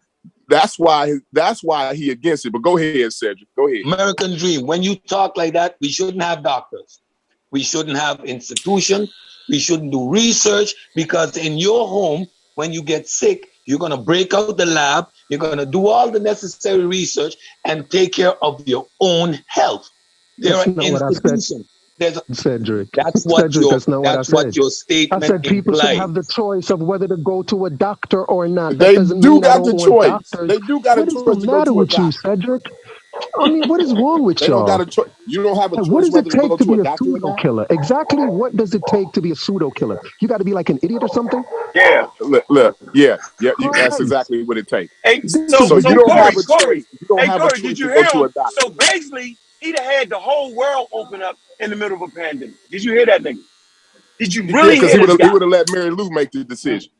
He would have said, look, Mary Lou got the best idea. She said, open it up. We should be all going to Walmarts without no shoes on and no mask on in the middle of a pandemic. That's what he would have let. Yeah, but you misinterpret the Constitution. Show me where in the Constitution that we got a right to get other motherfuckers fucked up and sick, yo. I'm waiting for that. You have misinterpreted. You do not have a right to do that. But show us, bro. You can't go in the movies and yell out fire just because you got a right of freedom of speech, bro. You're misinterpreting the whole damn thing, yo. You bugging. Your rights right end where my rights begin. Your rights end where my rights begin. And him and Mary Lou, they don't understand that. Because Mary Lou, she don't give a fuck. She want to smoke in the fucking indoors and shit, all that. You know what I'm saying? She don't give a fuck about nobody else. Secondary smoke. Secondary smoke is the death. Yeah, yo. Spitting and shit. She spit her tobacco on the floor at the restaurant. They go to fucking Outback Steakhouse. They go to Outback Steakhouse and they ask her not to spit her tobacco on the fucking floor. She get all mad because she want to be able to spit tobacco on the fucking floor in Outback Steakhouse and shit. Hey, you know what I mean? Can I ask you a question now? Yeah, so everybody know that you don't have a replacement for anything. We got you. That was your answer. Can I ask you my question? No, that was your answer. You can, but that was your answer, right? That you generally don't have a replacement for the shit you want to take away.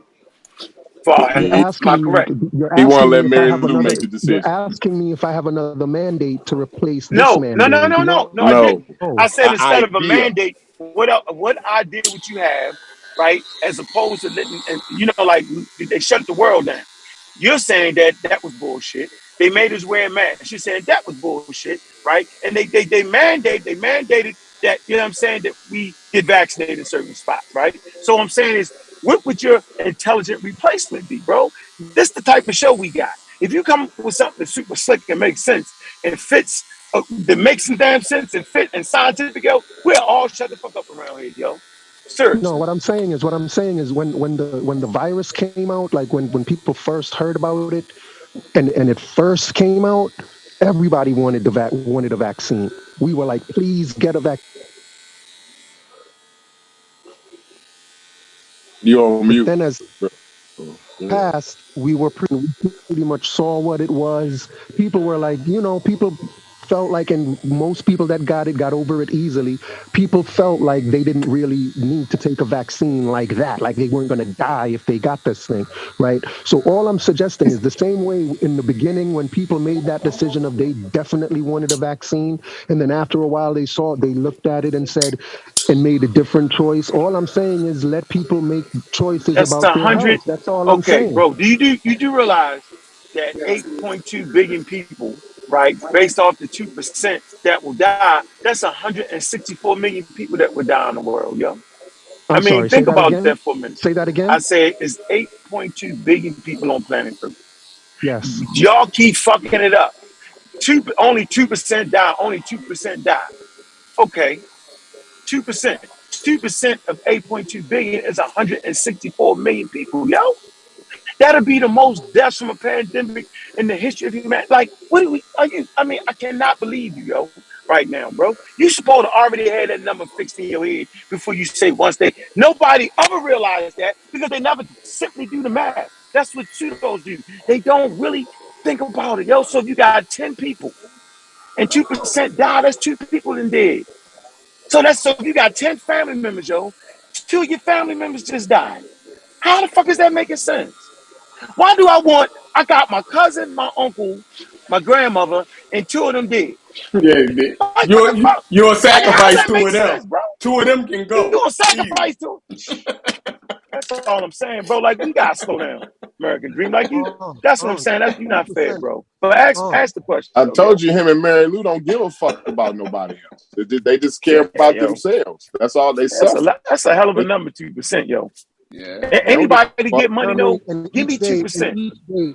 And each day, even with Delta and Omicron and all of these new variants, the death rate keeps going lower, right? So right now, it's because more and more people getting vaccinated. You fucking idiot!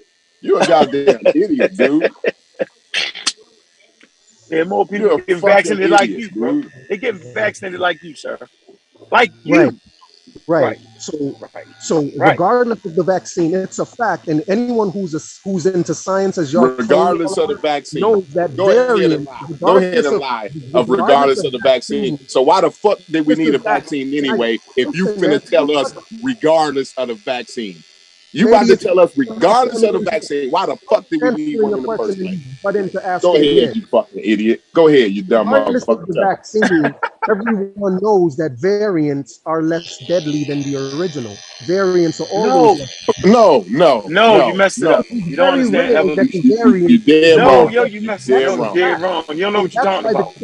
Man, I don't know y'all don't know what y'all are talking about. Now watch this. Hold on. Don't cut me off. Hold on. Listen. Hold on for a minute, bro. Watch this. So you misunderstand evolution like 99.99% of everybody. Just because it's a variant doesn't mean it's going to be more dangerous, and it doesn't mean it's going to be less dangerous. They don't know until they figure it out, bro. That's the reality. So anybody promoting that because of the variant, I said don't cut me off. I said don't cut me off. I said don't cut me off. I said that nobody knows whether a variant is going to be less dangerous or more dangerous until they do the motherfucking testing on it. That's the truth. That's how there is no direction in evolution. So how can you say that if there's no direction in fucking evolution, bro? It could be probability. It can actually hold on, bro. It can watch this. It can actually spread more easily, maybe, but not be as deadly. It can do all types of things. Why is it that you know what the fuck a variant is going to do? Why is it that you made that statement? It's a misstep in you, bro. It's like Corey said, you're misstepping right now. You would get somebody who don't fuck with religion. You would get a vocab with that shit. You can't get us over here with that, bro. We truly understand what evolutionary process is. We understand that, bro. He out of his league over here. The death rate was going down. He studied trying to bring. He tried to bring his Fox News. Death rate was his Tucker Carlson. I forgot about that. I so forgot. I forgot you was a Tucker Carlson fan. I forgot that American Dream. Ain't nobody hearing you right now, bro. Everybody hearing that you was a Tucker Carlson fan. And what you try to do is the same thing. What's the dude's name? Your homeboy, Dale Bigtree. Bigtree. Fuck you up with the misinformation. Yeah. You try to bring that white bullshit over here with the vocabulary. What's his name? The vocab motherfucker, right? You get that debunked ass, thrown in the trash ass, white talking points, white evangelical Trump supporter talking points, Tucker Carlson ass bullshit, and you try to bring it over here to us as if we gonna go for it for 1 second and not call you out on the bullshit. You can call me a Democrat talking point all you want. I don't give a fuck about Joe Biden, Kamala Harris, or none of the rest of them motherfuckers. They all in the same boat with Donald Trump. To me, they all trying to rob me and my fellow citizens, my fellow American taxpaying citizens out of our hard-earned money. And what you are doing, coming from the Caribbean, right? A guest over here in my motherfucking country, and also a guest over here on my motherfucking channel, right? What you are doing, right, is trying to bring us this bullshit. You're Joe Biden's favorite boy. Yeah, I sure am. Joe Biden's favorite boy. I cuss Joe Biden ass out just like I cuss your punk ass out. No, you won't, boy. You have Caribbean, have Kentuckian, want to be ass motherfucker. Yeah, you know what I'm saying? Cut the bullshit out, man. I see you a mile away. I see you a mile away, right? I see you a mile away. You ain't getting us with that bullshit. We don't go for that bullshit over here, man. Go ahead, boy. Nancy waiting on you. Take that shit over there. Take that shit over to Tucker Carlson And y'all preach to the choir to each other. Does anybody? Ankh, I didn't ask my question yet. Ankh, can I ask my question now? Yeah. We'll see. We'll see. Go ahead. We'll see how you start out. If I don't interrupt you and cut you off, go ahead. Correct me if I'm wrong, but it sounds as if you're saying that, because right now the big federal mandate went out for all federal workers to get vaccinated. Yes. But it sounds as if you're encouraging them not to. So are you on YouTube today encouraging? No, explain that. Encouraging what? Not to do what? Why are you telling federally mandated workers that if they get the vaccine, they are cowards like the American? No, we telling you because you was against the only coward, nigga. You was against the mandate. Everybody else wasn't against the mandate. Everybody else ain't listening to Tucker Carlson like your bitch ass because Tucker Carlson got the vaccine. He just like you. Tucker Carlson just like you. He got the vaccine. His job actually mandates the vaccine. Do you know in order to work at Fox News, you have to have a vaccine? You have to have a vaccine to work at Fox News, right? Tucker Carlson gets on TV and spews to his audience how he's against vaccine mandates. Did you hear me, I heard you, brother. I heard you loud and clear. Tucker Carlson, it works for Fox News. Fox News mandates vaccine. If you work for Fox News, you got to be vaccinated, or your ass is fired. Tucker Carlson gets on the channel, gets on Fox News Live, and talks about how he's against vaccine mandates. As the audience hearing me, if you hear me, press 1 in the audience. This what this bitch ass nigga doing, Tell me he ain't doing that, Tell me he ain't doing that. He's a Tucker Carlson bluegrass ass nigga. He's a Tucker Carlson Kentucky bluegrass ass. He got a truck for the bluegrass and his pickup truck. He got a red. Answer the question. Hey, you ain't right. Answer the question. What? Answer the question. Go ahead. I gotta ask the question again. I'm saying your bluegrass. Go. Go ahead. What? All right, asking people not to get not to take his let me clarify the question. Right? Yeah, go ahead. I've heard you on I've heard you when you were with Sonetta. Sonetta said that you advised him to take the vaccine, right? And Thunder today said you and Chef were the inspiration for why he got vaccinated.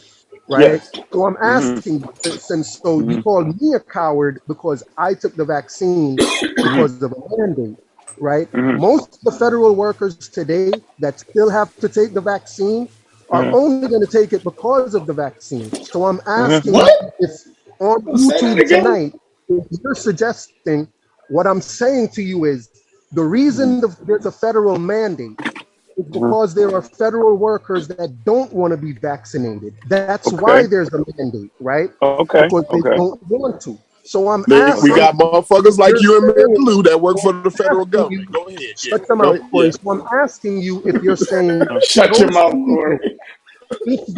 Mary Lou don't like the public. She don't know how to act in public. She don't know how to have ethics. So he mad about everybody else having ethics. That the government mandates that you have ethics in public, right? You don't take it. He don't. It's not. He mad because the fucking public transport, the public transport place don't want you taking a shit at the bus station in the middle of the fucking bus stop, right? It shouldn't be a mandate. That shouldn't be illegal. That you should be able to take a shit at the bus stop, right? Because you're the only one there at the bus stop right now. I don't give a fuck about the Sheila who got to go to work at 12 o'clock later on when she get on the bus, right? Fuck that. Mary Lou got to take a shit right now. So she want to take a shit at the bus stop right now, and it shouldn't be illegal. Nobody should be mandating that nobody should be taking shits at the bus stop. This is his argument, You really entertaining this bullshit? Fuck you and Mary Lou, fat ass. Fuck both of y'all. Now, nigga, what? Now, what, nigga? Fuck you and Mary Lou with her fat ass. Tell that bitch to go get a fucking inhaler. Tell the bitch to go get an inhaler, and maybe she'll be able to. Tell the bitch to go get an inhaler, and maybe she'll be able to wear the fucking mask from the car to the fucking Walmart door. You see what I'm saying? And tell that bitch quit wearing spandex. The bitch 300 pounds. She's 350 pounds. Why the fuck is she in Walmart with no shoes on and spandex? You gotta cut this bullshit out, bro. You gotta cut this bullshit out, man. You and Mary Lou is fucking over the whole society, man. Y'all gotta cut this out, man. Go ahead, though. Go ahead and ask your question. Go ahead and ask your question. Got the question. Go ahead, American Dream. You want to know? Question again? He want to know why him and Mary Lou can't fuck over everybody. Why they ain't got the right to fuck over. Go ahead. Go ahead. You saying, am I calling them cowards if they get the vaccine? Right? Are they too cowards if they get the vaccine? No, they're not cowards because they're not. Are you tonight saying to them? They're not talking shit. They're not talking shit about the vaccine, the mandate. They just going to get the fucking vaccine because they ain't saying, oh, I should be able to make my own choice. And if you was gonna make the fucking right choice, right? If you and fucking Mary Lou down there in Kentucky was gonna make the right fucking choice, it wouldn't have to be a goddamn mandate. But we got idiots. We got dumb motherfuckers like you and Mary Lou. So this is why we have to have responsible people in government. We have to have responsible people in government who are savvy in how to handle a pandemic. We can't depend on you and Mary Lou to make the right fucking decision because obviously Mary Lou couldn't determine that she was 350 fucking pounds and she don't need to be smoking cigarettes. So she didn't make the right decision there. So why the fuck would she make the right decision about a vaccine? So this is why we have to have people make decisions for you and Mary Lou fat ass. Okay? Okay, so now do you understand that? What part about that don't you understand? I'm not talking to you. I wasn't listening to you. I know you wasn't. I know you wasn't. That's the problem. That's why you and Mary Lou's fat ass got the problem right now. I don't understand when to listen to good information. I don't listen to you. I hear you. I know you hear. I can put your ass in a black hole. I can put your fucking ass in a black hole with the push of a button. With the push of a button, motherfucker. Keep playing with me. Keep playing with me. I'll put your ass in the black hole. Keep playing with me. No. Now, your ass won't never show up on. You won't never say a fucking word on this panel again if I say the word. But I'm against saying the word, right? I'm against that, right? So I'm gonna give you a pass today. Maybe by the end of this, I won't put your ass in the black hole. But you working real hard. You approaching the event horizon. You're approaching the event horizon right motherfucking now, right? You and Mary Lou's fat ass gonna be spaghettified in a minute. I'm gonna spaghettify you and Mary Lou fat ass. You know what I'm saying? I'm gonna piece by piece pull each fucking particle, pull each of your fucking atoms apart. It's gonna take a lot because Mary Lou is composed of a whole lot of fucking atoms. Believe me, motherfucker. That's funny as hell, yo. No, it's not. That's crazy. No, it's not. That was hilarious. Fuck American Dream, though. No, it's Put him in the black. My goal is to make him feel unwelcome over here. He ain't welcome no more. I ain't trying to hear shit else he got to say, dude. Fuck that dude. Why don't you and Mary Lou get the fucking shotgun and go out and deer hunt? It's deer season right now. Go get your new snow tires, right? Because it's getting winter time, right? Get you a new set of snow tires, and you take you and Mary Lou fat ass, and y'all go deer hunting. Who's the coward? You the one not answering my question. Are you the coward? I don't need to answer your question. That's a dumbass question. I already told you. I told you it's a mandate because it's irresponsible, dumb motherfuckers like you and Mary Lou. That's why it's a mandate. If you can't understand that, Unc ain't gonna be able to tell you nothing else different. Go ahead, tell him something. Go ahead, I quit. I'm done. I promise though, Unc ain't gonna be able to tell you nothing different, bro. A lot of dumb motherfuckers like you and Mary Lou can't make the right decision for themselves. So we have to have that, right? Go ahead though, Unc. Go ahead. What I hear? I hear something. I don't know what it is. I hear something. Unc, you there? I feel like I'm the only one Yeah, here. Yeah, I answered the question. They not on YouTube talking shit after they vaccinated, yo. So if you're a federal employee and you go get the vaccine, I'm not calling you none of that. I think that you made a good decision because basically you don't have to work for the federal government. You can just go get another job. So if they stay there, I would think that'd be a good decision, just like you made a good decision. But the problem with you is you came on here and started being anti-vax. That's the problem, and that's why I'm calling what I'm calling. That's why you the hypocrite in here. When was I anti-vax? Because you're anti-measure. Because you're anti-measure. Because man, you cut me off. I'm trying to tell you that I said it. It's more than just vaccine. It's more than just vaccines, bro. It's the stay at home. Hold on, bro. It's the mandate. These are all together, dude. They're not just the vaccine. That's what I'm trying to tell you. You keep saying that. It's more than just the vaccine. It's a whole program. He's trying to tell you that you and Mary Lou fat ass, y'all anti-mitigation. Y'all not just it's not just about being anti-vax, but the mitigating factors that we try to put in place, right? You anti that. So that's being anti-vaccine. That's like at one point that's the only vaccine we had was mitigating things like washing hands and keeping your shit 6 feet apart and all of that shit, right? But no. You and Mary Lou, y'all still wanted to go to Walmart with your mask off, and then when we get the vaccine, you still want to take Mary Lou's fat ass out there without a vaccine to Walmart. You can't do it. That's what Unc is saying. I mean, he not saying nothing different than what I'm saying, bro. He not gonna just because he said it nicer don't mean that's what you know what I'm saying. He's a coward. He said it nicer. He said fine. Everybody else, what he said to me, he's a coward. I said you're a coward because you're on YouTube. You're a coward because you're anti-mitigation. You're anti-mitigation. That's why you're a coward. And you got the vaccine. You're a Tucker Carlson. You're a Tucker Carlson ass nigga. That's what Unc's saying. He just didn't say the words, bro. What he's really saying is you a Tucker Carlson ass nigga. And that's what he mean by it.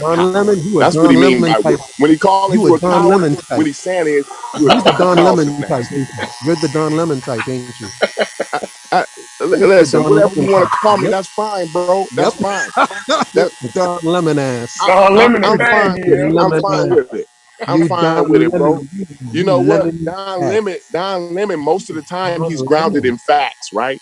He's grounded in facts. You know what I'm saying? I don't have a problem with I don't have a problem. I don't have a problem with his sexuality, if that's what you're getting at. I don't have a problem with his sexuality, if that's what you're getting at. We ain't pseudo like that over here. You take that, you take your homophobic bitch ass back down to Kentucky, where you and Mary Lou are homophobic. That's where they homophobic at down there in Kentucky. You know what I'm saying? You need to cut that out because you letting your Kentuckian, you showing your Kentuckian. You know what I'm saying? You showing how Kentucky you is right. You're lemony. Yep. All right, you know what?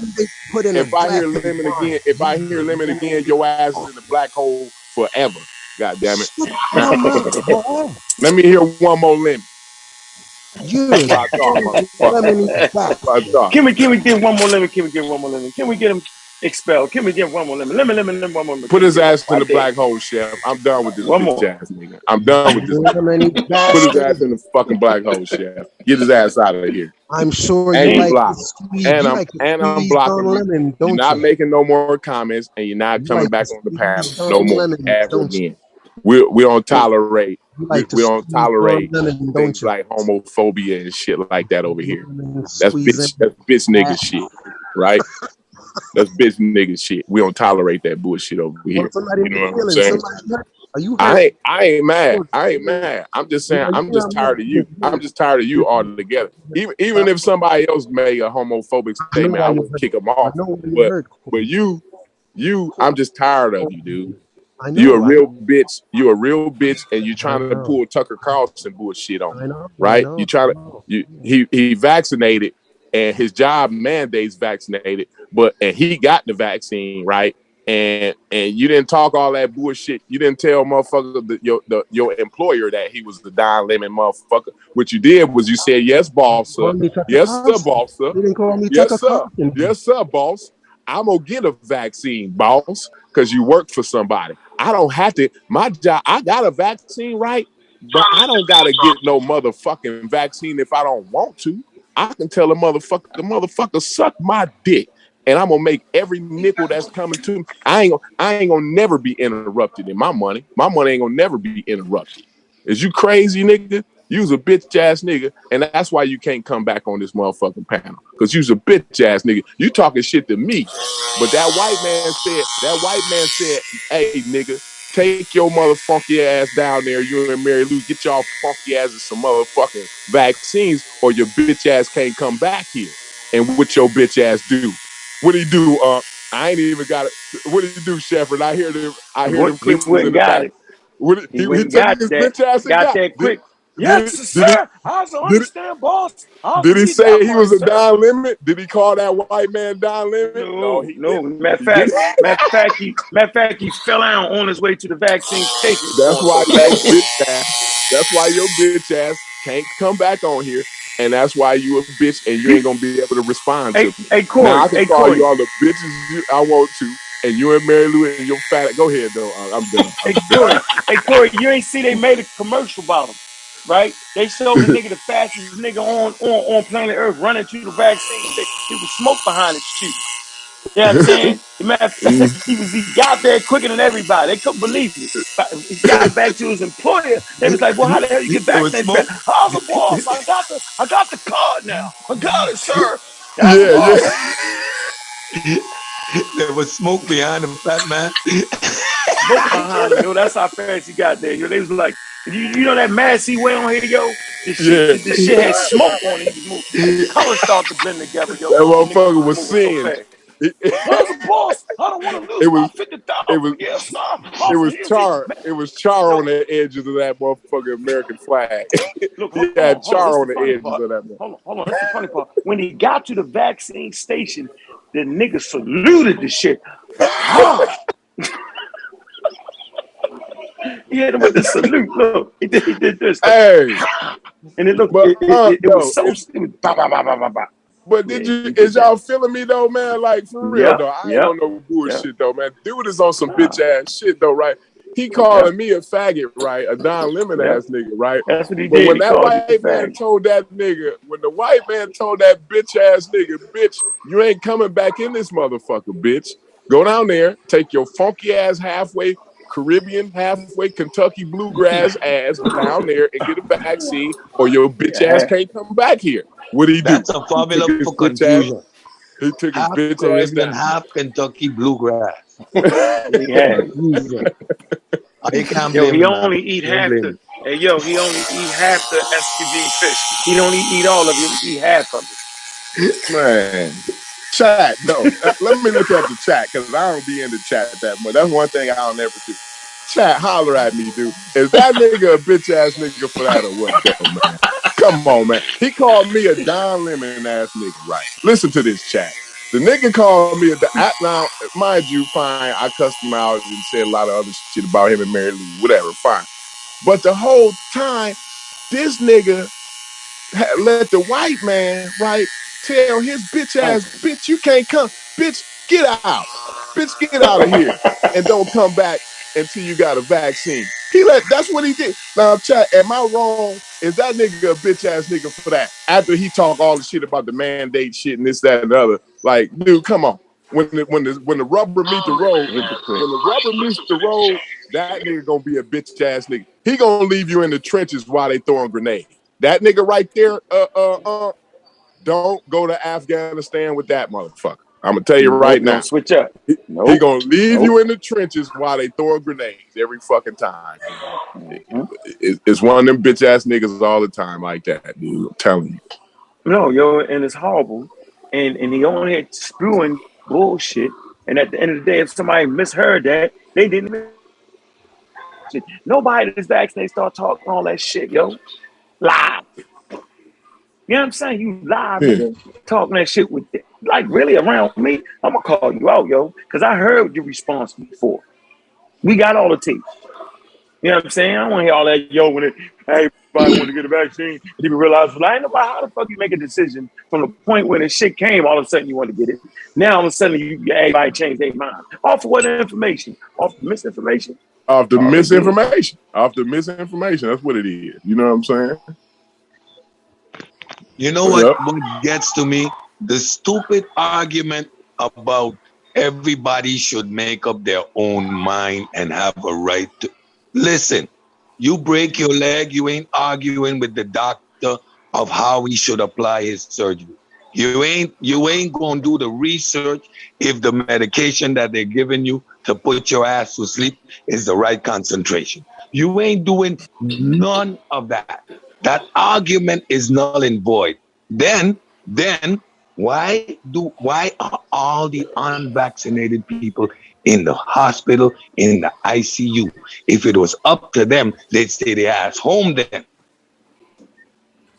You're going to the hospital, you have no ability to choose, to decide what's going to take place after the fact. But you want the freedom to fuck up everybody else in the meantime. How does that make sense? Cedric, do me a favor, please. Could you please explain what would actually happen to the into our emergency system hospitals if we just wouldn't have just stayed home and everybody just didn't wear masks? Can you explain to him? Because he thinks it's just about coronavirus. You just explain that to us, bro. The world would crash. They don't understand what it means when a hospital is overrun to the point that they are triaging patients. That means your heart surgery ain't happening.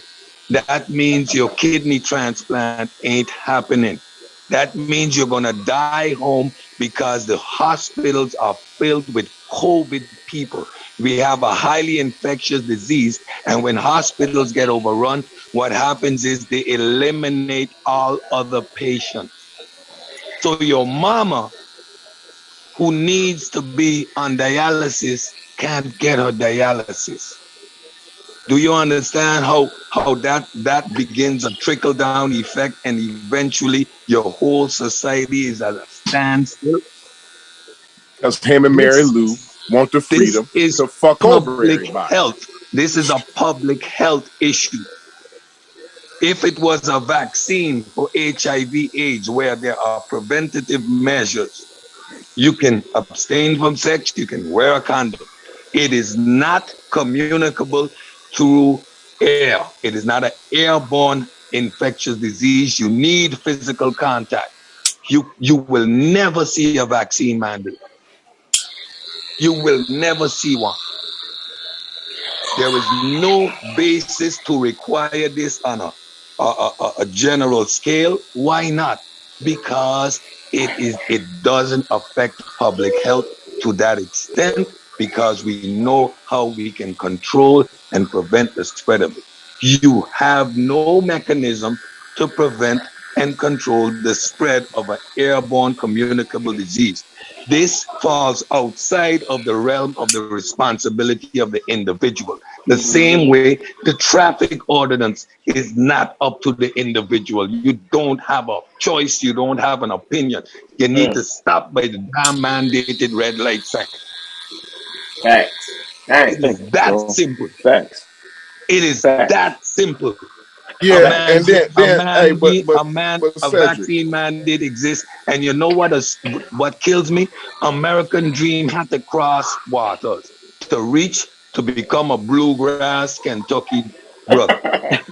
So that means he had to fulfill all the vaccine requirements prior. He can read and write. That means he went to public school somewhere in this world, and the vaccine mandate exists. So why the stupid arguments? It is just stupid. This whole discussion from jump is stupid. Everyone in this conversation has at least 15 vaccines. I hear brothers talking about how they travel to Africa. Then you got more than 15 vaccines. Was in the military. You need to have the yellow fever. You need to have the malaria vaccine. You must. It's a requirement. So that means internationally, I'm a walking vaccine, yo. I'm a walking vaccine. Internationally, a vaccine mandate have existed since the early 1900s, after the smallpox epidemic. Nothing new. Almost 200 years later. But Cedric, though, he was talking earlier about how it was a group of people he had went on a panel, and it was somebody on there that said, yo, you know, we don't want to have a discussion with him no more or whatever. And I see why. I see why they said that. Because he's a bitch ass nigga, and he just, his whole thing is to halfway. He want to be on the fence of misinformation. You know, he want to rub up against the fence of misinformation and bring it over here as if we gonna entertain that bullshit. It is somewhere else. Attention-seeking bullshit.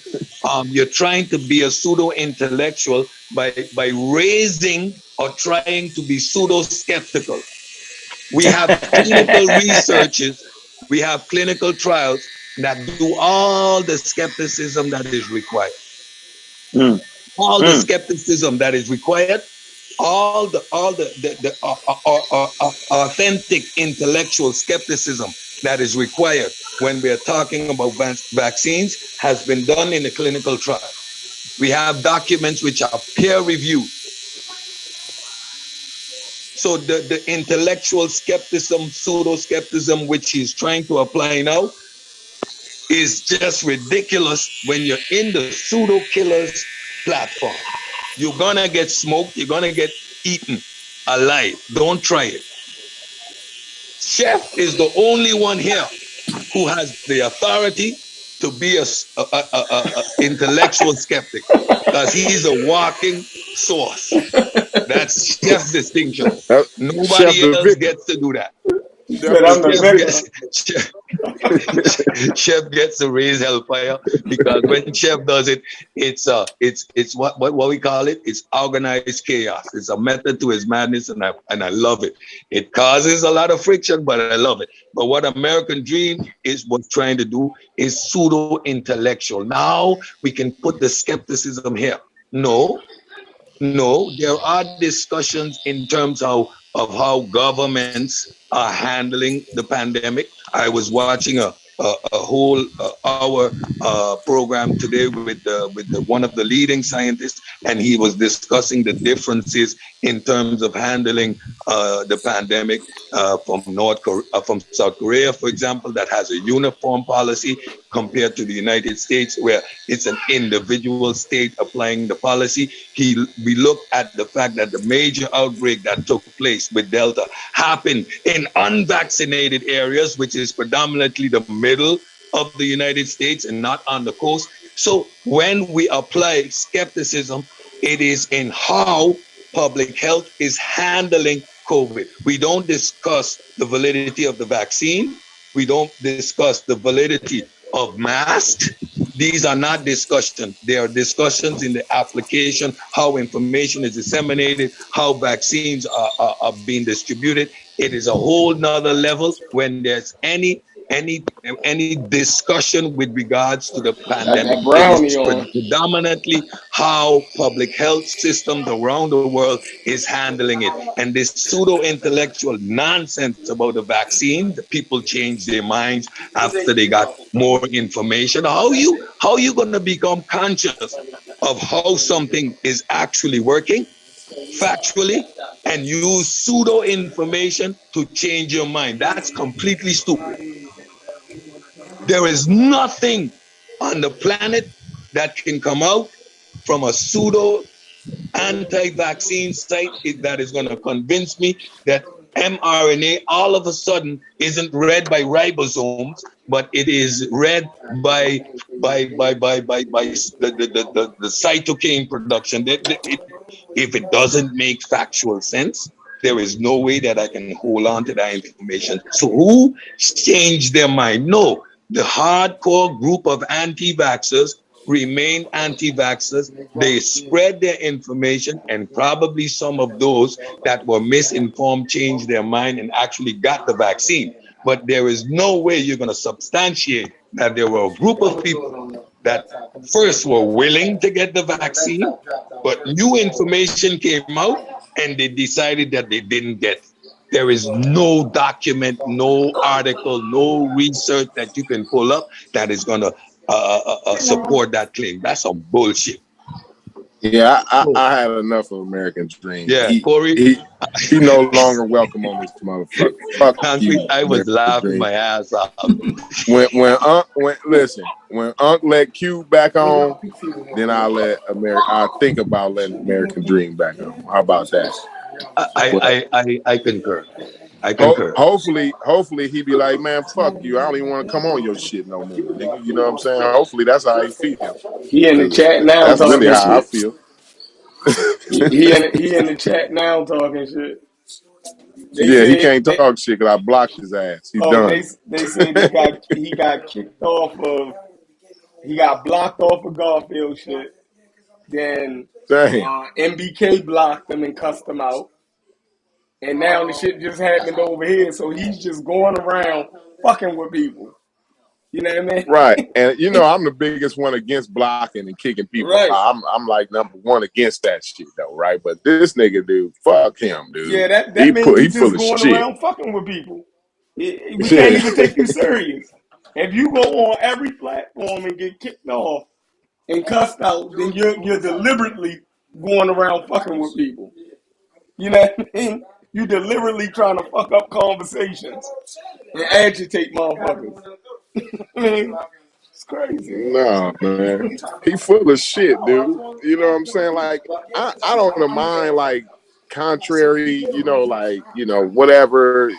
Fine. If you got views that's opposite of mine, like I said, Hitler can come on, but like, bro, like you gotta cut the bullshit at one point. You know what I'm saying? At some point, right? Sutek said he can't even step foot over around the Mossy channel. Like, like niggas is done with you, bro. Man, I'm done. I'm done with you. I'm done hearing. He's stupid. He chose the wrong profession in life, yo. You know? Yeah. Right. This nigga, you know what I'm saying? You gonna come over here and try to talk about our integrity. You don't agree with nothing, though. But that's the thing. He questioning our integrity, and he let the white man bitch him out. He admitting to us on live camera that the white man pulled his bitch card, right? Pulled his bitch card in public, right? Now he want to come on here and talk about our integrity. Like we are on. We don't gotta look at. We don't have to. We are vaccinated and we don't have a problem with vaccine mandates. But Sheffrin, you ain't gotta get a vaccine if you don't feel like you can tell a motherfucker, man, fuck you. I ain't getting no motherfucking vaccine, and ain't nothing gonna happen to you. Am I right or wrong? You know what I'm saying? Like ain't nobody making no decisions for you. So for this nigga to come on our channel, right? And we make our own decisions over here as far as getting our money and shit like that. Right. He gonna come over and talk about our integrity and shit like that. Like, bitch ass nigga, get the fuck out of here, dude. You a bitch ass nigga, dude. You can't even come back. We went and got it because it's the right thing to do, motherfucker. And it's the safest thing to do. Not only is it the right thing to do, he trying to pull a Tucker Carlson on us, man. He trying to straight up pull a Tucker Carlson on us, man. Like, you're not. When you start doing that shit, you gotta go. Like Dale Bigtree and them, like they can't come over here. You know what I'm saying? Like I don't want. He said he went to the wormhole, yo, and got tore apart, yo. Like that motherfucker. That motherfucker went to the black hole and got spaghettified. Like your man did. Y'all can't even remember his name. What's his name, yo? The Cube. The Cube went to the wormhole. The Cube was on last night. He went to that black hole. Goddamn. He was on Saw Letters last night talking crazy. Oh, he was talking crazy about you, yo. Mm-hmm. Right. Damn, but I was good with That was good with him talking trash because he do that anyway. So that's not new. It ain't like he switched up. He in fine fashion with that. Yeah, but he and then really when he got to me though, right? He was like, "You starting to be my least favorite pseudo killer." Like, okay, I'm gonna make sure I'm your least favorite. I'm gonna make for damn sure that I'm the worst motherfucking pseudo killer. You don't never want to have a conversation with me no more. You know what I'm saying? Like, you fucked up with me, bro. Don't fuck with me like that. Cause I let you get away with murder. I'm the one that let you cuss me out, yell at me, all that shit. You know what I'm saying? Like. He was going there with me, like he was aggressive with me early on. Like I was like, man, it's cool, man. This me though, you know what I'm saying? And I let him know all that. He came straight up. I'm trying to behave and not be called the second Ankh. So what I do usually when American Dream starts his shit, I just check out because I don't want to be. Y'all gonna say, see, says it's imitating Ankh. He agrees 90% of the time with Ankh. He cusses people out. He goes crazy just like So what I do, I check out. I just put my shit on mute and just let him rock out. And I just simply fade away because I don't cuss that dude out. He confused. That brother you're stop actually putting head in the wrong space. You're actually a scientist, though. You're not on. You're actually a scientist. Yeah. That's a little bit different there, bro. You're Yeah, not that me, thing, bro. You're actually a scientist. That's a difference. Unk is not a scientist. Never claimed to be. No. Trust me. When it comes to anthropology and evolution, I sit at the feet. No. I probably in the field where it concerns biochemistry and QC and lab work and stuff like that. But your knowledge when it comes to dealing with anthropology, when it comes to evolution, man, history, name it. You up there with the best of them. I saw you in the damn museum with the professor who scientist, and when you started identifying the goddamn skulls, he looked up. He was like, how he almost wanted to ask you how you know that. He got himself. Man, he should have put Unc in him out the goddamn museum. That nonsense. I definitely would have put y'all There you the go, fuck out. crazy. See, that's the chef. That's the chef exclusivity right there. Chef allowed to say some shit that nobody else can say. Let's just accept that and move on. Definitely would have called security on his ass. Enemies there, some nigga. I know. I jumped all in the class. Some nigga in the chef, museum. I jumped all in the class and shit. Right, some nigga in the museum try to identify skulls and shit. Fuck out of here.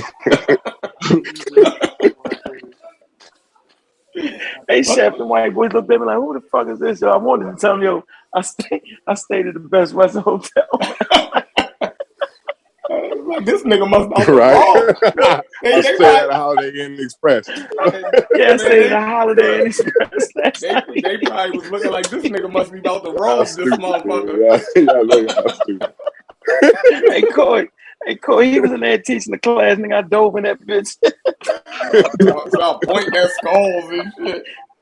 Right. They took it. You know how they got the pointer and shit? Took the pointer out of his hand and shit. Pointing at skulls. Where the fuck is security at, yo? Right. Security, because these niggas definitely thinking about robbing us. Nigga, I lost my mind, yo. Look, I lost my mind. They thought y'all was plotting the robbery. Yeah, that shit looking like a robbery. Go steal an artifact. Right. Like, check these niggas' pockets. They got an artifact in that motherfucker. Hey, Coy, I lost my mind. I was in the largest museum in the world, yo. I lost my mind. Start talking to white people and pointing at skulls. Lock your dumb ass up. They got the white gloves on. He touching the skulls with his bare hands and shit. They could send your ass out for a piss test, y'all just the worst. Y'all just the worst. Lord have mercy. Where you find these misfits? Handling the skulls with his bare hands and shit. They like, God damn, this nigga ain't got no white gloves on. Man, they should have pissed this ass, yo. Oh man, yo, y'all crazy. They should have took him in the back of the museum and gave him a piss test, y'all ain't no good. Y'all ain't no good. Just leave this out. Now I look back at it, yo. Hey chef. Now I look back on it, they like, what the hell is this nigga? Right. Niggas definitely just stole something. Security, how do you get behind there? Hey, but they be going. See, that's what I'll be saying, Chef. And this goes back to that bullshit on Egypt, though, right? Like, white people will be like, yeah, they'll go ahead and agree. You know what I'm saying? Because they don't even know. They're like, this nigga crazy as fuck. But I'm just going to go ahead and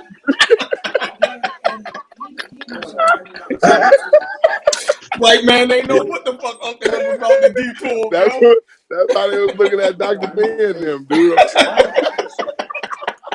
Stop.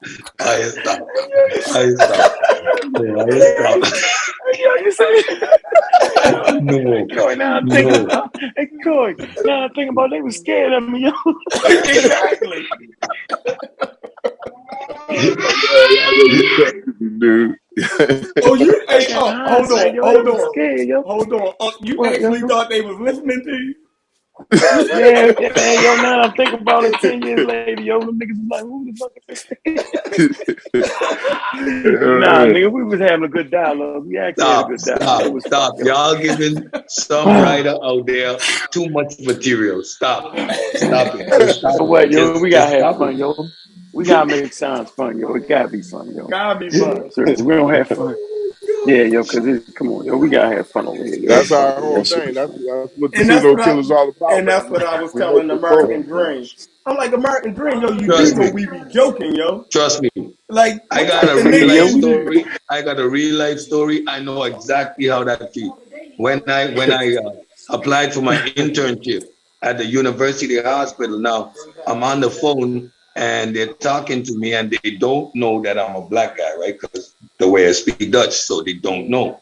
So I get the interview for my internship and the lady looks at me like, are you lost? So I say my name and she looks at me again. She looks at the paper. I say, okay, have a seat. So I sit down. I'm on time. I go into the office now. The idea is that black people are always late, right? So I get into the office of the professor. The first thing this dude does, he looks at me, looks at his watch, he looks at me, he looks at his watch, he said, you're on time. Like he couldn't expect that it was a black man walking in there. Are you lost? Like, no, I'm here for the oncology department. I'm the biochemist. I'm doing my internship. Yeah, that's me. I'm Cedric. Yeah. Okay. That's hilarious. You know, when people talk about racism and being discriminated, man, I laugh at that shit because I've been through there, been there, done that. I pretended that wasn't an issue. You can't deny me anyway, right? What happened? And by the time I left there, I was doing a full presentation for the whole department on my piece of research. It's about not letting my shit affect you. Just the way you got to do. Yeah, that's right. Who's all that noise?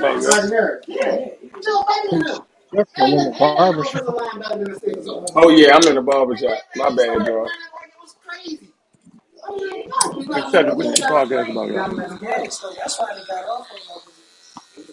Yeah, man, give people them temple fades. I hear you. Ball heads. Ball heads. Hey, Cedric, you hear me, yo? You hear me, Cedric? Where's Cedric go at? That line with the alcohol. I'm right here. I mute my mic because I was hearing too much feedback. Oh, I'm saying, what's the podcast about? What's the podcast about? Sorry? Your podcast. You said you got a podcast show? No, he said he was doing a radio show. It's just we discuss local politics, and the idea of the podcast is to move it into the direction that we start to touch on some of the subjects that we touch on here. Like I leave the Pseudo Killers platform, I go on my Facebook page, and I'm right back into this whole religious environment.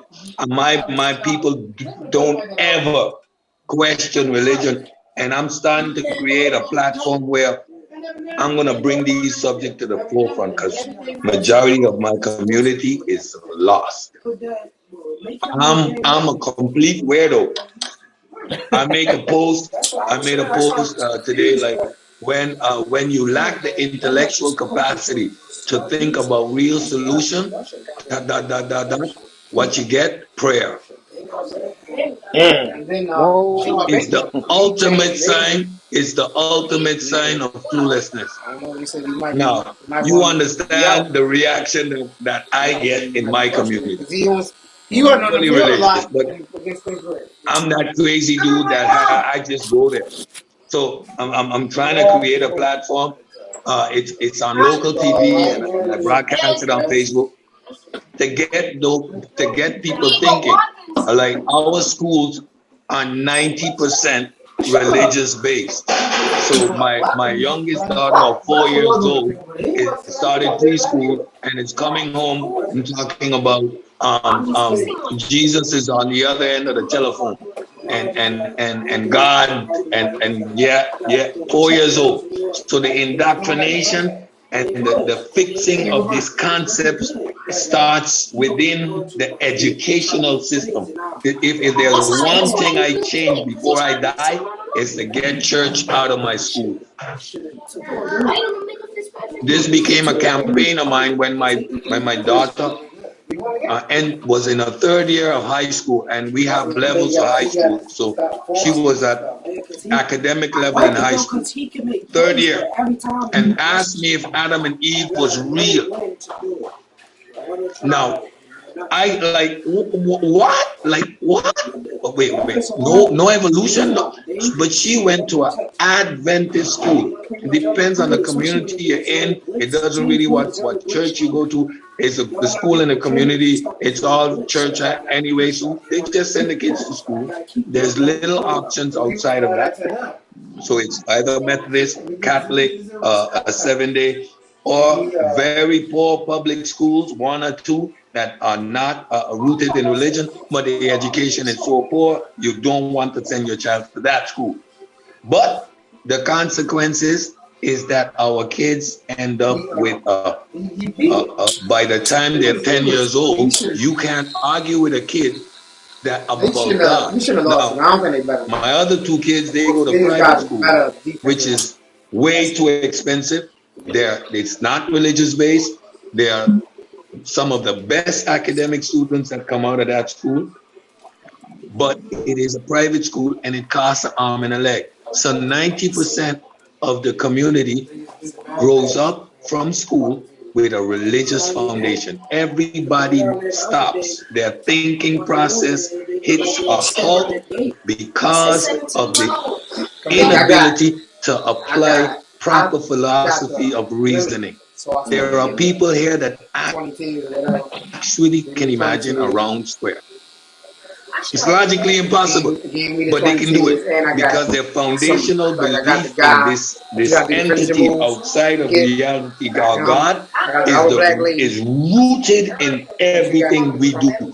There are prayer sessions held by government at the end of the hurricane season, thanking God for sparing us a hurricane from government, from the highest body, which there's supposed to be separation of church and state. That doesn't exist. We had a political party that called themselves the Christian Party that won a seat in parliament, being fundamentally wrong. Brother In our Cedric. system, there exists a separation of church and state, but it doesn't exist. That's my quest, to get church out of school. That is evil. Brother Cedric. Talk to me. You know, I want to add on to what you're saying. And since you from one of those islands, right? You said St. Thomas, right? Nah, St. Martin. Pretty close to St. Thomas, though, about an hour away. St. Martin. Man, I was reading my Bible, The Reckoning of the Earth, the other day, and I got to that passage where Franz Fanon talks about, hey, when you, and I'm paraphrasing, he said, hey, the first thing that the colonizer gonna do when it come down to oppressing people, oppressing the colonized, the saints are brought up and they taught to turn the other cheek and not think clearly, like you said, you know. So, yep, I'm with you in that crusade. Religion stunts your ability to reason. What your society is going to be fundamentally flawed when men actually believe that a woman came from their rib. Grown men would be standing on the side of the street arguing whether a man's rib is what produced a female. So the idea of how that is impossible doesn't resonate. Nothing about that sounds strange to these people. They lack the ability to question that. Now, were the Dutch Christians, like, historically, were they Christians? Or yeah, like, Calvinism is Dutch. For real? Yeah, they are primarily Dutch. I did not know y'all was Calvinists. The Dutch fought a Reformation war against Spain for 80 years, which was predominantly fighting against the Catholic Church because they were rooted in a Protestant belief and predominantly Calvinistic, which is a minimalist. So all those Amish people that are in the United States now, which speak German, the Dutch have had a foundation rooted in that system, Calvinistic. Then when I raced the other, because I was using my Ferrari, I got that Ferrari. And isn't with Calvin, isn't like kind of the basic premise of Calvinism? Is that where a Calvinist can say, I have the right to rule over you? Because like, I'm a Calvinist and you're not. Like, I mean, I know that's the premise of, like, I've heard that's the premise of Calvinism. I have a right to rule over you. Like the Boer in South Africa, their system of how they are better than the native African, their whole belief system, how they've been put on the planet by God to rule over the lesser man, is rooted in the Calvinistic system. That's what John Henry Clark had talked about when he talked about South Africa. I was like, I was trying to find something to substantiate that because he said the same thing. Yeah, but the Calvinist system comes out of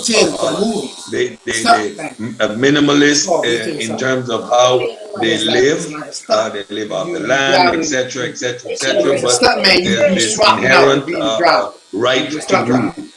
And the last one you basically forgot it. And with your platform that you want to make, aren't you kind of like afraid that you might get, killed and stuff?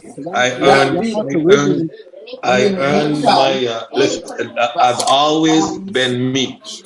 So what I do, like, I've never been anything other than me, and it comes with its good and its bad. I've had my ups and downs, but if you remain consistent at a certain point, whether people agree with you or disagree with you, they respect you for standing your ground. So it's beyond the point now where I would be shocking people. What I'm doing is I'm creating an environment where come and defend your points. I said this, yes I did. Okay, You go ahead. Let me hear what you got to say. But the fact that we need to have these discussions. One of the pastors in our community, anti-vax, on his platform, videos shared on Facebook. His father died from COVID. His brother died from COVID, which they contracted from him. He killed his father and his brother. Anti-vax, preaching it on the pulpit in church. No kickback, no debate. Nobody wants to say something. It's the pastor. So when I put up my post, my inbox lights up. No, leave that alone. You can't say that. No, the pastor. Who? What pastor? I'm trying to create a platform where the pastor gets brave enough to actually come and sit across from me and let's have a talk. You gotta be careful, man, because Nah. I'm telling you, man, y'all Caribbeans. I'd say go slow with it, not because you worried about your safety or nothing like that, but go slow with it because you have to understand kind of where your audience is at. And it sounds, from what you're saying, it sounds like your audience is pretty grounded in religion. So, So like, I'm you don't not at want the to push point. them away. Yeah, You don't want to it's go not yet. fast to where you push them away, but you don't want to kindergarten them to death either. It ain't the You know what I'm fastest saying? car, So it's but- a No. tightrope like two walk. something, You know man, what I'm it'd be like, saying? You can't do what we do on the That's pseudo. it. He's like, That's for sure. No. It's not. If you see me on that platform, you'll be like, huh? It is much more cordial. I give the guests all the freedom to expound. I ask simple questions, but very direct questions. But it's in its infancy. So what I'm doing is creating an environment where we can disagree, but I'm not going in as yet. So I'm trying to create an environment where we at least are able to talk about these things. We're not going to debate at this point in time. We're not going in. But yes, someone is asking you to explain yourself for the first time. Someone's gonna give you some pushback. I'm not trying to beat up people necessarily, but the dialogue is always one-sided. So there is never any opposition when people are speaking. One platform, some anti-vaxxers came on. I was allowed to call in 2 questions. That's it. All it took was 2 questions. I stayed on the line. They had to answer me. 2 questions. The conversation was over. Their whole premise was defeated. But what would have happened if I wasn't able to call in a show? They would have had carte blanche and ran with it. So I'm trying to create an environment where we can give some pushback. We can expound a little bit on certain subjects. What I'm doing now is I'm starting with local politics, which is always easy, especially when you're just examining the reality. You give everyone a platform. The politicians come on and they go in and they talk and they feel happy and they're proud of themselves. So I'm creating an environment first where it is safe to have these discussions, and then we're gonna slowly go into actually debating stuff. So because that doesn't happen on my island. People argue, but nobody debates. Nobody pulls up facts. Nobody addresses the claims. No, it's a free for all. It usually ends up in a big argument. But a structured debate where you present your claims, what is supporting your claims, where I can address those claims, supported by my fact. My community does not understand to have discourse at this level. Even when I'm having a discussion on Facebook and I say your argument is flawed, people rebut by saying I'm not arguing with you. So the concept of what they're saying is an argument and it should be formulated as such doesn't exist. Let this dog loose on These are alien concepts. So I'm trying to up the level of the thinking process, one episode at a time. Let's dissect. I think politics is a good place to start, especially like local politics, because it brings out the differences in your ideas within the community, and once y'all get comfortable with those differences, then y'all are able to go forward with other differences. You know what I'm saying? Exactly. That's so I'm building it slow. I'm taking my time, and I'm discussing predominantly politics and economics, the safe stuff. And then slowly, as people get more comfortable and guests are not so afraid, then we can start to tackle other issues that are at the root of how we think.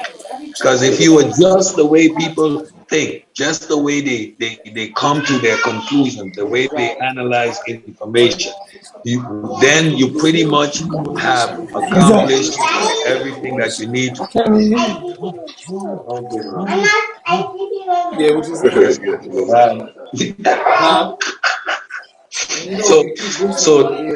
So we need. I realize the need to be able to get to a level where people can actually dialogue. Like the way we do things, people like the pseudo killers have reached to a point where we can be completely comfortable talking like we talk, being ourselves, but still support everything with facts and figures and real information. We can get funny with it because we are comfortable to the point that we can dialogue and have discourse and argue and reach to conclusion.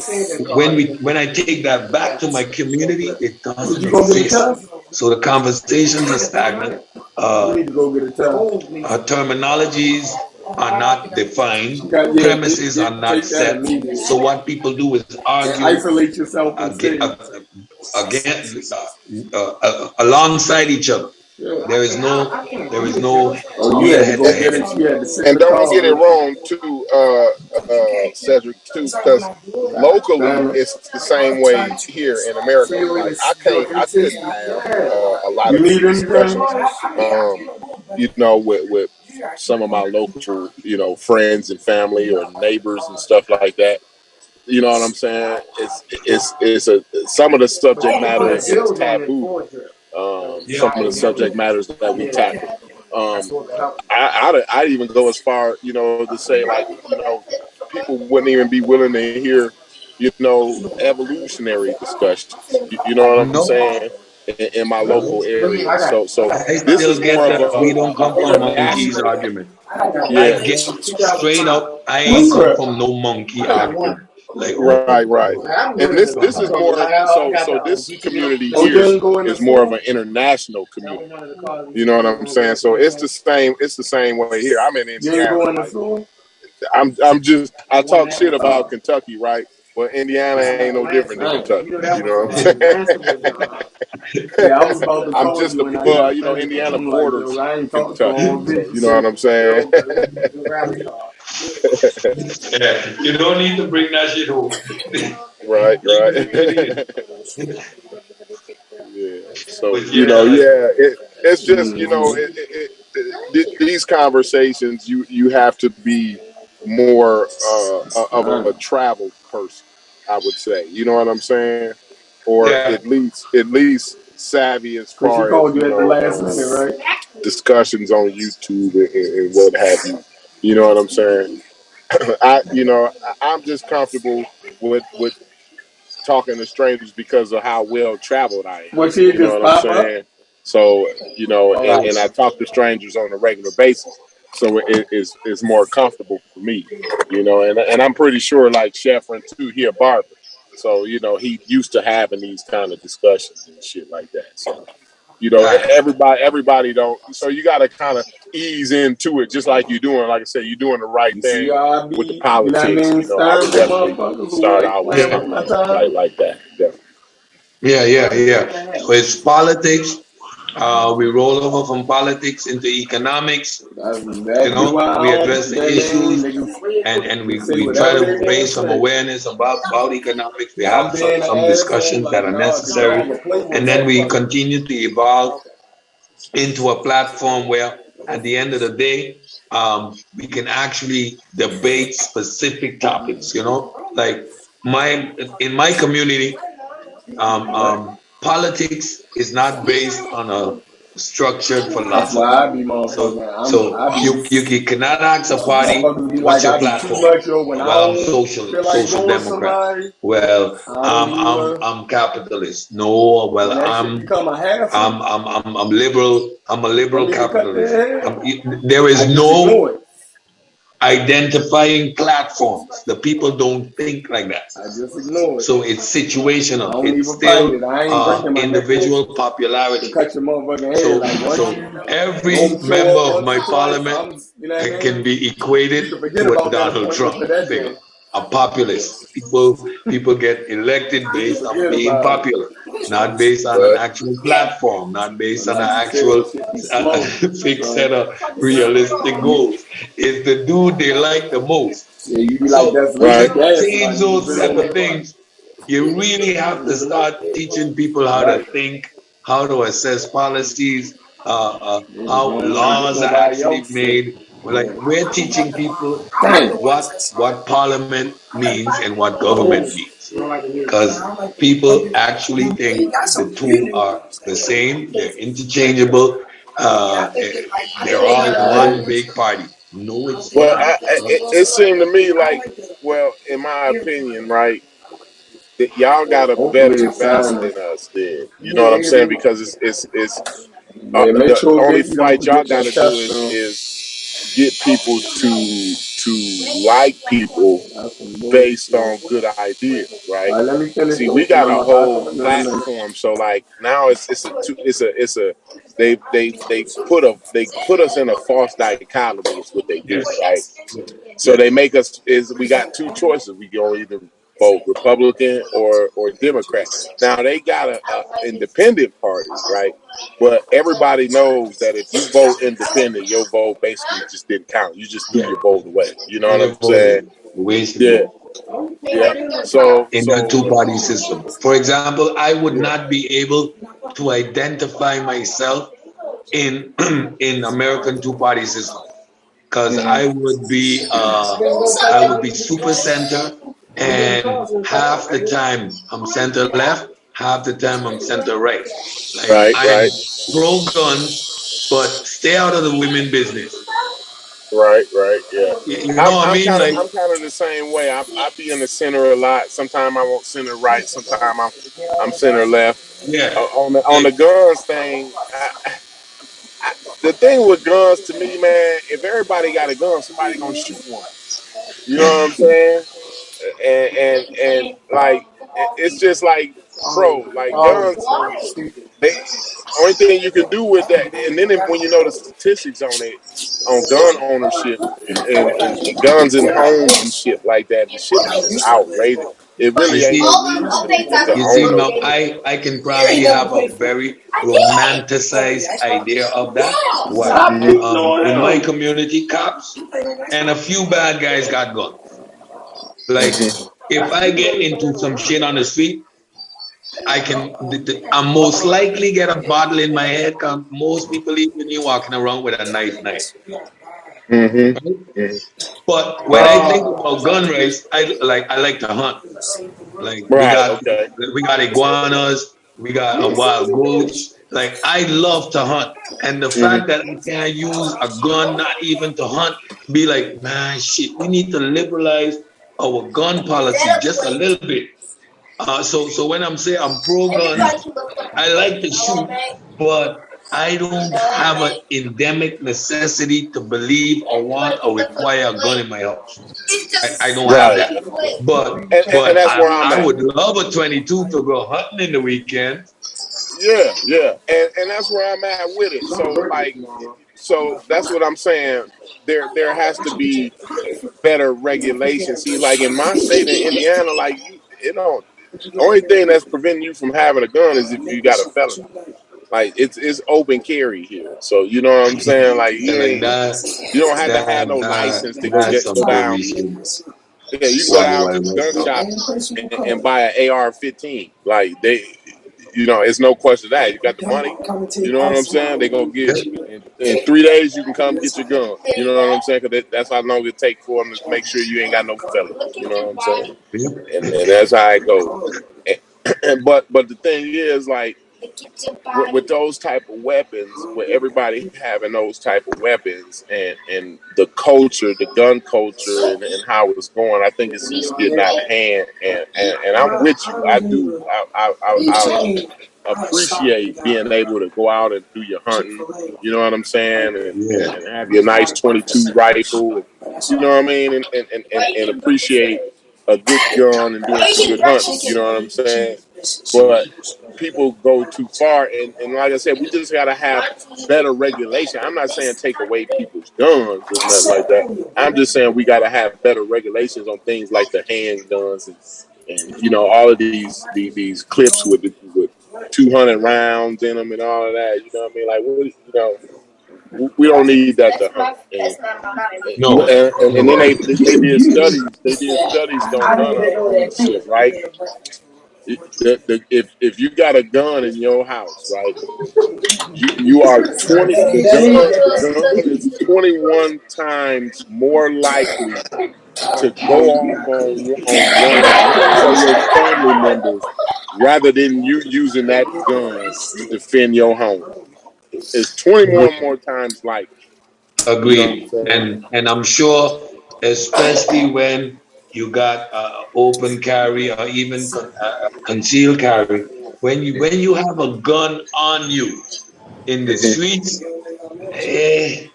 that bravado and that sense of now fuck with me increases to the point so you would get an increase in violence overall because of having that gun on you.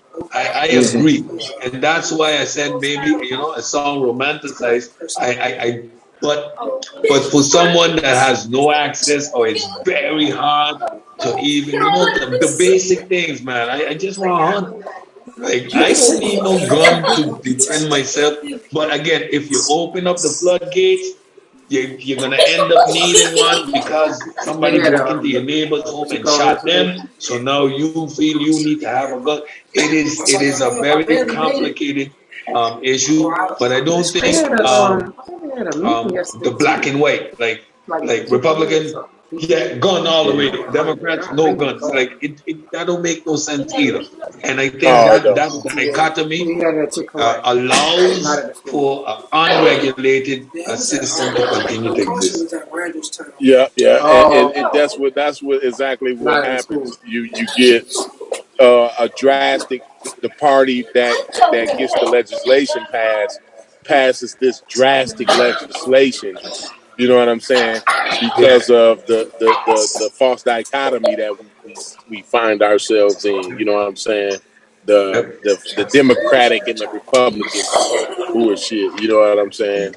So like I said, I said that to say that like I said, y'all got a better y'all have less of an uphill battle having that type of system in my opinion.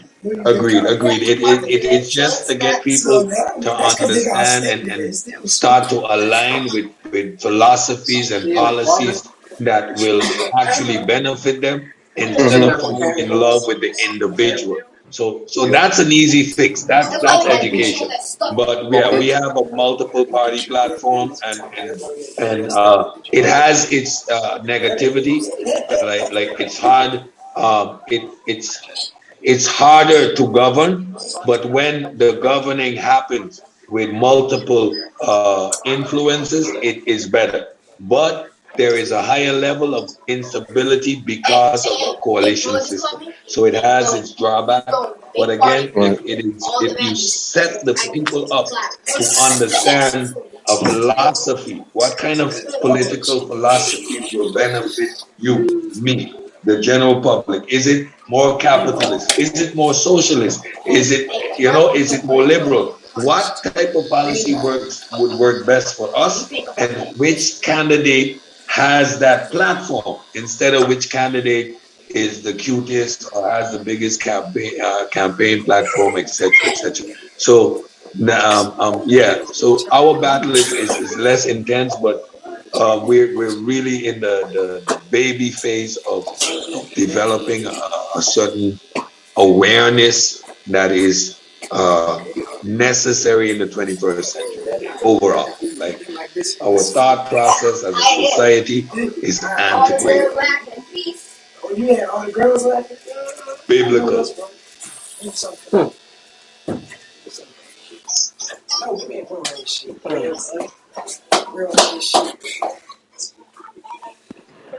We still talking? Y'all hear me? Now we can.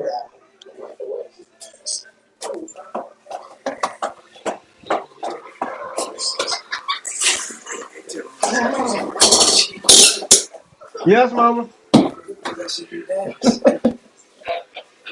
Chef, where you at? Corey, everybody gone quiet? I'm here. I'm trying to get my mic to work. Oh. I'm still. So Adrian, talk to us. Tell me something good. Oh, well. Oh. So you saw the last couple of fights? Tank, Devin Haney, and you see Terrence Crawford. Ooh, Terrence bad. He's gonna beat Spence. No, sir. I like watching the fights. Everybody, talking about, like, Deontay Wilder fights. But, the good news is my birthday tomorrow. Oh, drink a dragon stout for me now. Hey, I don't drink no more. I got to keep my brain cells. I'm turning 23 tomorrow, and I'm getting $660, and I'm gonna buy all of them. That's a good man. That's a good way to spend your birthday. $666. Oh boy. $660. Yeah. 3 6s. Oh boy. Mm-hmm. Devil worshippers. Them pseudo killers be some devil worshippers. Hey, I'm gonna be the first pseudo killer that's an actual PhD. I'm gonna be the scholar out the group. I hear that. I'm coming to that postgraduate presentation for sure. And I'm doing an independent research project with one of my professors next semester. So, I'm probably gonna get published too. Cool. That is awesome. Man, when I get my PhD, I'm gonna know where my home is, and it's here. Y'all was the first people to give me. Man, pseudo killers done gone all the way official. We got our own PhD. Dr. Mayat, she's a PhD at the Amara Squad. Yeah, we need a PhD up in here too. Yep. Pseudo killers got his PhD on the way. Hey, y'all teach me a lot. Dr. Ashley, that's gonna be that. Dr. Adrian, that's gonna be the shit. I'm Dr. Adrian in the building. Please be quiet and let the man speak. Yeah, like, I'm proud of you. Always, though, because I'm getting my degrees in history, and I tell people all the time, anybody can be a historian, Yeah, but you gotta put that work in, though. It requires, like, even delving in to the whole Nzinga affair that we did as a pseudo killer. Man, that's a lot of reading. It's a lot of analysis. It's a lot of cross-referencing to actually put what is being said in the proper context. It's a lot of work. It's a lot of work. Due diligence and a lot of work. So to actually earn your PhD, that means you're contributing to the existing body of work. So your piece of of information is now what the pseudo killers are going to be referencing when we're discussing a certain topic. That's amazing. That's amazing.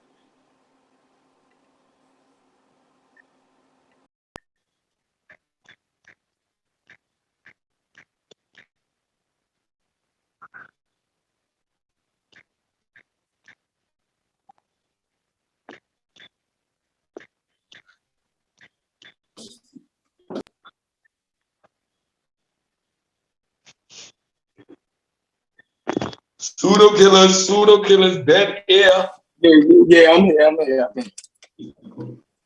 Y'all can hear me? Yeah, you can hear me.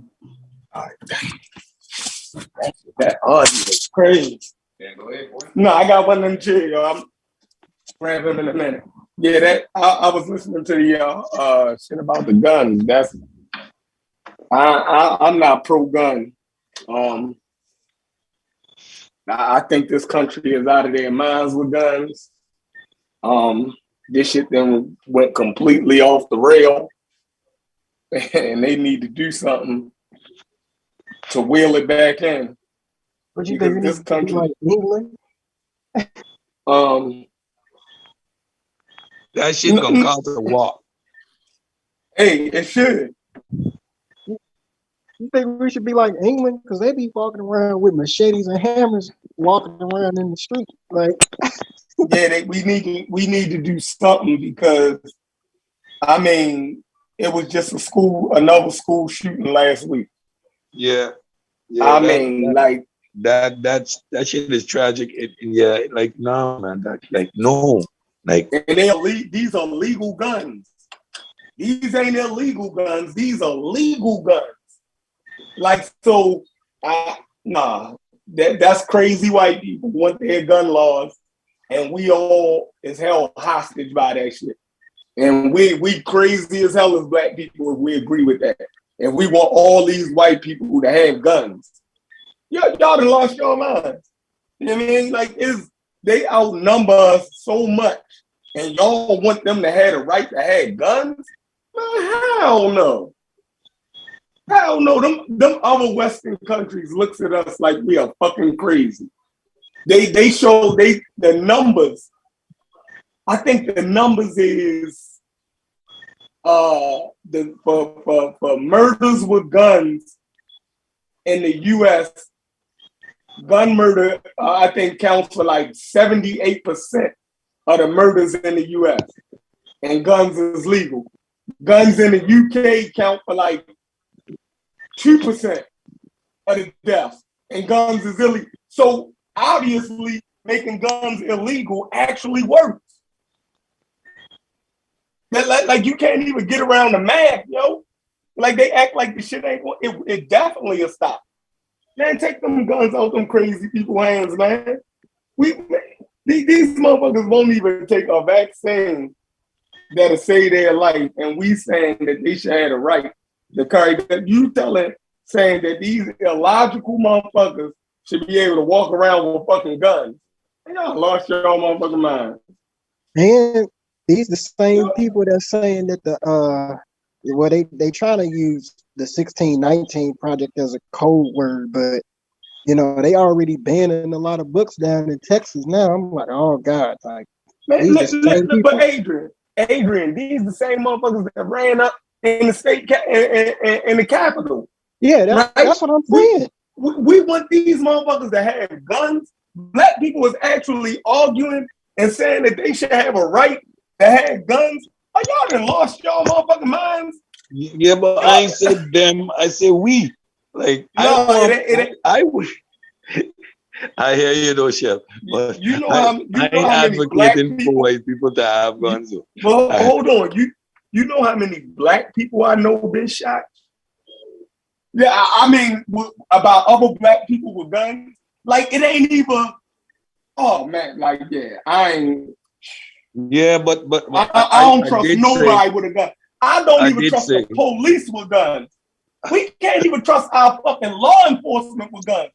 And people are saying that we see police officers misuse having firearms. So we saying that everyday citizens that ain't even properly trained should have guns too? Do y'all know how dangerous? Man, that shit is nuts. That shit is nuts, yo. You talking about some shit that don't make sense. Now that's some shit that don't make sense. I love guns. I love guns. I love gunship. I'm sorry. I love guns. I like gunship. Get a fake gun. Get me. Look, they make fake. I mean, what they call them, model guns. If you love guns so much, get a model gun. But you shouldn't be able to have the real shit. Look at this dude, Kyle Rittenhouse. Look what he did with his gun. He wasn't even supposed to have it. Exactly. The judge said we're gonna good charge. And we sitting here saying that people should have guns. Kyle Rittenhouse went and smoked 2 people with a goddamn army gun. Some shit that belonged on Call of Duty. He was just walking up and down the street with him. Police seen him, ain't even stop him. What about Alec Baldwin though? What about that situation? Oh, when he shot somebody on the cast of his TV show or some shit? Yeah. What happened? I ain't actually see what happened. They put a fake gun or a stock that had real ammunition in it? No, he was trying to. He's like the producer of his own movie, and it was like a western he was shooting, and so it's a lot of evidence pointing out that he was trying to go cheap, because like when you do like shootouts in movies, it's easier to like have the authentic look when you have like a real gun with like a blank or something in it. And so a lot of people was like walking off the set like, you could kill somebody, whoop-de-woo. And then some articles have said that he was walking around brandishing the gun and he shot the cinematographer. And it's real sad. Damn. So the cinematographer died? Mm-hmm. Yep. He got shot in her stomach and she like she just straight up dropped. And then Alec Baldwin saying like he was walking over to her like, you okay? And then I guess she started bleeding, and then that's when he called the police. And they ain't lock him up? No, he just went on CBS, I think, the other day, and he deleted his Twitter account. He said, I don't know who did, like, he said something like, I don't know who did it, but it wasn't me. And so that was like really disastrous. And he deleted his Twitter account. So you telling me they didn't lock that crazy motherfucker up? No, not yet. But I'm reading stuff now where they say he could face criminal charges because of that. Man, he killed somebody. Yeah, and then it looks even bad. It looks even worse because he's the producer of it, and that's really gonna make him go down right there. Because So he's in charge. You can literally shoot somebody with a loaded gun and say it was a mistake. And the person died, and you can get off. Oh, it was a mistake. What? Man, they saying the army didn't check the gun correctly. There's a lot of stuff going on with that. Y'all motherfuckers think people should have guns. Don't even make sense, huh?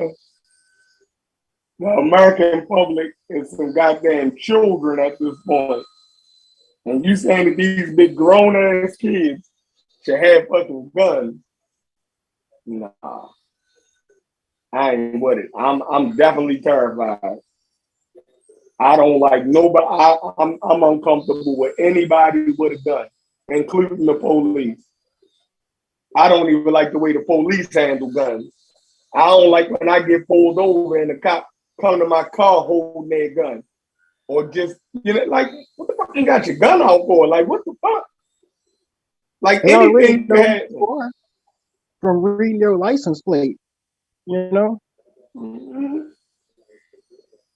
So if I'm not even comfortable with cops having guns, I'm not comfortable with any crazy yahoo that can go into a goddamn Walmart and buy a fucking gun. No, you shouldn't be able to do that shit.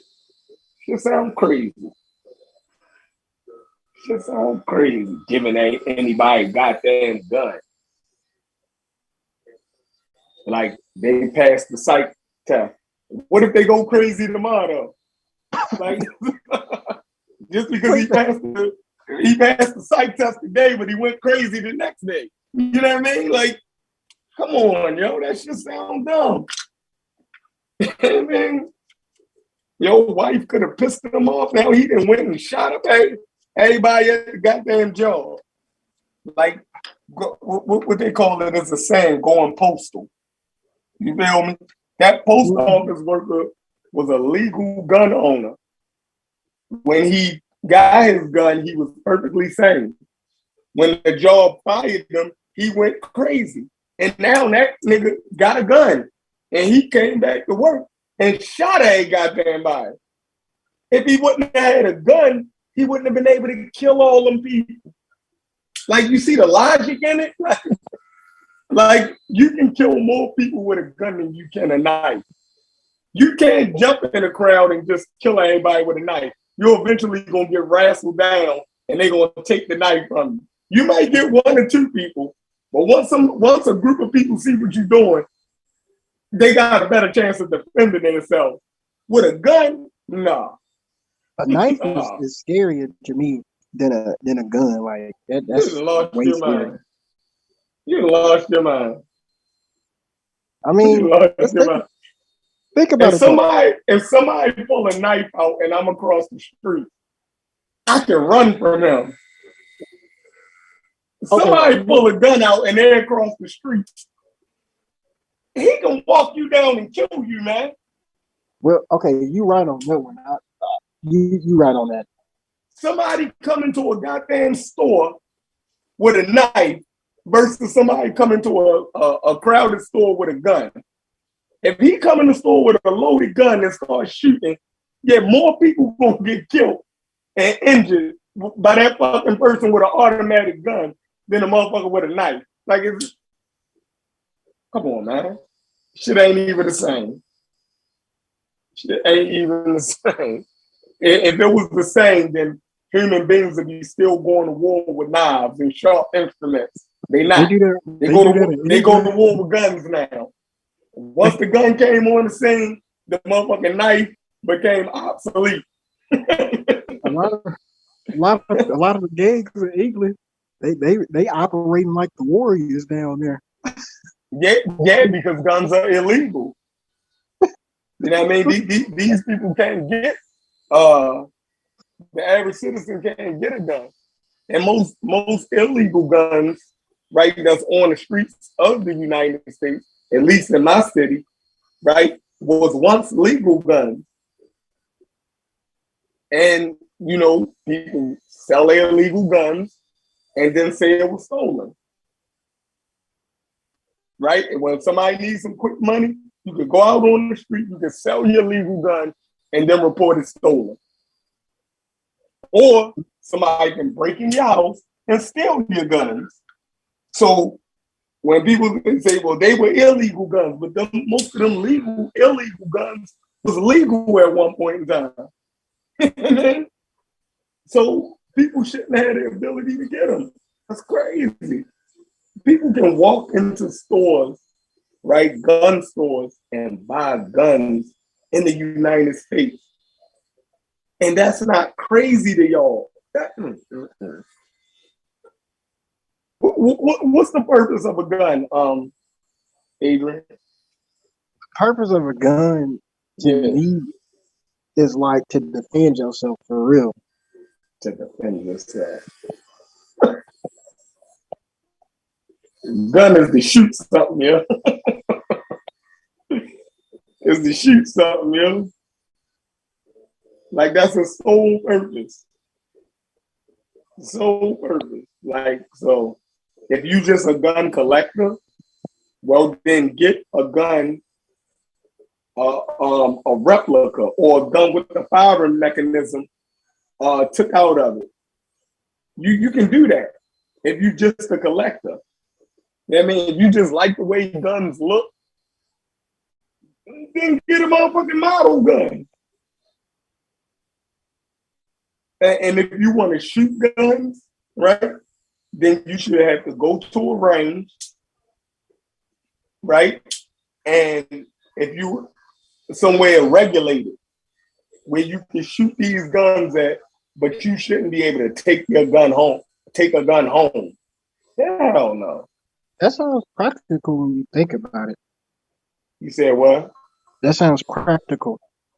Yeah, like it's crazy. Like Americans love guns. All right, well then they should have ranges where people, well they do have the ranges where people can go and shoot. But that should be the only way you get to practice wielding a fucking gun at. Not in the privacy of your own fucking home where you can build small arsenals and motherfucking go out and kill masses of people. Man, I don't know. Shit crazy. Gotta be out of your mind. White people just going and like buying all of the guns and ammunition and shit. What y'all think them guns for? What do you think all them guns is for? It's for your black ass. They know how to act quick when stuff go down. Let it be the purge tomorrow. And look, they making all these movies about purges and stuff. So they letting you know what the fuck is on their mind. And y'all keep giving them guns. They done made 7 purge movies now. They letting you know what's on, what they want to do. They just want to be able to go out and kill people. You feel me? This fucking country crazy. Y'all motherfuckers, look, y'all motherfuckers in the movie theaters laughing with them motherfuckers. Watching the purge, laughing with them and shit. Whole while that white boy behind you, nigga, he wanna shoot you in the back of the damn head. We the only ones laughing. Hate these niggas, man. Oh my gosh, Chef, you need to write in comedy, my brother. Jesus. Chef. Sitting in the movie theater laughing with the white people. The hell wrong with you? That motherfucker probably got 10 guns in his trunk right now.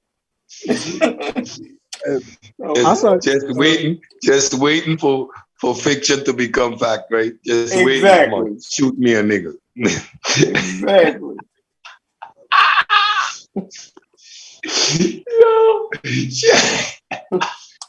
Yeah, motherfuckers crazy. They want guns to shoot black people. What? Man, that's all they want. They want to exterminate your ass.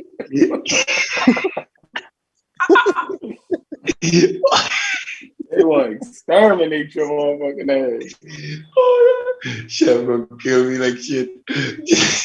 And they motherfucking, you motherfucking voting for the motherfuckers that's gonna give white people more guns. Y'all niggas crazy. Man, I saw this video on Willie D's show where it showed these cops in Mexico. They were straight up having a shootout with one of these cartels or something. The cartels got better guns than the goddamn police.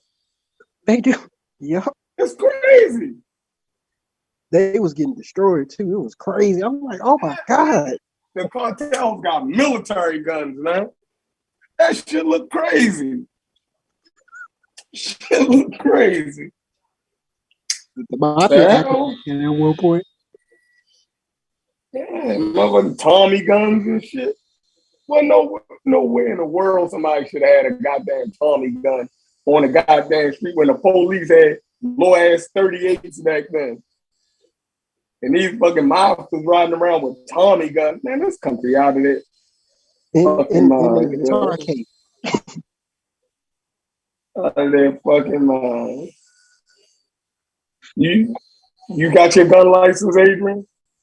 No, I don't even really like them like that. Okay. My weapons are my mind, you know.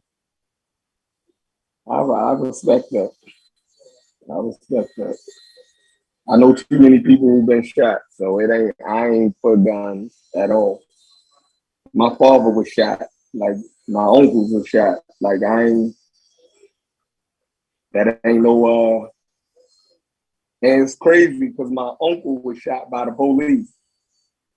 And my father was shot by just another nigga with it. So either way you put it, I don't trust motherfuckers with guns.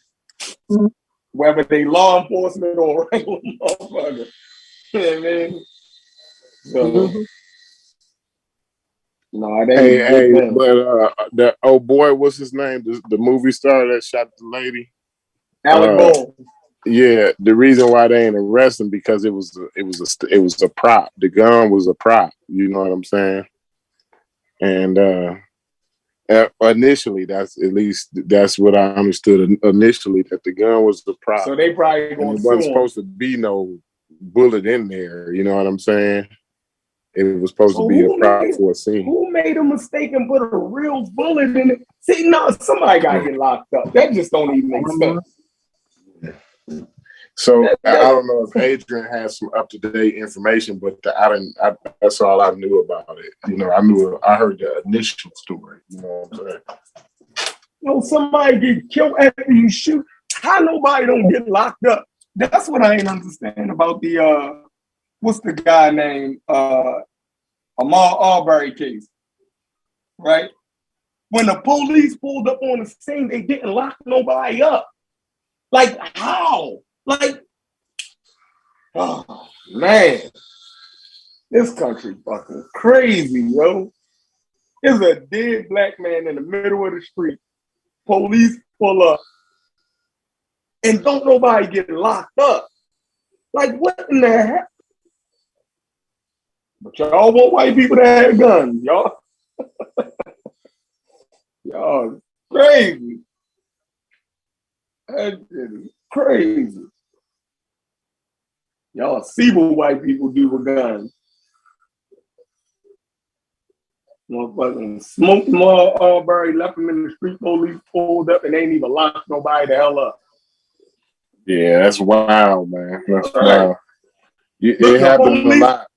It happened a lot. The police officer, Corey, asked them, did they put their guns up? Did y'all put all y'all guns away? Like, what? Like, man. Yeah. See, and that's how it be. It be that you more comfortable, and see, people would be quick to call people racist and shit like that, right? But the fact of the matter is, they more comfortable with their kind. Mm-hmm. You know what I'm saying? Or with their social group. You know what I mean? So most of them police officers is gun heads. I'm sure that them people that the ones that chased Ahmaud Arbery down, you know, these are some hillbilly ass gun heads, you know, can't wait to shoot they gun, you know what I'm saying? Can't wait for a reason to shoot their gun. You know, it's all the same. They all relate to each other, you know what I'm saying? So that's why it's easy to come up and, hey, did y'all put your guns up? You know, nobody gets arrested. You know, we're going to investigate this. Here goes my card. Y'all go ahead and don't nobody leave out of town. We may need ask some questions from y'all. You know what I'm saying? That's how they play. You know what I mean? It's all good, you know. So, I mean, yeah. And like I said earlier, man, you know what? When everybody got a gun, somebody gonna shoot one anyway. You know what I'm saying? Man, that's without a question. You know. That's without a question. Like I said, I done been around. Like I said, my father was shot. My uncle was shot. You know what I mean? Mm-hmm. Shit, like, I was shot. Yeah, you were shot. I've been shot. Motherfuckers think guns is toys. Y'all think every motherfucking regular people should have guns? These dysfunctional, motherfucking maladjusted ass people, you think they should have fucking guns? Hell. Fuck out here. I'm not with that shit. That shit is terrifying. I said, I don't even trust the police with guns. So why the fuck would I trust an ordinary citizen that's not even trained that they should have. Man, I don't know. And it's the crazy part. And I'm not saying this is all of them, right? But I'm willing to bet the majority of the gun heads.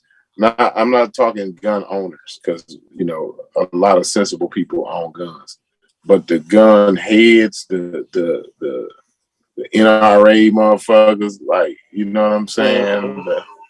I gotta have my AR-15 type motherfuckers.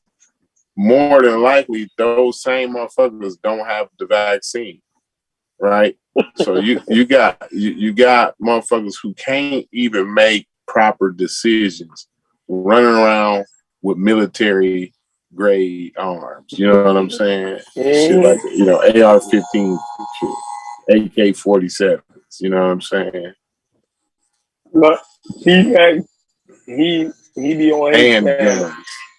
And handguns is even more dangerous than them, though. You know what I'm saying? Mm-hmm. Than those rifles like that. You know what I'm saying?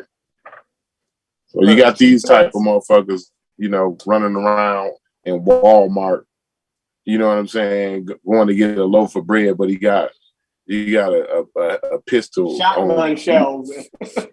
Yeah. Going in that bitch to buy shotgun shells with a pistol on his hip. Yeah. I don't know. This shit is ridiculous. You know what I'm saying? It's ridiculous at some point. You got all this gun. You spend, because motherfuckers can spend some money on them rifles. You know what I'm saying? Like the base price is like $1,500 or like you know what I'm saying, and then they modify them. Yeah, you go get all these attachments and everything on them, and shit, they done spend $5,000 on this thing.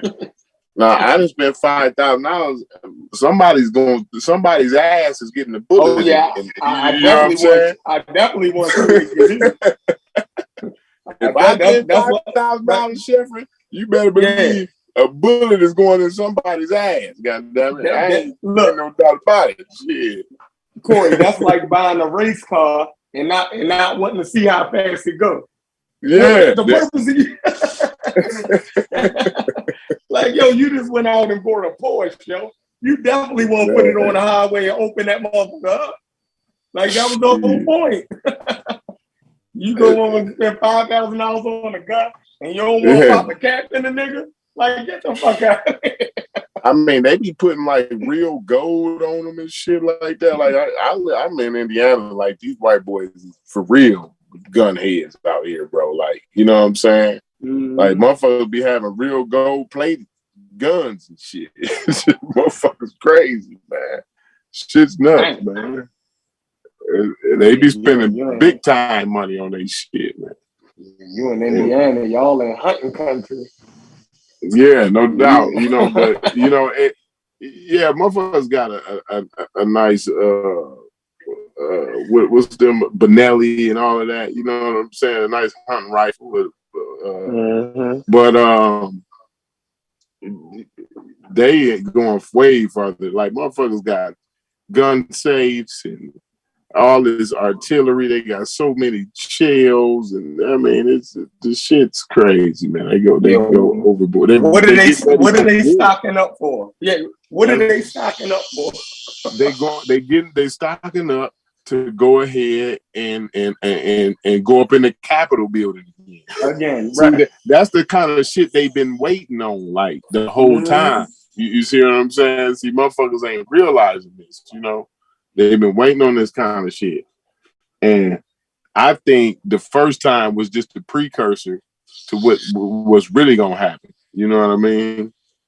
I think they really, this time, they seen that they damn near pretty much got away with it. Like, man, I mean, they was right. You got the clowns got some charges put on them. The dude that running around with his shirt off and tattoos, with the horns, like, right? Yeah, that motherfucker. Yeah, they gonna give him some charges, no doubt. You know what I'm saying? But didn't no motherfuckers really get no real motherfuckers who put the shit together and all of that? They didn't suffer no consequences. You know what I'm saying? So they feel like, yo, we finna take this motherfucker over. All we need is one more time to do that. We're gonna do it right this time, though. They started off in what state though? They started off at a state capitol building first. It was in Wisconsin. It was in Wisconsin. Yeah, God, that's crazy. Yeah. That's great. What else do we need? Like they showing you what they're about. These gun owners are showing you what the fuck they're about, man. And y'all won't even motherfucking take their guns from them. Like, it's stupid. It's stupid at this point, man. Yeah, it's stupid at this point. The guy in where you at? You said you were in Indiana. So that was in Michigan where the little boy shot up the school last week. Yeah, and they locked in Detroit, and they locked up his mother and father now. Like I'm like, that's what the fuck y'all should do. You know what I mean? They're doing definitely. And the thing is, and I look and I listened to that story, right? And because he was a white kid, and this goes back to what we were saying earlier, how white people be getting away with bullshit for no reason. Because he was a white kid, the parent this boy drew a picture of killing motherfuckers. Killing motherfuckers. Yeah, right. That's why and they let him stay in school. Yeah, the parents told him, "No, we ain't taking him home. He needs to stay at school." You know what I'm saying? They sent him back to class. This nigga ended up shooting motherfucker. I'm like, this shit's crazy. Who he shoot, like 9 people or something like that? Yeah, he killed 4 of them though. Yeah. Like, crazy, yo, kids lost their life. Man, that's hard, man. That's like, yo, and you still won't take guns from motherfuckers? Like, yo, oh man, yo, could you? I can't even imagine getting a call from my child's school, yo. Man, I can't. Oh man, yo. Like, but we so fucking heartless in this country. Like, Michigan, yo, you know how heartless that is? Pretty loose. They pretty much like our gun law. I think they got certain laws on like the bullets that they can buy because they come to Indiana to buy like rounds or something a lot. You know what I'm saying? So I think it's a law against the certain rounds and shit that they can buy. But yeah, their laws is just pretty much like ours. It's just as loose as ours. You know what I mean? So it wasn't nothing for that boy's parents to go out and you see how they put it on social media and everything. He just bought him his new gun. Yeah. He taking pictures with it. The mother taking pictures with it. Man, that's nothing around here. You know what I'm saying? That's every day here. You know what I'm saying? Boy turned 15. You gotta go out and get him an AR-15. I mean, what else would you do? You know what I'm saying? What else would you buy a 15-year-old? You know what I'm saying? Yo, you know how they would talk about black people, right? Corey, you know what type of messed up parent you will be if on your child's 15th birthday you are a young black man, you go out and buy him a fucking gun. Like what? Oh man. Like what do you think a kid that sit around play Call of Duty and Grand Theft Auto all day and stay in their room? What do you think they want to do with a gun? You feel me? They want to see what they do. They want to see what they do. They can get.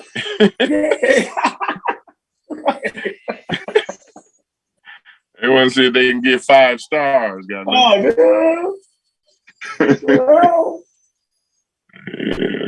But just think about it. I know you older now. Most of everybody, their first gun, right, was a stolen gun.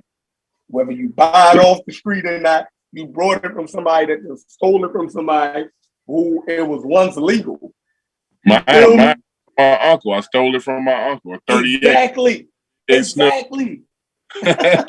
Exactly. So they be trying to act like, you know what I mean? That it's just illegal guns. Well, the illegal guns was legal at one point in time.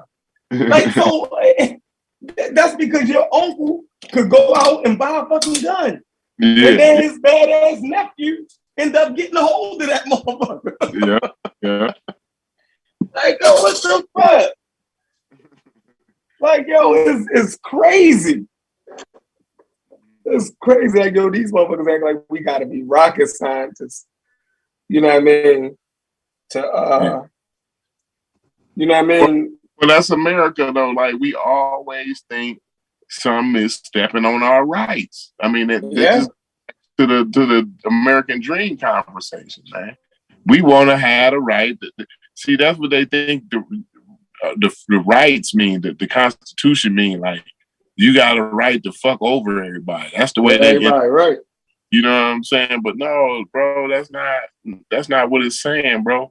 You have a right to pursue happiness, and we can't obstruct you in these different ways. You know, is what the Constitution is saying. You know what I'm saying? Mm-hmm. You got a right to pursue life and happiness for you and your family, and these is the ways the constitutional boundaries that we put down. You know what I'm saying? But as far as you being free to run stupid, no, that ain't what they saying. You know what I'm saying? Like, they really definitely misinterpreting the Constitution and what it's really all about. You know what I mean? Mm-hmm. Yeah, that's a fact. That's a fact. You know, they talk about. I watched. Yeah, go ahead. I watched Chief channel. He's a gun rights advocate, and he got his guns and all of this. And I just be looking like, I definitely don't want Chief X to have a gun. Right. No. The way he zaps out on us on every like, yo, you go from 0 to 60 over a conversation over the internet.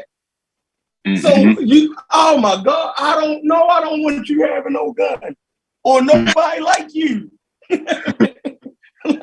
Like, that's dangerous.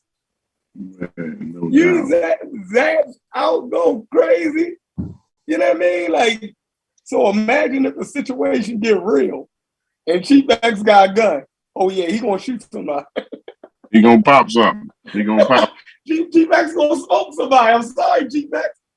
You get into a real situation out here, you laying something down. Well, he already put a video out, like, warning that he was about to shoot somebody. They fucking with me, and I ain't fucking. Right. I got rights. Right. You know, like, cut it out, Chief X. You know what I'm saying? You probably deserve to be fucked with. Now you finna get your ass whooped. Now you want to talk about somebody you got rights and shit like that. You want to lay something down. Like, nah, yeah. I ain't whoop people. I'm just not what motherfuckers have guns, yo. I just don't trust you. Now, I'm sorry. I just don't trust you. I just don't trust y'all with guns. You know what I mean? Right. I mean, what they call it, they got a word for it that they use, responsible gun owners. That's right. The word that they use. Responsible gun owners. That's where I'm at with it. You should have to prove that you are a responsible citizen and you can be trusted with a gun. You know what I'm saying? Like, them should be the guidelines, especially with the handguns and shit like that. You know what I mean? Mm-hmm. The more concealed type guns. You know what I'm saying? You definitely should be. They should have more strenuous criteria to meet. Right. Yeah. That's a fact. Hold on, my homeboy asking for the link now, and he got all the guns in the world, so I know he gonna come on here and tear my head off. Me and him argue over that shit every fucking day. So I'm about to send you out. Hey, T, I'm about to send you the link. Matter of fact, look in the chat, yo. If you in the chat, if you listening, you in the chat. The link should be in the chat. One of the one of the admins, can y'all put the link back in the chat? If y'all can, because I'm knee deep in some hair. You know what I mean? I know he gonna go crazy. Yeah. I should have carry my gun, and I should have all of them on me at the same time. You crazy. But you know, Chef, the thing is, like, when the Constitution was wrote, too, people don't even consider this part though. When the Constitution was wrote, they didn't have all of these AR-15, like they had a musket. You know what I'm saying? Right. When they they ain't had no dangerous ass automatic weapons. Yeah. That's what they was talking about. You got a right to have a gun so you can go hunting.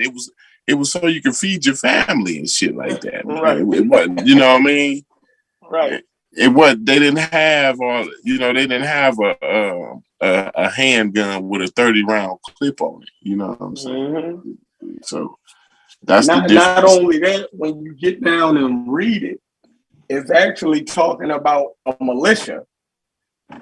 But these motherfuckers then twisted the law complete. We need to read that one night and see what it really says. Yeah, man, it's talking about the right to bear arms for a well-organized militia. Mm-hmm. Right? And that's what but they done switched it to make it, into everybody should have a right to carry a personal gun. And, man. Yeah. and look what's going on out here. Because all these motherfuckers. Come on, no, take your coat off, get in the chair, buddy. Yeah. That's a pseudo interpretation of the Constitution. You know what I'm saying? We need to read that over, and see what it really says. Right. I think maybe it was written in a different time. So I guess you can weave around it, I guess, a little bit with the language that they use. And then they kind of make it to where you can interpret it one way or another. But they meant what they were saying in one way. It wasn't, you know what I mean? It wasn't up for interpretation when they wrote it, So like this shit's crazy how they pass legislation based on interpretation on it. You know what I mean? So in the chat talking about why can't I have my guns? So click the link. Are you a responsible gun owner? Right. So if you hang out at strip clubs, I don't believe you're responsible. You can have a shotgun. I say have a shotgun to protect your home. And that's all you need. Unless you're a hunter. Unless you're going hunting. Then you have a nice Benelli. You know what I mean? Them motherfuckers said that I was neglecting gun owners. What the hell? This chat crazy as hell. Neglecting gun owners?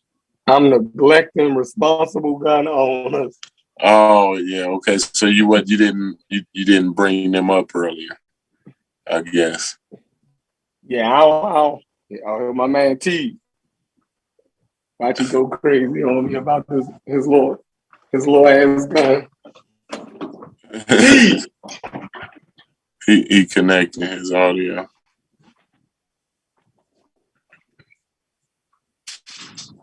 His audio ain't connected. He don't know what he doing. He never been on here. Nigga ain't even computer literate. He ain't even computer literate. It take a minute. It take a minute to figure it out. There you go. Unmute yourself, T.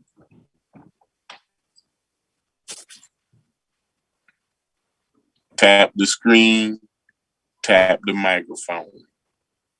Hold on, can I unmute him? Yeah, you can. Okay. Oh, there you go. All right, that's what's up. And coming in. T, what's up? What's good with you, man?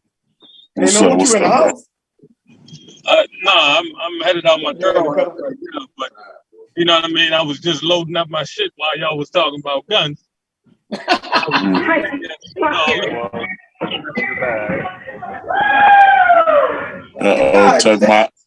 Tuck my eye. You in a strip club. Right. Nah, I'm going to my girl house. I keep my shit on me every day, though. Right. We live in Baltimore, so it ain't an easy city to just be walking around empty-handed in the streets, even if you're not in the game no more.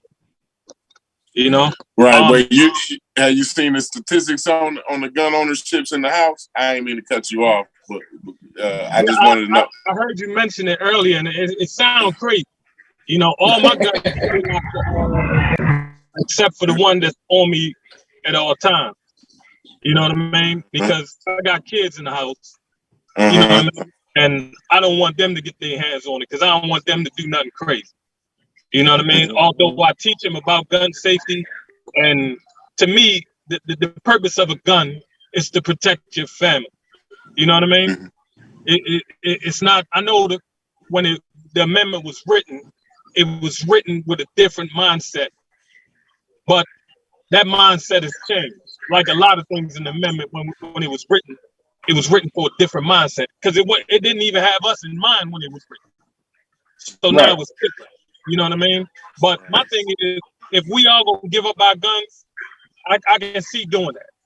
Right. But if them motherfuckers out there with these white militias ain't giving up their shit, I'm not either. No, definitely not. I wouldn't encourage that. I wouldn't encourage that at all. You know what I mean? I definitely wouldn't encourage nothing like that. Definitely. I'm with you 100% on that. As long as everybody got a gun, I mean, I ain't mad at nobody who want a gun. Yeah, you don't want to be the only person in the party without a knife on you. Right. Yeah. Like if everybody else in the party got a knife on them, motherfucker, you better have a knife on you too. But it sounds like you are a responsible gun owner. You know, you talked about, you know, you mindful of your kids in the home, and so you take the responsible steps to mitigate any mishaps or whatever. So yeah, but Americans are irresponsible though, man. For the most part, Americans are very irresponsible. No, it's not only irresponsibility; it's a mental health issue. You got people with mental issues that ain't even thinking right. So regardless of what they use, you had a dude on the other day in a car rode through a crowd of people and killed a few of them. Right. Yeah, absolutely. Yeah. You know what I mean? So it don't matter what you use to murder people. You know what I mean? So what, we gonna stop driving cars? I just think guns make it easier to do that, you know what I'm saying? That with the mass shootings and shit, you know what I'm saying? So like, if they got a car, like, yeah, you know, he killed 6 old ladies, but he didn't go on a mass shooting spree like some of these shooting sprees that we've been seeing with 30 and 40 people, you know what I mean, being injured and killed. So I think the guns with the 100 rounds. I'm not saying I'm not against gun ownership and gun. I just think we need stricter laws because, you know, being able to go down and get a 200 round clip or whatever, you know, that's just outrageous. I don't see a point in having that be something we want to have be legal. I'm 100% with you on that. I'm 100% with you on that. Although I got clips that hold that much, I'm not gonna go out here on no crazy shit. You know what I mean? But it's just you had a 17-year-old kid that's out here. You know what I mean? He shouldn't have done anything. Right. He should have never been able to do that. But he was able to. You know what I mean? And that's the unfortunate situation. You got a lot of unfortunate situations. When you in the hood, you ain't got no kids out here with their parents buying them no guns. But they killing up more than these white boys out here. Yeah. It's the culture, man. It's the gun culture, and like you said, and not only the culture, but it's the whole mental thing. You know what I'm saying? And all right, but listen though, because listen, most Americans are responsible. Most Americans are not. Most Americans are responsible. Otherwise, right, in Atlanta, when the gun laws is open carry, nigga, nowhere I go, I be getting shot at every day. You know, and I see niggas in Walmart with guns. I see niggas every day in the restaurant. You know what I'm saying? Like most gun owners, I'm talking about legal gun owners are responsible. For the most part. No, you change that. For the most part. I don't. You got a lot of states that got I open carry, don't. I'm not Maine. going. Yeah, I ain't too fast to concede that. But go ahead, y'all. Y'all can continue for me. Yeah, but I'm with reform though. Reformation. I can rock with that. I'm just saying giving up my gun, but I can rock with the reformation part. Yeah. See, that's what I'm saying. I think we all think as soon as we talk about the gun situation, it's automatically going towards what taking away guns. You know what I'm saying? Nah, Chef don't want nobody with guns. Chef Chef want to take everybody guns. we can't let Chef get in office. Like he ain't got my vote. I can't vote for Chef. Yeah, so that's why you gotta have people to come to a happy medium with Chef. When the legislation actually get passed, we gonna come to a happy medium with Chef. You know what I'm saying? So it'll be a little bit tighter laws, and I'm with that though. I'm with that. I'm with the tight laws, man. You know what I mean? I just think the code. We got to get away from everybody wanting a gun, though. Like, we got to have a better culture than that, man. But like, you got to get away from everybody needing one. You got to get away from needing one. Yeah. The biggest influence. I think the culture is a part of why that is. Mm-hmm. That and because they got a gun in every rap song. Yeah, man. Nah, it's that the next time if you in a rough neighborhood, the nigga hustler, he got a gun because he's afraid the nigga gonna jack him for his shit, right? Now you a citizen, you want to have a gun because you don't want the nigga who doing wrong in the hood to have a gun, and you ain't got no gun to finish. You see what I'm saying? It's a domino effect. And that's what I feel like a lot of us, more of us fall under that domino effect than it is us going out having guns, because black people ain't shooting no schools up. Yeah, but on the real though, it's likely that you'll never come to a situation where you need it done. Like statistically, you know what I'm saying? Mm-hmm. Now it just depends on what kind of life you live. So I've had a life where it was likely that I would come across a situation where I needed a gun, but I don't live that kind of life no more. So the likelihood of that, you know what I'm saying, is drastically changed. You know what I'm saying?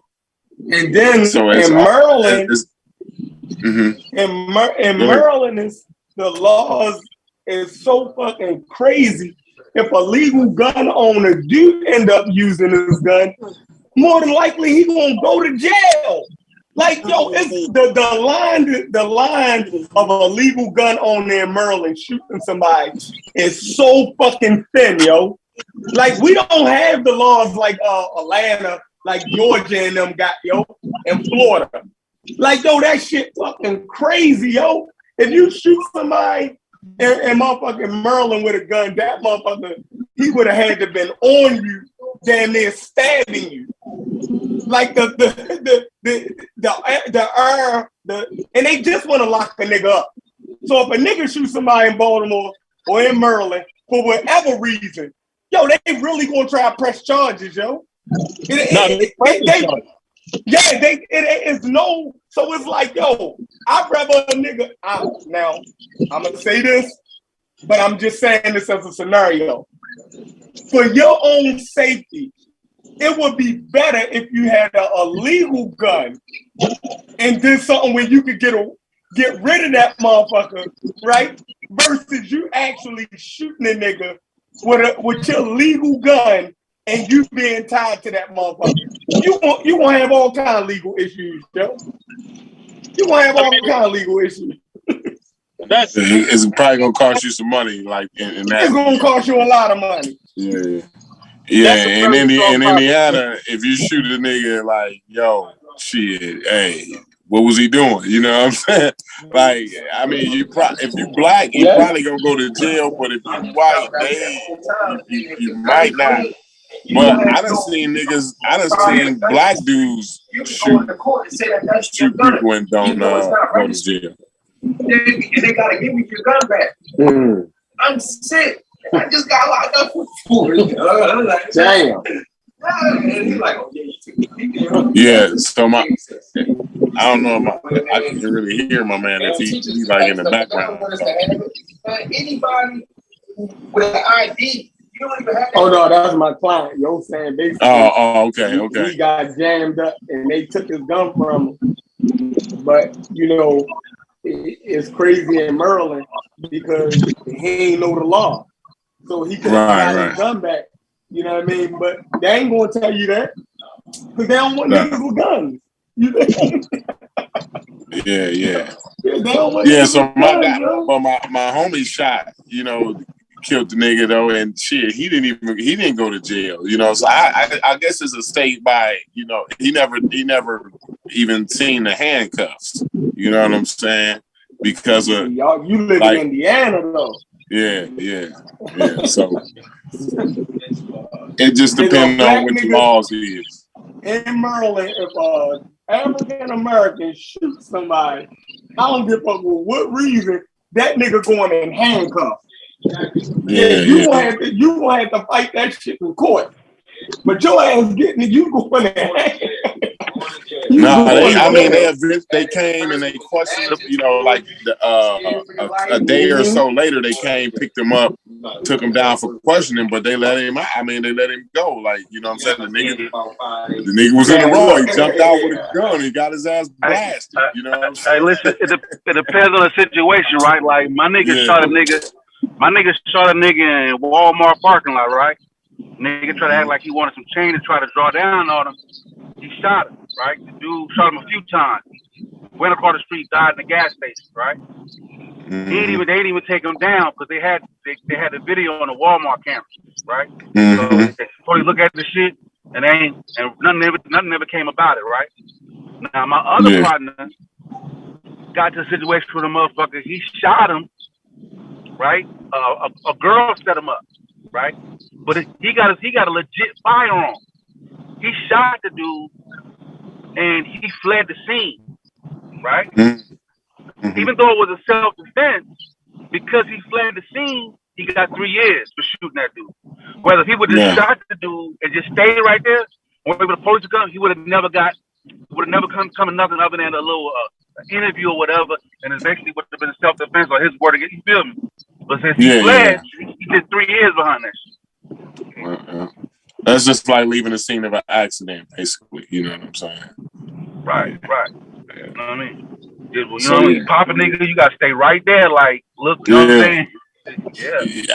That's what the white people that's what the white people do. Look at when Trayvon Martin got shot. The white boy didn't go nowhere. He's still right there and waited for the police. You know what I'm saying? These white boys that just did this to my man, who we talked about earlier, Chef, and I forgot my man's name. Ahmaud Arbery, man. I'm sorry about forget my man's name, but Ahmaud Arbery, they didn't run. Those white boys didn't run or nothing like that. They're still right there and waiting for the police. You talking about police, white people that had ties to the cops, to the police station. Yeah, but none of them ran though. Even the nigga that shot the nigga in Walmart, the black dude over parking space, an old white dude shot a nigga on the spot right there. Wait for the police to come. He ain't have time for that shit. But the niggas don't run because they know if they run, it's automatic. Yeah. So maybe we ought to think about, you know what I mean? Like, shit, hey, if you think you justify, you probably be better off not running nowhere. You know what I'm saying? Yeah. Just stay right there. If you run, it's automatic, bro. You know what I'm saying? It's automatic something. You know what I'm saying? How much is, negotiable, but you're going to get some years just because you dip out. That's hard not to run after you do something like that. You know what I mean? Because natural instinct's going to kick in at some point. Right, right. You do something, you try and get away. So, especially when, when you're a black man and the police come, like, and a nigga laying there dead, nigga laying there smoking. God damn it. Hey, hold on, AT. Come on. Now you already know. Nigga, if you shoot somebody, it's gonna be hard as shit for you to sit there and tell the police you did that, yo. That shit ain't even in you. Yeah, AT, listen, that shit just ain't even in you, yo. I don't even think you can say that shit out your mouth, yo. I don't even think, we grew up, same neighborhood. There's no way I got you saying, I shot to the police. I don't know. No, that's what I'm saying. I'm out of there after Nigga ain't gonna tell on himself. I already know it. Like that's hard for a nigga to do, yo. Yeah, I'm saying coming from where we at. See, these other niggas, they got different laws in their state, yo.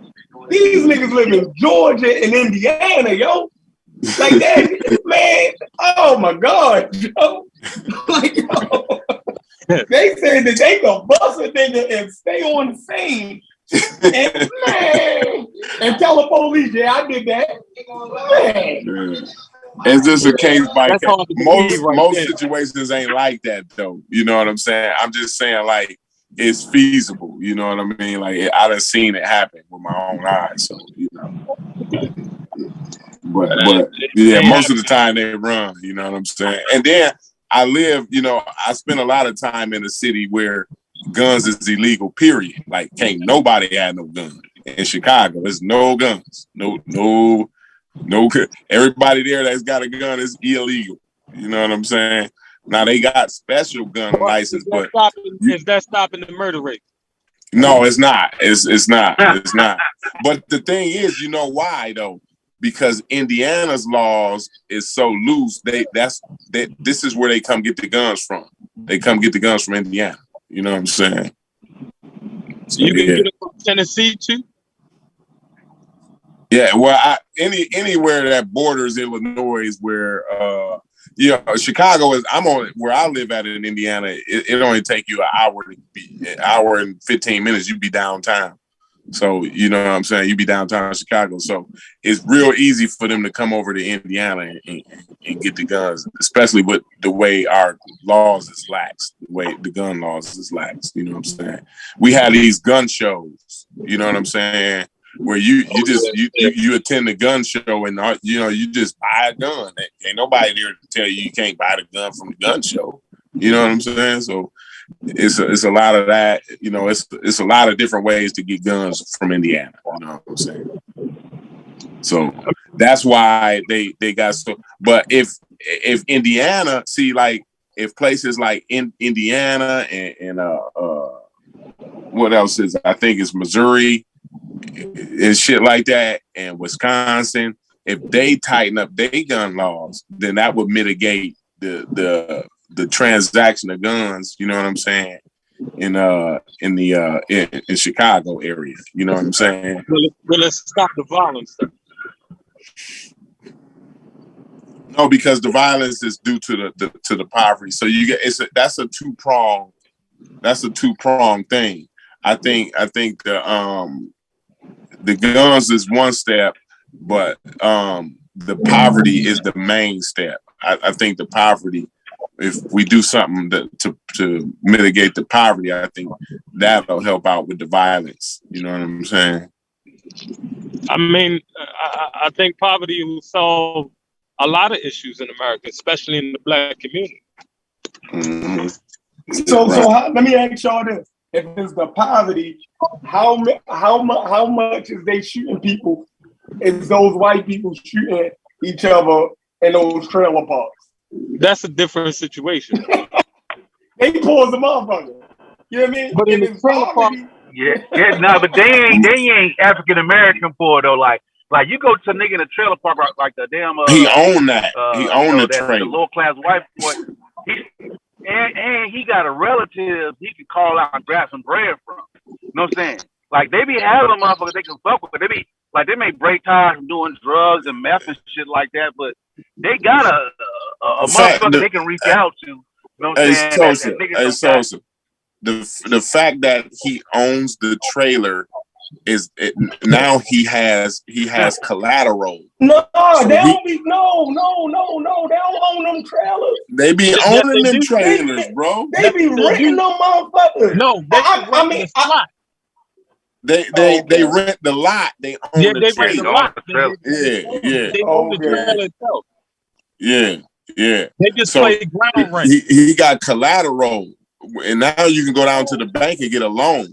You see what I'm saying? So their poverty is different than our poverty. They can go down and get a small loan for $10,000 real quick, where a nigga renting his house in the hood, in the projects or whatever, or in a whatever, a hood house or whatever, you ain't got no collateral. You know what I'm saying? And the Chevy that you're driving is in your mama's name. So, like, and the bank ain't giving no black man no loan like that. No. Yeah, no sleep on their welfare game now. No sleep on the welfare game. Them poor white folks now, shit. They get them food stamps and all that shit.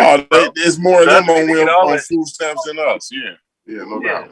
Yeah, they get that shit, bro. Yeah, that shit a little different. Yeah, it's a little different. It's a little bit different.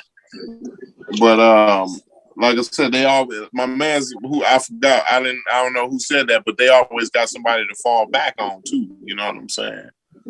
They got somebody they can call and shit. You know what I mean? Like white people be connected. I wish white people could hear us talk about how good they got it. I know they'll look at us like we done lost our goddamn mind. White man over there struggling like a motherfucker. And let some niggas sit here and tell them, oh no, they struggle a little bit easier than ours. A poor motherfucker. I grew up around white folks. That's in Charleston. I'm from Charleston, so I grew up around. You know, the average white man is poor in a I live in Indiana. I know poor white people. Yeah, I know some poor white folks. Yeah, we tripping, But the thing is, they ain't poor in the same kind of way that we. They might be worse. They might be worse off than us, though. We don't even think about come on, yo. Like most of us think I think black people know how to deal with poverty better. I think that is, you know. If they worse off than African American, that nigga on meth. Yeah, no doubt. You absolutely them niggas, that guy. You know what I'm saying? Yeah, we ain't comparing them to a meth. You know, we can't compare crack addicts to meth addicts. You know? Fucking choice, you know what I'm saying? Amongst poor white folks, nigga, that fucking meth and shit like that. You feel me? Ice, you feel me? But yeah. It's a different dynamic. You know what I mean? Trust me, like hanging around white folks made me realize, nigga, how fucked up it was. You feel me? Like how fucked up I was and what I thought. You know what I'm saying? Like I'll be with a white friend of mine, he'll just be like, shit, you wanna go to the beach house? We be chilling in the apartment. You wanna go to the beach house? I'm like, what the fuck? Like, yeah, shit, my folks got a little beach house. Ain't nobody there. You wanna go? I'm like, god damn. You know what I'm saying? Like, hell yeah. You know what I'm saying? And they grow up in the same neighborhood with you. I mean, like they parents got the same kind of job your parents got. Like, you know what I'm saying? When I'm coming out of high school, trying to figure out what I'm gonna do with my life, they want some shit like, well, I just do this. If it don't work out, I just go work from uncle. He's gonna have to be a foreman. You know what I'm saying? Like the options are totally different. They got totally different options, and they out there fucking off like a broke nigga on some dumb shit. But they got the option to go, get right in their mind and go do some productive shit. It's there for them. It's different. Absolutely. Very goddamn different. And it's funny because now I'm in Atlanta. You know, it's all black folks, nigga. I ain't don't do nothing with white folk at all. 20 years plus. You know what I'm saying? Like, it's totally different totally different scene. Good. Totally different scene. I don't know that many. At the same time, I pass niggas. Right. Hey, look, if you see me and T with a white boy, we getting locked up. Yeah. I don't know too many white people outside the ones I work with. You know what I mean? And I work for the state, so because I work for the state, it's a lot of them there. You know what I mean? And they cool with you, but you can't go home to their house. Trust and believe that. No, you do. See, Charleston different because you have to mingle. Like it ain't no, like in Baltimore, it's an option. Like in Atlanta, it's an option. Like I don't have to fuck a white folks. But in Charleston, there ain't no way around that shit. You feel me? You gotta fuck with them on everything. Yeah, that's how it is in Indiana. You need them. You need them. You know what I'm saying? Like you know what I'm saying? Like you need them, bro. Yeah, you need them. They be the plug and everything sometimes. Exactly. Like, I mean, shit. You need them, bro. In Indiana, boy, you gotta fuck around with them white boys. Yeah, you need them niggas. They got the link. They got that link. You know what I'm saying? Yeah. That's why I'm gonna stay in Baltimore. Yeah.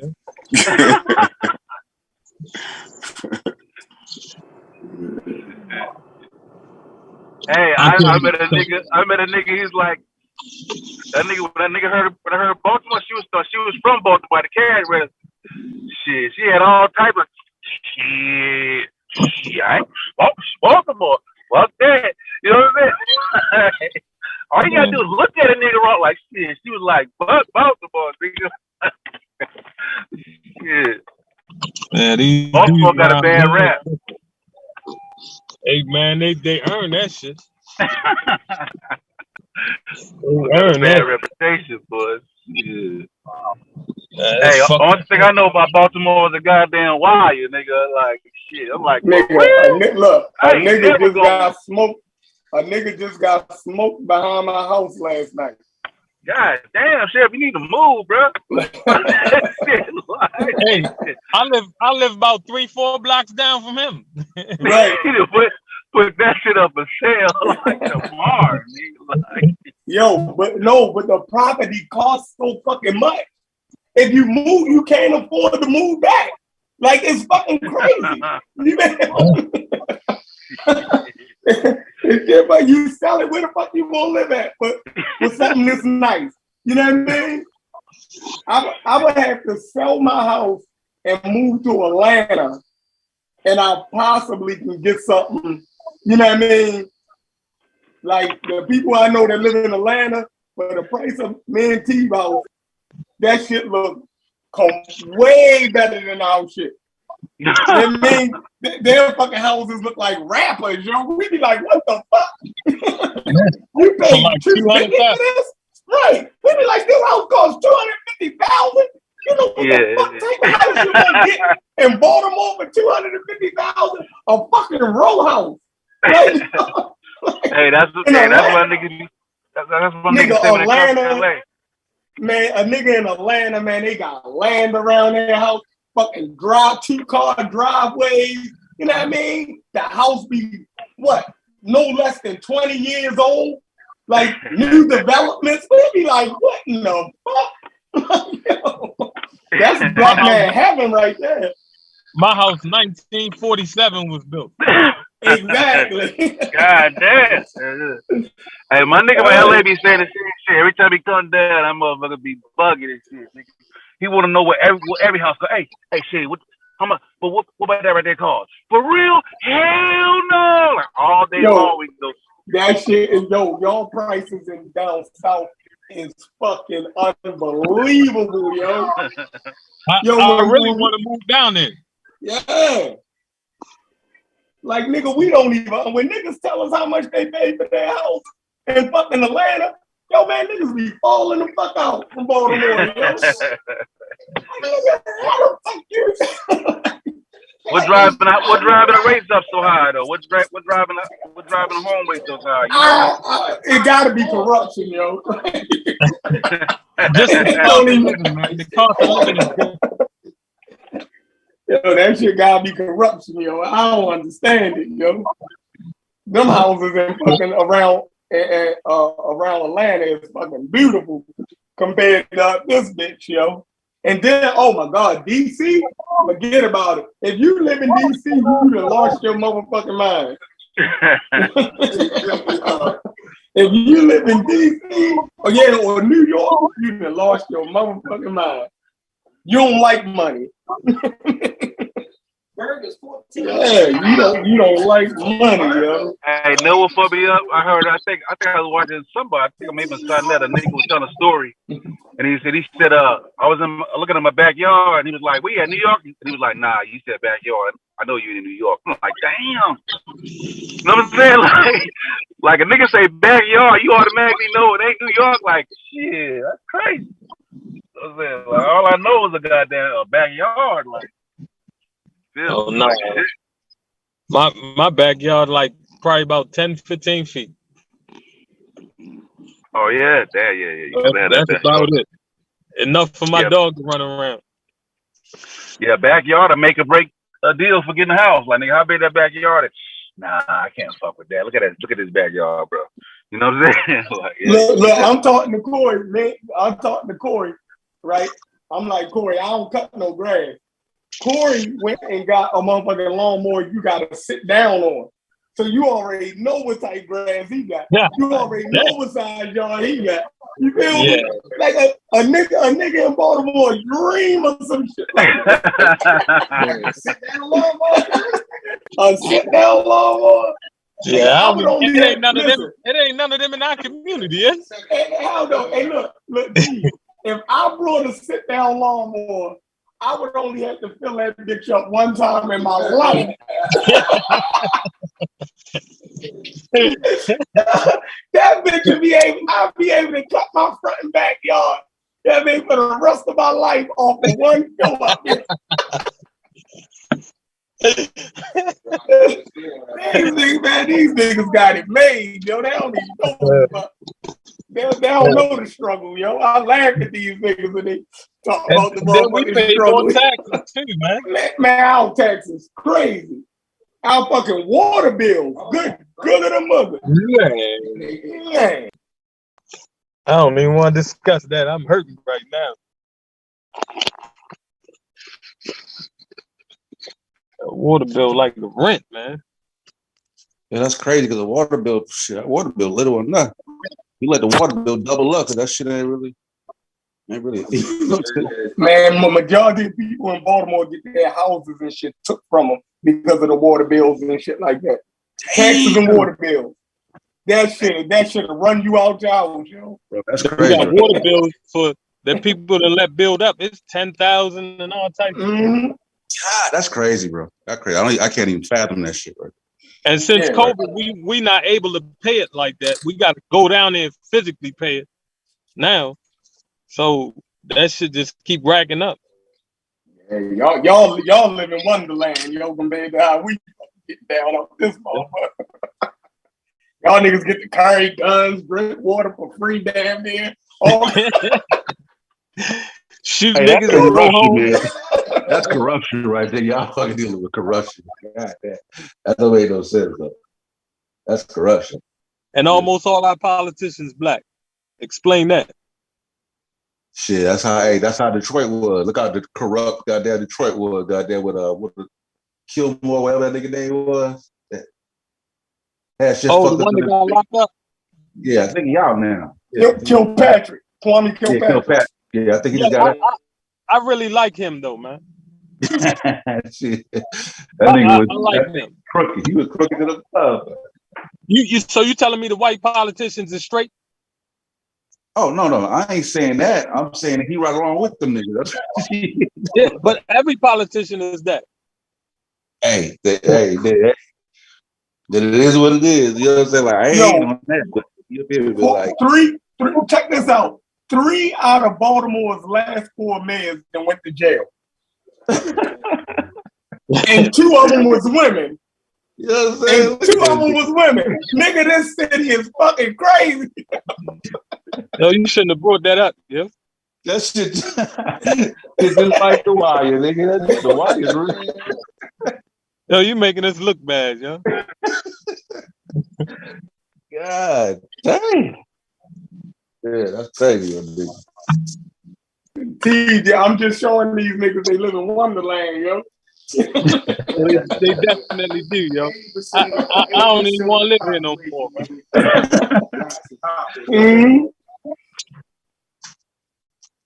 Right. Yeah, I know it's like that in Baltimore, but I should when I think about it, I should realize y'all nigga right there near goddamn DC and shit like y'all right now. Yeah. We our population probably more than DC. Yeah. Cause DC ain't that big. Yeah, we the biggest city in Maryland, but it's still fucking our prices, yo. It's fucking crazy, man. Like that's just it's downtown Baltimore, like downtown Baltimore, nice as a motherfucker. White people live down there though. Hey, they got $1 million homes. They got $1 million homes down that motherfucker and all kind of shit. Ain't no niggas live down that motherfucker. Damn. Yeah, it got to be corruption. You know what I'm saying? Cause like, yeah, it got to be corruption, bro. Yeah. Cause like downtown Atlanta, like Buckhead, nice, but it's still a lot of niggas live down there though. You will pull up in the subdivision, everything be plush. You swear some white people there, it'd be all black people in that motherfucker cutting their grass and shit.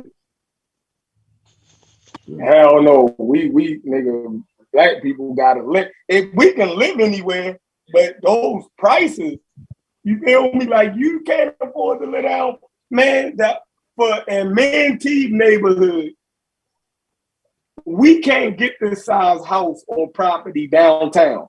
White people live in little ass houses that cost way more money. Like that shit cramped as a motherfucker. They be nice, but it ain't no time. Like, nigga, we need space, man. Something, you feel me? Like, and then there's no parking downtown Baltimore. Like, it's horrible. You know what I mean? So, just like an Menteith, Menteith, we got driveways and shit. So, but they don't got that shit down there. Yeah, white people. That's one thing. White folks to pay more for the convenience. Cause, hey, look, there's a spot I like to get a little place. You know what I'm saying? Because that motherfucker, like, I'm talking about, you step out your apartment, you in the middle of everything. You know what I'm saying? I'm like, God damn. I just want to get a little spot right there. You know what I'm saying? Just to have and shit. You feel me? But like, that's a little goal. But I'm like, soon as you step out, like, everything's right there. You in the mix of everything. How much do that shit cost though? I didn't even price a motherfucker. Like, I didn't even get that far. I'm like, you know what? I didn't want to tempt myself. You feel me? Because once I get that far, like, I'm going in. Shit. Yeah. That shit. Well, yeah, white people, they'll pay way more for something small as a motherfucker just to be around each other. And they basically do it to price you out. Mm-hmm. That's the whole, you know what I mean? They create their own neighborhoods by pricing you the fuck out. You know what I mean? And once we start, like in Baltimore, like we had, our shit a little different because we, our city and our county is two different things. Like Baltimore City is not in Baltimore County. Baltimore County is a whole different, you know what I mean? It's crazy. It's a whole different entity. So, but we got Baltimore City and we got Baltimore County. It's really one thing, but it's, you know what I mean? The shit is separated. You know what I mean? It's the craziest shit in the world. But the white people, like, they started to move into Baltimore County, right? And and they made us want to move out there, right? Once we start making enough money to move out there, they came back in the city and left us out there. It's crazy, yo. Like, white people play a dirty game, yo. That's how it was in Atlanta. Like a certain part, like, you know, like Stone Mountain used to be KKK territory. Mm-hmm. They used to put the crosses up at Stone Mountain and burn them shits. Eventually, the niggas started moving into Stone Mountain. All the white people moved away. You know what I'm saying? Right. So you think you moving somewhere where your kids gonna go to a better school and shit? and your property value gonna stay high, them white people gonna move the fuck out once you start moving in. You know what I mean? So man, shit is a gamble in Maryland, man. They said white people don't play there at this moment, but you said they do the same thing in Georgia, so they do the same thing in Georgia, man. That's it. They get the fuck out of there. Yeah, because now they buying up all them neighborhoods downtown that was dilapidated and shit. That's what they're doing now. So you'll see a crazy ass neighborhood, right? And then you go down the block and then you'll see a stupid ass house like, yo, what the fuck is this house? Totally right there. Right. Yeah. But that should let you know. That let you know they on their way. Yeah, they on their way. Once you see a Whole Foods, go up close to there, yeah, y'all niggas out of there. Yeah, Whole Foods. LA Fitness. Whole Foods is a wrap, nigga. Whole Foods is a wrap. Yeah, you see a Whole Foods in the LA Fitness. Yeah. Y'all, goddamn Costco? Costco? Yeah, y'all niggas is out of there. Back this shit up, nigga. It's a wrap, nigga. Get the step, nigga. Yeah. I fuck with Whole Foods though. I can't eat front. Yo, that's the only place my girl go at, yo. Yeah, and T jumped off. That's the only place he go at is Whole Foods. He a bougie nigga for real. Yeah, that pizza dope. It was shop at Murray's, huh? Yeah. That nigga stay in Whole Foods, yo. But I see y'all niggas little rocking for a while though, goddamn. Man, look. Man, you missed it, man. We went crazy in here. American Dream went crazy in this motherfucker. Yeah, I was listening. I was like, y'all niggas. I was listening. I was like, y'all niggas crazy. Niggas been threw my man American Dream out. Yeah, and blocked him, said he can never come back. Yeah, I see goddamn said Garfield got into it for a little while. Like, oh yeah, man, Garfield, yo. Caribbean crime and shit. Yeah, it was on 3 of them though. It was all 3 of the Jamaicans. It was Cedric, Garfield, and American Dream, yo. You know what I mean? Jamaican on Jamaican crime, yo. They gotta stop that shit. Fucking Jamaicans crazy. Yeah, they're like, I'll take this shit for goddamn fucking African American. I ain't taking this shit for y'all ass niggas.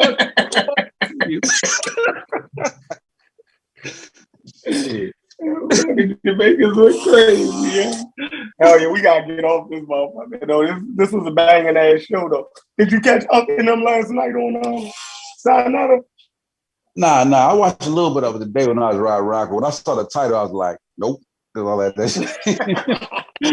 I'm like atheism. I'm like, nah. You know what I'm saying? You know what I'm saying? But I heard y'all talk about towards the end. I'm like, I gotta watch the end and shit because they must have got. It's 3 hours long. I only saw like the first hour. Yeah, I think the questioning when the people start calling in, that's when they got good. Yeah, that's why I gotta finish watching. I was talking about shit. I talk about like when he talk about evolution and creation, and I'm like, fuck. I'm like, yeah, I'll go back and watch it. Yeah, but there's a lot of that shit that you be talking about. So, because had brought up, the gene that made us social and shit. So, I think that threw a wrench in Vocab Malone whole shit. You know what I mean? Niggas had that shit. Yeah, but I see him bring up a song, homeboy, and Beatty and shit. I'm like, yeah, he brought up Big Man. Look, he started quoting African tribes on and everything. He tried to take Unc out, yo. He came neck with that shit. The Zulu called it Kulu. Goddamn, yeah, all that. He knew all of the African gods' names and all. Man, he fucked me. I said, oh, he going at Unc neck. He tried to decapitate Unc with that shit. Like, ooh, that white boy playing dirty and shit. Yeah, I told Unc, I said, man, he trying to take you out. Yo, trying to completely discredit you in front of all black people. He tried to embarrass you. Yeah, he did. He came that nigga's neck. Like, I'm gonna destroy the nigga. The guard killer. All right. Yeah, but it got good at the end though. So you know what I mean? That shit got good at the end. Like I said, when the call was called, that I want Vocab Malone to come over here though. I told Uncle to get him over here. I think we can have a good conversation with him. Yeah, that'd be dope. That'd be dope and shit. Yeah. He was on Solomon. Like he wouldn't mind. He sent an invite. He'll pop out though. Yeah. Oh, he was on Solomon for real? Yeah, he been on Solomon before. Yeah. Wow, how did that shit go? Horrible, because Solomon was like,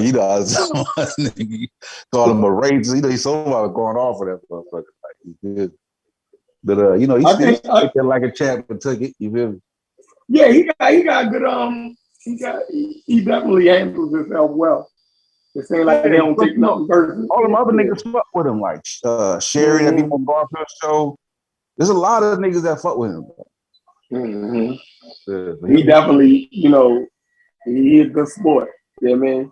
He know when he coming up and these black people arenas, he gotta deal with that shit. You know what I mean? It's like the white boy that grew up around black people. You know what I mean? He used to that shit. You know what I mean? The nigga got a rap name anyway. His name is Vocab Malone. Like I thought the nigga was a rapper. Fuck me up. Like, I wonder if he used now you gotta be thinking like that nigga probably used to rap. God had to, yo. Yeah, what the fuck you got to do vocab? How you get that vocab Malone at that? I'm like, that nigga sound like a rapper. Look, man, name flicking the line and shit. Right, Houston rapper at that. Shit. Like surprised you fucking sound like a Houston rapper name or something. Like that nigga from the 8. Yeah, but we can set up a little. I said I wanted to get him over here because he was dealing with, he brought some stuff up that I definitely want to have a conversation with him about. You know what I mean? Okay, jump into it like when he was, they start talking a little bit of anthropology. I know you're jumping in, you know what I mean, and be able to challenge him on some of that stuff. So. Yeah, I mean, but the nigga fucked up. He said human beings came from Iraq. I was just like, wow, now you've been lost. So he locked out. So he's saying because of basically tracing the Adam and Eve. Yeah, that nigga said they come from Iraq. I said this nigga that made us Al Qaeda. They made human beings Al Qaeda. I should have asked. I wonder, did he ask him? Okay, all right, okay, they from Iraq, but like, what color were they? Did he ask them? No, I didn't even get into that. Original people, European looking or African looking? You know what I'm saying? Like, what is this mindset? He wouldn't have said. He would have said that they was darker than your. You know what I mean? I heard that argument before. You play the middle ground. Yeah, they gonna play like basically look like Middle Eastern people. That's basically, you know what I mean? Black, not white, nigga. Like, yeah, exactly. Because it's like, I can't get away with white. Yeah, you niggas wasn't the first human being. Yeah, I can't get away with white, but I'm definitely about to let you niggas have it. Middle nigga. Fucking tannish brown, nigga. Right. Not black. Yeah. Not you wide nosed motherfucker. None of you big little wide nose nappy head motherfuckers. Not y'all. Not you motherfucking slam dunking, spear throwing.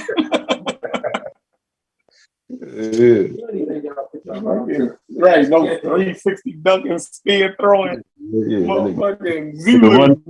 Run slow and all that shit. They wasn't fast people, nigga. Nah, they was a slow group. They didn't really jump very high. But they created writing. Yeah. Non-athletic. That's why they write. They wasn't athletic. They had a lot of time to sit down and write and think about shit. They created writing on y'all dumb ass. That's what they did. Yeah, he said they niggas came from Iraq. Yo, I was just like, all right, now. Yeah, you can get off there with him. That nigga that went crazy, yo. He was holding it down at first, and he said motherfucking Iraq. Yo, I'm like, wow. So you just don't agree with modern science at all. Yeah, you just all Bible. You know what I mean?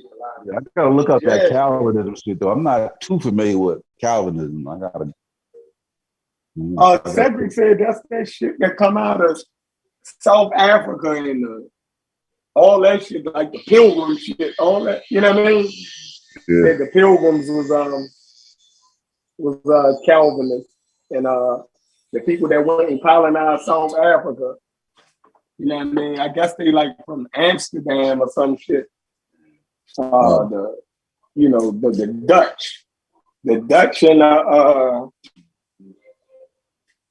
think that's it. The Dutch. Yeah, man, that shit crazy. Sweet potato bread. Yeah, sweet potato bread. Yeah, we got them. See, we got them up here. I guess they like Amish almost. Yeah. You know what I mean? Oh yeah, they still be up there. They in PA. Yeah, they're the Amish. I think they closer because they going to that they got a market right there. The Amish market. Man, these motherfuckers, they still ride the horses and the buggy, yo. And they got license. Yeah, they got license. No, like right outside of it. You know what I mean? You know, Maryland, we right here next to Pennsylvania. It was that close. I thought I knew it was like Ohio. I didn't know it was that close. Nah, Pennsylvania is like one of the main places they at. Yeah. They got, Germantown. Yeah, I forgot about Pennsylvania. Yeah, we border, nigga. I'm in Pennsylvania in 20 minutes. Yeah, you know what I mean? For me, the Jews like that, but they got their moments, like the weekend and shit, where they get like the Amish. But for the most part, when you see them, they look crazy because they be walking a lot. You know what I'm saying? From church. And shit. I mean, just walking from church. The whole fucking parade of them niggas. Crazy. Yeah, we got a big ass Jewish population in Baltimore. Our Jewish population crazy. They got their own town. Yeah, we call it. Yeah, they got a whole part of Baltimore. We call it Jewtown. They be looking different there, white folks. Though you all look the at rabbis, all the motherfuckers with them curly ass side bangs. That's. See, Noah. Yeah, they. I think that's just the culture. Why if they cut their hair, they just regular white people. I mean, they cut their hair. They just regular white people. That nose though. You think that shit is? It seems like that snout, that motherfucker, they could be having the goddamn snout. You know what I'm saying? Like, seems like. See, that's that stereotype. And now you practicing racism, like racism, white supremacy. That's what. Every time I think about you, I think about nigga nose and shit. You feel me? And then like Seinfeld and shit. You know what I'm saying? Like, what was the nigga? Gargamel. Woody Harrelson. You know what I'm saying? Gargamel off of the Smurfs. Yo, did you hear that the Smurfs was racist? I think I've heard that. I think I've heard. I can't remember what. I've heard that before, but I can't remember how he kicked the game though. I forgot how. See, look. My homeboy broke this shit down to me before, and the shit fucked me up, right? But this nigga got all his information from jail, so you can't. You know what I mean? He got all that jail. But when he was breaking it down, right? Motherfucking Gargamel was a Jew, right? Like look how they drew him, right? He was a fucking Jew. The people that he was always trying to eat and fuck with, they were Smurfs. Now, the Smurfs was blue bloods. That's what white people call themselves. You feel me? Yeah. The blue bloods, right? And we know that they were white because motherfucking what's her name? What's the girl name? Smurfette had the blonde hair. You dig what I'm saying? Yeah. Right? Smurfette had the blonde hair and they was blue because they represented blue blood. Now their fucking hats he said their hats was like the Ku Klux Klan. You know what I mean? Joint. Yeah. It looked like the Klan hat just sitting on top of a nigga head, not pulled down. Exactly. Yeah. Now the leader was Papa Smurf, and the leader hat was red. Yeah. The leader of the motherfucking Ku Klux Klan, his shit red, and they call him the Red Dragon, right? It gets even crazier. Motherfucker, the nigga was breaking the shit, yo. He had the whole barbershop in tears, yo. The nigga holler. Now we know what was Gargamel. We know Gargamel was a Jew, right? By how he looked, how they drew him, right? Okay. But then it goes even further. Gargamel had a cat, right? Yeah. And what was his cat name? You remember Gargamel's cat name? The cat name. What was the cat name? The cat name was Azrael. One letter off from Israel. It's fucking crazy, yo. Yo, the whole barbershop fell out, yo. Yo, that's too much of a coincidence, though. That's I said, my nigga, that shit actually makes sense. Right, but I can't believe right that they got away with it so long. So I actually looked the shit up, right? And the shit wasn't saying what you was saying, but the correlations that the nigga was making, I'm like, yo, the shit undeniable. Like, I see everything you're saying. But when I Googled it, it don't say that. You feel me? But, like, maybe you figured some shit out. Because I definitely see what the fuck you saying. Yeah. Crazy. So all the correlations he used connected. Yeah. How the fucking hell, nigga hollered a cat. When he had me on the fence for a minute. But when he said, yo, what was the cat name? And I'm like, Azrael. Then we looked it up, one letter off from Israel. I said, yo, yeah, you own one. So that shit crazy. I'm typing this shit in the goddamn Google was like, there's, you know what I'm saying? Like, I'm looking at some shit and there's some people that kind of, you know, French sociologists looking at the shit kind of like, yeah, the blue skin, yeah, making some of the same connection.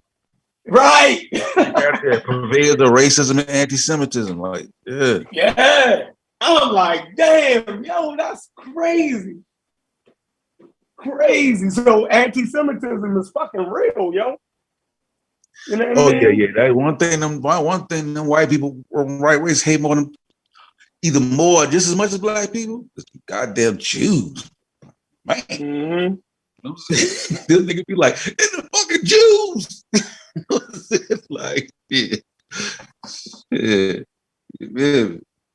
I don't know how. Hey, look, I don't know what they've been doing, but God, even like when you look in Spain, they kicked the Moors out, and the Jews out, right? Like, you Moors, nigga, you got to go and take them goddamn Jews with you. Like, that's been crazy. I don't know what they be doing, bro. How they get that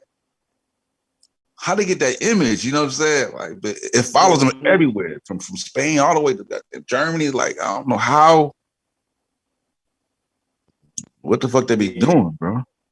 I don't get it.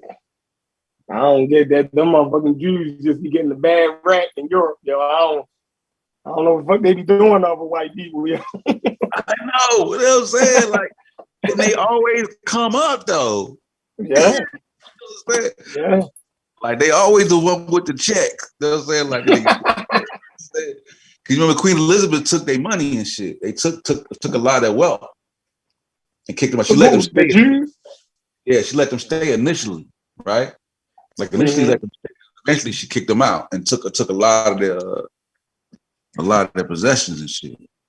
And when was this? I gotta pull that shit up. It's been a minute. You know what I'm saying? Okay. Because I thought Queen Elizabeth is the queen now, ain't she? Oh, maybe I'm fucking them up. No, maybe I'm fucking the name. I thought Queen Elizabeth was the one from damn. I could be fucking the Queen Elizabeth name. Think about this motherfucker. What was the Queen Elizabeth doing that time? Say 1490 something. Mm-hmm. Oh no. Yeah, and that's in England. I'm talking about Spain. Oh, you talking about Spain? Isabella. Yeah, you talking Isabella? Columbus out. Yeah, that was Isabella. You talking about, yeah, that's Isabella. Nah, Queen Elizabeth. Well, that's a different one. It's 1545. Queen Elizabeth of Spain. It's a different one. Yeah, Isabella. I think in the 1490, she kicked all of the Jews and all of the Muslims and Jews out of Spain. I think it was 1490 or 1492. I think 1492. Columbus sailed the ocean blue. I think that was the same year she kicked the Muslims and Jews out. Yeah, she reigned from 74 to 1504. So yeah, that would cover that time. Yeah, Isabella and Ferdinand. Yeah, Isabella Fur. Yeah. Mm-hmm. Yeah. But remember, she let them stay initially. Oh, and took their money and then kicked them out. Yeah, and then took them out. Dirty motherfucker. Dirty motherfucker. Hell yeah, that shit, man. If they operate though just like the Europeans, how are they distinguished? You see what I'm saying? I guess their religion or their culture. Yeah, their culture. They separate themselves. But like I said, it's crazy because, like I said, I hear so much crazy shit in the barbershop. Like, you be surprised the wild shit that niggas say out their mouth. Yeah. You know what I mean? You gotta check everything. You gotta look, man. You gotta check everything, man. A nigga say anything and twist the whole barbershop around. But my thing is, I always check everything because I never want a kid or somebody. You know how much crazy shit you heard as a kid that you never checked, and that shit became real to you. You know what I mean? And you went off until you find out repeating different, it's just a fact. Exactly. You know what I mean?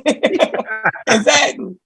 So you gotta be careful in a motherfucking barbershop because it's all men around. And it's young dudes sitting there looking up to y'all, listening to that shit. They ain't gonna check half that shit y'all saying. You know what I mean? Yeah, they gonna hear that shit. I walked with a Quick Trip nigga and I overheard this a black old police officer teaching this young black girl talking about, where a picnic come from, right? From pick a nigga. Giving her the whole. Wow. I'm like, God damn, this is horrible. He said, pick the nigga. Pick a nigga, and then they do because when they used to hang niggas, they used to sit down and have a little meal and shit. You know what I'm saying? And so they used to call that pick. Mm-hmm. That's why they call it picnic. Pick a nigga and hang. Wow. That's from that that Hidden Colors type shit. Oh yeah, see, Hidden Colors is a problem. Yeah. That's a modern, and it seems like everybody who's starting to break away from Christianity, that's like their first go-to documentary. Yeah. You know what I mean? And they, oh man, woo! That's like their first go-to documentary, and you can't talk them niggas off the ledge, Right, because it solidifies Van Sertima and like all of the niggas in that document. Mm-hmm. Like Phil Valentine in there and shit. It's like nigga, Umar. Your boy who was a Black Panther that changed his name to Abakaba Wild, whatever. Booker T. Booker T. Coleman. Yeah. Booker T. Coleman. He called himself Kaba now. Yeah. Kaba. Yeah. Crazy. Yeah, Booker T. Coleman. That's the nigga with the ponytail, right? Yeah. Yeah, oh man, he the worst. That nigga got slick back in a ponytail. Yeah, I used to fuck with that nigga too. I thought he was on point. He was smooth with it. He seemed reasonable, sensible. You know what I'm saying? Then I see him up far out shit because he be on another show like Philip Shockley or some shit. Nigga, they straight pseudo over there, bro. Yeah, man, I tell you, these people, they get there first. you know, they had their first argument with their grandmother, and they go out and get motherfucking Hidden Colors. That's where they're kicking it right now. First disagreement with their grandmother they have over the Bible. They go get motherfucking Hidden Colors, and then it's just off to the pseudo race. Hey, go get that little halfway knowledge and beat up poor grandma because she can't answer. Yeah. Of course. Talking about Jesus is actually the sun in the sky, and he died on the 25th, and he resurrected, all that crazy shit. Yeah, grandma don't know what the hell you talking about. What you talking about, baby?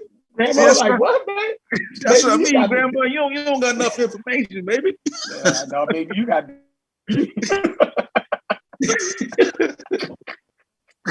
You got the devil in you. The goddamn Jesus ain't named Horus.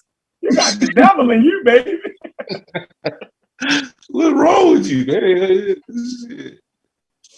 Oh my God. I'm about to get off here, Sosa. Hopefully Unbiased do something later on tonight. We'll go over there and kick it. Yeah, man, but we've been on this motherfucker for a hell of a long time. But I appreciate everybody for stopping through. We're going to do it again tomorrow. Hit that like button on your way out with y'all funky asses. And we out here. Peace. Peace. Oh, man.